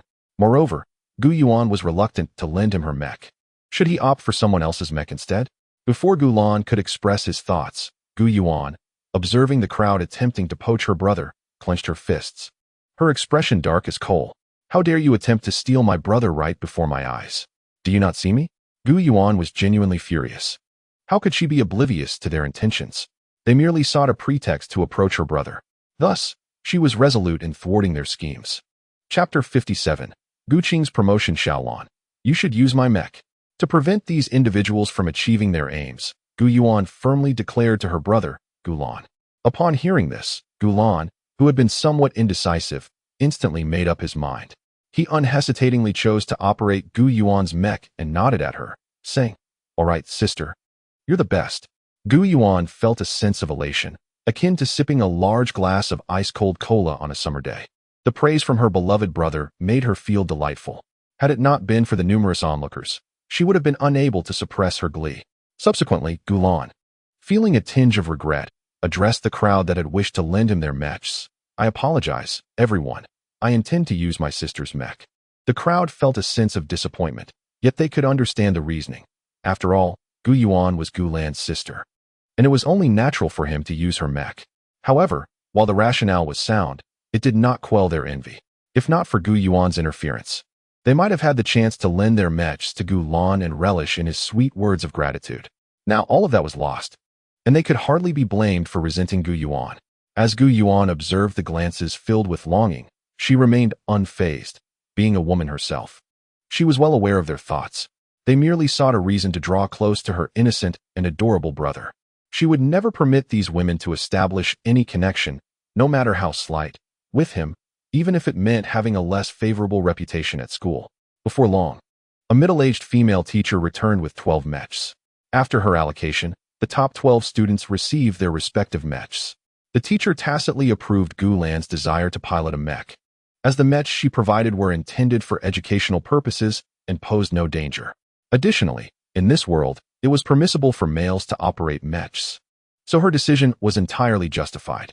Upon seeing Gu Yuan receive her mech, Gulan was thrilled and played with it for a while. No incidents occurred, as Gulan had long since mastered the knowledge required to pilot mechs. Thus, maneuvering the ones before him posed no challenge. After indulging in the exhilarating experience of piloting the mecha, Gulan finally returned it to Gu Yuan. Although there was still some time left for driving, Gu Yuan chose to return the mecha to his teacher. With this completed, Gulan and his companions prepared to depart. Initially, he had come to escort Gu Yuan home, but the unexpected joy of piloting the mecha had elevated his spirits immensely. As they walked away, he chattered animatedly with Gu Yuan, who responded with cheerful laughter. This endearing scene did not go unnoticed by many onlookers. Despite having witnessed the siblings' closeness numerous times in recent days, a pang of envy lingered in their hearts, wishing for Gu Yuan to have such a wonderful brother. In the ensuing month, Gulan visited daily to pick Gu Yuan up from school.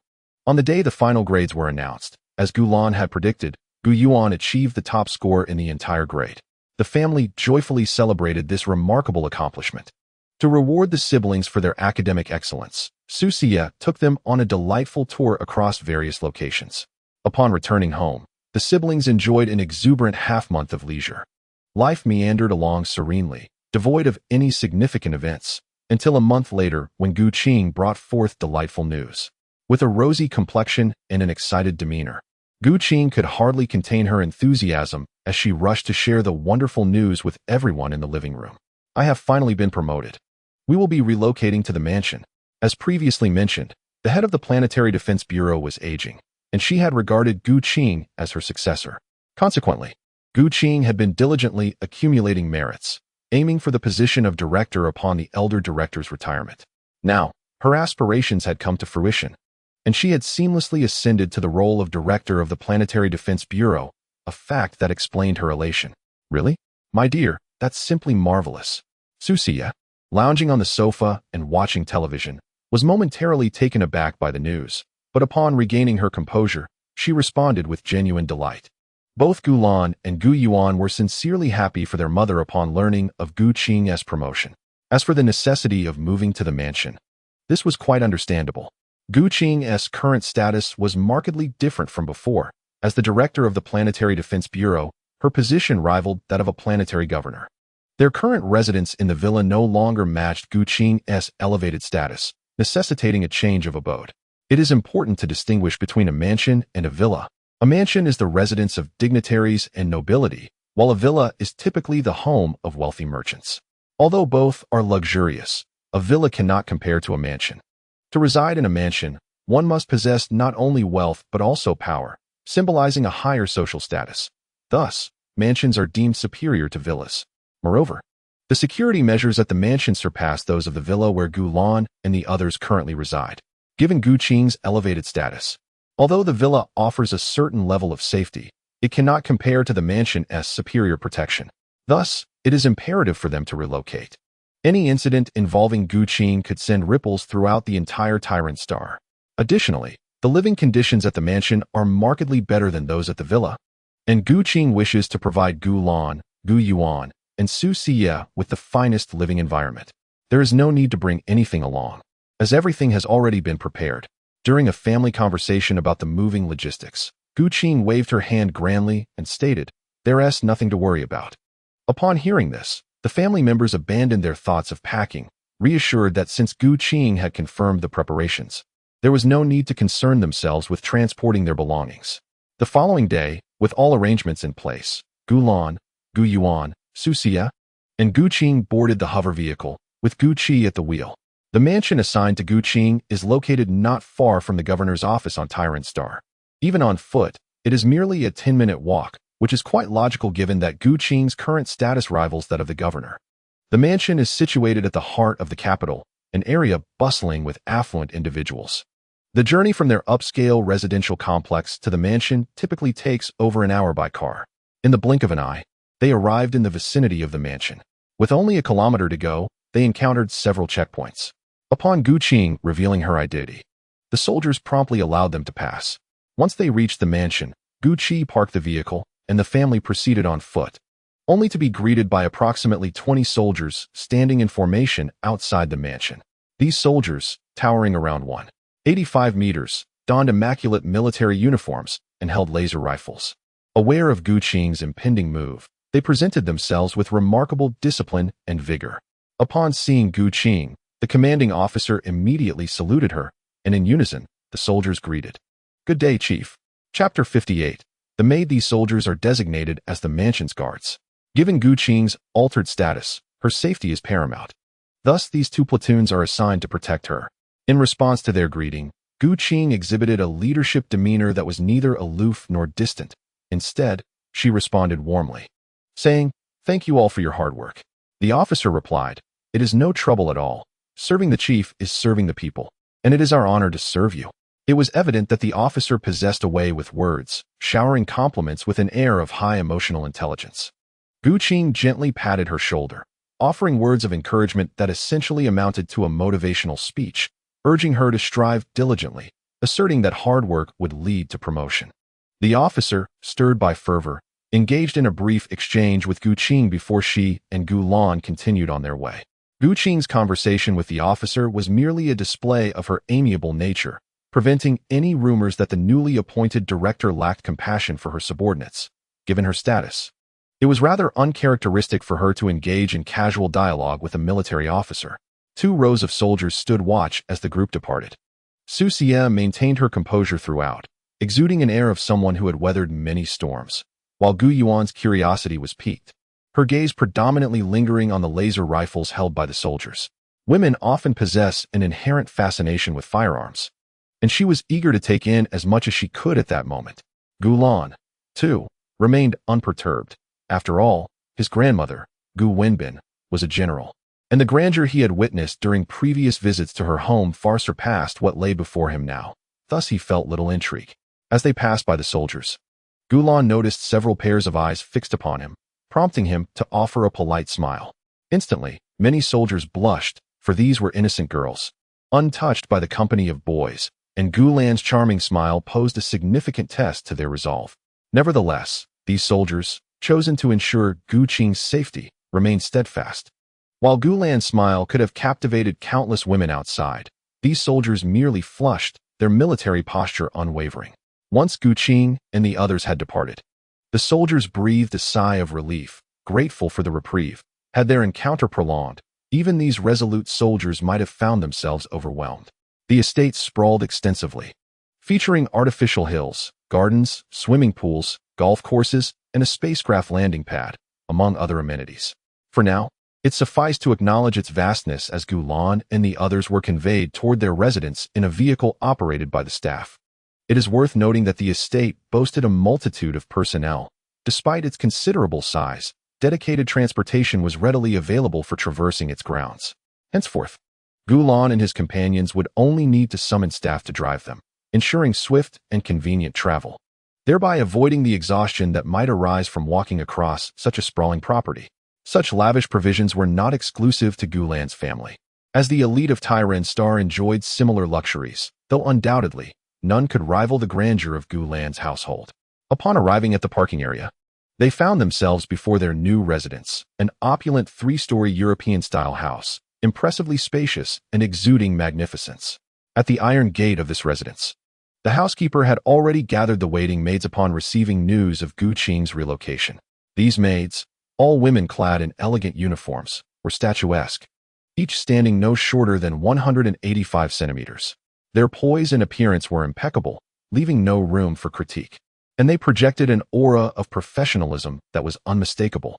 The maids, all summoned by Gu Qing from the Gu family, exhibited unwavering loyalty and impeccable professionalism. Among them, some were responsible for the kitchen, others for the garden and maintenance tasks, ensuring the smooth operation of the estate. A cursory glance revealed that there were approximately 30 maids.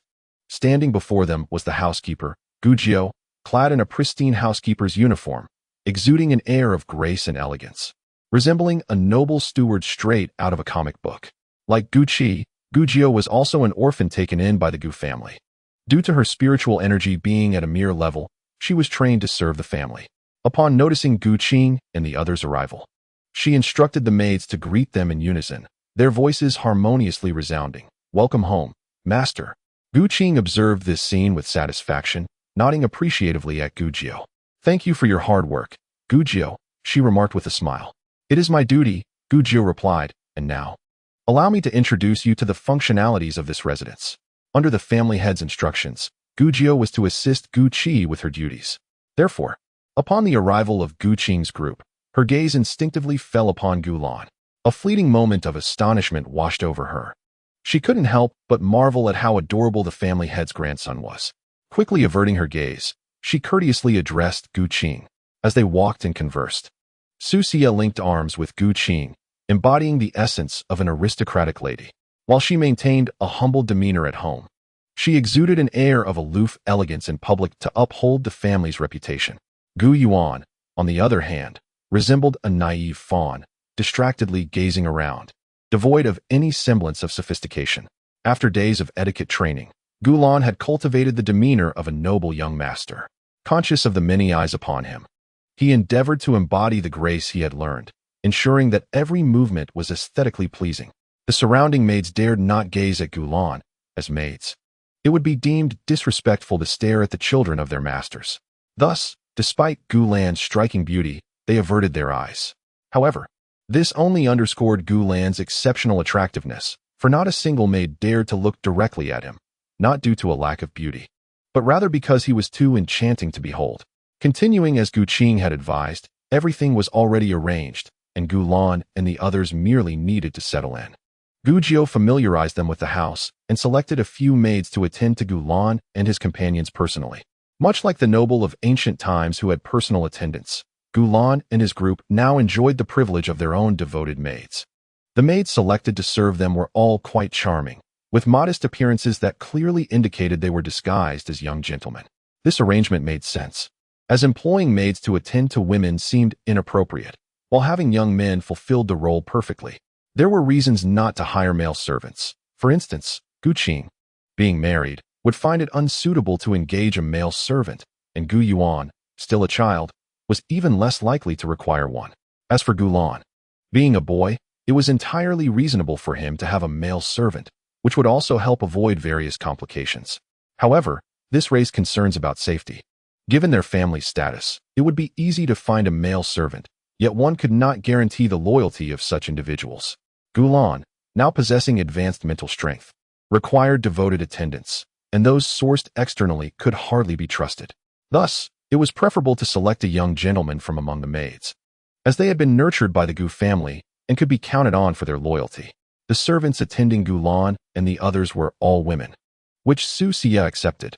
Although he had an aversion to women, it stemmed primarily from the annoyance caused by overly adoring women rather than genuine misandry, allowing him to tolerate female servants.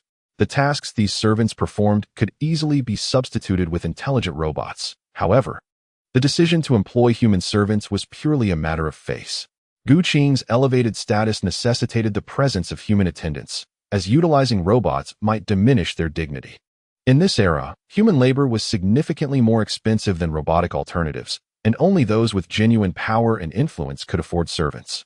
Consequently, to maintain their reputation, Gulan and his family could no longer revert to the days when they relied solely on robots for service. Chapter 59. The political banquet the maid assigned to Gulan was named Wei Shirtzi, a girl of striking beauty.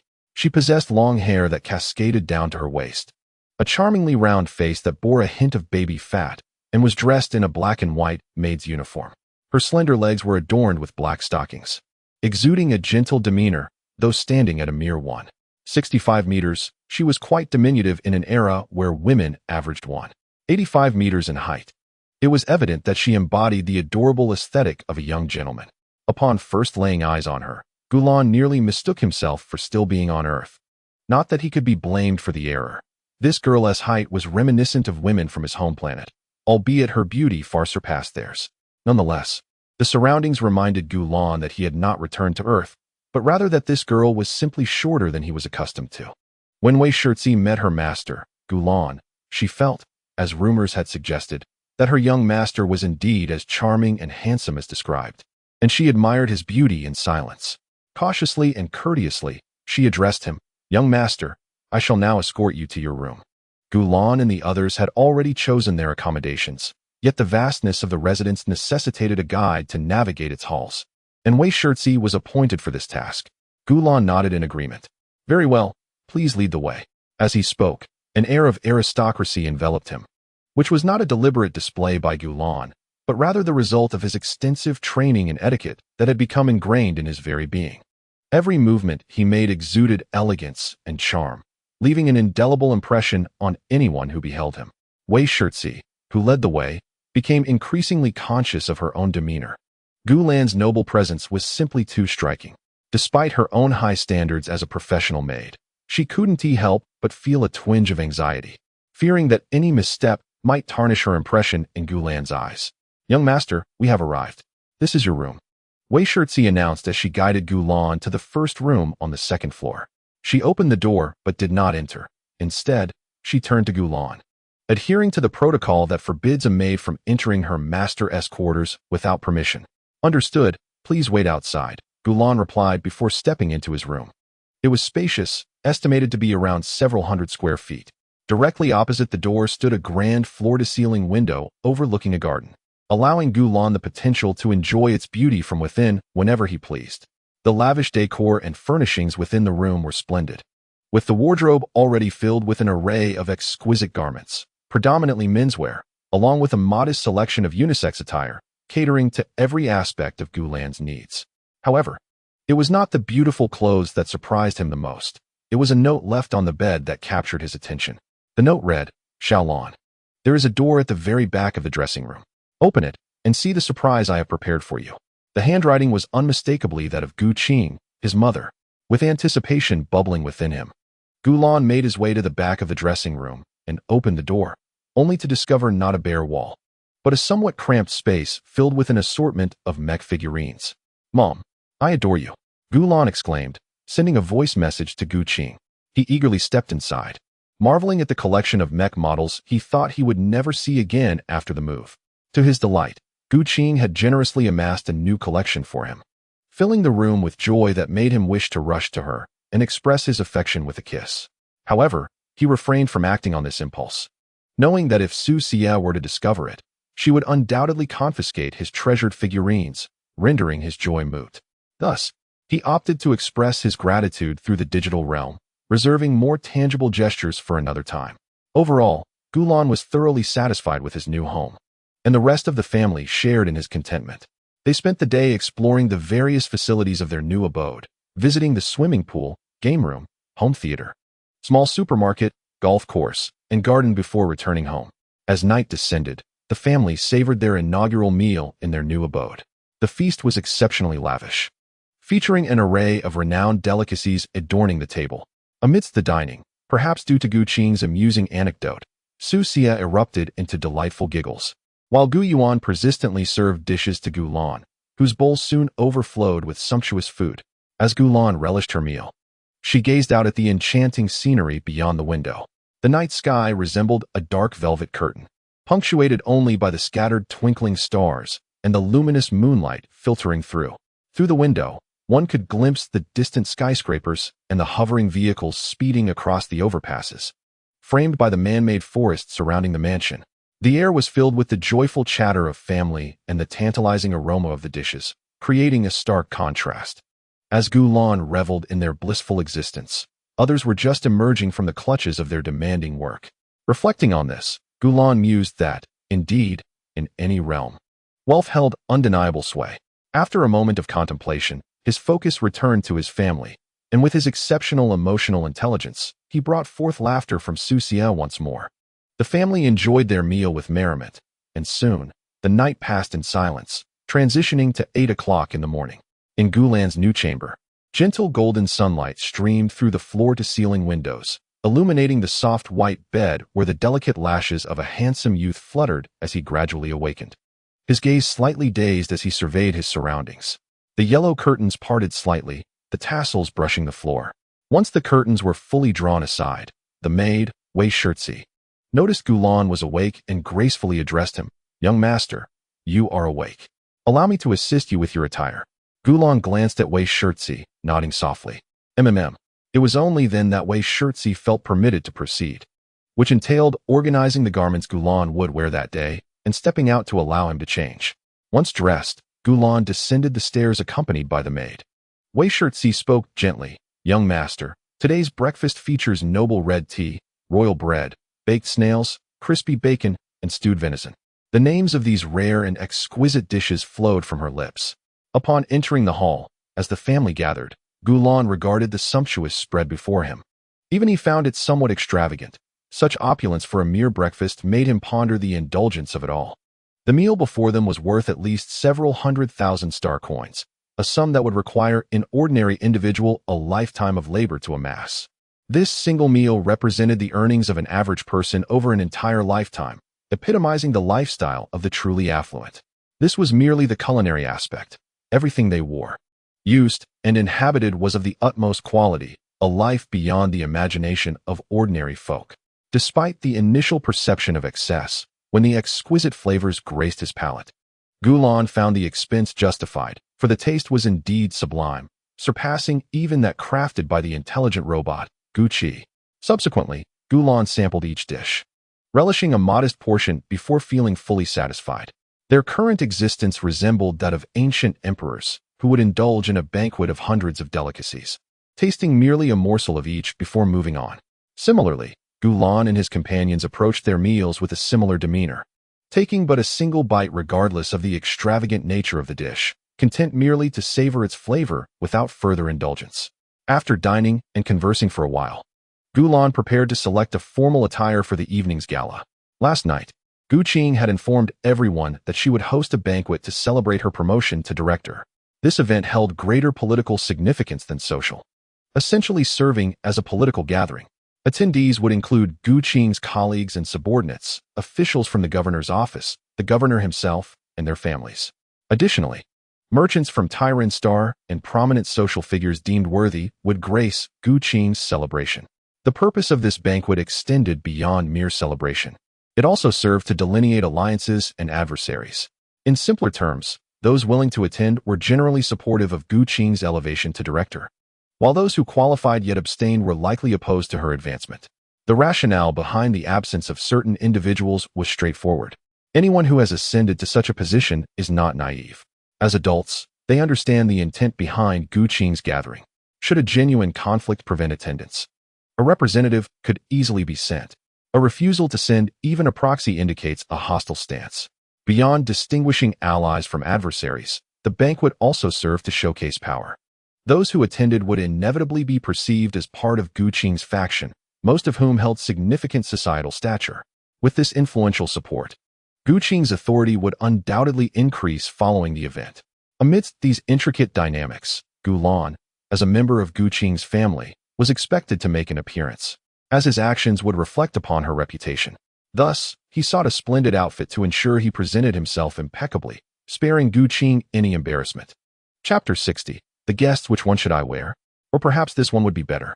Gu Lan found himself in a quandary while selecting his formal attire. The variety of formal wear in this world was extensive, particularly for men, leading him to hesitate before the array of exquisite garments before him. Ultimately, he decided, this one shall suffice. After a while of deliberation, Gu Lan finally selected a gown, a resplendent pure white dress that exuded beauty, its decorative allure surpassing its practicality.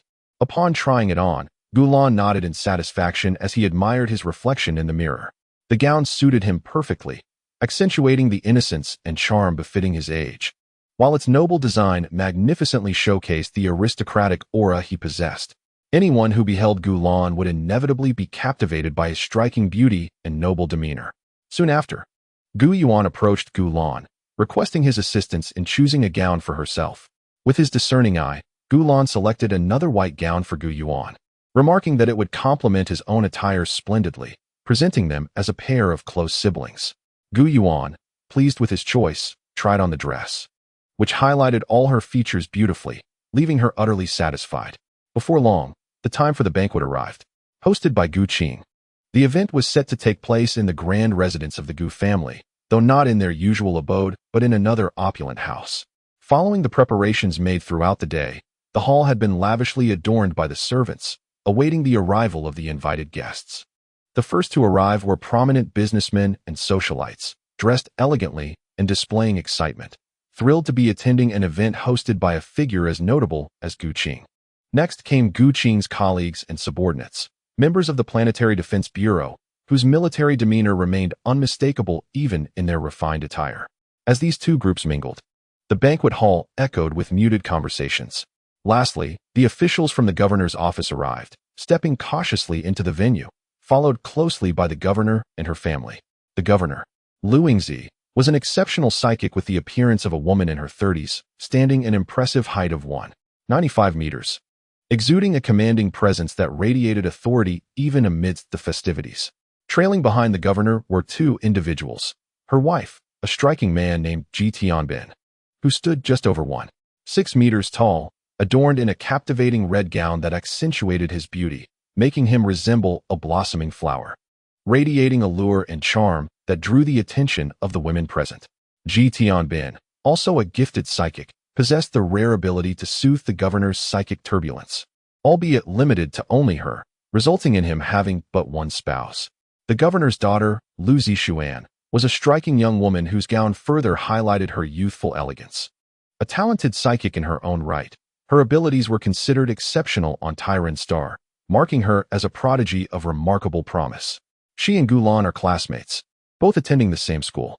However, due to the separation of male and female campuses, Lu Zixuan has always been in the girls' campus, and Gu Lan has never seen her. Nonetheless, Lu Zixuan has encountered Gu Lan and has long been captivated by her beauty.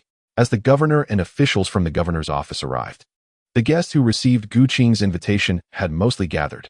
In the opulent hall, attendees were elegantly dressed in a variety of garments, each radiating splendor and exuding remarkable grace. The dining tables before them were adorned with exquisite white cloths, showcasing luxurious ornaments that epitomized the grandeur of the occasion. The sounds of conversation among the guests occasionally filled the air, while the air conditioning operated flawlessly, ensuring a refreshingly cool atmosphere despite the crowd. The number of male attendees at the banquet was considerable, which was to be expected. It is widely understood that beauty is often claimed by the strong. Gu Qing, Su Xie, and their companions had been waiting at the venue well before the arrival of the first guest, as they were the hosts of the event. According to etiquette, they were responsible for receiving the guests, although the number of individuals they truly needed to attend to was minimal. It wasn't until the governor and her family arrived that Gu Qing engaged in conversation with them. Upon seeing Gu Qing, the governor greeted her with a friendly smile, her tone subtly laced with flattery, an understandable gesture, as the Gu family, backing Gu Qing, is regarded as a prestigious clan on the main star. Even though the governor hails from a notable family on Tyran Star, her background pales in comparison to that of Gu Qing's family. Thus, she had sought to befriend Gu Qing early on. "Director Gu, congratulations on your promotion," the governor said warmly. "To become the head of the Planetary Defense Bureau at such a young age. It is not out of the question for you to work at the Stellar Defense Bureau in the future." Hearing the governor's compliments, Gu Qing responded with a courteous smile. "You flatter me. Simply being capable of serving in the Planetary Defense Bureau is the extent of my abilities. Madam Governor, your impressive political achievements over the years suggest you will soon be recalled to work at the central government." As the two exchanged mutual flattery, Su Xie and Ji Tianbin, wanting no part of their idle chatter, strolled hand in hand to another part of the hall to converse. The number of high-level telepaths on Tyran Star is limited, and since they both belong to this rare echelon, they maintain a connection, though they are not quite friends, merely acquaintances. In this world, conversations among women predominantly revolve around military matters, civil affairs, or discussions of mechs, firearms, and men. Conversely, men's dialogues are primarily focused on cosmetics, elegant apparel, and accessories. The topics of conversation shared by Su Xie and her companions are quite similar to those of ordinary men in this realm. "Brother Su, a new beauty salon has just opened across from the governor's mansion. Let us go experience it in a few days," Ji Tianbin said with a charming smile, linking arms with Su Xie and speaking in a sweet, melodic tone. "That sounds delightful.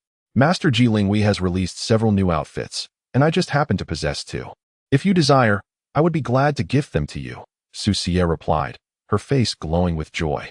Ji Linghui is a highly renowned fashion designer in this world. Her creations are immensely popular among men, leading to a perpetual shortage. Securing a piece crafted by Ji Linghui requires considerable effort, so Ji Tianbin's eyes sparkled at Su Xie's offer. "Brother Su, you must not go back on your word. However, I shall not take them without reciprocation. I happen to have that limited edition handbag you were coveting." The two engaged in lively banter. Meanwhile, Lu Zixuan curiously scanned the surroundings, yet she was unable to spot the figure she yearned for. Regretfully, she withdrew her gaze. Her primary reason for attending the soiree was to see Gulan. Although she felt a twinge of disappointment at not encountering him, she remained unperturbed, knowing he would inevitably appear when the festivities commenced. Patience was a virtue she possessed as a devoted admirer. As the guests gathered for the banquet, Gulan arrived only 10 minutes before the event was set to begin. His tardiness was not without cause. Being a young man, he saw little reason to accompany Gu Qing and Su Xie in greeting guests, as that would have been quite tedious. It was far more enjoyable to remain at home until the appropriate time to arrive. Despite noble offspring being groomed from a young age in the art of social etiquette, Gulan was still quite young at 18, and thus his late arrival was of little consequence. The world exhibited considerable leniency towards young men, so no dissatisfaction would arise from his timing. In stark contrast, Gu Yuan's experience was less favorable. As a young lady of a certain age, she was expected to cultivate her social skills and had arrived early at the banquet venue, surrounded by peers and non-peers alike vying for her favor. Gu Yuan was obliged to maintain a polite smile for each individual, which greatly vexed her. Fortunately, no young boys were clamoring for her attention, otherwise, she would have been at a loss on how to manage the situation. While she could be quite ruthless with women, she found it difficult to refuse young men. Possessing a high level of mental strength, Gu Yuan had a substantial chance of advancing her abilities, which earned her a favorable reputation among the male demographic on Tyrant Star. Many young men of modest spirit find themselves enamored with Gu Yuan. However, despite their affections, those who manage to reach the banquet venue have all undergone noble education and possess refined manners. They are acutely aware of the disparity between themselves and Gu Yuan. Thus none dare to approach her persistently. In recent years, among the emerging class of psychics on Tyrant Star, only Chun Yuesheng, a friend of Gulan, stands out as the sole eligible suitor for Gu Yuan. Yet, he harbors no interest in her. The rest of the attendees possess comparatively lower psychic rankings, which hold significant importance in this realm, leading them to refrain from unwarranted pursuits of Gu Yuan. Upon Gulan's entrance into the banquet hall, many immediately sensed his striking presence. The first to notice him were the social elites attending Gu Qing's soiree, business magnates and celebrities, who marveled at the exquisitely handsome young boy radiating an air of noble elegance as he stepped inside. Among the attendees, some engaged in discussions, while others expressed their admiration for Gu Lan's striking beauty. What an adorable little boy. How can someone so young possess such charm? I remember now. He is the youngest son of the newly appointed director of the Planetary Defense Bureau. He boasts a class of psychic ability and is likely to surpass that level in the future. What a delightful little fellow. Gu Lan's identity was swiftly recognized, leading to the revelation of his psychic prowess. The gaze of those present transformed into one of reverence, akin to that reserved for an exceptionally rare national treasure. The business elite and social luminaries soon acknowledged Gu Lan, as did Gu Qing's colleagues and subordinates. Some among them had seen Gu Lan in the company of Gu Qing before and immediately recognized him as the director's youngest son. Despite having encountered him on numerous occasions, they remained captivated by his allure. "Young Master Lan looks even more charming today," remarked one attendee. "Why didn't the director inform us sooner about such an adorable son?" It is indeed true what they say. Boys are the most delightful beings in the world. Clearly, he inherits the director's remarkable genes. The entire family possesses extraordinary beauty. The one who spoke demonstrated a high emotional intelligence, complimenting both Gu Lan and Gu Qing in a manner that garnered unanimous agreement from those around. As it was indeed a factual statement, none in the Gu family could be deemed unappealing. Simultaneously, the personnel from the governor's office took note of Gu Lan, not out of constant vigilance over his movements, but because, with all guests present, the sudden entrance of an individual would naturally attract attention. Am I intoxicated? Has an angel descended upon the earth? Which family does this young master belong to? His looks are simply astonishing. I recognize him. He is the son of the director of the Planetary Defense Bureau. Oh my, how extraordinarily handsome. The commotion ultimately captured the attention of the governor, who was engaged in conversation with Gu Qing. She turned her gaze toward Gu Lan and, upon recognizing Gu Qing's youngest son, marveled at how Gu Lan appeared even more exquisite than she remembered from previous encounters. A twinge of jealousy flickered within her as she envied Gu Qing for having such a charming, lovely son with remarkable spiritual prowess. Nevertheless, she concealed her feelings, offering a warm smile to Gu Qing. "Your son is truly adorable, and your daughter is exceptionally handsome. My daughter pales in comparison to yours." Upon hearing this, Gu Qing withdrew her gaze from Gu Lan, engaged in conversation with the governor. She reluctantly set aside her immediate desire to rush over and shower her little son with affection. "Your daughter possesses advanced spiritual ability at such a young age. She shall not fall short of yours in the future," Gu Qing complimented in return, and the two continued their conversation. Su Xie and Ji Tianbin also took notice of Gu Lan. Su Xie was quite pleased with Gu Lan's appearance today, while Ji Tianbin praised Su Xie for her exemplary parenting, which filled Su Xie with pride. Chapter 62. The astonished crowd. Classmate Xiao Lan looks so adorable today. Lu Zixuan finally awaited Gu Lan's entrance, and upon seeing her delightful appearance, she couldn't help but exclaim in genuine admiration. Gu Lan's sister, Gu Yuan, noticed the collective gaze of the crowd directed towards one point and followed their gaze, discovering her adorable brother. Having seen Gu Lan's outfit before, she found herself captivated anew, acknowledging that her brother's beauty was indeed unparalleled, devoid of any flaw. After appreciating her brother's looks, she felt a surge of irritation towards those who continued to stare at him. They could glance and move on, but why linger so long? It's utterly impolite. Though slightly vexed by the attention on her brother, Gu Yuan refrained from confronting them, choosing instead to endure the situation. Is this truly the remarkable Xiao Lan? So noble, so adorable, so beautiful, remarked Lin Zian and Huang Yuezi, classmates of Gu Yuan who attended the gathering, escorted by their own parents. They had only seen Gu Lan in casual attire and were utterly taken aback by his elegant appearance, their mouths agape in astonishment. Han Saishi and Jin Yinjiao exhibited similar reactions, having been brought in by their parents as well. They were aware of Gu Lan's extraordinary beauty and had fantasized about what he might look like dressed splendidly. However, upon this encounter, they realized that no matter how much they had imagined, Gu Lan's current visage surpassed their wildest dreams. He was simply breathtaking. Even though Gu Lan was merely 18, still a youthful boy, they could envision the unparalleled beauty he would possess in the future. So adorable. Before them stood Gu Lan, radiant and resplendent, akin to a celestial being descended from the heavens, prompting Yi Wenhui to join the crowd in a heartfelt exclamation of admiration. She attended the banquet with the intention of watching over Gu Lan, and now that she has finally seen him, Yi Wenhui feels a sense of satisfaction. In a corner, Chen Yueshing stands astonished, his mouth agape. How adorably has Xiaolon dressed. I must give him a hearty kiss later, like the others around him. He is captivated by Gu Lan's appearance today, and immediately, a mischievous thought crosses his mind.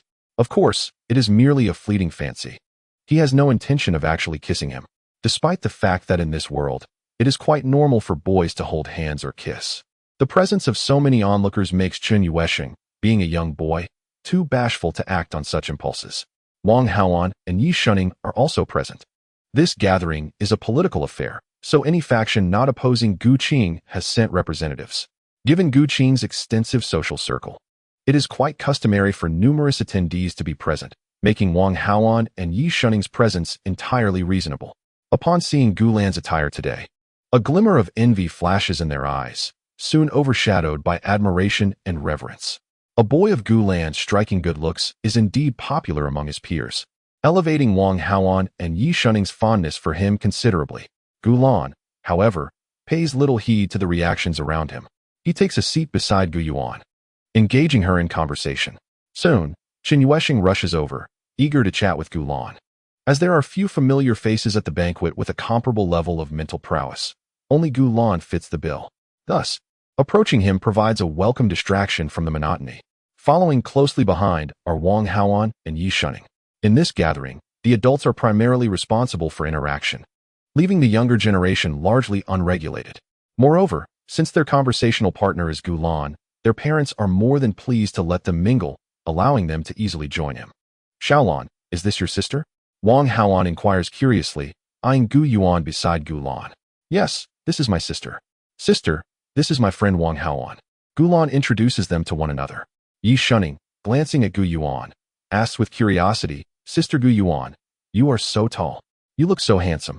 So strong. Do you have abs? Xiaolan's sister, you appear quite dashing. Wang Haoan beams as he speaks. Hearing their compliments, Chen Yueshing also casts a curious glance at Gu Yuan. Surrounded by such charming young boys, Gu Yuan feels an unprecedented pressure. She has never been this flustered even when faced with a throng of women. With a hint of shyness, her cheeks flush, leaving her at a loss for words. Observing his sister's bashful demeanor, Gu Lan steps in to steer the conversation elsewhere. Once Gu Yuan notices that the attention has shifted away from her, she breathes a sigh of relief, though she feels a tinge of embarrassment from her earlier reaction, which she considers rather shameful. Chapter 63. The envy of Gu Yuan. The young lads engaged in lively conversation, while Gu Yuan found herself consumed by embarrassment over her earlier reaction. Her friend, Lin Zian, shared 2 photographs she had just captured in a group chat within her contact list. The first photograph featured Gu Lan, a flawless young boy clad in an immaculate white suit. He exuded an air of noble elegance as he gracefully entered the scene, reminiscent of an ancient prince. The gazes of those around him conveyed awe, admiration, and reverence, with the opulent surroundings further enhancing the boy's regal presence. The second photograph centered on Gu Yuan, who, amidst a cluster of young boys, was blushing and smiling shyly. Gu Lan stood beside her, making the image even more enviable. This portrayal would surely evoke jealousy among women. In an era where men are scarce, Gu Yuan found herself surrounded by admirers, a situation that was bound to incite resentment. Upon Lin Zian posting these photographs in the group chat, the moment the first image appeared, the group members reacted as though splashed with boiling oil, their messages flooding the screen almost instantaneously. Isn't this young lad utterly adorable? Where did the group owner find such a charming photograph? His noble aura radiates even through the image. He must be the young master from a prestigious family, unattainable for us ordinary women. His looks are truly extraordinary. I have never seen such a delightful young boy. Could he possibly be a celebrity? The suit he wears is undoubtedly high-end, and with such charm. He is the epitome of a wealthy and handsome young gentleman. When the second photograph appeared, the group members' reactions turned bitter. Who is this woman in the photograph? Surrounded by so many delightful young lads, I am utterly envious. Those who are affluent have no worries about finding a partner. How infuriating. This wicked woman should keep her distance from these boys. Essentially, the group members united in their disdain for Gu Yuan, clamoring for her to step aside and allow someone else a chance. Although the young boys in the second photograph could not compete with the one in the first, these women had never encountered genuine young men before. Seeing Gu Yuan enveloped by so many boys only fueled their jealousy. Lin Zian observed the group's reactions with amusement and leisurely sent a message. The woman in the second photograph is my friend, and the boy in the first is her younger brother. As soon as this message was dispatched, the tone of the conversation shifted dramatically. Those who had wished ill upon Gu Yuan instantly transformed into her ardent admirers. This woman appears so charming and graceful. She is destined for greatness. Indeed, with such a lovely younger brother, she must be a good person. The group owner's friend has such an adorable brother. Surely they must spend a lot of time together. I truly envy the group leader who is fortunate enough to be surrounded by such adorable young boys daily. The surrounding environment appears incredibly luxurious, leading one to speculate that the group leader is indeed a person of considerable wealth. Many harbor envy towards Lin Zian, who derives immense satisfaction from sharing these images, as her intention was to showcase her superiority, and she has finally succeeded in her endeavor. While the members of the group are fawning over Lin Zian and clamoring for more photos, one member disseminates these images, igniting a flurry of activity in numerous group chats that night. Gulan possesses striking good looks, though he is still youthful and has not yet fully matured. He rivals any man in allure. Consequently, once his photographs began circulating, countless women were left utterly captivated. In one particular chat, participants are engaged in lively discussion regarding Gulan's striking appearance. I had previously thought that the male celebrities online were already remarkably handsome and charming. Yet I was astonished to discover even more exquisite young men. Is this photo truly unedited? My goodness, such high beauty without any retouching? Are today's young boys truly this exceptional? How utterly delightful. A multitude of individuals expressed astonishment, as Gulan's striking appearance left them enchanted. However, a few peculiar individuals exhibited an obsession with Gulan's photographs. Though they represented a minority, the majority approached the admiration of Gulan's images with a rational mindset. Nevertheless, upon encountering the second image circulated within the group chat, these women could no longer contain themselves. Oh, the vile bourgeoisie! How utterly detestable! How can there be such a disparity among people? When will I also have the opportunity to embrace the charming figures depicted in these photographs? It infuriates me. That adorable young boy was just beside this woman. This incited further fury among the women, who were already irked by the sight of a group of young boys surrounding Gu Yuan, only to discover that Gulan was also in close proximity to Gu Yuan, appearing quite intimate. This revelation shattered their composure, prompting a flurry of envious remarks to flood the chat, as if a barrel of vinegar had been overturned, saturating the atmosphere with resentment. They were consumed with jealousy over Gu Yuan's close relationship with Gulan, unleashing a torrent of disparaging comments directed at Gu Yuan. The impact of the photographs continued to proliferate, with many individuals voluntarily sharing these two images. Gulan's fans on Tycoons also stumbled upon these photographs. Initially, when they encountered the first image, their comments were calm and devoid of malice, filled only with admiration for Gulan's appearance. Oh, the little darling looks so beautiful today. As we suspected, he is indeed a young master from an esteemed family. I wish I could hold this little darling. His hairstyle today is splendid, and his face is exquisite, revealing no flaws from any angle. The chat was filled with messages of adoration for Gulan until the second image emerged. Upon seeing an unfamiliar woman beside Gulan, the members of the group could no longer contain themselves. Who is this woman? How did she end up beside that adorable one? That unpleasant woman should keep her distance. Her looks are quite unremarkable. I cannot fathom how she attracts so many men around her. One glance at this woman reveals her lack of mental acuity. These individuals harbor immense jealousy towards Gu Yuan for being in Gulan's presence, and even though they recognize Gu Yuan's height and handsomeness, they shamelessly nitpick to find faults in him. The reactions of these group members are quite understandable. They are fans of Gulan, and encountering an unfamiliar woman by her side would naturally incite their ire. Setting aside the fans' reactions for the moment, once this photograph spread to a certain extent, within a villa, Gulan's cousin, Su Shining, received a message from a friend. Upon opening the star ring, she found the following message from her friend, Sister Su. Isn't that your brother? The woman in the photo must be your cousin, right? So envious. Su Shining felt a bit bewildered. What photo? She clicked on the image sent by her friend and discovered it was indeed a picture of her cousin and his sister. After appreciating Gulan's charm in the photo, she, ever the instigator, uploaded these two images to her well-maintained Douyin account. Her followers began to erupt in the comments beneath the photos. Some marveled at Gulan's beauty, while others expressed their disdain for Gu Yuan. The video garnered likes at an astonishing pace, leading to increased promotion and drawing in more curious onlookers. It was evident that these images would reach an ever wider audience. Many netizens were captivated by Gu Lan in the photographs, dubbing him the cutest little boy of the year. Conversely, Gu Yuan did not enjoy such favorable treatment. Due to the animosity he incited, he ascended to the top of a self-formed list of individuals despised by netizens. Those who made it onto this list are typically high-spirited, attractive, wealthy females, essentially, individuals whom the netizens envy.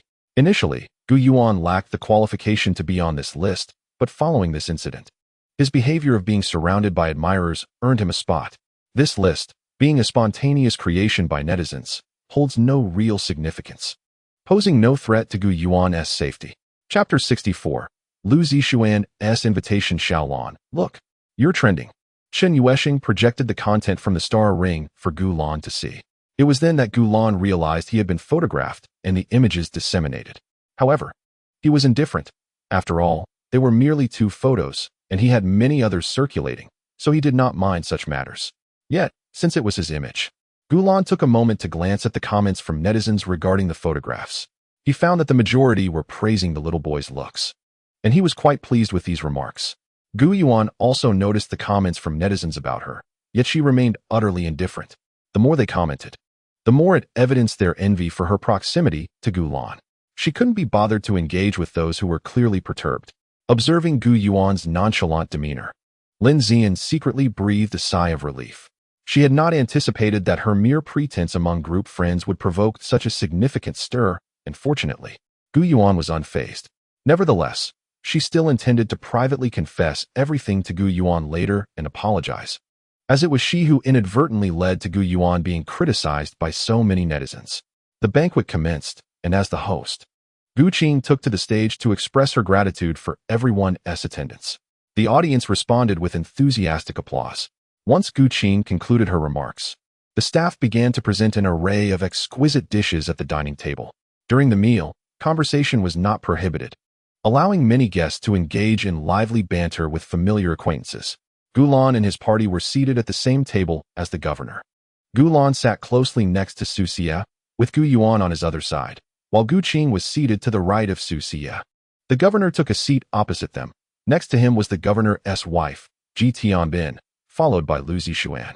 Throughout the meal, Gu Qing and Lu Yingzi exchanged occasional remarks, while Su Xia and Ji Tianbin engaged in animated conversation. Under Lu Zixuan's deliberate flattery, Gu Lan developed considerable fondness for the young girl, and they shared a few light exchanges. Gu Yuan occasionally served food to Gu Lan, interjecting with a few comments.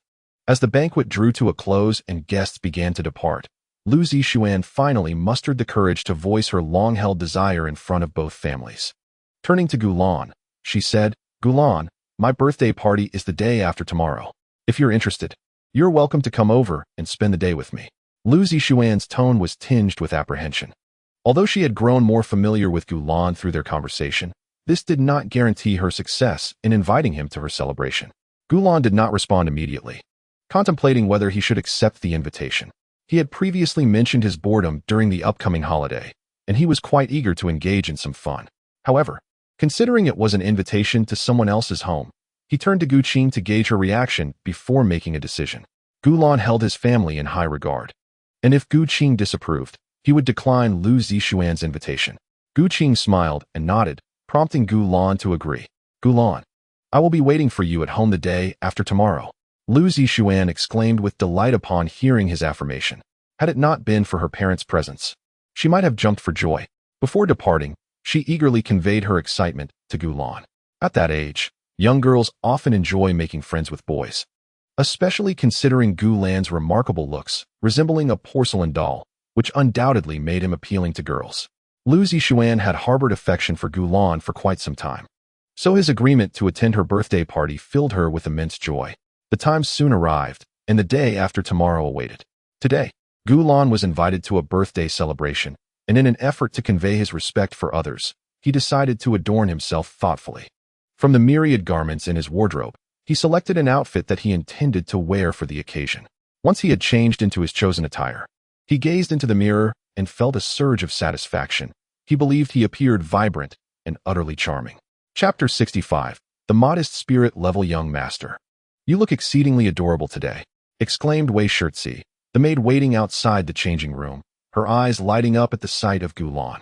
She did not hold back her compliments. In this world, men also appreciate beauty, and Gulan was no exception. He was pleased by the praise, though he did not showcase his delight overtly. Instead, he let out a soft, playful huff, distinct from an angry snort, resembling the sweet sound of cotton candy. Revealing his childlike demeanor, with a hint of shyness, he replied, "Oh, it's not as exaggerated as you say. Your modesty is truly endearing," Wei Shirtzi thought to herself. But to avoid provoking Gulan, she merely smiled softly, her eyes filled with affection as she observed him. After exchanging a few light-hearted words, Gulan instructed Wei Shirtzi to remain behind and tidy up the room while he stepped out. Upon exiting, he was greeted by the ever-watchful Gu Qi, who was taken aback by Gulan's delightful appearance. Today, Gulan resembled a blossoming flower, effortlessly drawing attention, which lifted Gu Qi's spirits considerably. However, the thought that Gulan was dressing so charmingly for a girl with merely a modest spirit level left her feeling somewhat irked.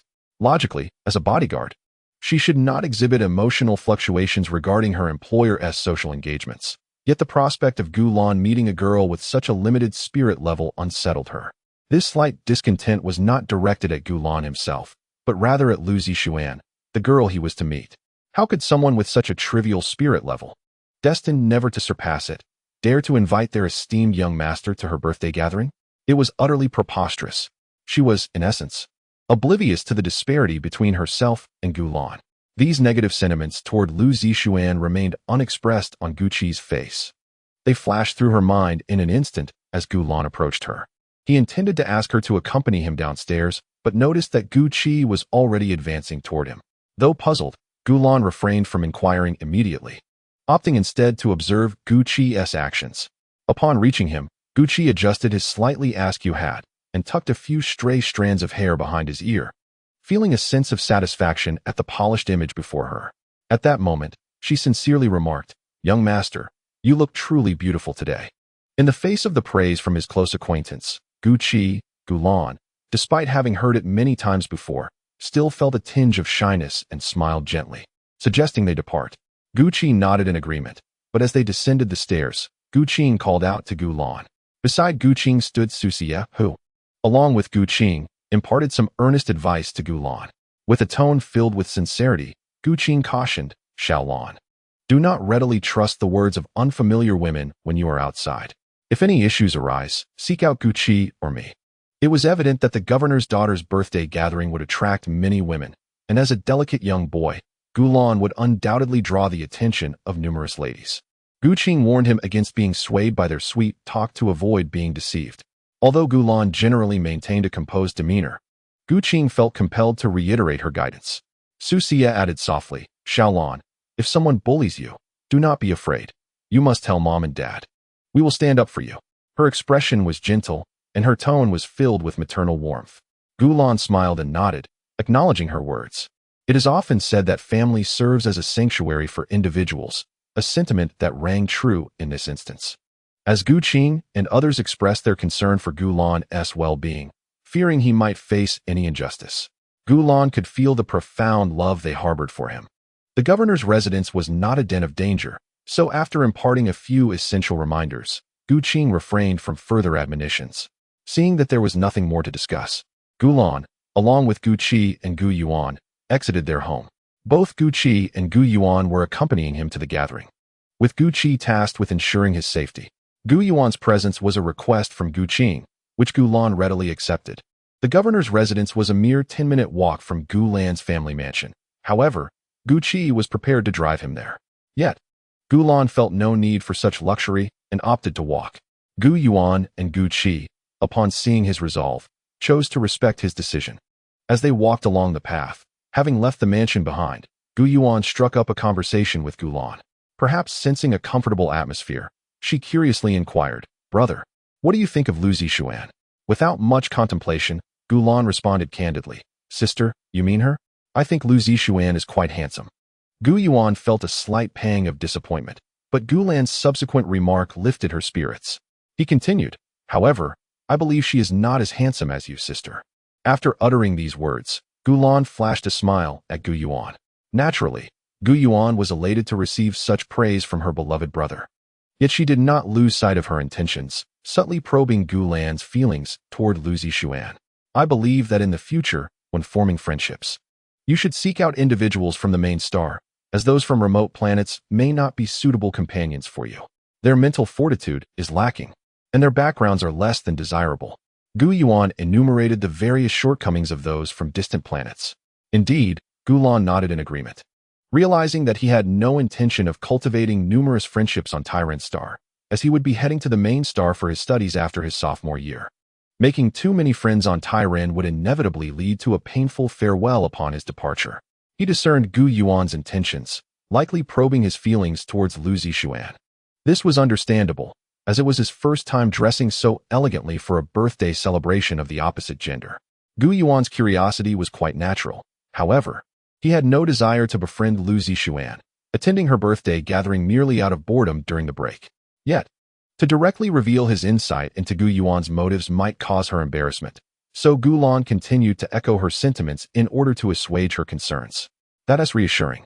Gu Yuan exclaimed joyfully, having sensed Gu Lan's limited affection for Lu Zixuan, thus feeling relieved. Gu Yuan held a rather unfavorable view of Lu Zixuan, much like Gu Qi, believing that Lu Zixuan could not distinguish between her status and that of Gu Lan's. It was rather absurd for a girl of a lower mental capacity to invite a boy of a higher caliber to her birthday celebration. Having grasped Gu Lan's thoughts, Gu Yuan's tone became notably more cheerful as they conversed. 10 minutes swiftly passed, and before them stood an opulent mansion, the governor's residence.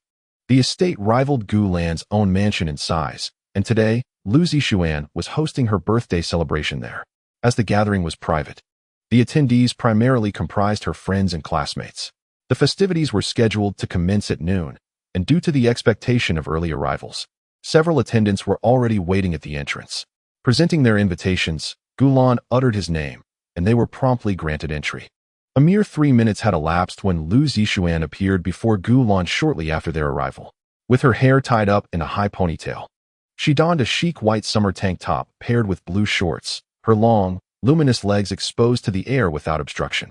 It was evident that she cared for Gu Lan, likely instructing the attendants to inform her upon his arrival, and she may have been waiting nearby, which seemed the more probable scenario, as she could not have appeared before him so swiftly otherwise.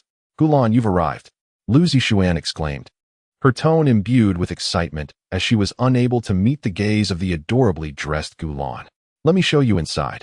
The presence of Gu Lan, a young man of striking appearance and formidable mental prowess, at her birthday celebration was already a source of great surprise for her. Were it not for the concern of tarnishing her image in his eyes, she might have been unable to suppress a giddy smile. "I appreciate your kindness." Gu Lan responded with a slight nod, unwilling to decline the goodwill extended to him.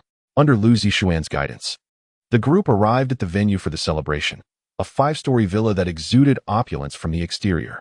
Upon entering, they were greeted by an even more resplendent interior. The grand hall was already bustling with a number of Lu Zixuan's classmates, all girls, who greeted her with cheerful smiles. They soon noticed Gu Lan, who followed Lu Zixuan with an air of calm composure. The younger girls, around Lu Zixuan's age, blinked in disbelief and whispered excitedly to one another. "Isn't that Gu Lan from our school? I recall he is a Class A mentalist. How did Lu Zixuan manage to invite him? She is truly remarkable to know such an impressive young man. He looks so adorable. I just want to give him a hug." Gu Lan's reputation within his school was indeed considerable. Thus, Lu Zixuan's classmates recognized him at first glance, their astonishment palpable. After all, he was a Class A mentalist, a rarity throughout the entirety of Tyrant Star.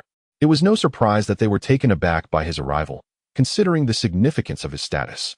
As for Lu Zixuan, her ability to invite Gu Lan garnered immense admiration from her peers.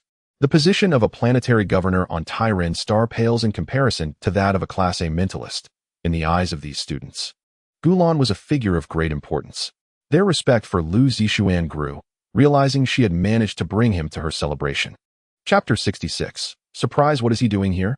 Mu Yufei gazed in astonishment at Gu Lan, who trailed behind Lu Zixuan.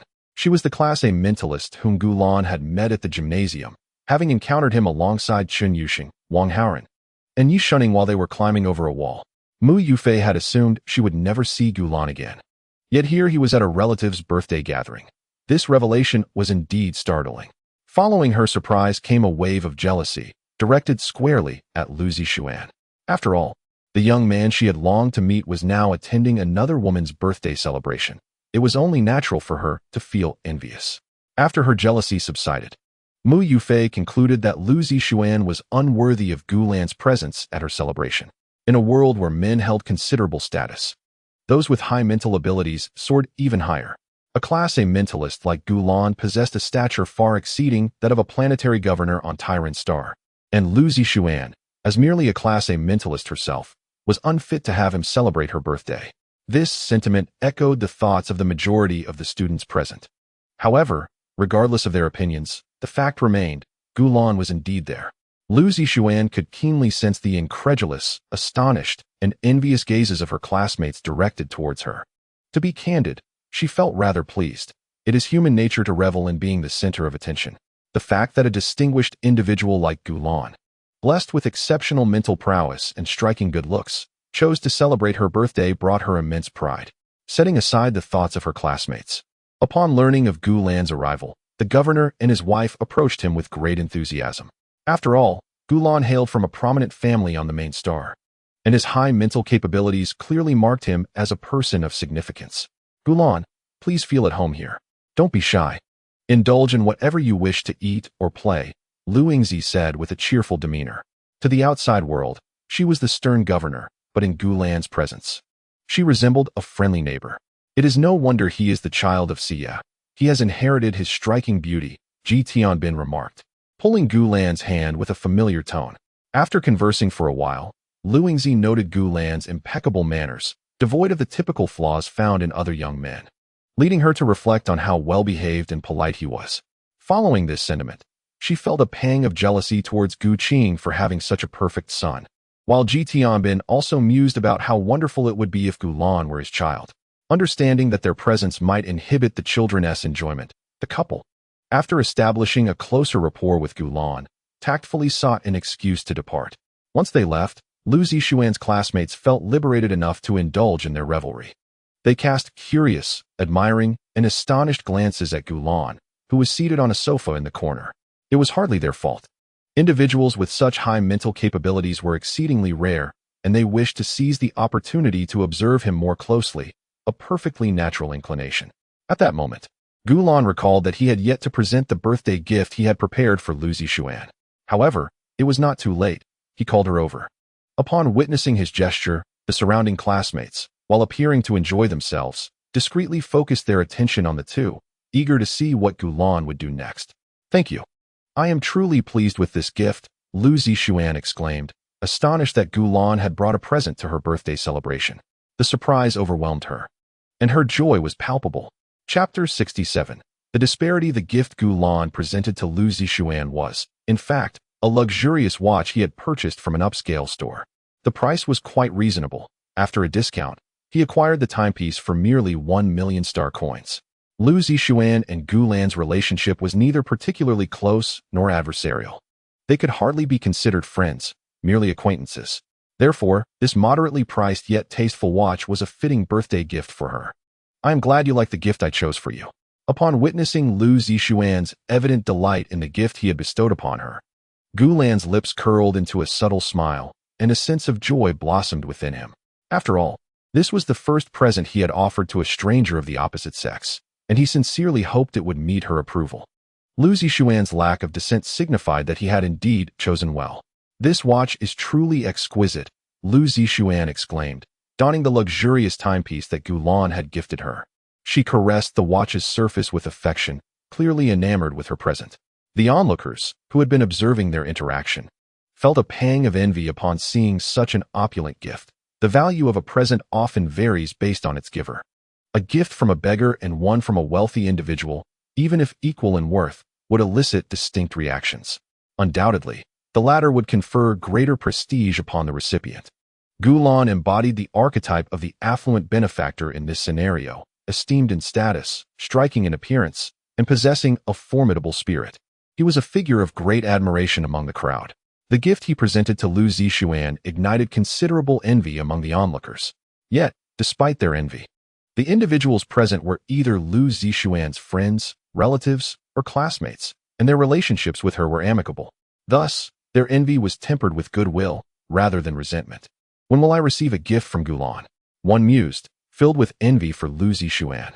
If only I could receive a present from such an adorable young gentleman. I would gladly sacrifice 10 years of my life. Another lamented the stark disparity between people. I certainly did not receive such a charming gift on my birthday. Why does Lu Zixuan deserve it? These thoughts swirled in the minds of the attendees, yet outwardly, they maintained a facade of composure, though their envious glances betrayed their true feelings. How I wish I could trade lives with Lu Zixuan, thought Mu Yufei, who observed from a corner with eyes brimming with envy. What do you think? Lu Zixuan inquired of a familiar friend. The girl, caught off guard by the question, hesitated before expressing her honest opinion. It's magnificent. This watch complements you beautifully, enhancing the noble aura that surrounds you. Lu Zixuan beamed with satisfaction at the compliment. As others were questioned in turn, they echoed similar sentiments, showering her with praise. It's stunning, the craftsmanship is evident. And it must be worth a fortune, likely over 1 million star coins in the market. Many shared Lu Zixuan's sentiments, remarking on her fortune in receiving such a gift. Gulan truly has exquisite taste. This gift is perfectly suited for you. Among the compliments, some veiled flattery aimed at Gulan was also discernible. Having grown accustomed to such praise, he remained unfazed. Lu Zixuan, with a hint of boastfulness in her inquiry, reveled in the accolades she received, her heart swelling with delight as she turned to Gulan. Gulan, I shall fetch you some snacks. As Gulan indulged in the treats, she engaged in conversation with Lu Zixuan, who persistently initiated topics, her demeanor exuding an almost sycophantic admiration for Gulan. Guqi sat upon a solitary sofa. Devoid of company, this particular seating arrangement was made by Lu Zixuan, recognizing Guqi as Gulan's bodyguard. Guqi's responsibility was to ensure Gulan's safety, hence her presence at the gathering. Were a female to attend another's gathering with a bodyguard, it would undoubtedly be considered exceedingly impolite. However, Gulan, as a male, enjoyed certain privileges in this world, and his presence with a bodyguard elicited no objections from the onlookers. To them, it seemed entirely reasonable for a delicate and charming young man like Gulan to have a bodyguard. Indeed, it would have been peculiar if he had not. Gu Yuan sat beside Gulan, peeling grapes to feed him while occasionally interjecting into the conversation between Gulan and Lu Zixuan, creating a harmonious atmosphere among the trio. Before long, all the invitees for Lu Zixuan's birthday gathering had arrived, and noon approached. This celebration was of a private nature, thus lacking the rigid formalities of a conventional banquet. Once all were present, Lu Zixuan directed the servants to bring out the food and beverages. The ensuing proceedings mirrored those of most birthday parties. Gifts were exchanged, well wishes were offered, and once the formalities concluded, the moment everyone eagerly anticipated arrived. The majority of attendees were primarily drawn by the promise of food and drink. Having completed the customary rituals, it was time to savor the culinary delights. However, the guest of honor had yet to speak, leaving the others hesitant to indulge. They could only urge Lu Zixuan with expectant gazes. Lu Zixuan, living up to their hopes, boldly proclaimed, "Everyone, feel free to eat and drink without restraint. Consider this your home." A cheer erupted from an unknown source, and soon, the guests began to feast heartily. Witnessing others dive into the fare, the initial pretense of modesty dissipated, and they eagerly selected the dishes they wished to savor. Given the private nature of the birthday celebration, most of the attendees were acquaintances, which allowed for a buffet-style dining experience where everyone could choose what they desired. Lu Zixuan casually grabbed a couple of dishes and swiftly took a seat not far from Gulan. Observing Gulan's lack of reaction, she felt a wave of relief wash over her. At that moment, she thought, perhaps Gulan did not detest her after all, or he would have certainly distanced her by now. This sentiment was somewhat naïve, yet not surprising, given Lu Zixuan's infatuation. Gulan's indifference towards Lu Zixuan stemmed from a simple truth. His attention was wholly captivated by the delectable offerings, particularly those being gathered by Gu Yuan. When Gu Yuan returned with several plates brimming with Gulan's favorite dishes, a glimmer of delight illuminated Gulan's eyes, his eager gaze fixed upon Gu Yuan. Observing the slightly anxious Gulan, Gu Yuan wasted no time. She placed the shelled lobster, oysters, and crab leg meat upon the plate before Gulan. With the delectable food before him, Gulan eagerly picked up his chopsticks and delicately lifted his favorite oyster to his lips. His demeanor was not hurried. To the onlookers, he appeared rather charming. Every movement of Gulan radiated elegance, a testament to his training in etiquette, making the sight of him dining a true delight. Lu Zixuan found herself momentarily entranced, not with any ulterior motive, but simply captivated by Gulan's adorableness while he ate. Noticing his fondness for oysters, she inquired, "Gulan, do you particularly enjoy eating oysters?"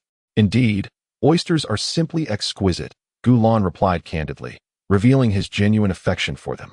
However, due to the health implications of overindulgence, Su Xie, his caretaker, strictly regulated his oyster consumption at home. It wasn't merely oysters. She forbade him from indulging in any fried foods or spicy snacks, arguing that such indulgences were detrimental to his health. Consequently, to safeguard Gulan's well-being, Su Xie meticulously planned his meals to ensure a balanced diet, incorporating both vegetables and meats in every dish. The food was far from unpalatable. In fact, under the guidance of the chef they employed, it was quite delectable.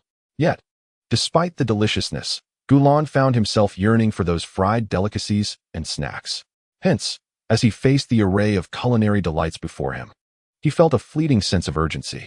Nevertheless, years of etiquette training ensured that his movements remained poised and graceful, leaving no room for critique. Determined to savor the offerings before him, Gulan chose to set aside any health concerns, knowing that the system would maintain his body in its optimal condition. Lu Zixuan, now aware of Gulan's preferences and eager to enhance his fondness for her, dashed off to retrieve several plates of oysters. With meticulous care, she extracted the succulent oyster meat from its shell, discarding the inedible parts. Dipping them carefully into sauce, she arranged the oysters onto a plate. Seeing that Gulan had nearly finished the oysters on his plate, she proudly slid her own plate toward him, declaring, "Gulan, you may enjoy these oysters." Gu Yuan, who had just filled half a plate with oysters, paused, her anxiety palpable as she gazed at Gulan, worried he might prefer Lu Zixuan's oysters over her own. Upon hearing Lu Zixuan's offer, Gulan did not respond immediately. Instead, he gently shook his head. "No, you should enjoy them yourself." His words bore truth. Gulan was indeed capable of shucking oysters himself. His continued consumption of the oysters prepared by his sister was merely a way to indulge in her nurturing affection. He was not inclined to accept offerings from strangers, and thus, the oysters shucked by Lu Zixuan remained untouched by him. Gu Yuan's anxious sentiments dissipated like smoke, and a hint of joy curved her lips upward. Knowing that Gulan would not indulge in the offerings of the somewhat bothersome woman before her, she devoted herself wholeheartedly to the task of shucking oysters.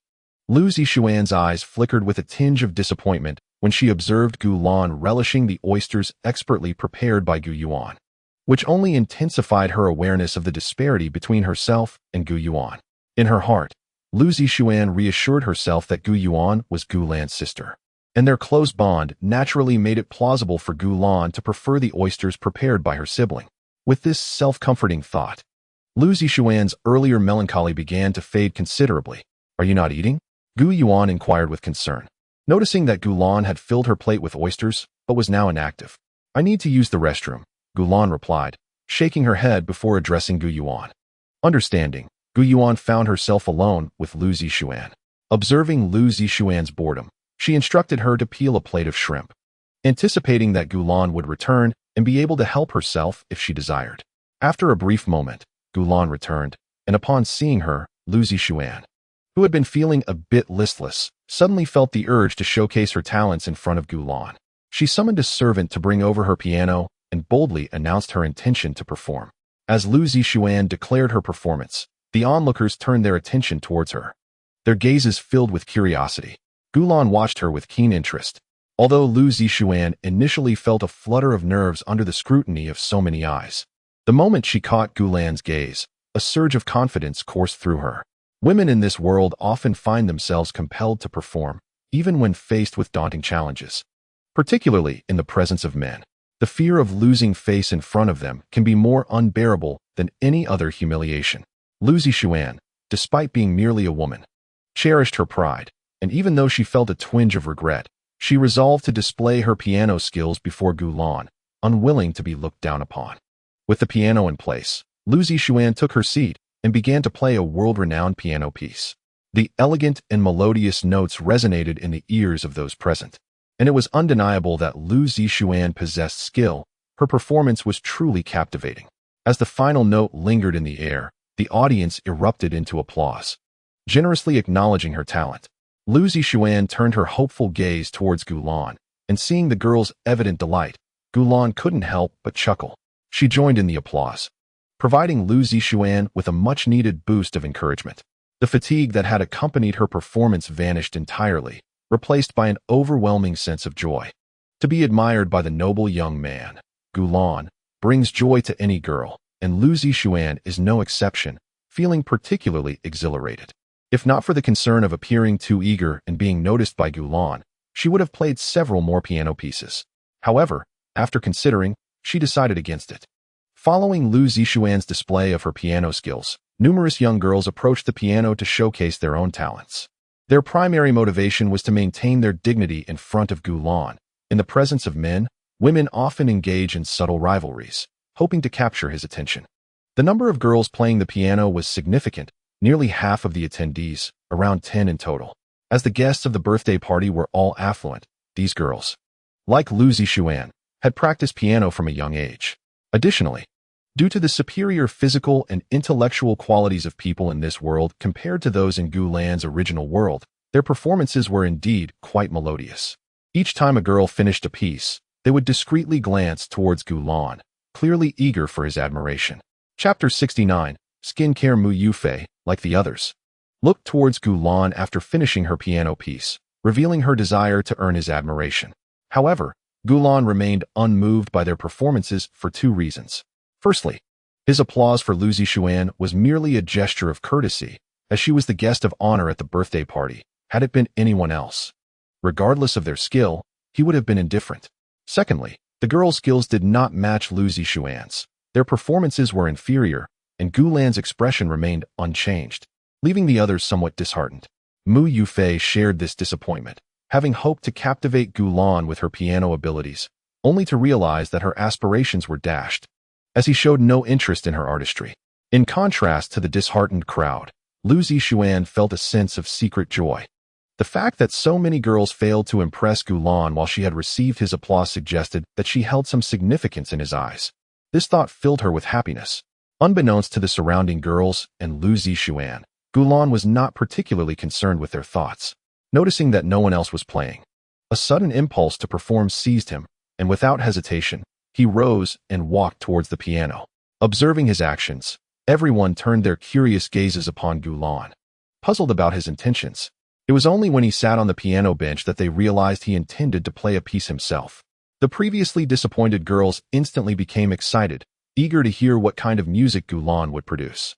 Lu Zixuan watched Gulan with anticipation, mirroring the collective eagerness to hear his performance.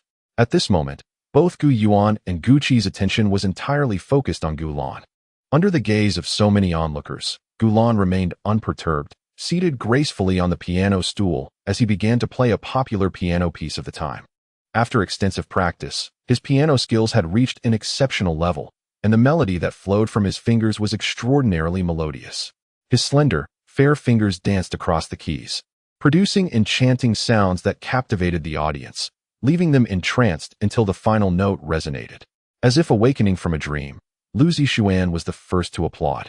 Realizing that the performance had concluded, her applause served as a signal, prompting the other girls to join in, with Gu Yuan and Gu Qi also clapping among the crowd. It became evident to discerning observers that the admiration for Gulan's piano artistry far surpassed that which had been directed toward Lu Zixuan just moments prior. This was not merely due to Gulan being male. Rather, his skills were undeniably superior to Lu Zixuan's by numerous degrees. Throughout the applause, many voices rose in praise of Gulan's musical talent. Gulan's piano technique is truly remarkable. How adorable Gulan looks. Possessing such high spiritual energy and exceptional piano skills, he is simply perfect. His hands are so small, significantly smaller than ours, yet his mastery at the piano is astounding. I feel as if all my previous piano lessons were in vain compared to Gulan. At this moment, Mu Yufei gazed at Gulan with admiration, reflecting on her earlier foolishness in thinking she could impress him with her own piano skills. Now, she found her previous aspirations rather laughable. With such charm and almost flawless piano technique, Gulan seemed increasingly perfect in her eyes. Amidst the praises for Gulan, some individuals grew envious of Lu Zixuan, their thoughts largely revolving around the following sentiments. What incredible luck Lu Zixuan must have to have Gulan attend her birthday party. Gulan is so polite and charming. As someone of high spiritual energy, he willingly participates in a birthday celebration of someone of lesser standing. How generous of him. I envy her so much.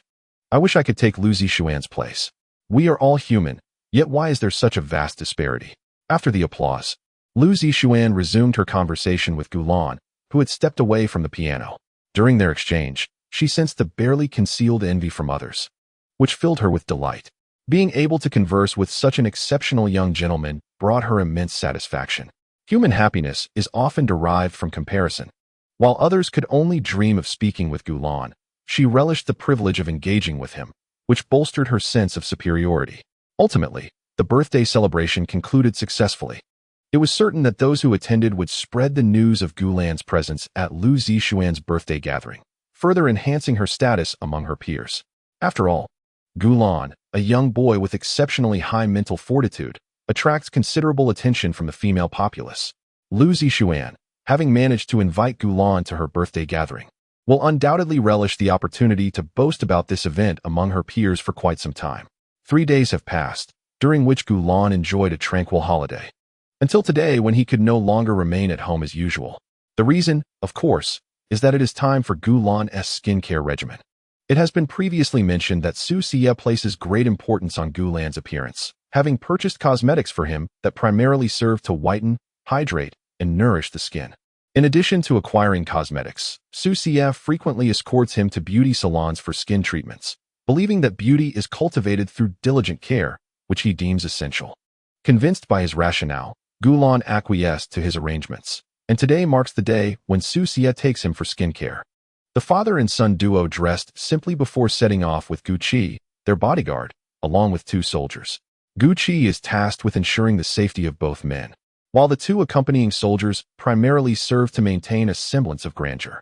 As family members of the director of the Planetary Defense Bureau, it is customary for them to be accompanied by several attendants during outings. Neglecting this would be considered somewhat undignified. Thus, for the sake of appearances, they brought along the 2 soldiers. Gu Qing is occupied with work and will not accompany them to the beauty salon, and regarding Gu Yuan, she has tutoring classes today and lacks the time to join them. The beauty salon that Su Xia and Gulan intend to visit is conveniently located within a short walking distance of their home, taking merely 10 minutes to reach.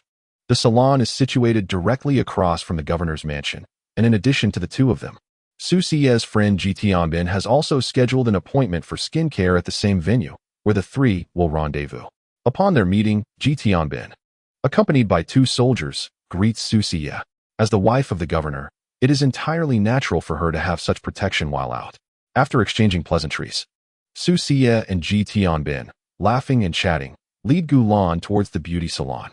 As they walk along the street where the salon is located, passers-by are taken aback upon spotting Gulan, Su Xia, and Ji Tianbin, their eyes widening in astonishment. All 3 possess a beauty that could easily eclipse any man on Tyron Star, and their simultaneous appearance ignites a veritable storm of visual splendor, leaving many onlookers dumbfounded.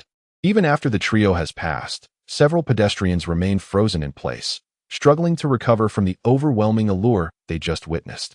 Upon entering the beauty salon, the receptionist greets them as she would any other customer, offering her customary polite welcome.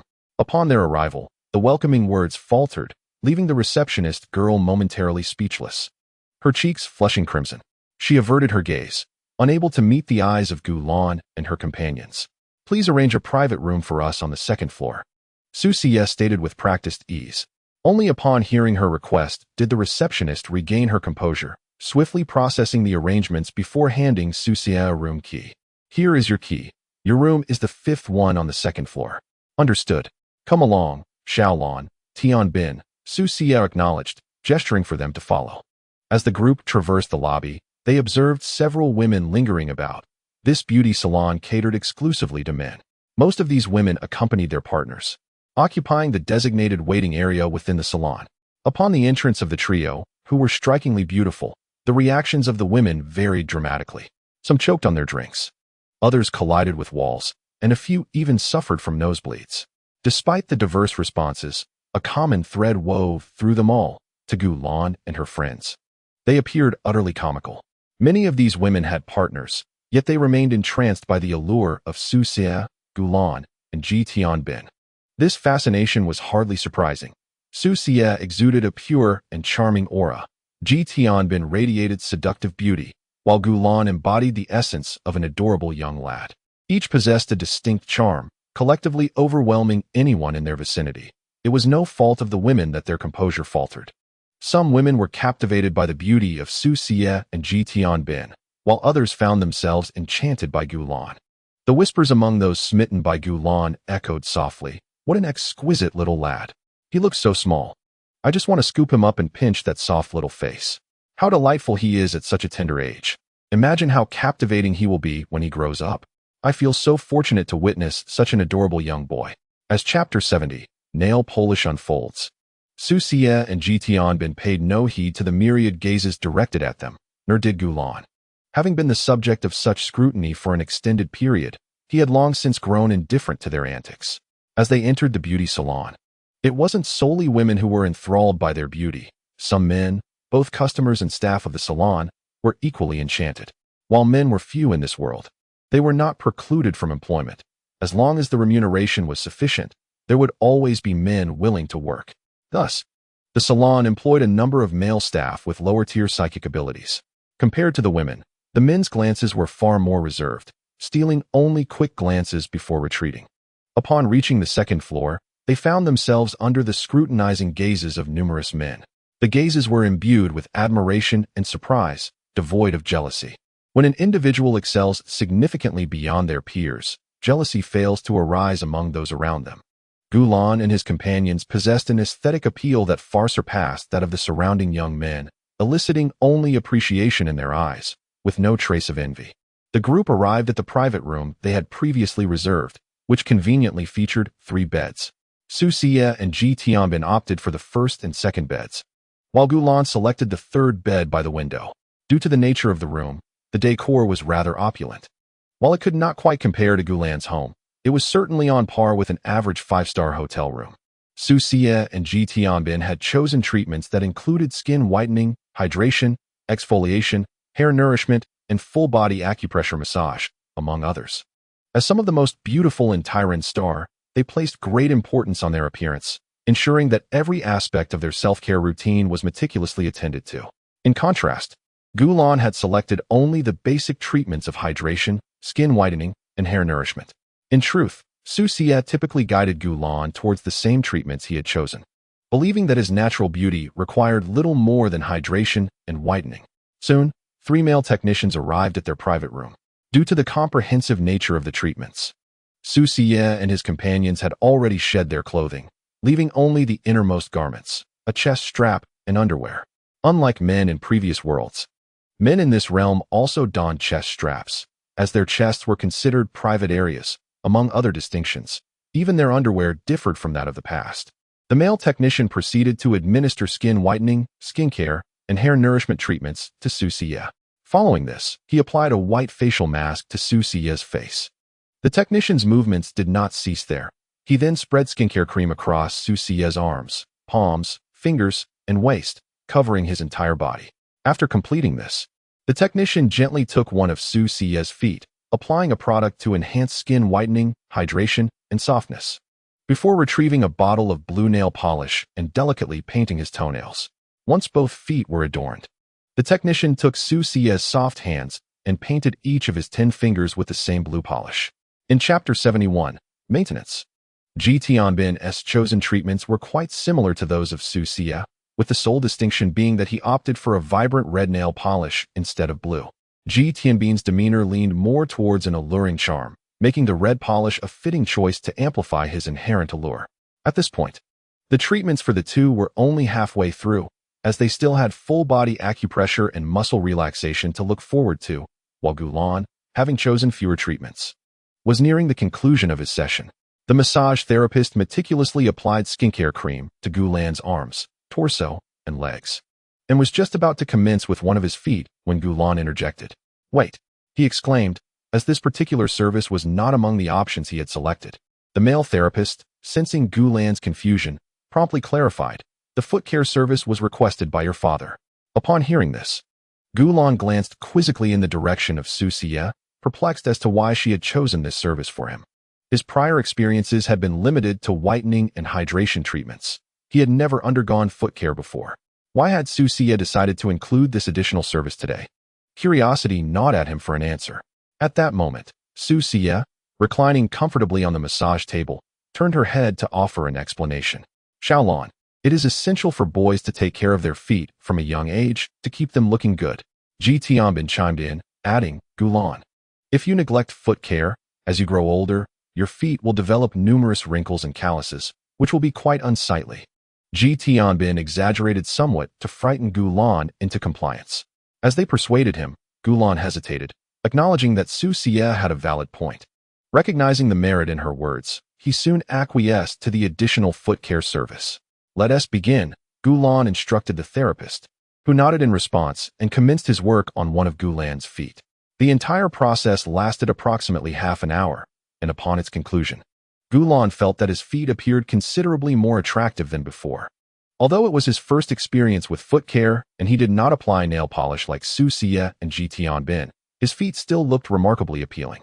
Having completed all the treatments, Gulan found himself at a loss for conversation as Susia and Ji Tianbin engaged in topics he was unfamiliar with. Feeling a tad bored, he decided to step outside for some fresh air. After dressing, and with Susia's consent, he exited the private room. On the second floor, several young men regarded Gulan with admiration as he emerged, yet he chose to ignore their gazes. He proceeded to the first floor, heading straight towards the area where Guqi was resting. The main hall on the ground floor served as a relaxation space for women, and Guqi had remained there since she could not accompany Gulan upstairs. As Gulan approached, the female staff, even having seen him once before, were momentarily taken aback by his striking beauty, gasps of astonishment echoing throughout the space. The male staff did not exhibit quite the same level of reaction, yet they still glanced at Gulan from time to time. Upon entering the hall, the women who had previously been engaged in conversation, walking, or playing games seemed to freeze, their attention entirely captivated by the presence of Gulan. Until Gulan had departed, the women were lost in a reverie. Their curiosity piqued about his origins. This charming young boy had reappeared, and he truly was adorable. His aura exuded an air of nobility, suggesting an extraordinary lineage. How delightful it would be to have such a charming son. Setting aside the discussions of the crowd, Guqi acknowledged Gulan with a nod as he approached. Her demeanor composed as she greeted him. "Young master, you have arrived." The two female soldiers accompanying her sprang to their feet, performing a salute, and in almost perfect unison, greeted Gulan, "Greetings, young master." Indeed, it was evident that these soldiers had been meticulously selected, although they blushed in Gulan's presence. They were far superior to the other women who, upon seeing him, would swoon and collide with walls. Guqi, I am thirsty," Gulan remarked politely, nodding to the two soldiers before sitting beside Guqi. In a delicate tone, he added, "I shall fetch you some milk tea." With a gentle expression, Guqi responded affirmatively. After Guqi returned from procuring the milk tea, Gulan enjoyed his drink while engaging in casual conversation with her.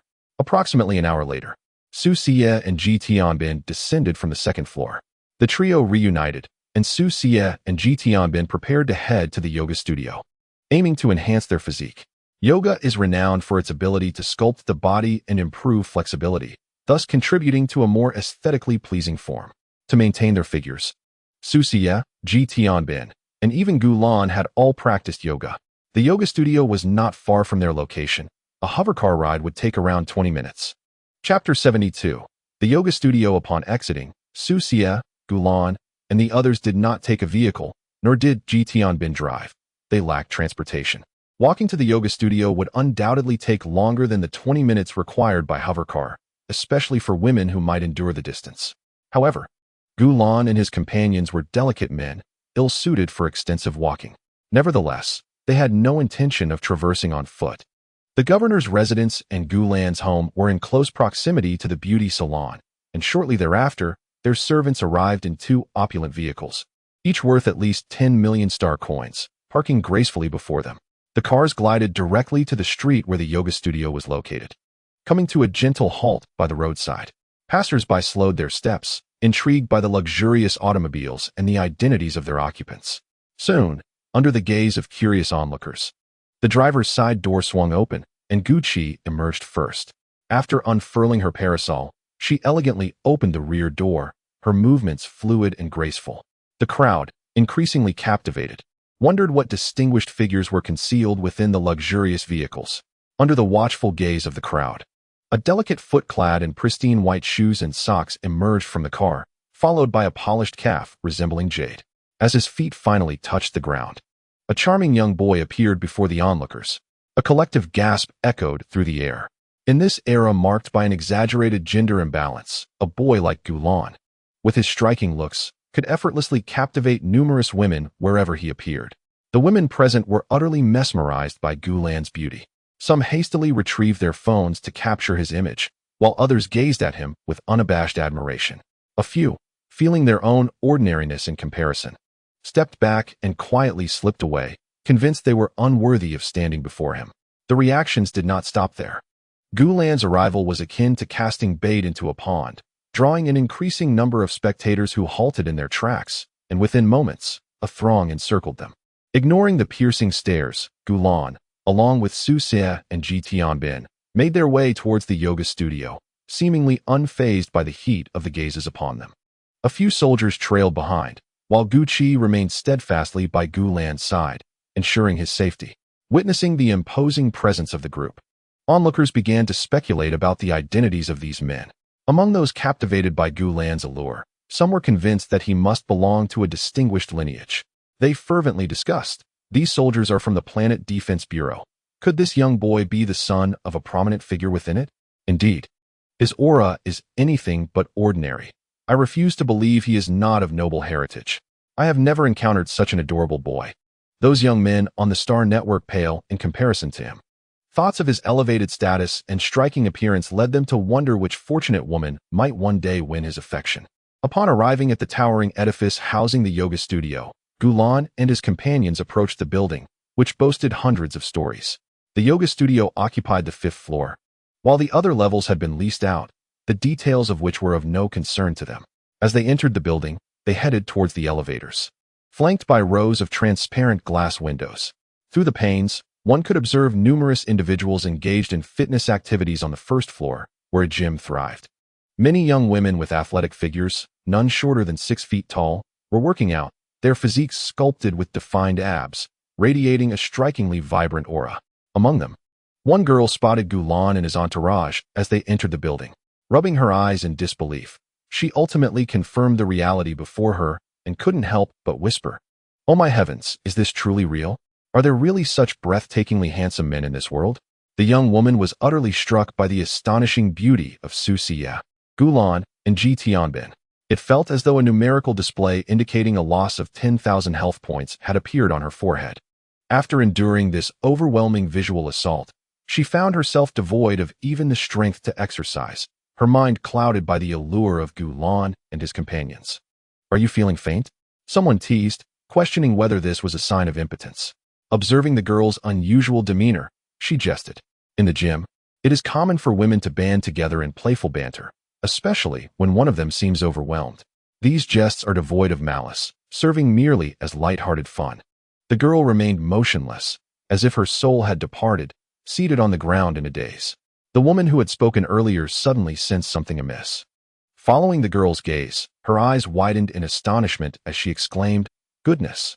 Her voice was loud enough to draw the attention of several nearby women, who curiously turned to her. One, with a mischievous glint, inquired, "Old Wang, could it be that you're out of sorts? I recall you don't even have a husband. How could you be so flustered?"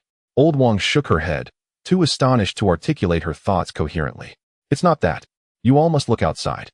The crowd in the gym, intrigued by Old Wang's reaction, complied, knowing her to be a person of integrity who never speaks falsely. As they gazed in the direction she pointed, the women appeared as if they had been petrified. It wasn't he until one of them broke the silence. Her voice tinged with disbelief. How extraordinarily beautiful. With her words as a catalyst, the others began to voice their own astonishment, exclaiming, I have never seen such a handsome man in my life. Me too. I almost thought a celestial being had descended. He is so handsome. How I wish I could marry someone so striking. Goodness, his waist is incredibly slim. Within the gym, the women, vibrant and youthful, gradually recovered from their initial shock and began unabashedly assessing Gulan and his companions through the glass door. Many among them had a penchant for youthful charm, and Gulan, being the epitome of such, garnered considerable admiration. At that moment, Gulan, sensing their gaze, turned his head and caught sight of the many women observing him from the gym's interior. Upon noticing Gulan's attentive glance, their faces flushed with color. Initially, they had only glimpsed his profile, but now, seeing his full visage, they found him infinitely more captivating than before. In Chapter 73, Touching Abs, Gulan, struck by a whimsical idea, decided to tease the women. He waved his hand and flashed a smile brimming with irresistible charm towards them. Upon seeing Gulan smile at her, the reactions of the people in the gym varied widely. Some were so overwhelmed by his charm that they nearly swooned, while others greeted him with feigned nonchalance as they returned to their exercise equipment. Yet, the flushed ears of those pretending to be unaffected betrayed their excitement. Gulan found it quite amusing, relishing in the playful teasing of these innocent souls. A mere smile from him elicited responses akin to a dog joyfully discovering a bone, and their reactions were undeniably entertaining. Not intending to prolong the jest, Gulan smiled at the women before joining Su Xie and the others as they entered the elevator. Ascending to the floor where the yoga studio was located, Gulan suddenly turned to Gu Qi, who had been following closely. Gu Qi, you need not accompany me any longer. Please find a place to rest.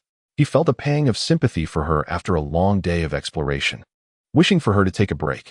Su Xie, ever perceptive, echoed Gulan's sentiment, reassuring Gu Qi that it was perfectly fine for her to part ways. Gu Qi nodded in agreement. In addition to Gu Qi, the two soldiers accompanying Gulan were also given the chance to enjoy some leisure time. Their spirits soared, for this outing not only came with extra pay, but now also allowed for a delightful paid break. They regarded Gulan and Su Xie as truly kind-hearted individuals. Following suit, Ji Tianbin permitted his two soldiers to take a rest, and they expressed their heartfelt gratitude for the kindness shown to them. As Gulan and the others entered the yoga studio, Gu Qi felt a flicker of uncertainty about how to spend the ensuing time. After a moment of contemplation, she recalled that there was a gym downstairs, a perfect place for her to occupy herself. Welcome, the receptionist at the yoga studio greeted, her cheeks flushing upon seeing the three stunning women enter. However, her professionalism kept her demeanor composed. Su Xie and Ji Tianbin, being regulars at the studio, quickly arranged everything for Gulan, leading him into the changing room. Inside the changing room, Su Xie and the others donned their yoga attire. Su Xie wore a pristine white yoga outfit, while Ji Tianbin sported a sleek black ensemble that accentuated his physique. Gulan, in contrast, wore a pink yoga outfit that encapsulated innocence and charm, befitting his youthful age. The studio catered primarily to male clients, and as Gulan and his companions entered the practice area, they noticed several men already engaged in their yoga routines. Drawing from their experience, Su Xie and the others found a suitable spot and began their practice. After executing several poses, Su Xie transitioned into a plank position, with Ji Tianbin keeping pace alongside her. Gulan was not far behind them. After practicing yoga for approximately an hour, Gulan and the others concluded their session. The purpose of their yoga practice was to enhance their physiques, and thus, moderation was key. Having nearly completed their physical maintenance for the day, Su Xie and Ji Tianbin deliberated and decided to venture out for shopping in the afternoon, intending to return home only after amassing sufficient items. This reflects the current reality for young men in this world, who primarily engage in leisure activities or shopping, leading lives devoid of significant stress. Gulan and his companions took the elevator back down to the first floor. As Gulan pondered the whereabouts of Gu Qi, he unexpectedly discovered her in the gym as he passed by. At that moment, Gu Qi was clad in a black sports tank top and loose-fitting trousers, revealing her impressive abdominal muscles. The sight of her well-defined eight-pack imbued him with a desire to touch them. Noticing Gulan and the others from the corner of her eye, Gu Qi did not immediately set down the barbell. Instead, she added more weight before effortlessly lifting it, seemingly showcasing her strength. Women gathered around her, their faces filled with admiration. Sister Gu is incredible. The average person wouldn't be able to lift such weight. Her ease indicates a high level of physical prowess. Her physique is truly impressive. Upon hearing these heartfelt compliments, Gu Qi smiled gracefully and humbly replied, "It's nothing extraordinary." After observing for a while, Gulan could no longer contain himself and called out, "Gu Qi." Feigning surprise, Gu Qi turned to face him with a look of delight, hurriedly bidding farewell to those surrounding her before clutching her discarded clothing and heading toward the exit of the gym. As Gu Qi approached, Gulan curiously circled her, then stood before her and inquired with genuine intrigue, "Gu Qi, you were amazing just now. I didn't realize you had abs as well. May I touch them?" His tone conveyed eagerness. Having previously touched his sister Gu Yuan's abs, he found Gu Qi's significantly more impressive and felt a strong urge to explore. Of course, Gu Qi replied generously. With her consent, Gulan eagerly explored her abdominal muscles. In a different world, a man openly touching a woman's stomach would be deemed inappropriate. However, in this realm, such an act posed no issue, with onlookers often envious of the woman's attention.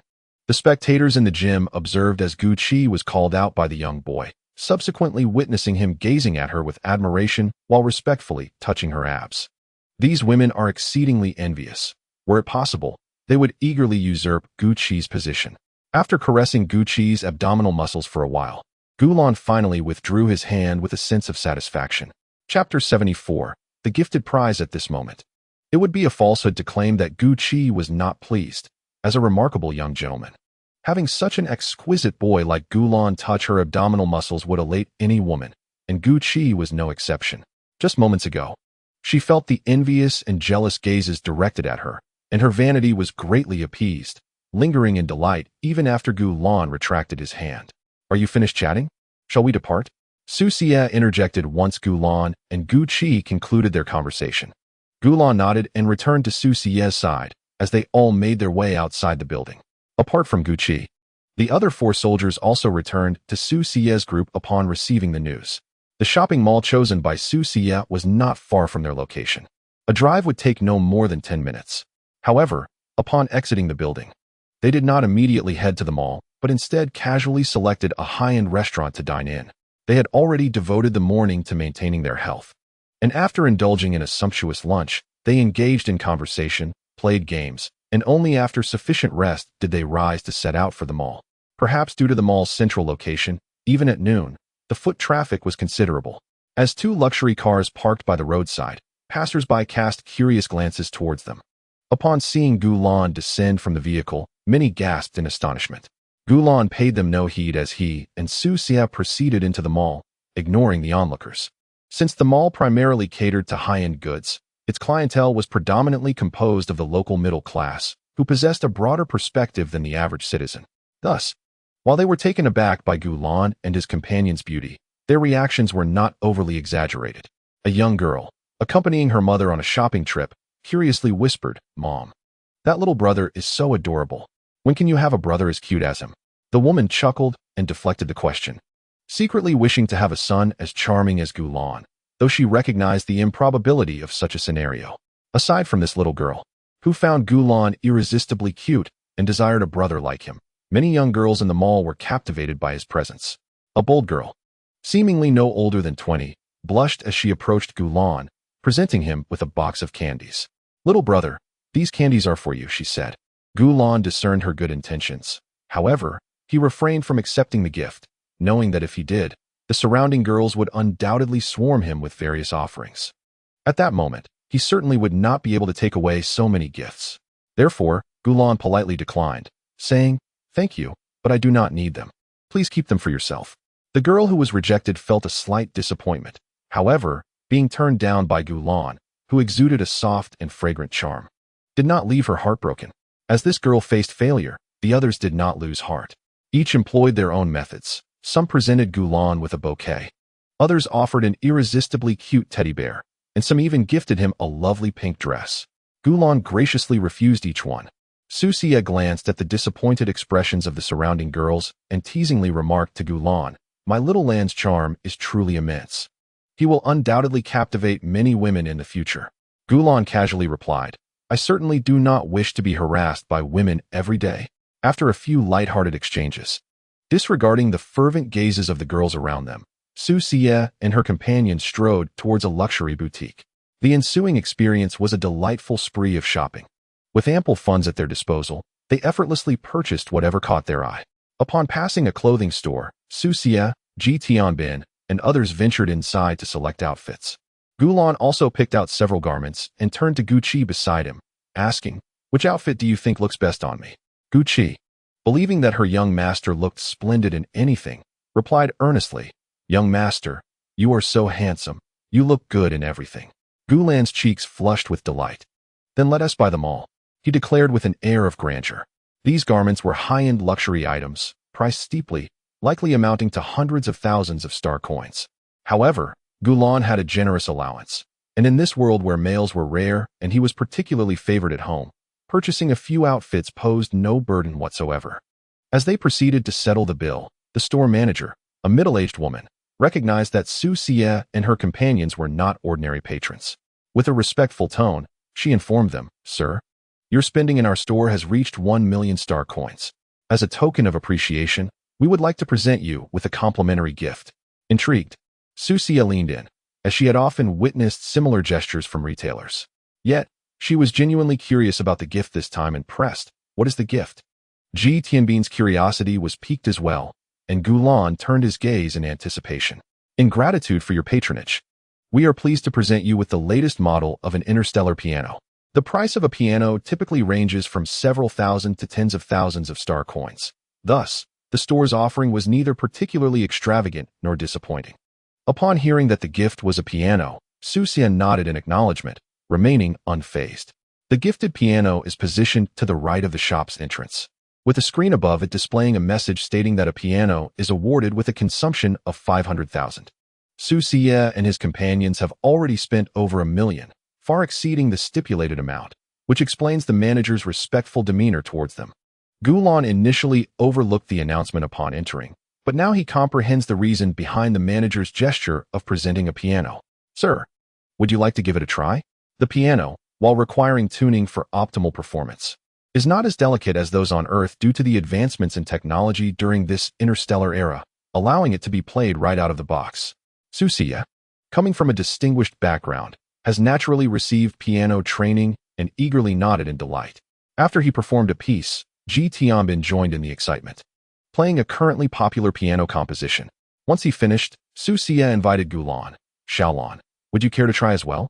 Gulan had initially planned to observe quietly, but with Susia's invitation, he decided to play a piece as well. Chapter 75. A musical prodigy seated at the piano bench, Gulan contemplated his decision. With his father nearby, he resolved to showcase his full potential. He selected a piece that was quite popular in this world and began to play. With his mastery of the piano, the melodies he produced were enchanting, possessing a cathartic quality that captivated all who heard it. Ji Tianbin's expression shifted to one of astonishment. He had not witnessed Gulan's piano skills during his previous performance at the governor's residence, thus he was unaware of Gulan's exceptional talent. Hearing such exquisite music at his age left Ji Tianbin utterly amazed. Susia's demeanor remained relatively unchanged. He had been the one to arrange Gulan's piano lessons, so he was well aware of his progress. However, knowing did not diminish his satisfaction upon hearing Gulan's performance, which resonated beautifully.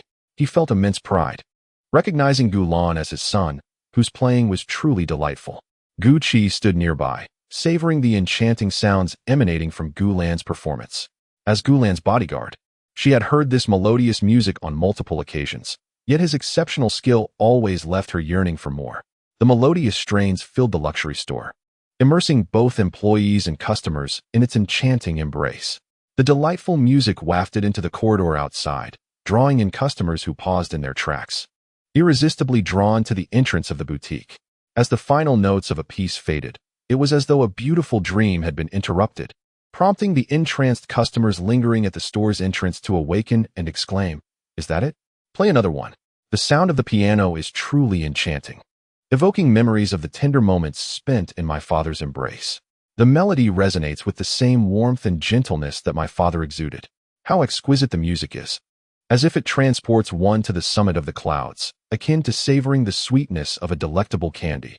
Even after swallowing it, the lingering sweetness remains, leaving an everlasting taste on the palate. The audience is captivated by the lingering echoes of the piano, all eager to discover the identity of the talented pianist.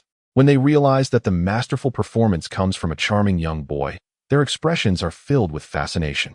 They discuss in the presence of Gulan. What an adorable young lad. Was it truly he who played that magnificent piece? He appears so enchanting. And such a beautiful melody could hardly be played by an ordinary person. Could he indeed be a genuine prodigy? It is a privilege to witness such talent.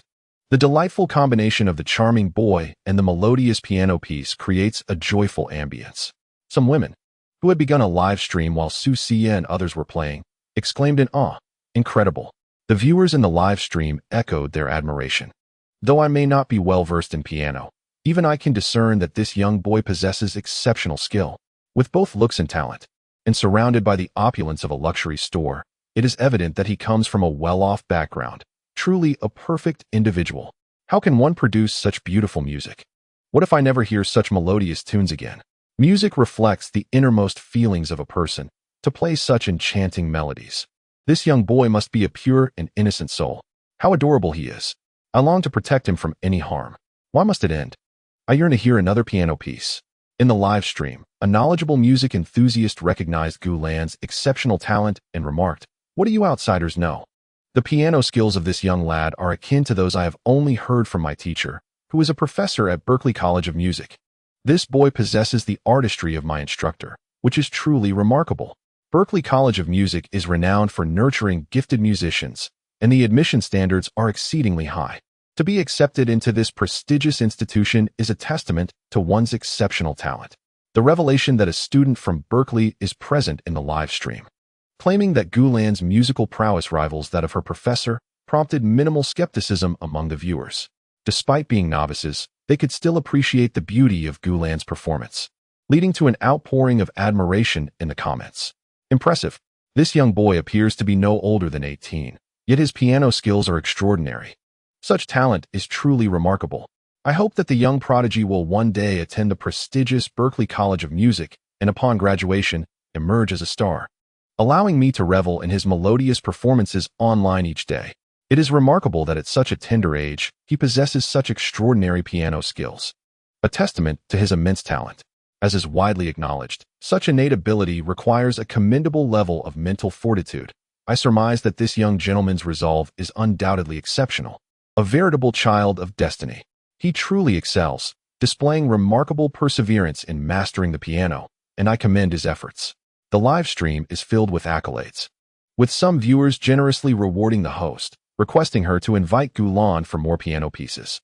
However, the female host politely declines, not out of a lack of appreciation for monetary gifts, but rather because Gulan appears to be someone who is not motivated by financial gain.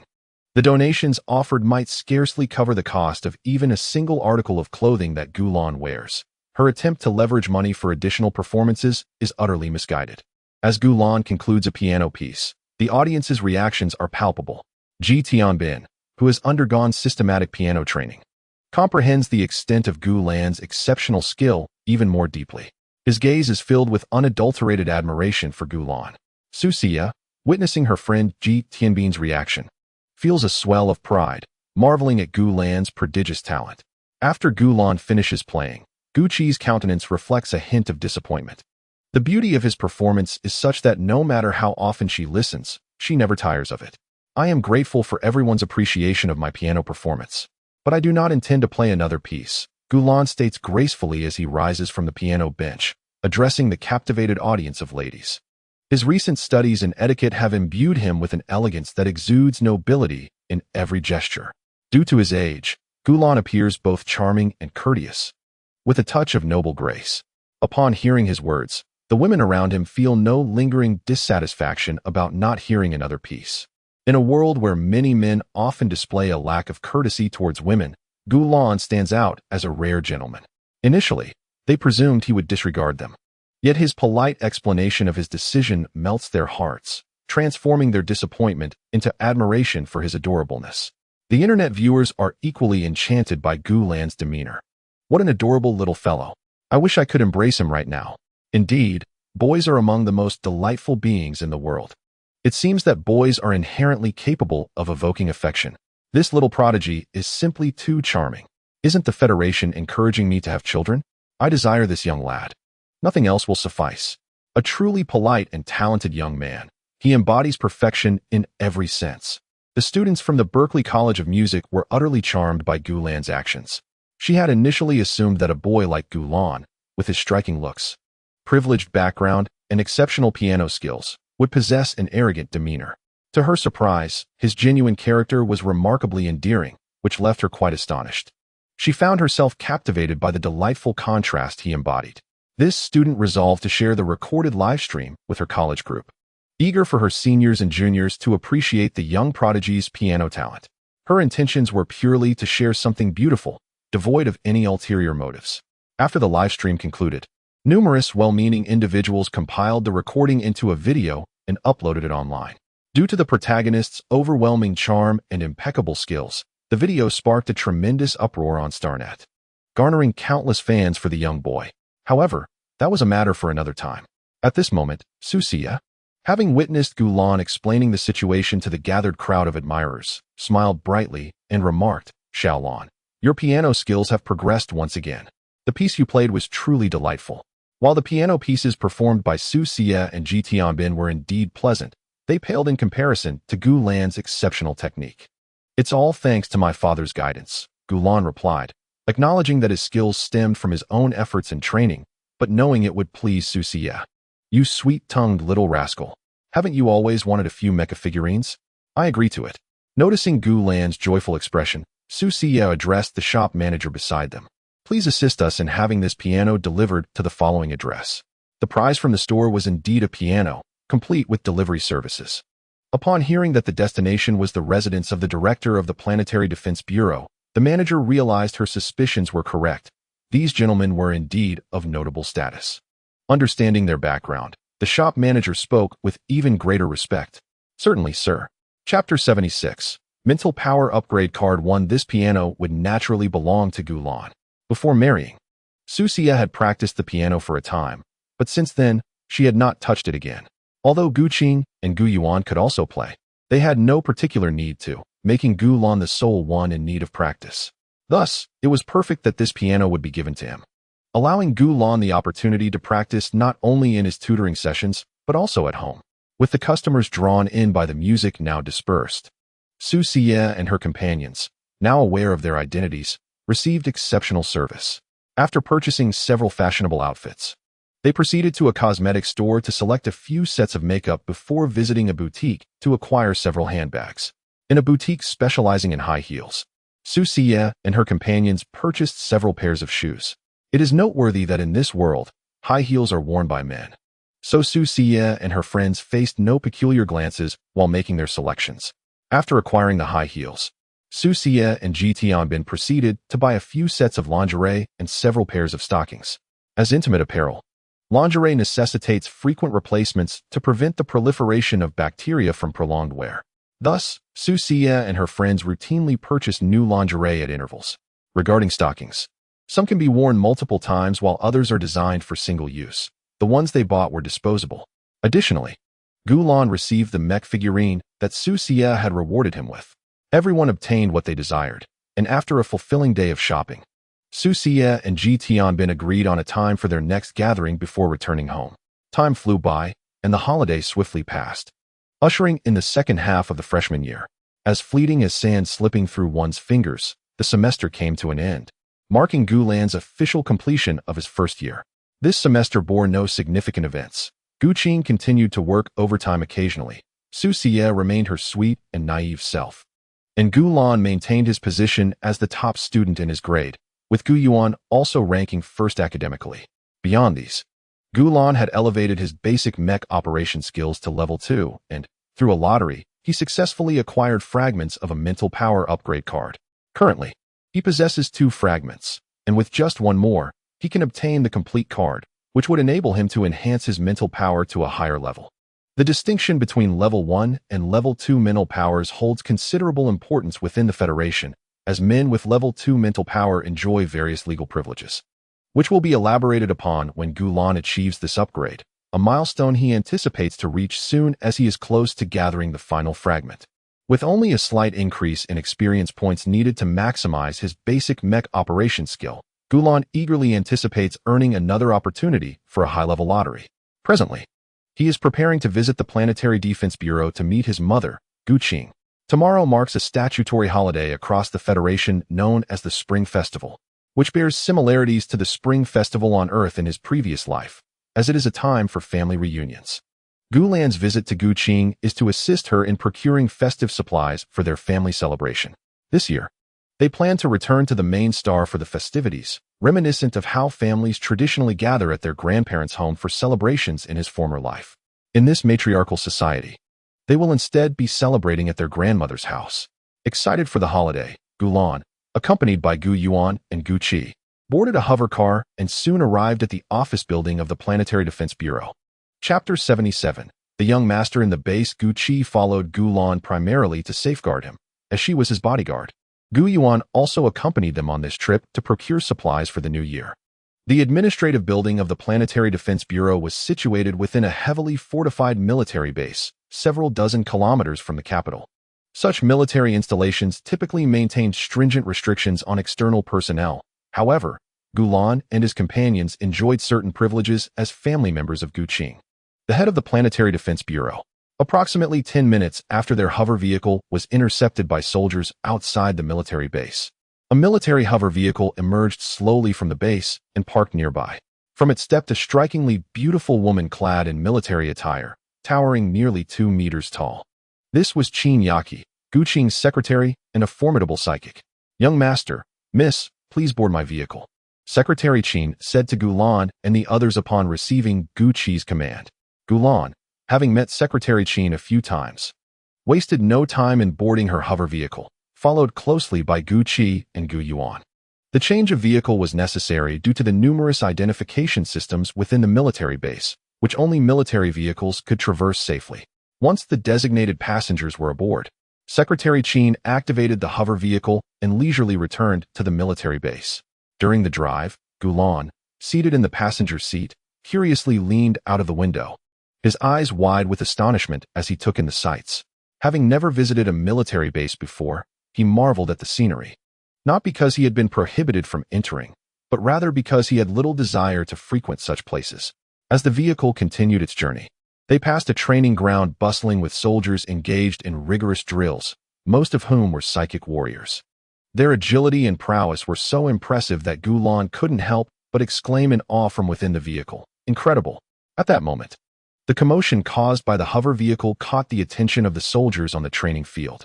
As they caught sight of Gulan's head protruding from the window, they stood momentarily transfixed, whether they were training or taking a break, their gazes converging on him. It wasn't until the hover vehicle had glided past, a mere 5 seconds between its appearance and disappearance, that the soldiers regained their composure. True to their training, they exhibited a level of discipline far superior to that of ordinary civilians, managing to refocus on their drills despite the distraction of Gulan's striking appearance. However, those who were resting seized the opportunity to discuss the newcomer. "I believe that was the director's hover vehicle, wasn't it? Who could that person be? And the young boy in the passenger seat, he is extraordinarily beautiful. Could he possibly be the director's son? I heard from the elder in the bureau that the director has a remarkably charming little son. I believe that the adorable young boy I just saw must be the director's child. It seems plausible. Otherwise, he wouldn't be able to ride in the director's vehicle. How could such a delightful little lad have come to a military base? I hope this gentle boy isn't intimidated by those rough military men. What a charming little fellow. My decision to enlist was indeed the right choice. Had I chosen otherwise, I might never have encountered this enchanting young boy." As the hovercraft smoothly departed from the training grounds, Qin Yaqi, smiling at Gulan's expression of admiration, remarked, "Young Master Gu, if you are interested, you might consider visiting the training room, where the women truly exemplify strength in the military." Understood, Gulan nodded appreciatively, acknowledging Qin Yaqi's kind suggestion. However, he had no intention of visiting, as he doubted anyone there could rival the prowess of Gu Qi beside him. Thus, he felt no inclination to venture to the training room. Sensing Gulan's disinterest, Qin Yaqi wisely shifted the conversation, as they still had a while before reaching the administrative building. To ease the atmosphere, she engaged in casual chatter with Gu Lan and Gu Yuan. Curious about the military, Gu Yuan inquired about the circumstances within the armed forces. Women in this world have a natural affinity for mechas, firearms, and spacecraft, and Gu Yuan was no exception. Thus, her desire to converse with a genuine soldier like Qin Yaqi was quite high. Gu Qing, the director of the Planetary Defense Bureau, provided Gu Yuan with some channels to obtain trivial information about the military, yet her curiosity about military affairs remained unabated. With Qin Yaqi's intentional encouragement, the two women enjoyed a lively exchange, while Gu Lan interjected with his own insights from time to time. Shortly thereafter, they arrived at the administrative building. Following a series of identity verifications, Qin Yaqi led Gu Lan and the others to the first floor, which housed the offices of ordinary clerical staff. They needed to take the elevator directly to the 5th floor, where Gu Qing's office was located. Since it was working hours, many civilian personnel were present on the 1st floor.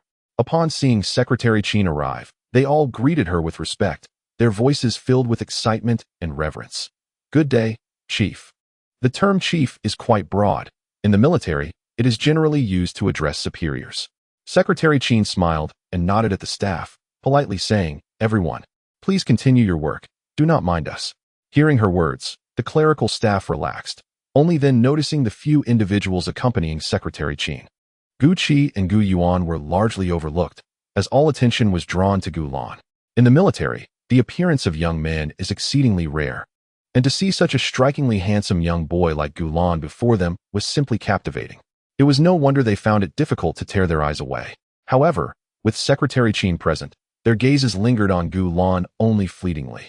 As Secretary Qin guided Gu Lan and the others into the elevator, the administrative staff could no longer contain their curiosity, speculating how a boy could possibly be present in a military base.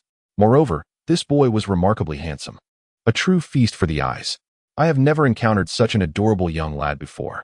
Could he be a relative of some high-ranking official? With such striking features, his mental prowess must be considerable. Recently, I heard that the director has a charming young son. Could this delightful boy be the director's offspring? Secretary Qin had already escorted Gu Lan and the others to the 5th floor, where Gu Qing's office was located. The personnel on this floor held relatively high ranks, being closely associated with Gu Qing. Chapter 78. Absolute territory. As the elevator doors opened, several employees momentarily paused their work, directing their gazes toward the elevator. Upon spotting Gu Lan emerging behind Secretary Qin, their expressions shifted from calm to intrigued. In this world, men were already a rarity, and those willing to enlist were nearly non-existent. The appearance of a young boy like Gu Lan in a military base was akin to a succulent morsel amidst a pack of ravenous wolves. It would not be an exaggeration to say that he was surrounded by a throng of eager onlookers.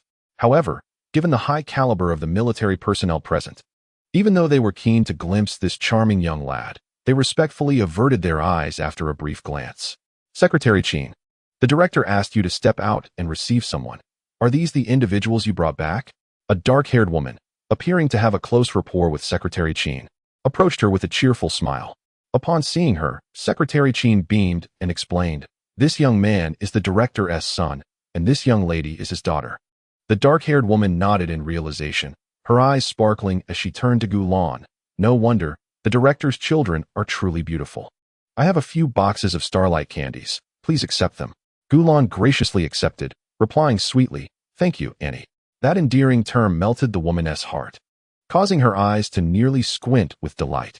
While they conversed, Secretary Qin, who had gone to summon Gu Qing, returned with a hint of apology. "Young Master Gu, the director is currently in a meeting." Gu Lan expressed his understanding, saying, "I shall wait for a while then." Gu Yuan, standing nearby, also conveyed his understanding. Consequently, Secretary Qin led Gu Lan, Gu Yuan, and Gu Qi to their usual lounge for relaxation. She returned from the pantry with some refreshments and snacks for them to enjoy while they waited, then turned to attend to her own matters. Outside the lounge, the office staff, perhaps due to having completed much of their work, gathered to discuss Gu Lan. What a charming young lad.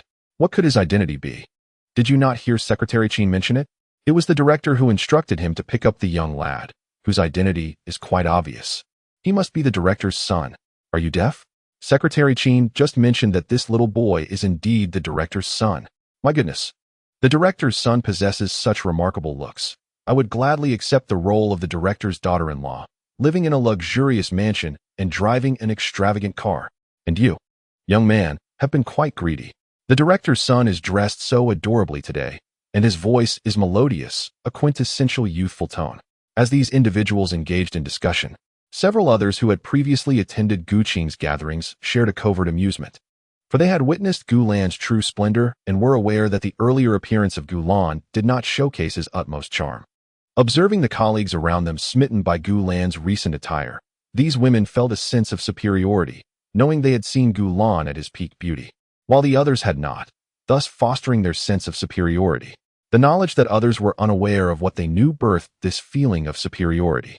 In the lounge, Gu Qing hurriedly entered after the meeting, and her eyes immediately fell upon her little son sitting obediently on the sofa.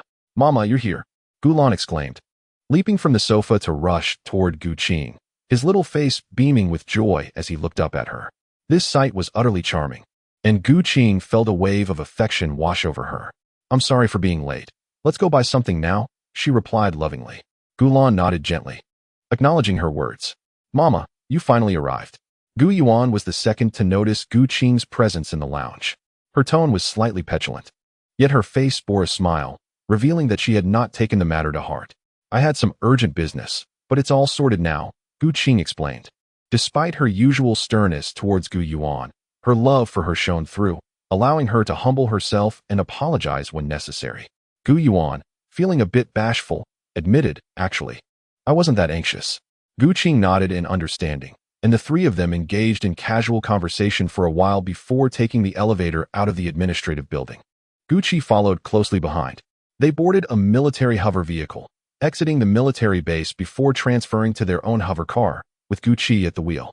They journeyed to the largest shopping mall in the capital. Upon arriving, Gu Qing led Gu Lan and the others in a shopping spree, purchasing various goods. This time, their acquisitions included few luxury items. Instead, they focused on unique products from Tycoon Star, which are exclusive to that planet and unavailable elsewhere.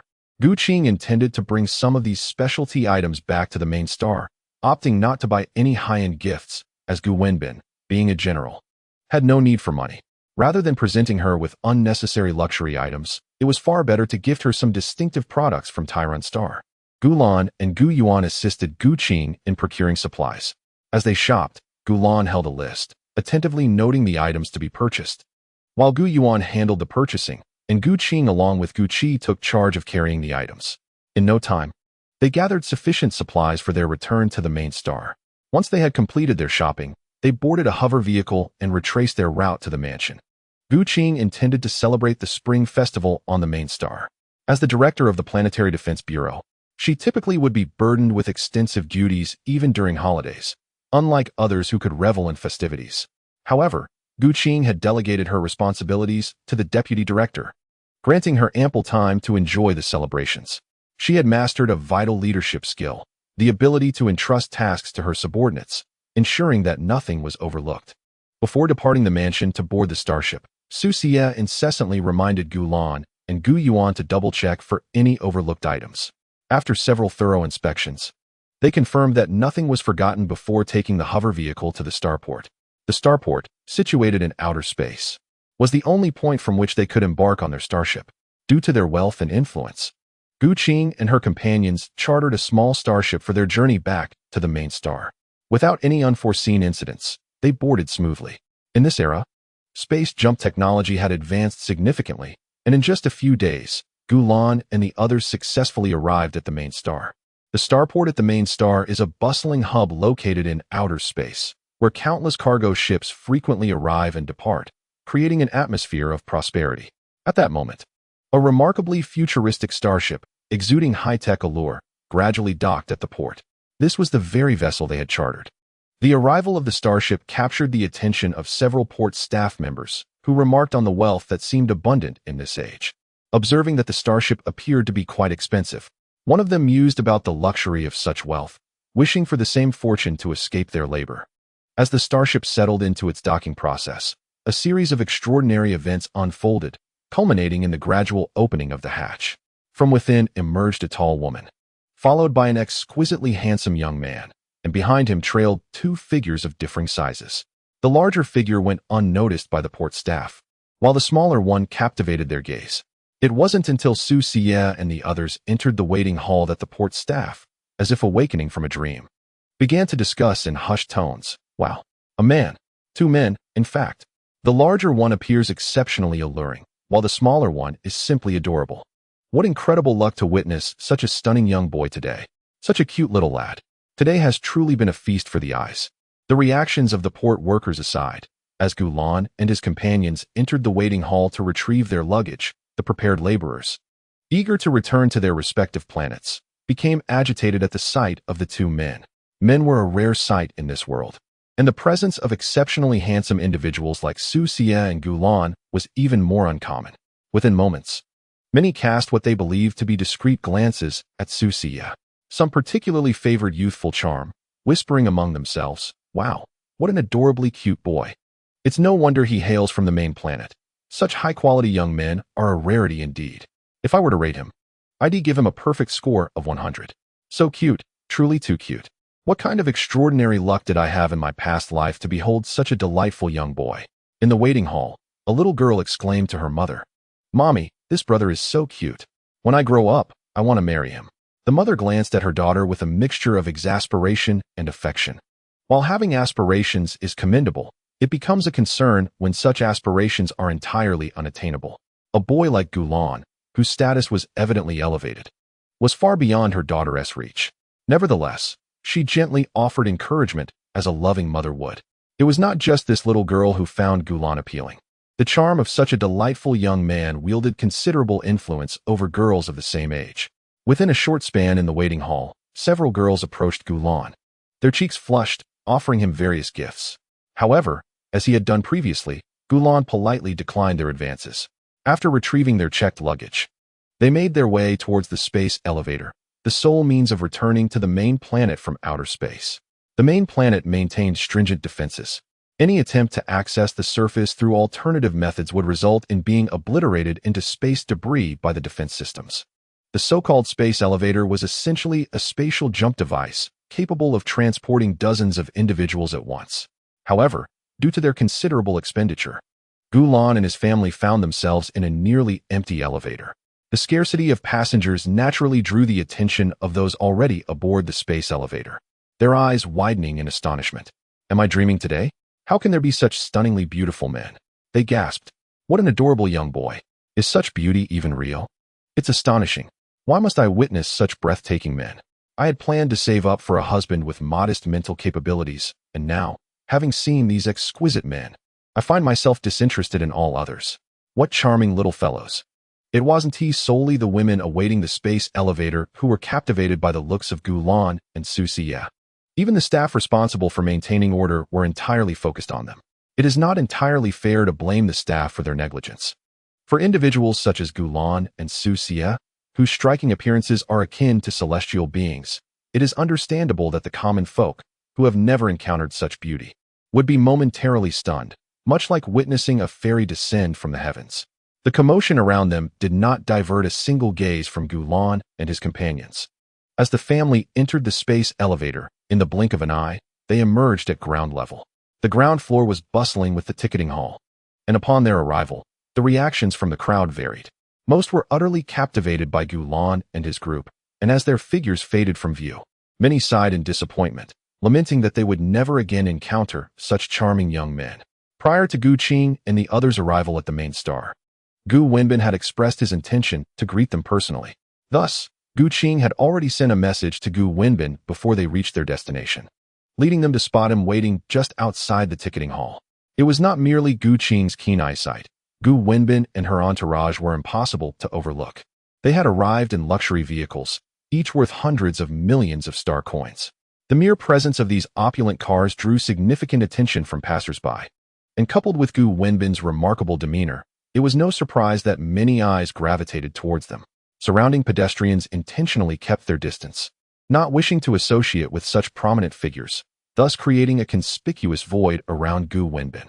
Chapter 80. The other 2 cousins. In addition to Gu Wenbin, who had come to collect Gulan, her 2 other daughters were also present.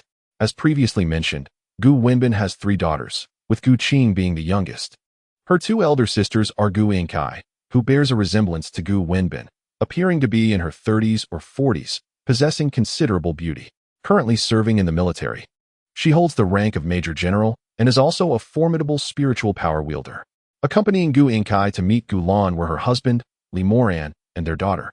Li Moran, standing at a modest height of approximately 1.5 meters, has a petite frame and an endearing visage, characterized by her long black hair cascading to her waist and an innocent aura that easily endears her to others. A proficient spiritual power wielder himself, Li Moran hails from the esteemed Li family of the main star. His marriage to Gu Inkai was politically motivated, and aside from her, he has several other wives. Gu Inkai's daughter, Gu Xueman, has been previously introduced, so there is no need for further elaboration here. She was primarily drawn to this gathering for the sake of her cousin Gu Lan, as she holds a deep fondness for him and eagerly requested to accompany her family upon learning of his arrival at the main star. Gu Qing's second sister, Gu Xiaoyu, is a woman who appears to be in her 30s or 40s. With her gold-rimmed glasses, she exudes an air of shrewdness. Gu Xiaoyu is a high-level spiritual practitioner. Born into a military family, she chose a path in politics rather than the military, and she is now a member of the main star council. Like her elder sister Gu Inkai, Gu Xiaoyu has brought her husband and daughter along. Her husband, Mu Chenjin, stands approximately 1.65 meters tall, possesses strikingly handsome features, and has shoulder-length hair. His delicate hands are adorned with pink nail polish, and he carries an innocent demeanor, indicative of having been well protected. Mu Chenjin also hails from a prestigious family and is a high-level spiritual practitioner. His marriage to Gu Xiaoyu was politically motivated, much like Aunt Li Moran, and he too has multiple wives. Their daughter, Gu Qinxiang, appears to be around 21 years of age, standing approximately 1.70 meters tall. With pure and charming features that exude an intellectual aura, she sports a single ponytail and has fixated her gaze on Gu Lan since his arrival. Gu Qinxiang is also a high-level spiritual practitioner and is currently attending university on the main star. Her visit is primarily to see Gu Lan, as he is the only male cousin of their generation, cherished and admired. Gu Lan's polite demeanor and gentle nature endear him to his elder sisters, making Gu Qinxiang eager to leave a favorable impression on him. Gu Lan's aunts, along with their husbands, embody traditional male figures of the Federation, each possessing numerous wives. However, Gu Lan is not taken aback by this, as families resembling his own are indeed rare in this world. Most families consist of one man and several women. Among the three sisters, Gu Qing possesses the weakest spiritual power, yet their bond remains strong, with Gu Inkai and Gu Xiaoyu consistently looking after their younger sister. Upon spotting Gu Wenbin, Gu Lan rushed into her embrace, joyfully lifting his face and sweetly exclaiming, "Grandma, Xiaolan misses you." With his high level of attractiveness complemented by his endearing tone, it is nearly impossible for any woman to resist him. Gu Wenbin laughed heartily, her affection evident as she replied, "Grandma misses you too. Soon, I will take you home to play." Nearby, Gu Inkai, Gu Xiaoyu, and their husbands, Li Moran and Mu Chenjin, greeted Gu Lan in turn, to which he reciprocated amiably. These individuals had met Gu Lan during his previous visits to the main star, and their kindness left a positive impression on him. "Xiaolan, it's been a long time. Did you miss me?" Gu Shuwen spoke up after the elders had finished greeting Gu Lan. Having grown taller over time, the young woman's height no longer poses a significant difference, as Gu Lan had always looked up to her. Hearing Gu Shuwen's inquiry, Gu Lan tactfully replied, "Cousin, I missed you very much." Satisfied with his response, Gu Qinxiang, feeling a bit anxious, chimed in, "What about me? Cousin, did you miss me?" In the past, Gu Qinxiang treated Gu Lan quite well when he visited the main star. So at this moment, Gu Lan was attentive to her emotions. He obediently expressed, "Second sister, I miss you. I miss everyone." After uttering these words, to prevent others from feeling envious, Gu Lan added another remark, and upon hearing it, Gu Qinxiang smiled with satisfaction. It was only then that Gu Qing approached the group. Seeing her arrive, Gu Wenbin grumbled, "You little girl finally decided to come back? If I hadn't insisted, would you have returned to the main star on your own? You didn't even think to bring Xiaolan along to see me." Gu Qing felt somewhat embarrassed. In front of Gu Wenbin, she seemed to revert to a child. The authoritative woman, usually commanding respect on Tyron Star, looked somewhat flustered as she scratched her forehead with her right hand and softly replied, "I've just been busy with work. After Gu Qing explained the reason for her absence, Gu Wenbin's expression softened.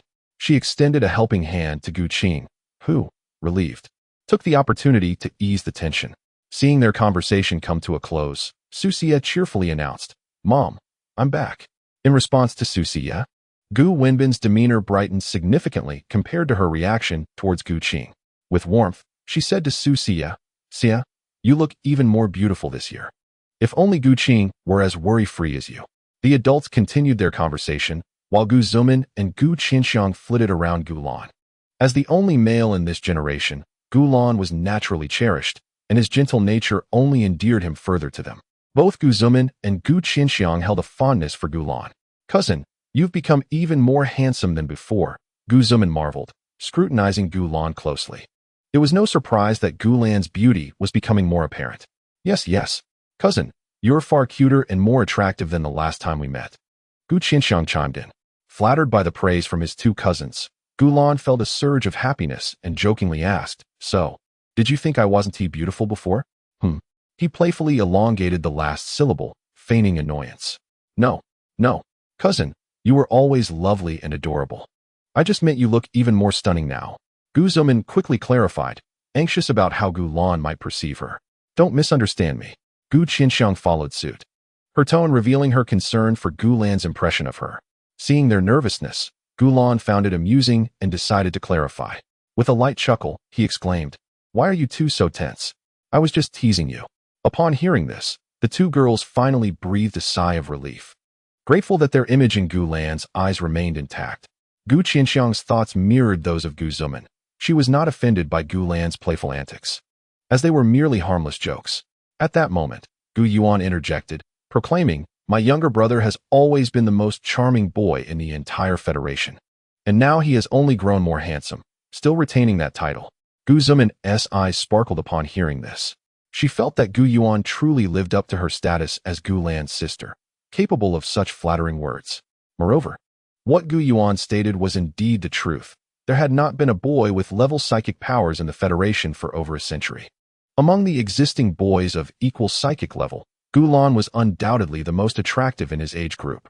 Gu Zumin had never encountered a boy of Gu Lan's age who was more appealing. She had seen many who were less so. Gu Qianxiang mentally noted Gu Yuan's compliment, deciding that she would use those words to praise Gu Lan next time. Although Gu Yuan spoke the truth, and Gu Lan was indeed the most handsome among his peers, he still felt a bit embarrassed. He shyly glanced at Gu Yuan and deliberately shifted the topic. Gu Zumin, Gu Qianxiang, and Gu Yuan continued the conversation, enjoying each other's company. After chatting for a while, Gu Lan suddenly recalled that his grandfather, Huang Shufeng, had not come today. Curiously, he asked Gu Wenbin, "Why didn't Grandma and Grandpa come?" Gu Wenbin, engaged in conversation with her daughters, kindly explained, "My dear grandson, your grandfather is concerned that the dishes prepared in the kitchen may not suit your tastes, so he is at home overseeing the cooking." The Gu family had a housekeeper, and Gu Qing, Gu Xiaoyu, and Gu Yingkai usually returned home for the new year, so the housekeeper had noted their preferences. However, Huang Shufeng worried about potential mistakes, which is why he stayed home to supervise the kitchen today. Understanding the reason, Gu Lan nodded gently, saying, "I see. Grandpa is indeed working hard." Gu Wenbin smiled warmly and resumed chatting with her daughters.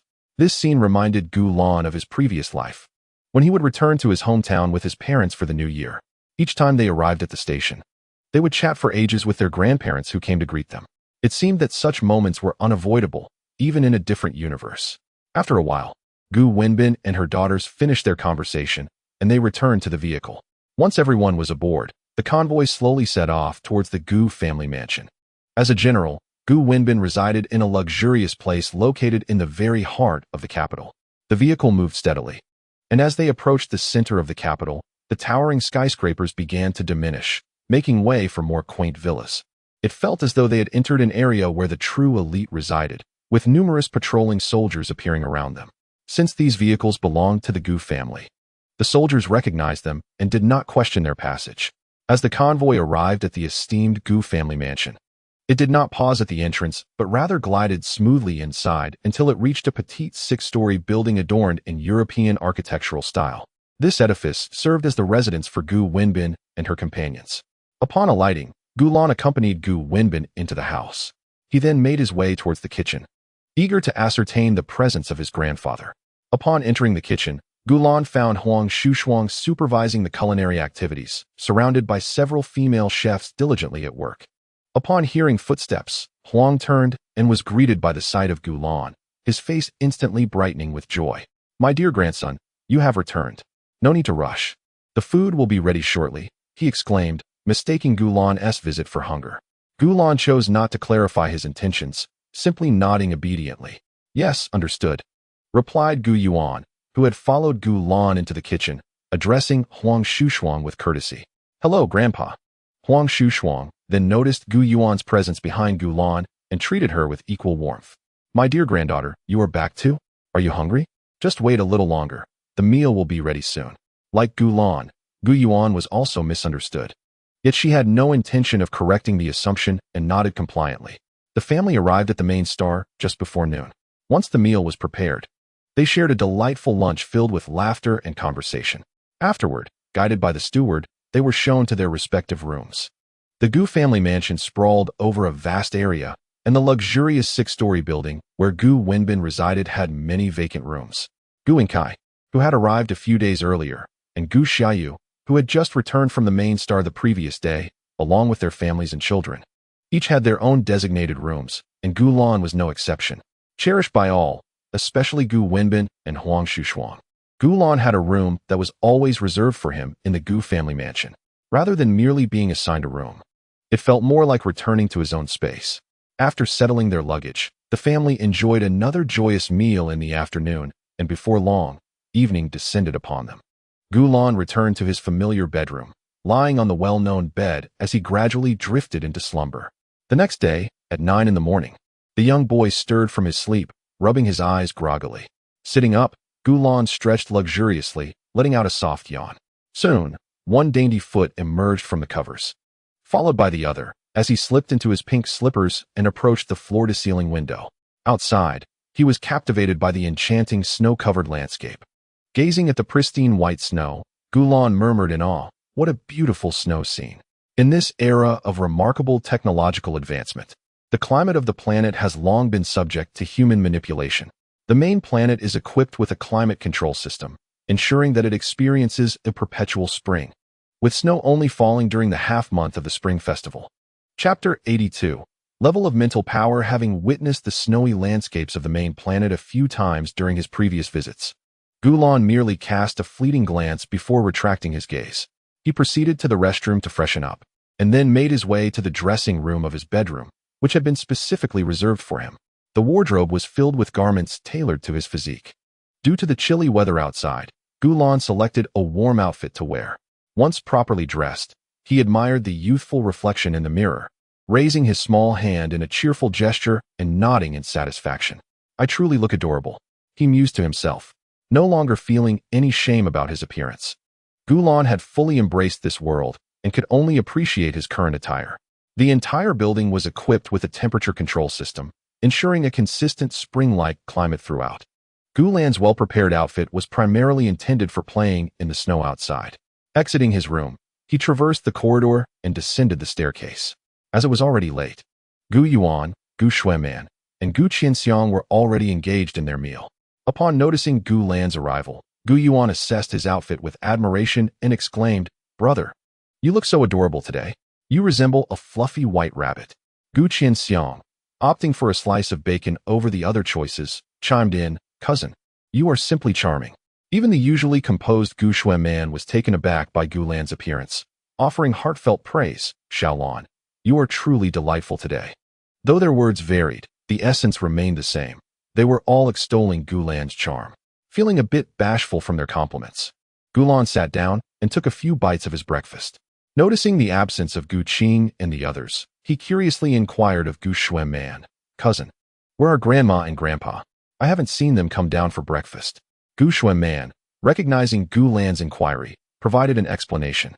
"Grandma and the others have gone to entertain guests. Given that Gu Wenbin holds a prominent military rank, many guests are visiting today. So he and Gu Qing had breakfast early and went to another building in the mansion to receive them." "Ah, I see." Gulan nodded in understanding, feeling relieved that he was spared from the obligation of attending to the so-called guests. had he been required to welcome them. It would surely have disrupted the festive tranquility that he currently enjoyed.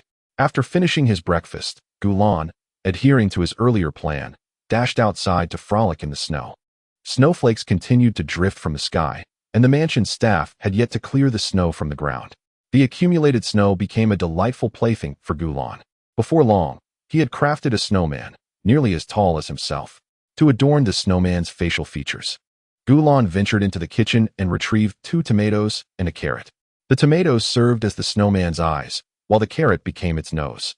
With the eyes and nose in place, Gulan used his finger to sketch a mouth for the snowman. The figure began to take shape, and after a moment's contemplation, he removed his woolen beret and placed it atop the snowman's head. As for the snowman's arms, he substituted them with 2 chopsticks from the kitchen. Pleased with his creation, Gulan nodded in satisfaction. Although the snowman was not particularly beautiful, it was nonetheless his first masterpiece, and he felt a sense of pride.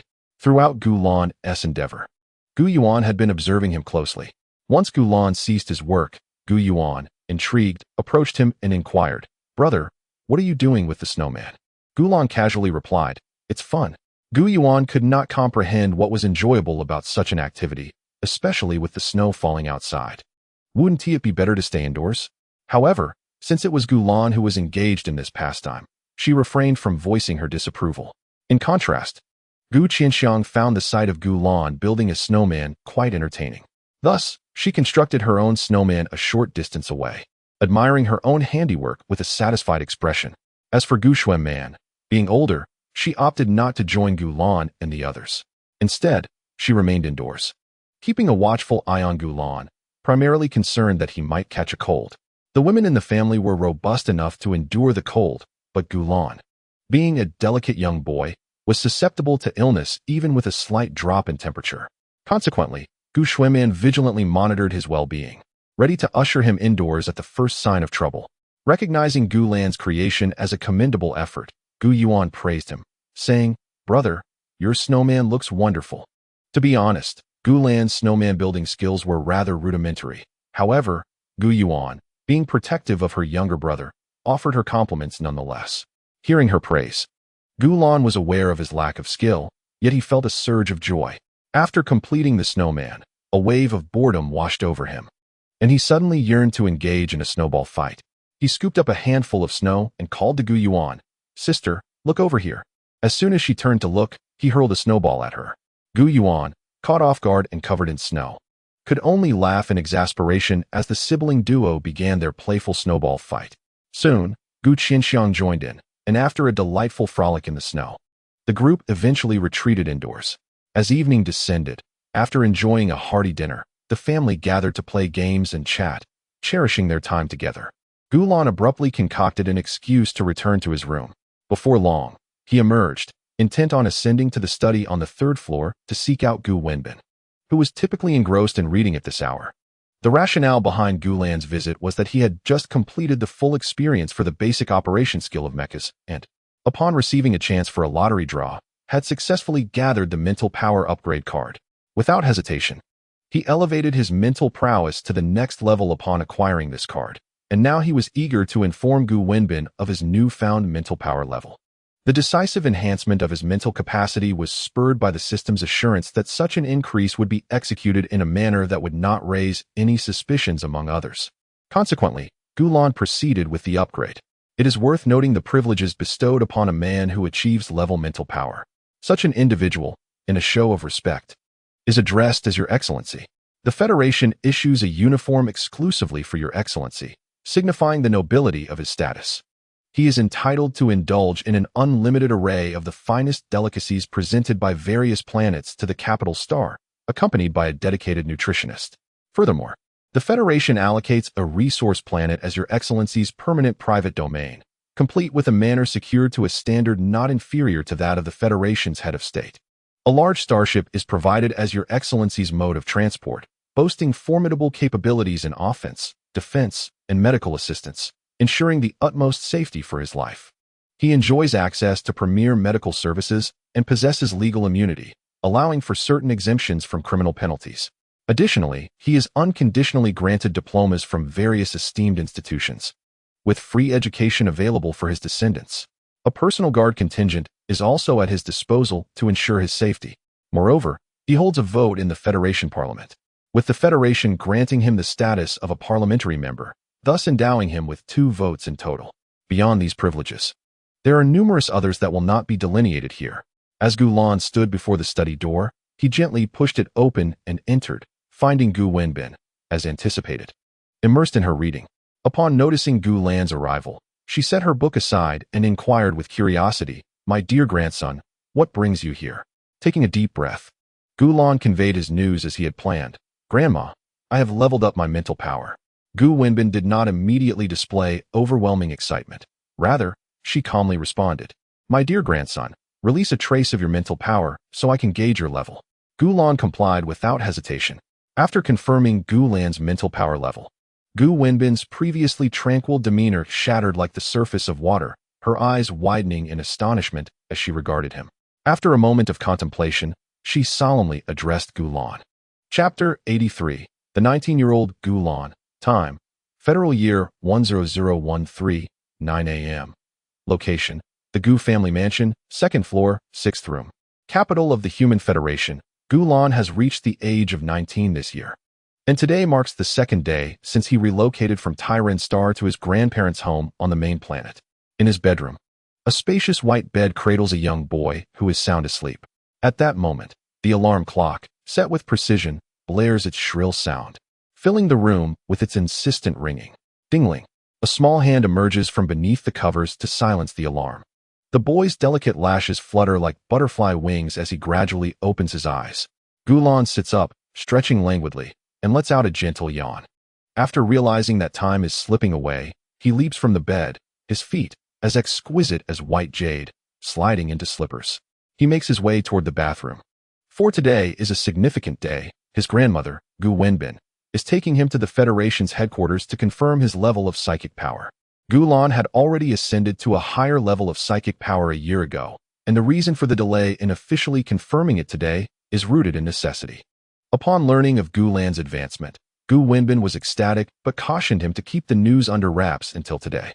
She intended to reveal Gu Lan's true psychic level to the world only after a year of careful preparation.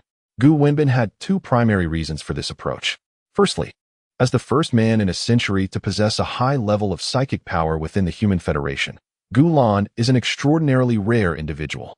Even with Gu Wenbin's considerable influence, she could not guarantee his safety without the support of allies she had spent the past year gathering. This was not to suggest that Gu Lan would face immediate danger upon revealing his abilities. Rather, it was the unpredictability of his future proximity to his family that concerned them both. Given his rarity, Gu Wenbin understood that the Gu family's influence alone would not suffice to retain him, a prospect neither wished to confront. Secondly, Gu Wenbin required time to establish a foundation for Gu Lan, ensuring that his powers could be effectively wielded. As a high-level psychic, Gu Lan would undoubtedly be recognized and supported by the Federation, gaining significant rights. However, the ability to exercise those rights was a different matter entirely. Over the past year, Gu Wenbin has worked diligently to position Gu Lan as a powerful high-level psychic, for the distinction between one with real authority and one without is profoundly significant. Although the Federation may provide your excellency with guards, nutritionists, starships, and private planets, it is essential to recognize that the Federation is composed of individuals. To clarify, the Federation is constituted by numerous families. The guards pledge their loyalty to one family, the nutritionists to another, and the captains of the starships to yet another. The personnel on private planets also owe their allegiance to a specific family. Those with no real power are essentially under the control of these families, as every action they take is closely monitored. However, it does not imply that those without true power will be entirely subjugated by these families. After all, this world exhibits a certain leniency towards men. Nonetheless, such leniency inevitably leads to restrictions on their actions, and they may find themselves obstructed from traveling to various places under the pretext of safety concerns, potentially spending their lives without ever leaving their home planets. Conversely, those with real power need not grapple with such anxieties. With the support of Gu Wenbin, Gu Lan will naturally attain genuine authority, allowing him the freedom to go wherever he wishes. As long as he abides by the law, no one will dare to impede him. Why is this the case? Because Gu Wenbin intends to replace all the guards and nutritionists surrounding Gu Lan with members of the Gu family, who will undoubtedly heed only the commands of the young Master Gu Lan. As a high-ranking military general, Gu Wenbin inherently garners favor from the military, and with their protection, Gu Lan will enjoy unencumbered exploration within the Federation. Thus, to ensure that Gu Lan acquires complete authority, Gu Wenbin has advised him to exercise patience for a year. Despite this year of restraint, Gu Lan remains unfazed, as he has been well cared for during this time, with Gu Wenbin taking on all the arduous tasks. Throughout the year, Gu Lan has not merely indulged in leisure, he has also acquired numerous new skills. The additional skills displayed in the following system panel are a testament to his learning during this period. Host, Gu Lan, age, 19, mental power level. Appearance, 100 advanced skills. Mech basics, level 3 max level intermediate skills. Singing, level 3 max level. Chess, level 3 max level. Calligraphy, level 3 max level. Painting, level 3 max level. Literature, level 3 max level. Mental power attack, level 3 max level. Mental power defense, level 3 max level. Mental C restoration technique, level 3 max level. Yoga, level 3 max level. Etiquette, level 3 max level. Mathematics, level 3 max level. Language arts, level 3 max level. Mental power control, level 3 max level. Dancing, level 3 max level. Piano, level 3 max level. Basic skills. Gourmet appreciation, level 3 max level. Antique appreciation, level 3 max level. Tea tasting, level 3 max level. Shopping, level 3 max level. Swimming, level 3 max level. Pouting, level 3 max level. Languages, level 3 max level. Walking, level 3 max level. Jump rope, level 3 max level. Running, level 3 max level. Dressing up, level 3 max level. String tricks, level 3 max level. Shopping, level 3 max level. Cuteness, level 3 max level. Prizes, perfect voice. Chessboard, mental power recovery potion X3. Perfect figure, perfect skin. Mental C restoration potion X3. Mental power shield X3. Mental power upgrade card. Used, void shield, medical spaceship. Interstellar mech. Small civilian spaceship, military combat robot, a teddy bear, bunny-eared male servant outfit, a bag of lollipops, star coins 10,000, limited edition interstellar game console, star ring. Holographic game pod, lottery draws, 0, chapter 84. Gu Lan's troubles. The host is naturally Gu Lan, who has now reached the age of 19. His mental power, after using a mental power upgrade card, has elevated to a higher level, and his appearance has ascended from 95 to 100. In this world, the higher one's mental power, the more attractive one becomes. Gu Lan speculates that his appearance enhancement from 95 to 100 is due to his mental power advancement.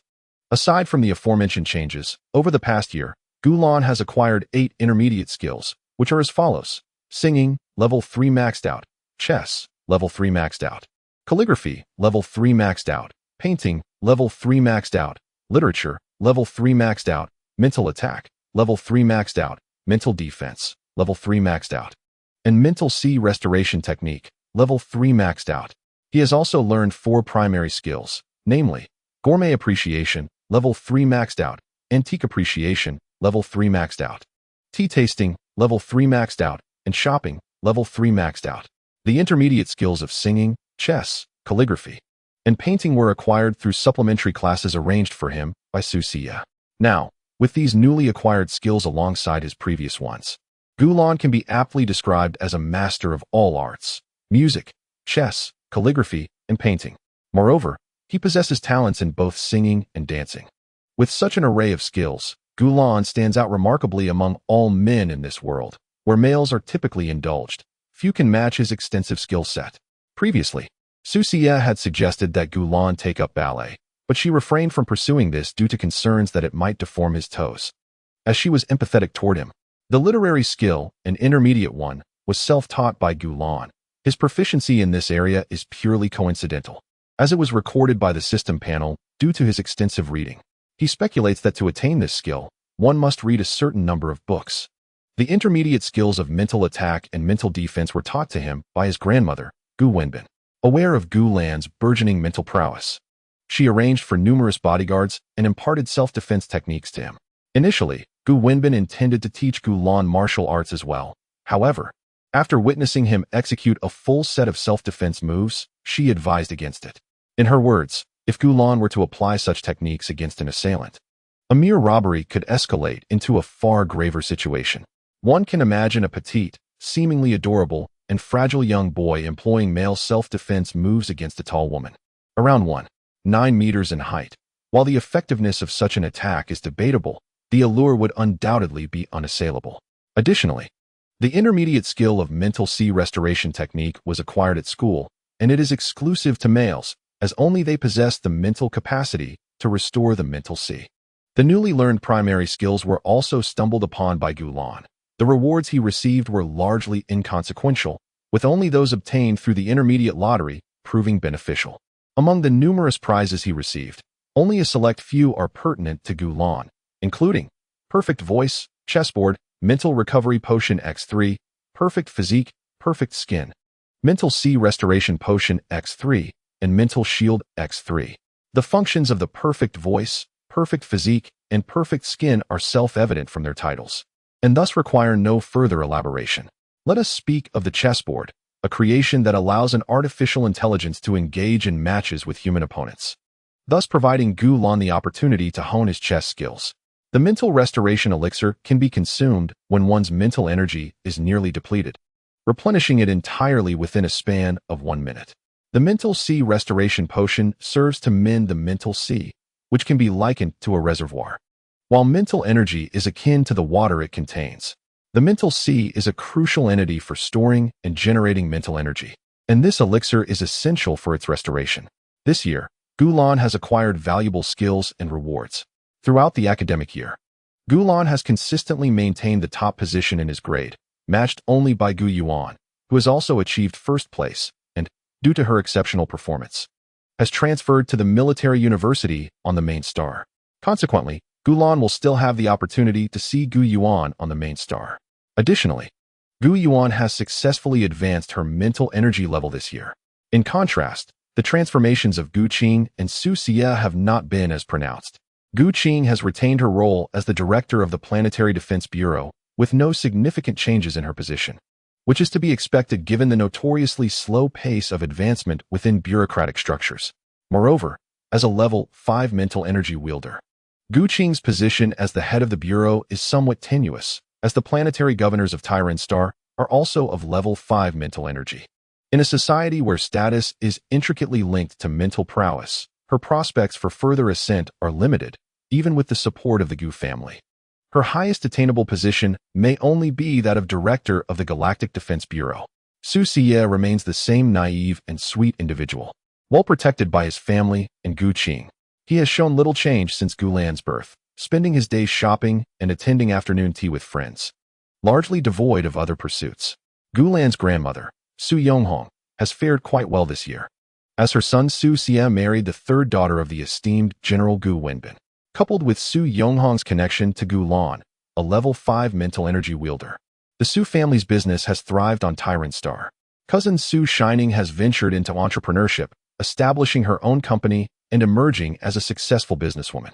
Grandfather Huang Shufang, Uncle Li Moran, and Uncle Mu Qinjin have remained unchanged over the year, as the boys in this world are generally indulged, whether before or after marriage, making any substantial change a rarity. However, Auntie Gu Inkai and Auntie Gu Sheyu have experienced notable transformations. Auntie Gu Inkai has risen from the rank of Major General to that of General, while Auntie Gu Sheyu, previously a member of the Main Stars Council, is now campaigning for the position of Vice Chairperson, with promising prospects for success. It is likely that news of her victory will soon emerge. Cousin Gu Shuimian, along with her younger cousin Gu Qinxiang, has undergone notable transformations. Gu Shuimian has graduated from the military academy and commenced her service in the army a fortnight ago. As for Gu Qinxiang, she is excelling at the School of Political Science and Law, indicating a promising future in politics, much like her mother. In addition to the changes in Gu Lan's family, her friends Chen Yuesheng, Wang Haoan, and Yi Shunning have each experienced their own developments. Chen Yuesheng has transferred to the main star for his studies, ensuring that Gu Lan will still have the opportunity to meet with him. Conversely, Wang Haoan and Yi Shunning, despite possessing top-tier mental abilities on Talon Star, find their status rather inconsequential on the main star. Hence, they have chosen to remain on Talon Star for their education, which may result in Gulan not seeing them again. However, life is inherently transient, and departures are a part of existence. Gulan is not particularly sorrowful, as she can still connect with them through video calls. Recently, in Zilin, the man in red whom Gulan encountered a year ago in Hainan has expressed a desire to meet. He initially made this request months prior, but Gulan, fearing revelations about her level 6 mental abilities, had declined. Now, having registered her identity as a level 6 mentalist with the association, she is poised to meet Zilin. Gulan finds herself curious about Zilin's reaction upon discovering that the boy he presumed to be of low mental capacity is, in fact, a level 6 mentalist. This thought fills her with anticipation. Aside from these significant figures, there are additional changes among acquaintances, but those details shall remain unspoken. At this moment, Gulan has entered the bathroom for her morning routine. She gazes into the mirror, observing her reflection. The youth in the mirror boasts long, black hair cascading to his waist, a delicate and charming visage, large, glistening eyes, a perfectly shaped nose, and petite, rosy lips. His slender waist and porcelain-like skin exude a purity intertwined with an ethereal quality, reminiscent of a young ice mountain snow lotus, hinting at a future brilliance yet to blossom. Standing at approximately 1.4 meters, he appears quite diminutive. After admiring his image in the mirror, Gulan, with a hint of self-admiration, murmurs, "How could I possibly face the world when I look this beautiful?" Chapter 85. Headquarters of the association. After indulging in self-reflection for a moment, Gulan begins her grooming routine. After brushing her teeth, she takes a refreshing shower. Once finished, she wraps herself in a towel and strides into her room's dressing area. Over the course of the year, the wardrobe has become much more diverse, and Gulan selects several outfits to try on. Pleased with her appearance, she admires herself, thinking, "How adorable." The entire main star is equipped with a climate control system, resulting in a perpetual spring-like atmosphere, save for the half-month during the spring festival. Thus, Gulan's light attire is perfectly suited for the current season. After Gulan finished dressing, he stepped out of the changing room to find that someone was already tidying up his disheveled bedding. The individual was a petite man, approximately 165 centimeters tall, clad in a servant's attire with an endearing face. His name was Lu Yuxuan, a level psychic, and he served as Gulan's personal attendant. Upon learning that Gulan was a level psychic, Gu Wenbin arranged for numerous bodyguards and even sought out a male servant for him. Lu Yuxuan was the one chosen by Gu Wenbin. The two had been acquainted for several months, and the previous maid had long been replaced. Gulan's current status was vastly different from before. Lu Yuxuan's role as Gulan's close servant clearly indicated the trust bestowed upon him by Gu Wenbin. Though Gulan was not particularly interested in the reasons behind this trust, as long as Lu Yuxuan harbored no ill intentions, that sufficed. The camaraderie between Lu Yuxuan and Gulan had already blossomed, and as Lu Yuxuan was tidying up the room, he glanced at Gulan emerging from the changing room and exclaimed with delight, "Young master, you truly are the most adorable boy in the main star. You look lovely in anything you wear."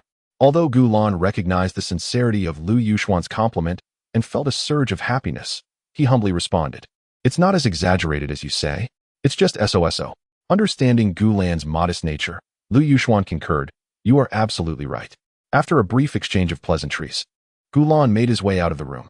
As he descended the corridor, he encountered several female servants who eagerly praised him. "Young master, you look exceptionally charming today. Young master, you are the most beautiful boy in the main star. Young master, your smile is truly captivating. Wow, young master, you have become even more handsome today." Hearing these compliments, Gulan, whose ears had grown accustomed to such flattery, gently nodded in response. The female servants were elated to receive acknowledgement from someone of Gulan's stature and beauty, although their reactions need not be elaborated upon.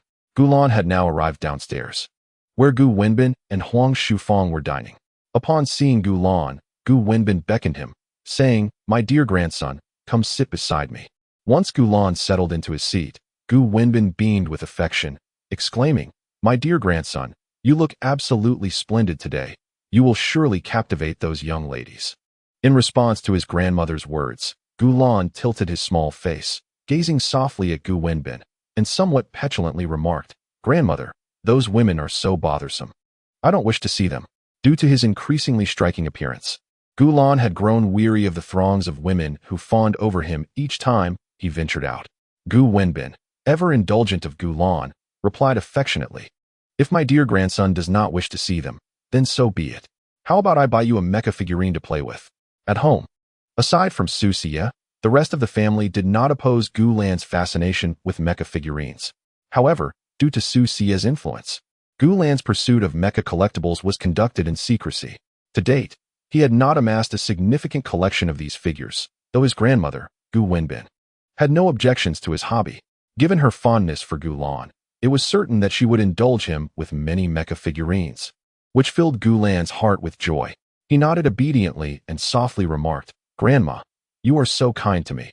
I love you the most." Upon hearing this, Gu Wenbin's heart nearly melted, and nearby, Huang Shushuang asked with a smile, "What about your grandfather? Do you love him too?" Gu Lan tilted his head thoughtfully and replied earnestly, "I love Grandpa the most as well." Huang Shushuang was delighted by this and stifled a laugh. The family enjoyed a lively conversation, and after their meal, Gu Wenbin prepared to accompany Gu Lan to the Federation headquarters. This day marked Gu Lan's declaration of his identity as a level 1 psychic, necessitating his grandmother's presence. Huang Shushuang did not need to accompany them, as Gu Wenbin had already arranged everything. As for Gu Yingkai, Gu Xiaoyu, Li Moran, Mu Qinjin, Gu Xuemyan, Gu Qianxiang, and others, they were unaware of Gu Lan's intention to publicly announce his psychic level today. In truth, they had never been informed of his level 1 psychic status, a precaution taken by Gu Wenbin to prevent any potential leaks that could disrupt the plans. Thus, there was no need for them to attend the Federation headquarters.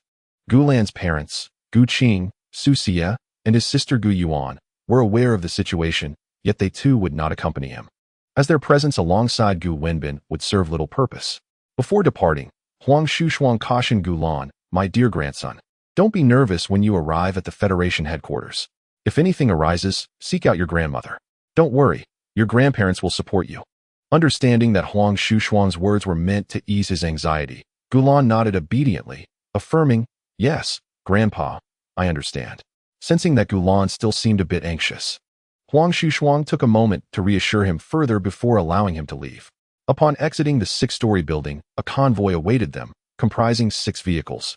One was designated for Gu Lan and Gu Wenbin, while the remaining 5 were occupied by security personnel. After entering the vehicle and departing the mansion, they set off towards the Federation headquarters.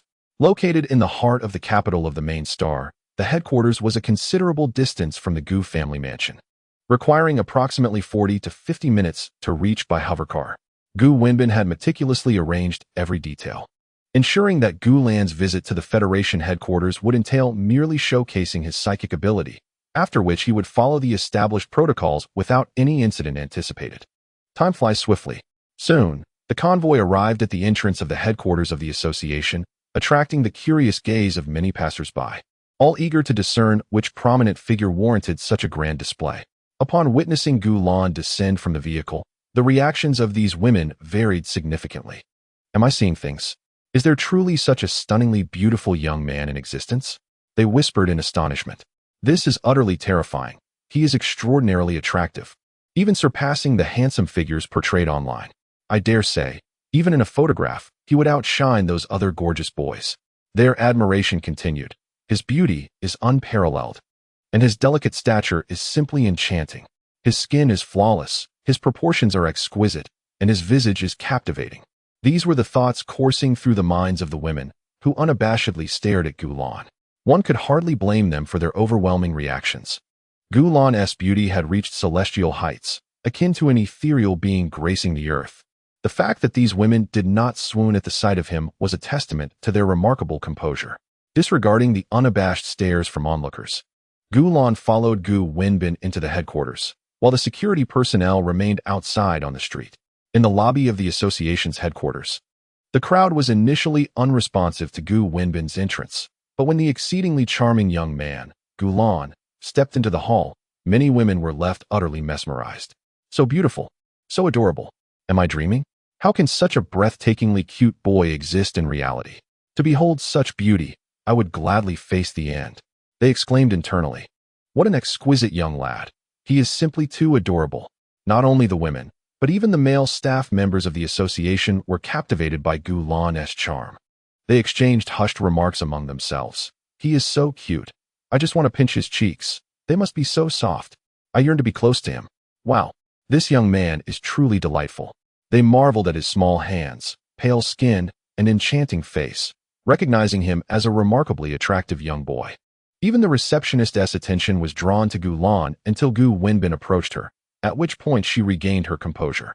Gu Wenbin politely addressed the staff member, saying, "Hello, I made an appointment for my grandson's psychic ability level test yesterday." The staff member, upon realizing the significance of the appointment, gasped in astonishment as she discovered it was for a level 1 psychic ability test. Could it be a level 1 psychic ability test? She exclaimed, her eyes widening as she regarded the charming Gu Lan, now fully aware that this adorable young boy possessed not only beauty, but also considerable psychic potential. Given the importance of the psychic ability level test, the staff member swiftly processed all the necessary paperwork. Once the formalities were completed, Gu Wenbin led Gu Lan, undeterred by the astonished gazes surrounding them, toward the 6th floor of the association, where Gu Lan would undergo his psychic ability level test. The exclamations of the front desk staff were audible to those nearby, and once Gu Lan and the others departed, curiosity compelled them to converse amongst themselves. Incredible. It's actually level. That young boy possesses such high mental acuity? No wonder he is so strikingly beautiful. It must be his level of mental power that explains it. Good heavens, could it be that after a century, the Federation will see the emergence of another male with such extraordinary mental prowess? I feel as though I am witnessing history. Meanwhile, disregarding the reactions of the onlookers, Gu Wenbin escorted Gu Lan to the 6th floor via the elevator. They proceeded directly to the 6th room, where Gu Lan was to undergo the mental power level assessment. Upon entering, they found a woman in a white coat, appearing to be of middle age, who had been awaiting their arrival. This individual was Cui Lingjiao, the head of the mental power assessment and the vice president of the Federation, renowned for her own level of mental power. Upon seeing Gu Wenbin and Gu Lan, Cui Lingjiao promptly rose from her seat to greet them, for Gu Wenbin, being a general, held a higher rank. She warmly exclaimed, "General Gu, you have arrived. Please, take a seat. And this must be your esteemed grandson? Truly, he is a vision of beauty that could rival the moon and the flowers." Her tone conveyed genuine astonishment as she marveled at Gu Lan's exceptional looks, which even left her, a woman who had encountered many men, momentarily taken aback.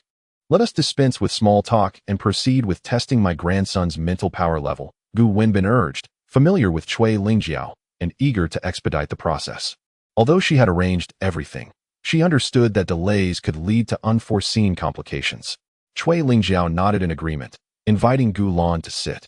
She then followed the established protocol, inquiring, "Young one, have you consumed any mental power enhancement potions?